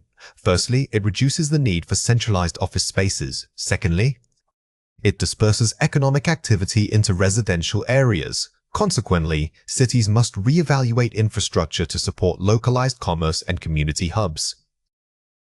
Effective cause-effect mapping. Clear progression from problem, remote work to immediate effect, reduced offices to ultimate solution, revising infrastructure. Notice how this example doesn't just list points, it shows a chain reaction. The transition words, firstly, secondly, consequently doing heavy lifting by guiding the reader through the logical sequence of causes and effects. While some argue that mandatory uniforms stifle individuality, others point out the significant financial relief for parents. Moreover, standardized dress codes eliminate status symbols based on expensive fashion trends, promoting equity among students. Balanced comparison mapping. It acknowledges the counter-argument, but pivots smoothly to reinforce the primary thesis using moreover. This is a perfect model for concession and rebuttal. The structure allows you to show complexity. You acknowledge one side, then immediately use strong transitional markers like moreovers to deepen your own argument. Addressing climate change requires global cooperation across multiple sectors. Governments must enforce stricter emissions standards, while industries need to invest heavily in green technology. Ultimately, individual behavioral changes, such as reducing consumption, reinforce these systemic shifts. Layered solution mapping. It systematically addresses different levels of action: government, industry, individual, demonstrating a comprehensive scope. The strength here is the systematic approach. By moving from macros policy changes to micros behavioral ones, you demonstrate that your argument is holistic and considers all necessary stakeholders. Digital literacy has become indispensable in modern society. It enables economic participation through online markets and facilitates educational access previously limited by geography. Therefore, mandatory digital education must be integrated into primary curricula worldwide. Thesis-driven mapping. The argument builds a cumulative case for a single required outcome: mandatory curriculum. This is highly persuasive because the evidence accumulates steadily. Each sentence provides a reason why digital literacy matters, building pressure until the conclusion. The mandatory curriculum feels like the only logical step. Let's compare 4 pairs. The government should spend money on public transport. It is good for the environment and it helps people get to work. Investing in robust public transportation networks offers multifaceted environmental and economic benefits, substantially reducing individual carbon footprints while enhancing workforce mobility across major urban centers. Using precise vocabulary and expanding general points into specific claims enhances academic tone. The difference here is moving from stating an opinion to providing a detailed, specialized claim.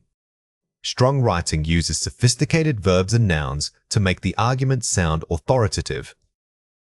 Students should read more books because it makes them smarter. Engaging with diverse literature nurtures critical thinking skills by exposing students to varied perspectives, thereby significantly expanding their intellectual vocabulary and depth of understanding. Focusing on the mechanism, how an idea works, rather than just stating a benefit. Don't just say something is good, explain why it is good. Instead of smarter, we specified nurturing critical thinking skills. This shows depth of knowledge. Traffic congestion is bad because people are late and the air gets dirty. Severe traffic congestion represents a cascading problem, impeding productivity by causing significant delays while simultaneously contributing to dangerous levels of airborne pollutants in metropolitan areas. Connecting two separate ideas, lateness and pollution, into one single complex cause and effect claim. The key structural improvement is linking the negative impact of congestion. It's not just slow. It's a cascading problem. This elevates the writing from simple observation to sophisticated analysis. Technology has changed how we communicate, and this is good because we can talk to people far away. While technology has dramatically globalized communication channels, allowing instantaneous connection across geographical boundaries, it simultaneously necessitates a re-evaluation of face-to-face interaction quality. Using while or although to introduce nuance and complexity rather than simple agreement. The strongest academic writing rarely takes an absolute stance. By using the word simultaneously, you show that your argument is nuance edit, has both positive outcomes and critical drawbacks. Watch out for these 3 common mistakes. Weak, too definitive. Many people believe that physical exercise is the best way to improve mood. It releases endorphins and makes you feel happy. Strong, balanced, nuanced. While physical activity, such as jogging or swimming, stimulates the release of endorphins, leading to measurable improvements in mood regulation. Other factors like structured sleep also play a vital role. The common mistake here is being too dogmatic. Instead of making an absolute claim that exercise is the best, where a strong essay acknowledges other contributing elements, creating a more balanced and complex argument. Weak, overly simplistic. To solve poverty, we need money from governments. We must give handouts to the poor people. Strong, systemic structural focus. Addressing systemic poverty requires not only governmental financial aid, but also structural reforms in education and job creation, ensuring self-sustainability rather than dependency. This correction moves the argument away from quick fixes or charity. By using words like systemic and structural reforms, you show that your proposed solutions are deep, lasting changes rather than mere remedies. Weak, vague, emotional. Global warming is bad for us because it causes floods and raises sea levels. We must do something about it. Strong, formal, impactful. The accelerating phenomenon of global warming poses severe existential threats, manifested through intensified extreme weather events and irreversible sea level rise, demanding immediate and concerted international policy action. Notice the shift in tone. Replacing emotive words like bad with academic phrases like poses severe existential threats immediately raises your lexical resource score and makes the argument sound more objective. Here are 4 ways to practice. The thesis statement funnel. Draft the general statement first, the funnel opening, then narrow it down to your precise, debatable claim, the bottleneck. This ensures focus. When drafting your thesis, visualize the argument as having 3 essential components: the topic, your stance, and the scope. If you can't include all 3, your statement is likely too vague or too broad. Mapping into paragraph links. Before writing, write down 3 to 4 explicit transitional topics, T1, T2, T3. These are the internal subjects that link one body paragraph to the next. Don't wait until you start writing to think about transitions. By pre-mapping these pivots, you force yourself to maintain a continuous line of reasoning throughout your entire essay. The "so what?" test. After writing any point, ask, "So what does this prove about my main thesis?" If the answer is unclear, the paragraph needs structural tightening. This critical self-check ensures that every single sentence serves a direct purpose. It prevents digressions and keeps your argument razor-sharp and highly focused. Conclusion, synthesis, mapping. Do not summarize, synthesize. Instead, map out the three main takeaways or implications of your argument that haven't been stated yet. Synthesis means showing how your points interact with each other. It's the big picture. Think about what happens next after your arguments are proven true. A strong argument isn't just a statement, it's a structure. To build that structure, we rely on three major support pillars: specific examples, verifiable evidence, and logical hypotheticals. Examples ground your claims in relatable situations. Evidence provides the necessary factual weight, such as statistics or expert quotes. Finally, hypotheticals allow you to test boundaries by asking, what if? This combination moves your argument from mere opinion to compelling reasoning. Think of these three tools not as separate items, but as interlocking gears in a machine. An isolated claim is weak, but when you show how an example relates to evidence and then extrapolate that relationship using a hypothetical scenario, you build an undeniable logical chain for your listener or reader. Here are 5 examples. For instance, when implementing remote work policies, many companies reported a measurable increase in employee morale. Using specific examples, notice how the phrase, for instance, immediately signals to the reader that you are moving from a general idea to a concrete, real-world scenario. This is much stronger than simply saying like, because it establishes a formal argumentative tone. According to a 2022 World Economic Forum report, the global market for renewable energy grew by 15% last year. Presenting verifiable evidence. The key here is citation. You must tell your audience where that statistic came from, even if you only mention the source generally. Credibility hinges entirely on the apparent reliability of your supporting data. If we were to restrict access to public libraries, what would happen to community education resources? Posing a hypothetical scenario. Hypotheticals are powerful because they force the audience to think critically and engage with possibilities. Always frame them as questions or conditional statements using if or were. This engages their intellectual curiosity. The shift in agricultural practices toward vertical farming is a prime example of sustainable development. Blending examples and techniques. Excellent argumentation often blends these tools. Here, vertical farming acts as the concrete example, which then supports your larger claim about sustainability. Look for opportunities to combine two techniques in one single thought. Should a country not invest heavily in public transport infrastructure, the economic consequences could include chronic traffic congestion and lost productivity. Hypothetical consequence. This example uses negative framing, which is highly persuasive.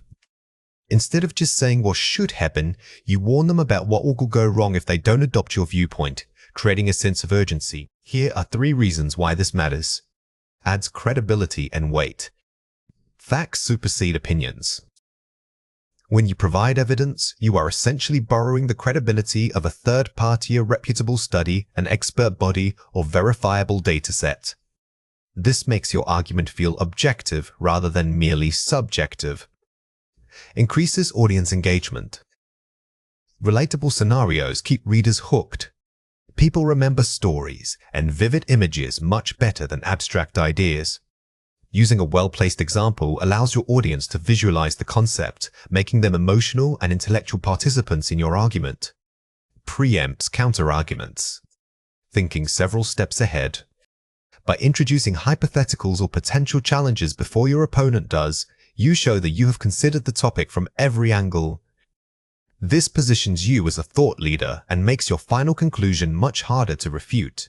Let's explore the topic of argumentation techniques, using examples, evidence, and hypotheticals to support claims.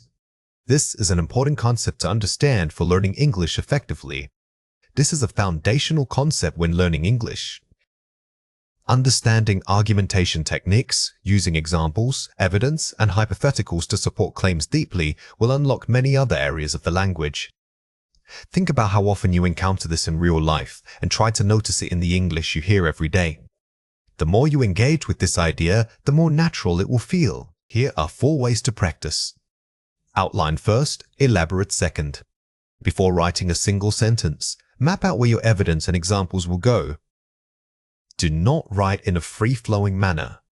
Treat your essay outline like a blueprint. Each section must clearly label which techniques or will be used to support that specific point. Use signposting language. Employ clear transition phrases. For instance, this is corroborated by, and consider the case where. Signposting language acts like road signs for your reader. Phrases such as furthermore or to illustrate this point guide them smoothly through your complex logical arguments, ensuring they never get lost. The rule of specificity. Avoid vague qualifiers, names, dates, and numbers add power. Instead of saying many people, try to say urban workers in North America. Instead of some data, name the study or the year. The more specific you are, the more trustworthy your argument sounds. Practice combining techniques. Challenge yourself to support one core idea using all three methods. The ultimate goal is integration. Take a simple claim and write 3 supporting sentences, one example, one piece of evidence, and one hypothetical conclusion. This deep practice will make the technique second nature. Grammatical variety means avoiding a repetitive sentence pattern. For high scores in IELTS writing, you must demonstrate control over multiple complex structures. This involves skillfully using relative clauses, subordinating conjunctions, and participial phrases. The goal is to make your writing flow seamlessly while maintaining academic sophistication. Think of it as building an elaborate house with varied architectural styles. When examiners assess grammatical range, they are looking for evidence that you can manipulate structures naturally. Don't just throw in a complex word, use a complex S-sentence structure to carry the meaning. Varying your sentence beginnings, starting with conjunctions or prepositional phrasis, an immediate way to improve flow. Here are 4 examples. Although renewable energy sources have greatly improved, the reliance on fossil fuels remains a significant global challenge. Effective use of subordinating conjunctions, although this immediately establishes a nuanced contrast. Notice how although sets up a concession. By structuring your sentence this way, you show that 2 things coexist, the improvement and the ongoing problem adding depth to your argument. Students who dedicate time to reading varied literature often develop a deeper understanding of complex social dynamics. Using who relative clauses. This allows you to provide descriptive information about the subject without starting a new sentence. Relative clauses are excellent for adding detail and academic weight. They allow you to condense 2 simpler thoughts into one sophisticated, flowing unit. Having witnessed rapid urbanization, many agricultural communities struggle with maintaining their traditional livelihoods. Beginning with the participial phrase, having witnessed. This opens the sentence dynamically by setting up the cause or circumstance first. Starting with a participle like having immediately makes your writing sound proactive and sophisticated. It foregrounds the context before presenting the main subject and verb. The government must intervene in unregulated markets, thereby ensuring fair opportunities for small businesses. Using a resultative phrase, thereby ensuring. This shows clear cause and effect relationships within a single sentence. When you use phrases like thereby or consequently, you are not just stating 2 facts, you are establishing a logical link between them. This elevates the rhetorical power of your writing. Let's compare 4 pairs. The population increased last year. This is due to better medical care. Due to improvements in global medical care, the population saw a noticeable increase last year. Starting with a cause-reason phrase, prepositional phrase, this immediately shifts the focus and improves flow. Compare how much stronger the second sentence feels. By front-loading the reason using due to, you guide the reader's attention right away, creating an academic, analytical tone. Governments should invest in education. Education is key for future economic growth. Investing heavily in education is crucial because it forms the foundation of sustained economic growth. Using because to, combine 2 simple sentences into one strong cohesive structure. But in pressed, the weak version presents 2 separate statements. The strong version uses a subordinating conjunction like because, which grammatically links the ideas and makes the writing feel much more integrated. Pollution is bad for health. This affects many citizens who live near factories. Citizens living near industrial complexes who are frequently exposed to pollution face significant health risks. Using a relative clause who to embed descriptive details about the subject. The key here is embedding. Instead of making citizens the topic and then starting a new sentence with them, we use a relative clause to describe them within the main flow. People need to change habits. Changing habits requires education. Changing detrimental habits necessitates widespread public awareness campaigns that educate the general populace. Using advanced vocabulary and complex noun phrasing, nominalization. This shows lexical resource alongside grammatical range. Sometimes, complexity comes not just from grammar, but from word choice. Transforming simple verbs into nouns like changing to necessitates campaigns, greatly boosts your academic register. Watch out for these 3 common mistakes. Comma splice choppy logic. The economy grew rapidly. It was because of technological advances. Single, integrated sentence. Technological advancements were the primary driver behind the economy's rapid growth. A common mistake is using 2 separate sentences when a single structure would be more elegant. By embedding because of into the main sentence, you create a causal link that reads much more smoothly. Comma splice, faulty coordination. Many students studied hard for the exam, they still found it difficult. Subordinating conjunction phrase. Despite studying diligently for the exam, many students found the difficulty level overwhelming. A comma splice is one of the most frequent errors. Remember that you cannot simply join 2 independent clauses with only a comma. You need a strong subordinating structure like despite or although. Vague phrasing. The government plans to improve infrastructure, which will help reduce traffic jams. Resultative adverbial phrase thereby. The government plans to improve infrastructure, thereby helping to mitigate severe urban congestion. Using which will helps is grammatically acceptable but weak. Replacing it with a phrase like thereby helping to mitigate immediately sounds more formal and authoritative, boosting your vocabulary range. Here are 4 ways to practice. The front load technique. Start sentences with a prepositional phrase or an adverbial clause. This immediately signals complexity and advanced structure. When revising your draft, specifically look at the first 5 words of every paragraph. Can you start them differently? Beginning phrases like, in contrast to, or following recent studies, instantly elevate the tone. The structure swap. Identify simple statements and manually convert them into complex ones using subordinators, e.g., because, while, although.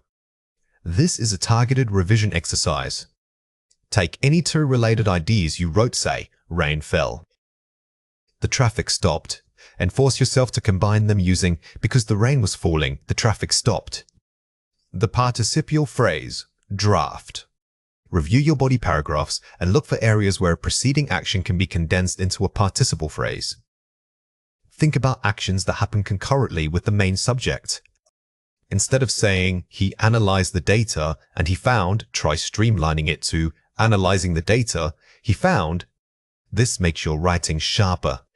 The parallelism check. Ensure any list or sequence of related ideas maintains perfect grammatical balance, noun-verb gerund. While parallelism is about consistency, it also contributes to structural variety. If you use studying, the next item should not suddenly be and writing, it must be and writing in a parallel form. Sophistication in vocabulary doesn't mean using the longest words, it means choosing the most precise word for your intended meaning. When writing or speaking at an advanced level, precision is paramount. We must move beyond general adjectives like goods or basic nouns that lack specific scope. Learning these nuanced terms will allow you to paint a much clearer and more academic picture with every sentence. The key takeaway here is precision over sheer length. Instead of saying something was really bad, for example, an advanced vocabulary choice might let you explain why it was bad. Was it chaotic? Was it detrimental? Focus on understanding the subtle shades of meaning these new words carry. Let's go through 6 words. For each word, I will say it clearly, then explain how to produce it correctly. The word is ubiquitous. Say it again, ubiquitous. Think of ubiquitous when you feel something is impossible to avoid. It's everywhere, all the time. A common mistake is using this word for just common. It implies a sense of inescapable presence across a wide area or context. The word is ambiguous. Say it again, ambiguous. If something is vague, it might just be poorly worded. But ambiguous suggests the text or situation allows for multiple interpretations, even if those meanings are equally plausible. This is crucial in legal and academic writing. The word is mitigate. Say it again, mitigate. When you use mitigate, remember that it's always about reducing severity or impact. You don't eliminate something entirely, you lessen its force. This is a perfect verb for discussions on policy and environmental science. The word is dichotomy. Say it again, dichotomy. A dichotomy is more than just a difference. It specifically refers to two opposing elements that form a single, contrasting whole. You often see this in literature when examining contrasts like good versus evil. The word is pervasive. Say it again, pervasive. While ubiquitous means being everywhere, pervasive often describes something abstract, like a feeling, smell, or influence that slowly spreads through an atmosphere. It has a slightly more intangible quality. The word is conundrum. Say it again, conundrum. Use conundrum when the solution isn't just hard, but seems logically impossible to solve with current knowledge. It carries a sense of intellectual puzzle or perplexing mystery. Here are 5 examples. The influence of social media is now so ubiquitous that it shapes daily communication patterns. Ubiquitous, adjective. Notice how ubiquitous immediately establishes the scope. It's not just present sometimes, it defines modern life. This phrasing elevates your descriptive writing instantly. The politician's statement was highly ambiguous, leading reporters to debate its true meaning for hours. Ambiguous, adjective. Using highly ambiguous suggests the ambiguity is significant and difficult to parse. When writing about rhetoric or politics, this word shows you understand the layers of implied meaning. New legislation was passed specifically to mitigate the severe economic fallout predicted by experts. Mitigate, verb. Remember that mitigate is an action taken against the negative force. You are actively working to lessen damage, which makes it perfect for policy discussions. The film explores the dichotomy between nature and technology in contemporary society. Dichotomy, noun. If you were writing an essay, framing your argument around a dichotomy immediately gives your paper structure and academic weight. It tells the reader exactly what opposing forces you are analyzing. A pervasive sense of urgency gripped the committee as they faced the sustainability conundrum. Pervasive, adjective shake, conundrum, noun. Here we see 2 words working together.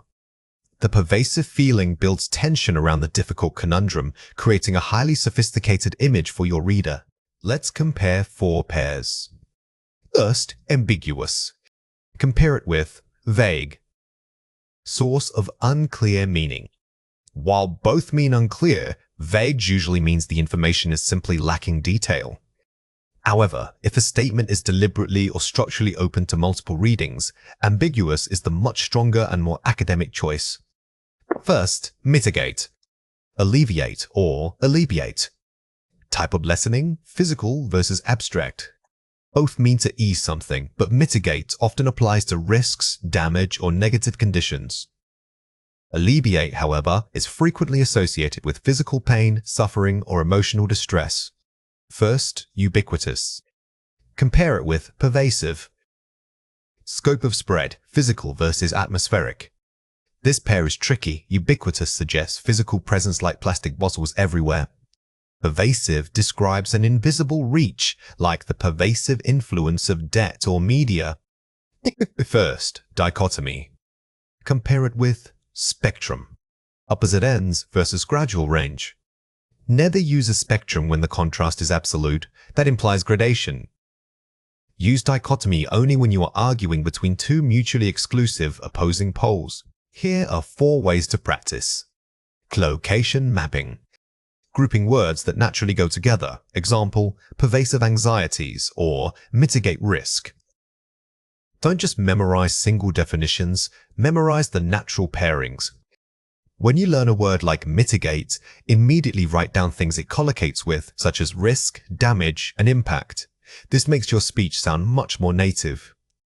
Contextual guessing. Predicting the meaning based on surrounding text. Ask, what kind of word is needed here? Noun, verb. When you encounter an unknown sophisticated word, don't panic and look it up immediately. Instead, read the entire sentence and try to predict its function. Is it causing something? Is it describing a state? This deepens your understanding of usage. Repetition. Reviewing vocabulary at increasing intervals over time. This is the most effective memory technique. Don't cram definitions the night before a test. Review these 6 words today, then again in 3 days, and finally next week to truly cement them into your active vocabulary. Active replacement. Intentionally swapping basic words for advanced ones during writing. When you write a draft, highlight every simple word like big, bad, or many. Your goal is to force yourself to replace those common fillers with the more sophisticated options we learned today. Now it is your turn to practice. Read or listen to the following passage carefully. The debate over artificial intelligence presents a profound conundrum. While the potential benefits are undeniable and increasingly ubiquitous in our daily lives, there is also a pervasive fear of job displacement. Governments must act quickly to mitigate this risk, acknowledging that the dichotomy between technological advancement and human employment requires careful legislative thought. Question 1. Find a word in the passage that means a confusing problem. Pause the video now and write your answer before we reveal it. The correct answer is conundrum. If you can identify conundrum here, it shows you grasp the overall tone of intellectual difficulty. It perfectly frames the seriousness of AI governance. Question 2. Use one of the target words in your own sentence describing a modern issue. Pause the video now and write your answer before we reveal it. The correct answer is, the pervasive use of deepfakes is an ethical conundrum that lawmakers have yet to fully address.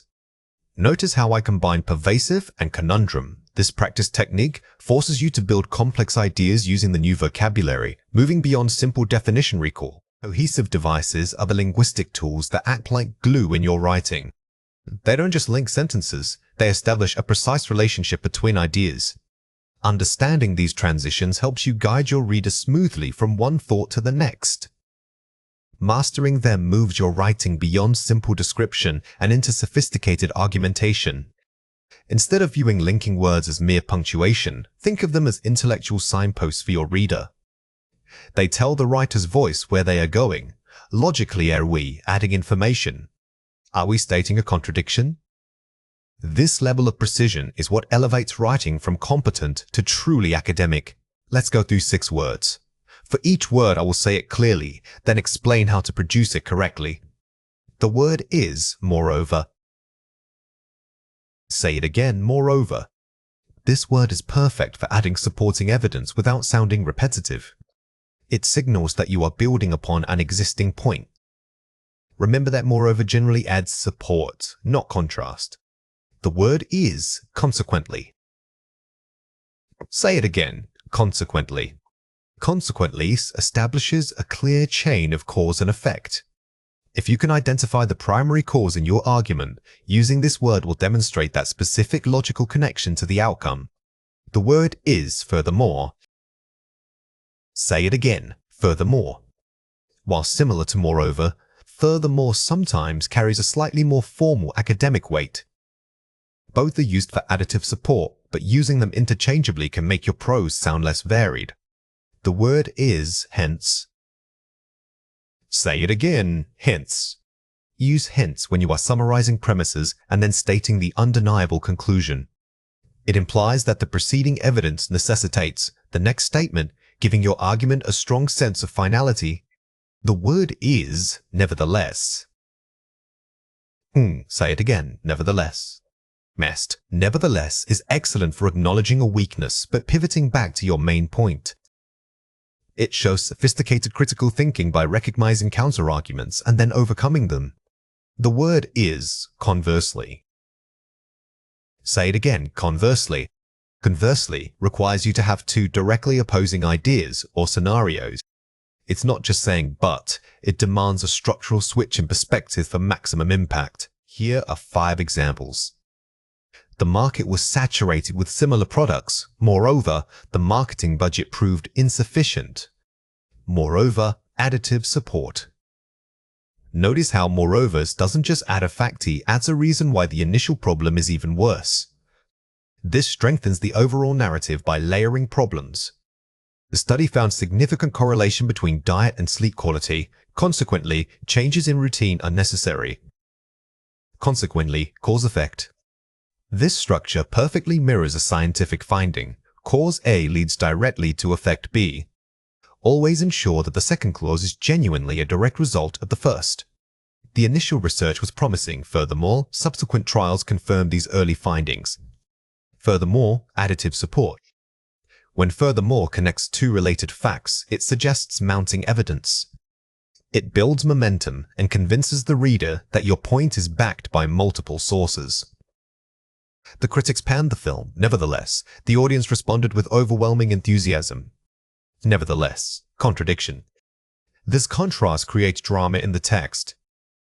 By using nevertheless, you are signaling that the counter-argument is strong, but your point remains dominant and true. The industrial north was reliant on coal power. Conversely, the coastal areas utilized geothermal energy. Conversely, opposite comparison. This example demands a careful balance. You must set up two parallel structures, A versus band. Use this word to pivot cleanly between them. Let's compare 4 pairs. Therefore, formal. Causal. Focused on direct logical necessity. Both show results, but therefore often feels like a conclusion drawn from premises listed right before it. Consequently, tends to describe the observable outcome that followed an action. First, however, nevertheless, advanced. Difference in force and formality. However, is versatile but can be casual. Nevertheless, elevates your writing, implying a greater struggle or difficulty before stating the conclusion despite it. First, moreover. Compare it with furthermore. Use for additive support, subtle difference. While interchangeable in many cases, vary their use to prevent monotony. If you use moreovers early on, try saving furthermores for a stronger point later in the paragraph. First, conversely. In contrast, structural opposition versus balanced comparison. Conversely is best when comparing two mirror image situations or two sides of an equation. In contrast works well when highlighting differences between two distinct groups or categories. Here are 4 ways to practice. The idea flows map. Map your arguments before writing. Before you write a single sentence, physically map out the logical progression of your ideas using these connectors. This prevents you from simply listing facts and ensures every transition serves a clear argumentative purpose. The collocation bank.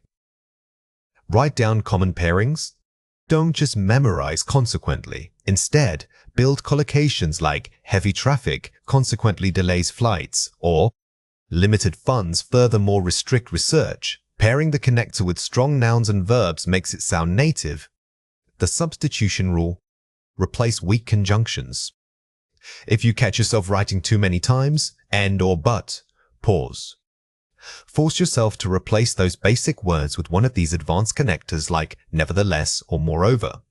This single change instantly boosts your vocabulary score. Strategic placement.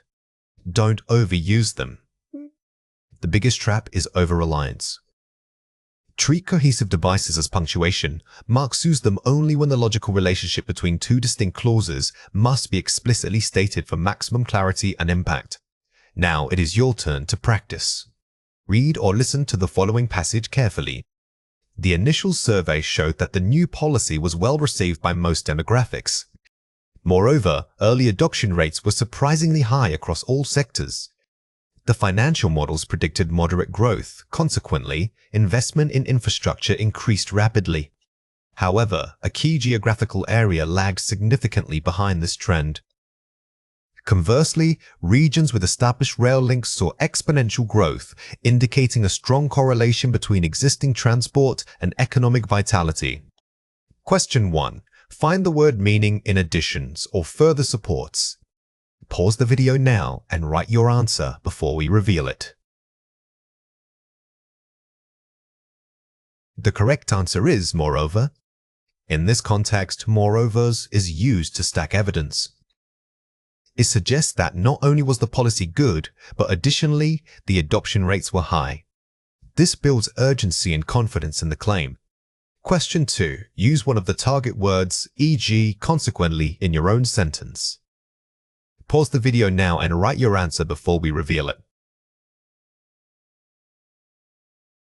The correct answer is, the heavy rainfall, consequently, caused minor flooding downtown.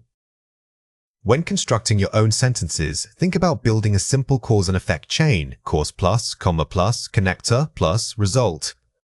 This forces you to maintain the precise logical relationship that consequently describes.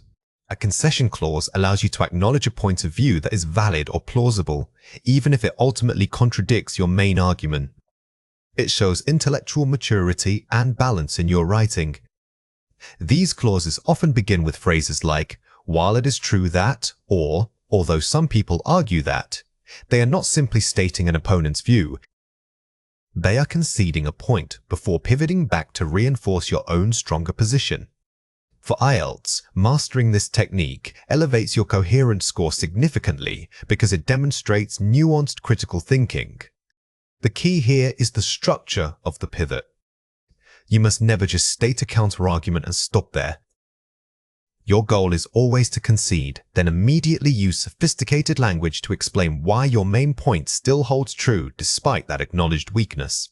Here are 4 examples.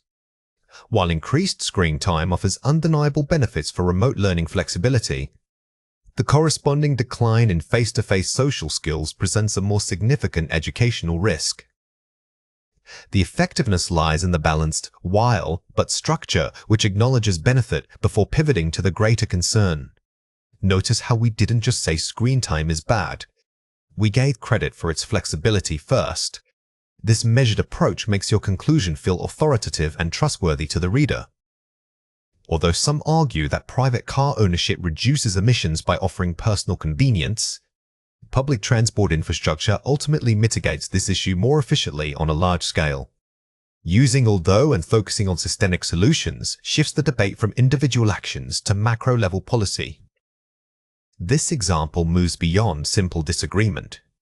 It systematically critiques the premise of the counterargument by suggesting an alternative, superior solution.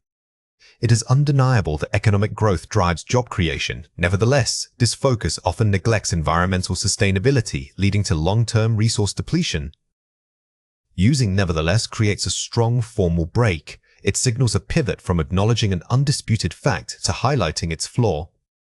The conjunction nevertheless is extremely powerful for IELTS writing because it establishes a clear contrast between 2 ideas, giving your argument weight. To concede that initial investment in renewable energy can be prohibitive, one must recognize the long-term cost savings and reduced reliance on volatile fossil fuel markets. This structure uses concession to introduce a counterfact, prohibitive, only to immediately dismantle it with deeper evidence, long-term savings. Here, you are not just arguing, you are reframing the economic perspective. You acknowledge the short-term hurdle, but prove that the long-term payoff is worth ignoring that initial obstacle. Let's compare 4 pairs.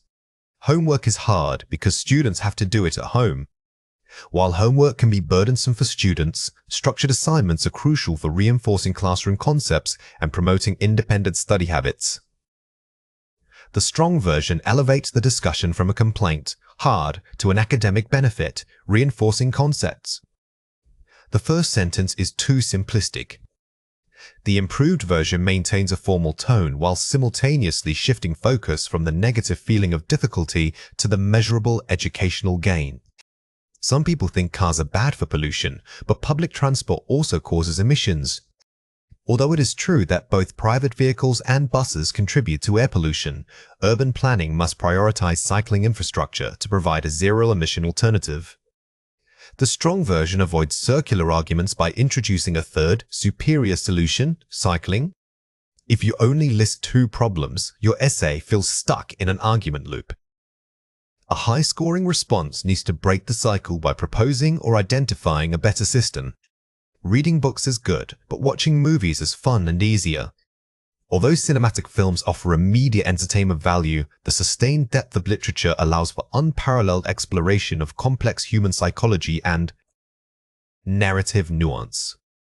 The strong version uses elevated vocabulary, sustained depth unparalleled to make the counterargument irrelevant compared to its own focus. Never let your concession clause simply list merits. You must use that space to set up a qualitative comparison, proving that intellectual depth outweighs simple enjoyment. Technology changes things fast, so people struggle to keep up. While rapid technological advancement certainly presents challenges in workforce adaptation, proactive government retraining programs are necessary to ensure societal resilience and employment stability. The strong version moves beyond stating a problem, struggle, to proposing a high-level policy solution, retraining programs. When tackling social issues like technology change, your answer must be structural. Pointing to the government or institutional level shows you are thinking at an advanced macro scale. Watch out for these three common mistakes. Weak, informal. But I think education is important because it helps people get jobs. Strong, formal. While access to quality education is never guaranteed, its fundamental role in individual empowerment remains undeniable. The primary mistake here is the overuse of but, which is too conversational for academic writing. Always replace simple conjunctions with formal transitional phrases like however or nevertheless. Weak, choppy. It can be argued that cars are necessary, but pollution is bad. Strong, flowing. The necessity of personal vehicles is often cited. Nonetheless, the detrimental impact of fossil fuel emissions demands immediate and comprehensive policy intervention. A choppy structure reads like a list of disconnected thoughts. The improved version uses semicolons and sophisticated linking words, binding the counter-argument to the main point dramatically. Weak, uneven weight. Not everyone agrees that diet is key. Some people prefer exercise only. Strong, balanced authority. Although physical activity is widely promoted for health benefits, nutritional intake remains a foundational pillar of wellness, demanding equal consideration. This mistake occurs when you treat all counter-arguments equally. A strong essay not only mentions the opposing view but explains why that opposition is less significant or incomplete. Here are 4 ways to practice. The acknowledge refutes method. Start by fully acknowledging the strongest point of opposition, the concession. Then spend more time dismantling it than you did discussing it. This is a strategic way to build credibility. By giving the counter-argument full weight and then explaining where its logic fails, you make your own position seem meticulously researched. Use concession pairs. Practice pairing a strong positive idea with an equally strong negative caveat. Example, benefit X is true, but only if condition Y is met. Don't just argue one thing. Show that you understand the complexities of the topic by identifying necessary preconditions or limitations on any given solution. Signal phrases, inventory. Keep a list of advanced signal phrases, admittedly, whilst it is true that, despite the fact that, or granted that, varying these boosts vocabulary score. Memorizing 5 to 6 sophisticated signposts and integrating them naturally into your writing will instantly make your language sound more academic and proficient. The scope narrowing technique. If the counter-argument is too broad, e.g., all technology is bad, narrow its scope down to a specific facet you can demolish. Never let an opponent drag your argument into their general field of attack.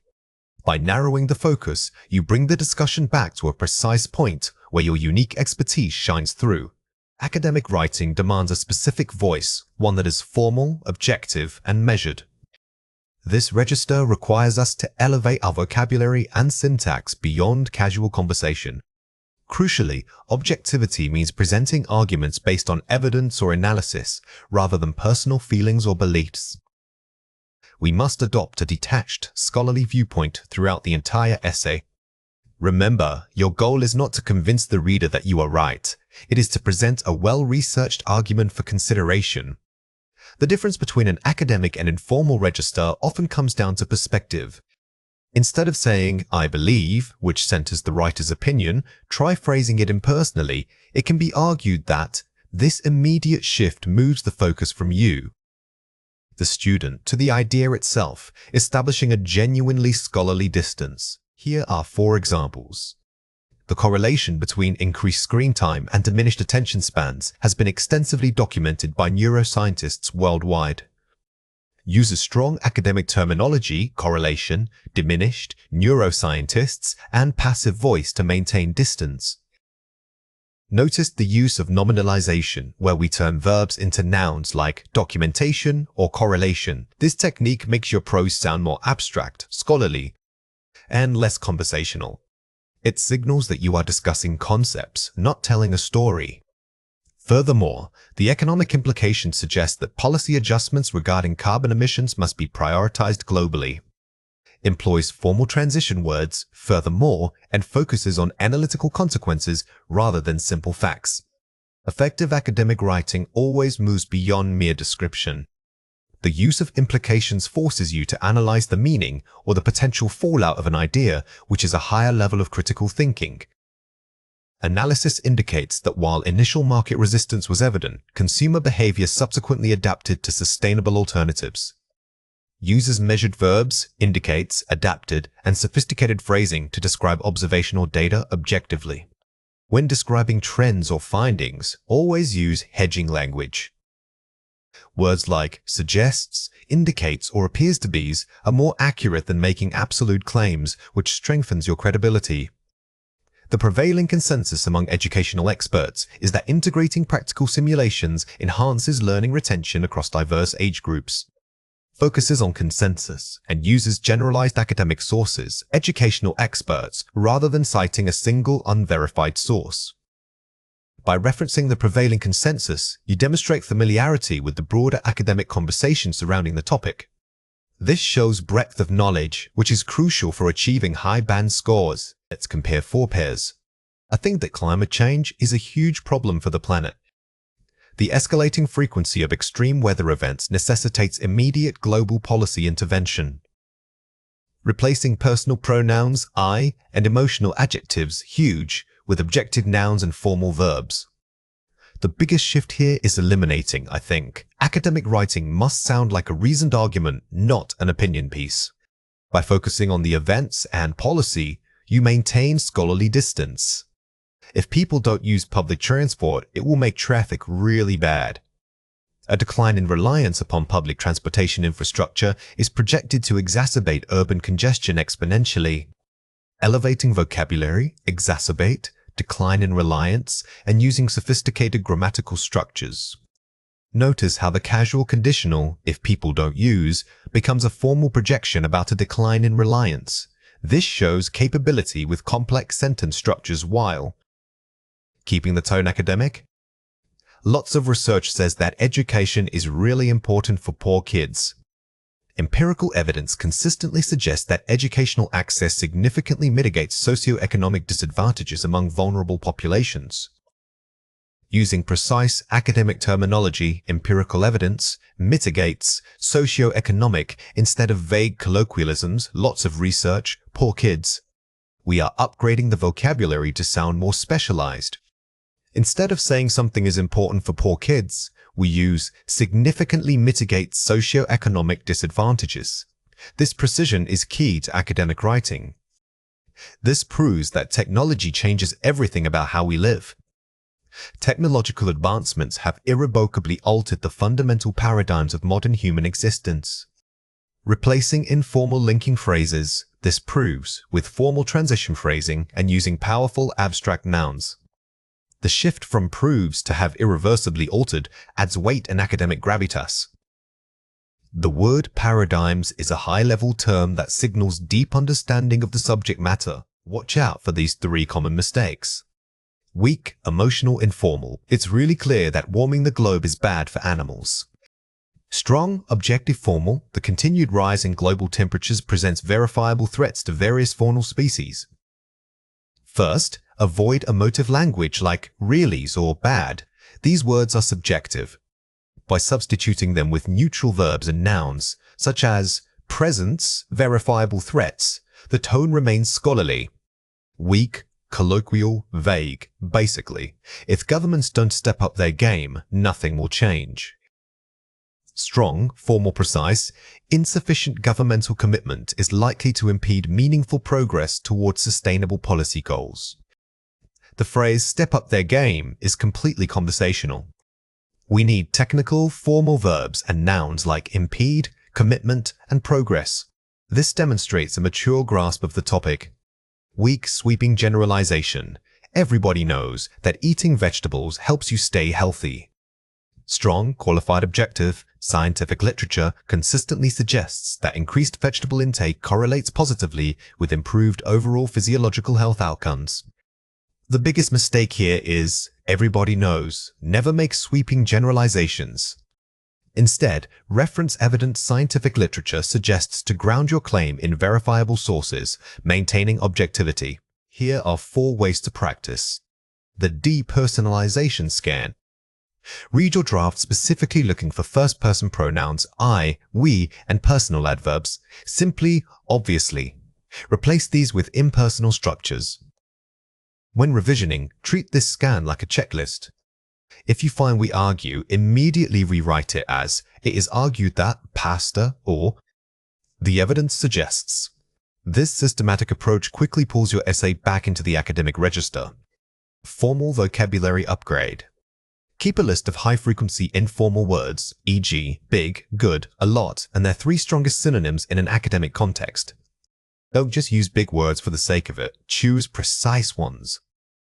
If you are struggling with vocabulary, ask yourself, is there a single specialized noun or verb that means what I am trying to say? Precision always beats complexity. The evidence anchors rule. After every major claim, pause and mentally check if you have an implicit or explicit reference point, e.g., data, expert consensus, study. If not, hedge the statement. This strategy forces objectivity. Instead of stating a fact as absolute truth, frame it as a potential finding. It appears that, or research suggests. This manages expectations and strengthens your argument. Varying sentence openings. Avoid starting consecutive sentences with the same subject or transition phrase. Use participial phrases or introductory clauses. Varied syntax prevents monotony and makes you sound more fluent and sophisticated. Instead of listing simple subject-verb-object structures, try leading with a dependent clause to add depth immediately. Now it is your turn to practice. Read or listen to the following passage carefully. Some argue that mandatory national service contributes positively to civic responsibility. Others claim it infringes upon individual liberties and career choices. Discuss both views and give your own perspective on the merits of such a policy. Question 1. What is the key requirement of this task? Pause the video now and write your answer before we reveal it. The correct answer is, the essay must maintain absolute neutrality when discussing both views before presenting an objective. Well-reasoned personal conclusion. The tone must be balanced and academic throughout all sections.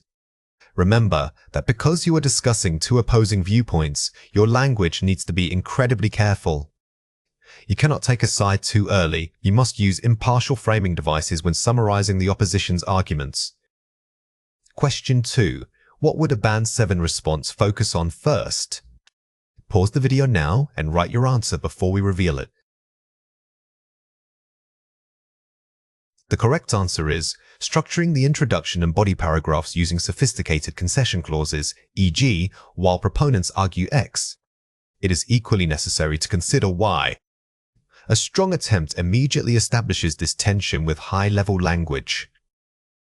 By acknowledging the counter-argument's validity before minimizing it, you showcase intellectual maturity, hallmark of academic discourse. Writing an argument under time pressure requires more than just good vocabulary. It demands structural discipline. The key skill here is rapid planning and maintaining argumentative focus from the first sentence to the last.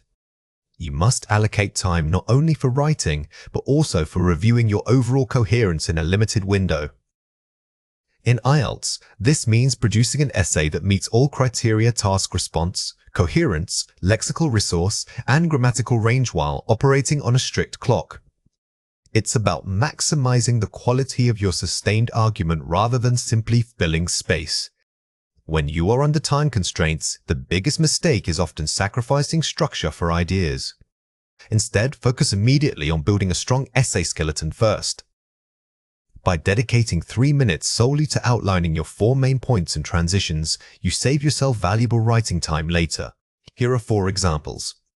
While some argue that technology fosters isolation, the documented rise in virtual communities proves otherwise.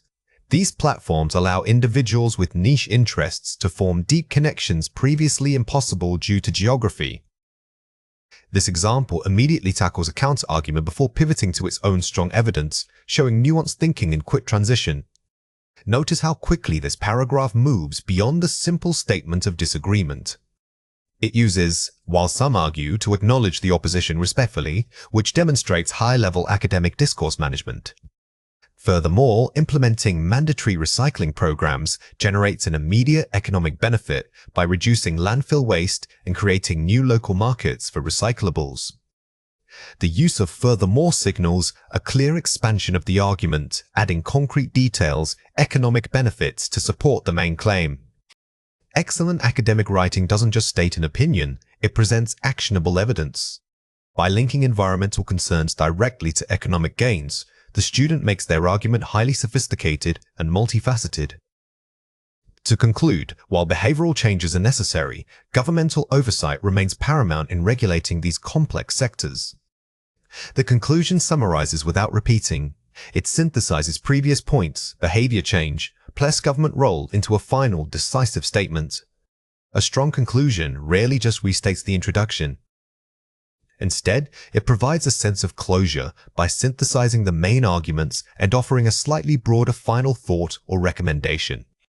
For instance, studies tracking coastal erosion in Southeast Asia show that localized planting efforts yielded significantly better results than large-scale concrete barriers.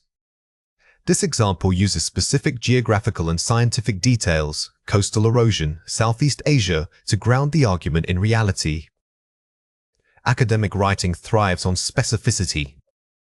Using proper nouns, regions, or quantifiable data instantly boosts your lexical resource score because it shows you are drawing from specialized knowledge. Here are 2 reasons why this matters. Essential for communication. Understanding timed practice. Set 1. Argumentative essay construction. Under pressure, W6 helps you communicate more effectively.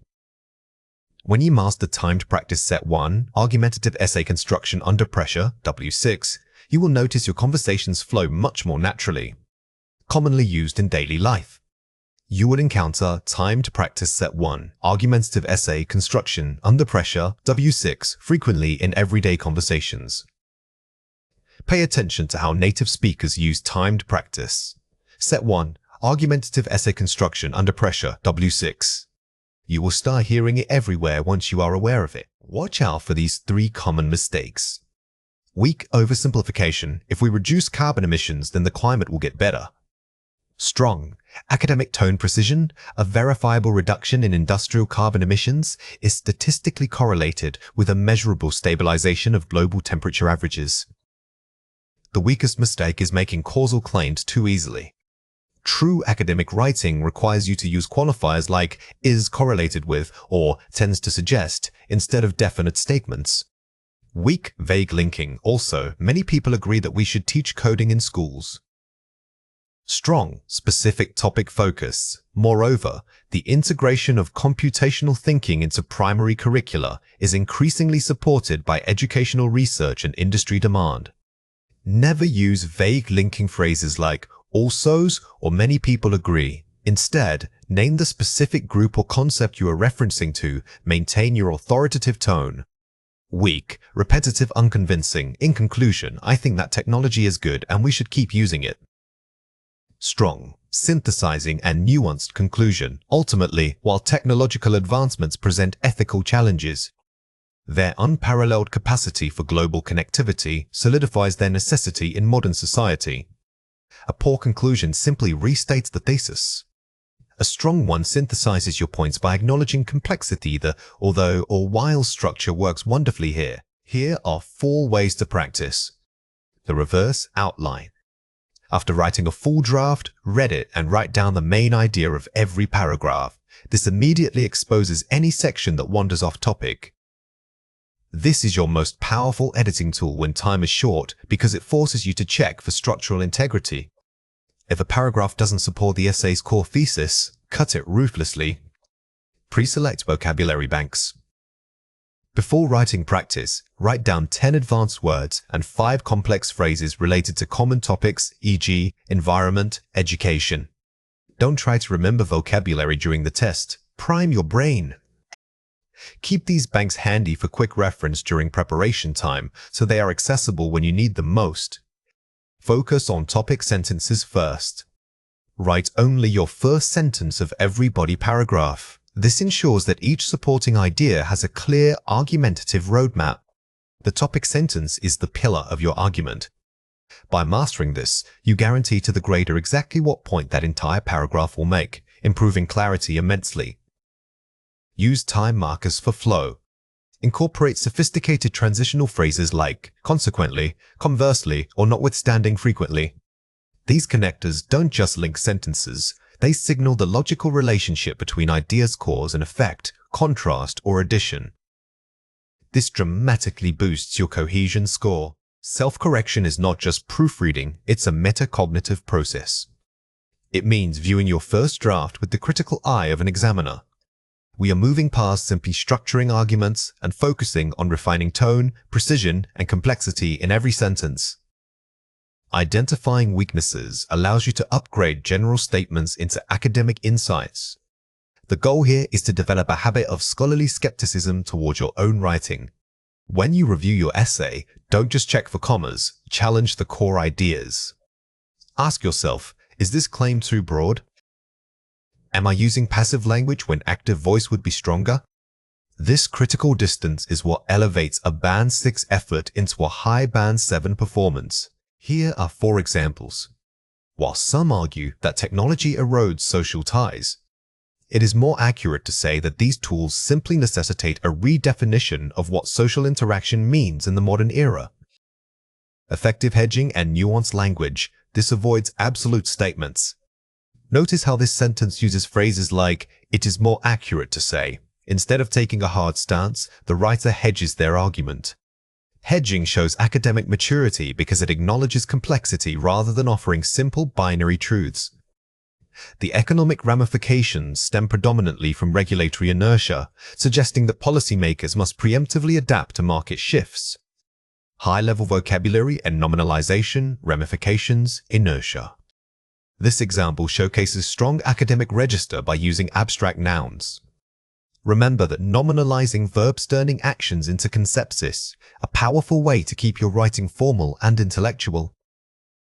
A failure to invest in green infrastructure will inevitably result in heightened vulnerability to climate-induced economic instability. Strong causal link established with will inevitably result in. When writing about causality, never use weak linking words like because or so. Use strong phrasal verbs and transitional structures such as consequently or. This will invariably lead to for maximum impact. Furthermore, the educational sector should prioritize experiential learning models over rote memorization to truly foster critical thinking skills. Clarity of purpose and strong recommendation using should prioritize. This provides a clear call to action within an academic context.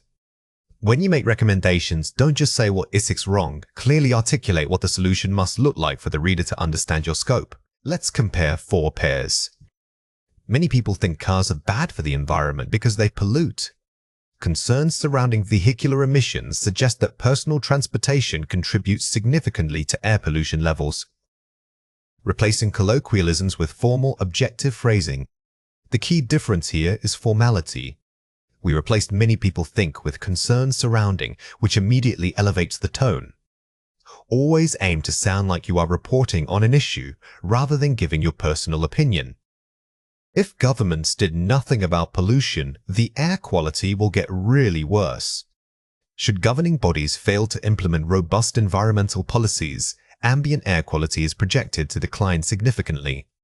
Using conditional structures and sophisticated verbs for prediction, "Look at how will get really worse" was changed. We used "is projected to decline." This shift from simple future tense to academic prediction sounds much more authoritative and objective. It is important that we teach kids about money so they know how to save. Integrating financial literacy into the curriculum would empower young learners with necessary economic management skills. Focusing on impact, empowerment, rather than just stating importance. Instead of telling a reader something is crows, show them the positive outcome. Using verbs that describe benefit like empowers or foster makes your arguments feel more grounded in policy and theory. Saving time at work is good for companies because they make money. Optimizing workplace efficiency could potentially enhance corporate profitability by streamlining operational processes. Adopting technical, academic jargon related to the field of study. This segment demonstrates how using precise subject-specific vocabulary like operational processes or profitability shows the examiner that you are operating within an expert academic register. Watch out for these 3 common mistakes. Weak, redundancy, clunky. The reason we need to change is because it is important.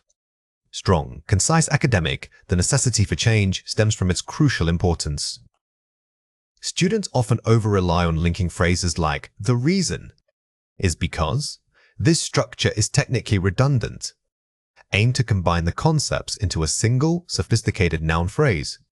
Weak, vague, subject overuse noun. Many people feel that global warming is an issue. Strong, precise terminology, objectivity. The perceived severity of anthropogenic climate change remains a subject of widespread public debate. Stop using general terms like global warming or issue. Use precise, established scientific terminology instead. This instantly boosts your lexical resource score and shows depth of knowledge. Weak, general, unspecific. This idea suggests that we should make things better for everyone. Strong, specific action, academic tone. Consequently, a paradigm shift towards equitable resource management is warranted. The biggest fix here is specificity.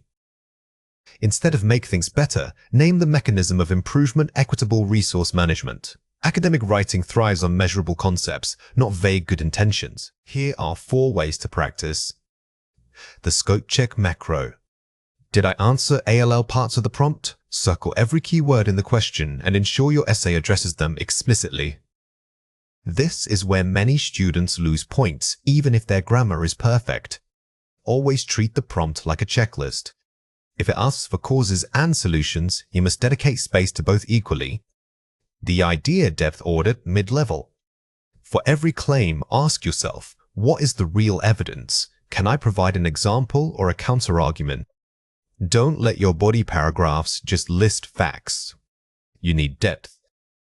If you state a problem exists, immediately follow up by suggesting how we could measure its impact or who would be most affected. The vocabulary swap sentence level. Identify 5 common words like good, bad, important, and challenge yourself to replace them with 3 higher-level synonyms. This is simple but high impact. Keep a running list of low-frequency academic alternatives for the basic adjectives you overuse. Swapping out just a few key words makes your entire essay sound more sophisticated. The flow test paragraph level. Read only the first sentence of every paragraph and the last sentence of every paragraph. Do they create a smooth, logical narrative progression? This test ensures that your essay flows like a conversation between ideas, not just a series of disconnected points. Strong topic sentences are crucial because they act as miniature thesis statements for each paragraph. Beyond just knowing advanced vocabulary and complex grammar structures, success in speaking hinges on how you deliver your ideas. Examiners are listening for a seamless flow, what we call fluency. This doesn't mean never pausing, it means managing those pauses effectively.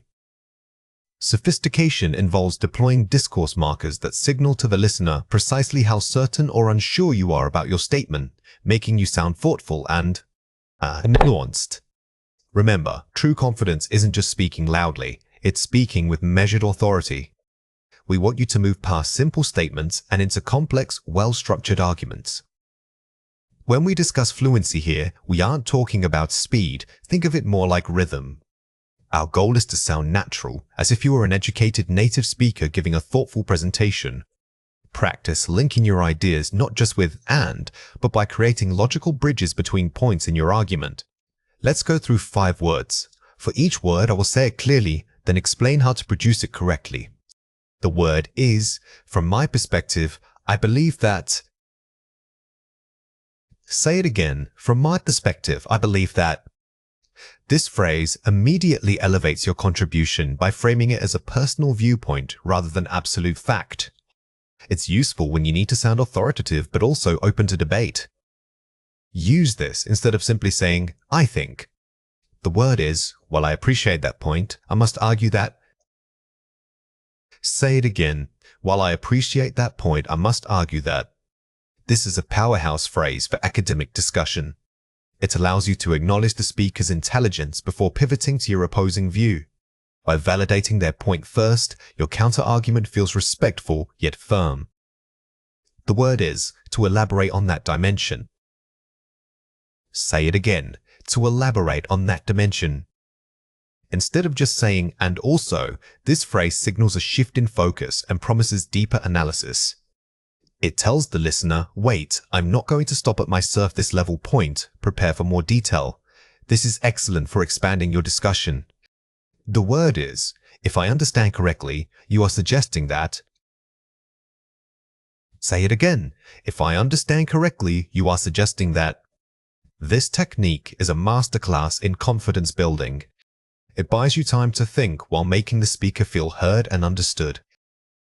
It shows excellent listening skills and helps prevent you from answering a question that wasn't actually asked. The word is, it might be worth considering whether. Say it again. It might be worth considering whether. Academic discourse often involves uncertainty. Using it might be worth considering or similar phrases helps you sound intellectual by acknowledging complexity rather than just presenting a single definitive answer. Let's compare 4 pairs. It's kind of hard to say. It is challenging to make a definitive assessment. Using precise vocabulary, notice the shift from vague fillers like kinda and simple adjectives. Academic language requires substituting these shortcuts with specific, high-level vocabulary that precisely captures your meaning. I guess it's a big problem. Essentially, this issue presents considerable challenges. Formalizing qualifiers and intensifiers. Replacing weak fillers like I guess with stronger adverbs or nouns gives your argument weight. We are aiming to make every word count and sound deliberate. Because of that, we gotta change things. Consequently, it would be imperative that we implement changes. Shifting from contractions and colloquial verbs. Contractions like gotta are fine in casual chat, but in an academic setting, fully spelling out words like must or will maintains a steady formal rhythm. This signals high competence. Yeah, that's true enough. I wholeheartedly concur with that assessment. Demonstrating measured agreement. Instead of simple affirmative agreement, using phrases like I concur or I agree entirely shows a more sophisticated command of the language. It elevates your response from conversational to persuasive. Watch out for these 3 common mistakes. Avoid filler reliance. So I think that maybe technology is good. Better, immediate focus. I would argue that while technology presents some risks, its potential benefits are undeniable. The biggest mistake is letting hesitation fillers like or take over your thought process. Instead of filling the pause with a filler sound, replace it with a sophisticated phrase that buys you thoughtful time. Avoid simple conjunctions vocabulary. It's about money and also food because people need these things. Better nominalization and precision. The core requirements are economic stability and adequate sustenance in order to maintain a viable lifestyle. We need to elevate basic nouns and verbs. Instead of just saying money or food, try nominalizing them, turning them into abstract concepts like economic stability. This is a hallmark of advanced speech. Avoid topic drift wandering. I talked about the environment and then I also mentioned cars, but really it's about pollution. Better refocusing and summarizing. While my initial points touched upon environmental degradation and vehicular emissions, the central theme remains global air quality. When you realize you've wandered off topic, do not apologize or draw attention to it. Instead, use a strong transitional phrase that gracefully steers the conversation back to your main argument. Here are 4 ways to practice: self-recording and analysis.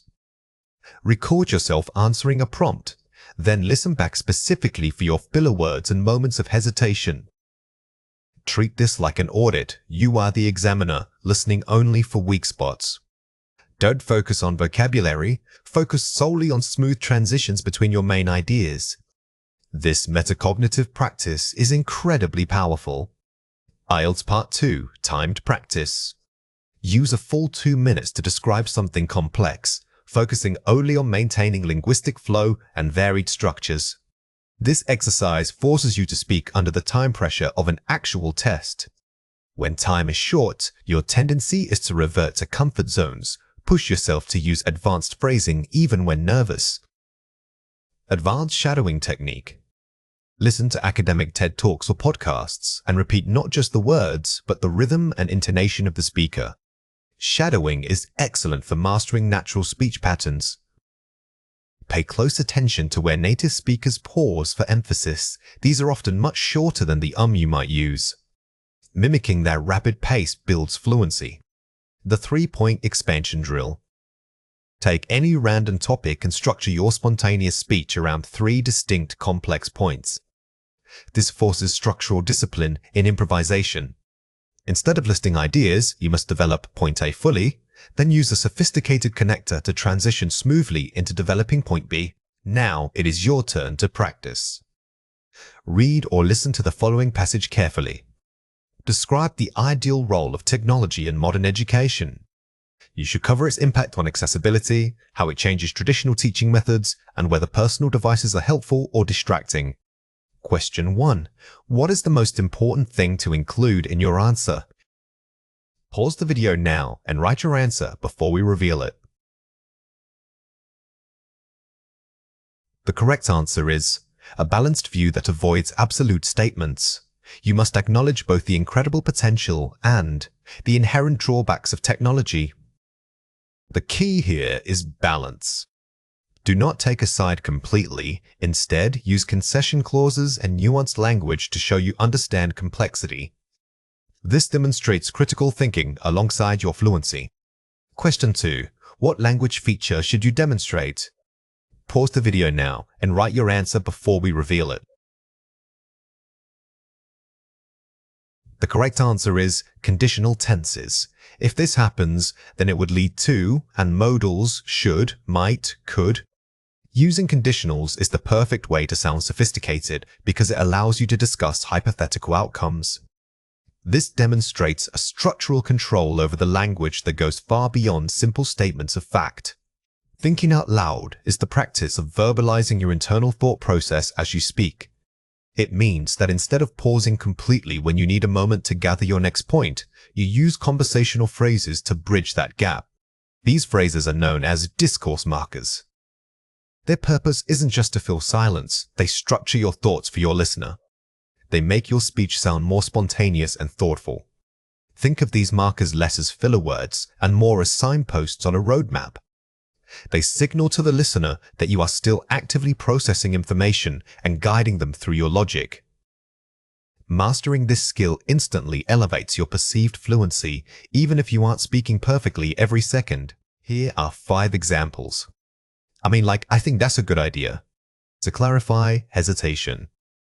Using I mean is perfect for correcting or refining a thought immediately. It tells the listener, wait, let me rephrase this a little bit.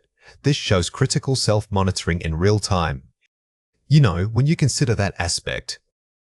Introducing a tangent consideration, acts as a gentle pause opener. It's less jarring than silence, and it invites the listener to follow your train of thought with you. To be honest, I wasn't expecting that. Stating an opinion, transition. Phrases like, to be honest, or frankly speaking, are excellent for shifting tone or delivering a nuanced point of view. They preface the information with a personal framing statement. So basically, what I'm trying to say is, summarizing, rephrasing. When you feel like your explanation got too complicated, this marker helps you pull back and simplify. It gives the listener a clear signal that a summary or main takeaway is coming next. That said, we also need to consider contrasting, introducing complexity. Markers like that said or however are crucial for academic discussion. They signal that you are about to introduce a necessary counterpoint without shutting down the previous point. Here are 3 reasons why this matters. Buying thinking time. They provide a natural cushion to organize your thoughts and select precise vocabulary. This prevents awkward, dead silence. The primary function is simply timing. Instead of freezing up when you lose your train of thought, these phrases act as verbal padding, buying you the few seconds needed to recall a complex word or structure, boosting perceived fluency. Even if you are translating ideas in your mind, using markers makes your speech sound smooth and effortless. You sound less like you are reading notes. Fluency is measured by how continuous your speech sounds to the listener. These markers make the connection between your internal thought and external speech seem seamless. Guiding the listener. They act as signposts, telling the audience exactly where you are in your argument. This makes complex ideas easier to follow. A good speaker doesn't just dump information, they guide it. These markers help create a logical flow, making even abstract or challenging topics accessible and easy for others to track. The key to mastering these markers is variety. You cannot overuse the same phrase like you knows or I mean. Overuse makes you sound unprepared and hesitant, even if it buys time. Instead, categorize your pauses. Use a marker when you are clarifying, when transitioning a topic, or when giving an example. Varying the marker helps convey different types of thought processes. The goal is to make the pause feel intentional, not desperate. If every gap in speech requires like, or, your listener starts to hear the filler more than the content. By using a diverse range of phrases, from to illustrate this point to, on the other hand, you demonstrate mastery over the language itself. Here are 4 ways to practice. Prep your transition phrases. Before speaking, jot down 5 strong alternatives for because or in conclusion. Make them sound different from each other. Don't wait until the moment to think of a transition word. Preparation is key here. Having these backups ready means you can deploy them naturally when needed. Embrace imperfection. Understand that occasional pauses and markers are perfectly normal in spoken English. Do not panic if you stumble. When we strive for perfection, we often freeze up completely. Accepting that some stumbles or clarifying phrases are okay takes immense pressure off your speaking performance. Practice topic switching. Drill yourself by shifting between unrelated topics every minute. This forces rapid thought organization and marker deployment. The best way to conquer this skill is through high-speed, varied practice. If you can talk about 3 disparate things back to back and keep your markers varied, you are building real fluency. Record and review. Use voice recording software to capture yourself speaking for 5 minutes straight. Listen specifically for where you went silent. Listening back is invaluable. You will quickly hear the dead air spots those moments where silence occurred that could have been filled by a strategic discourse marker.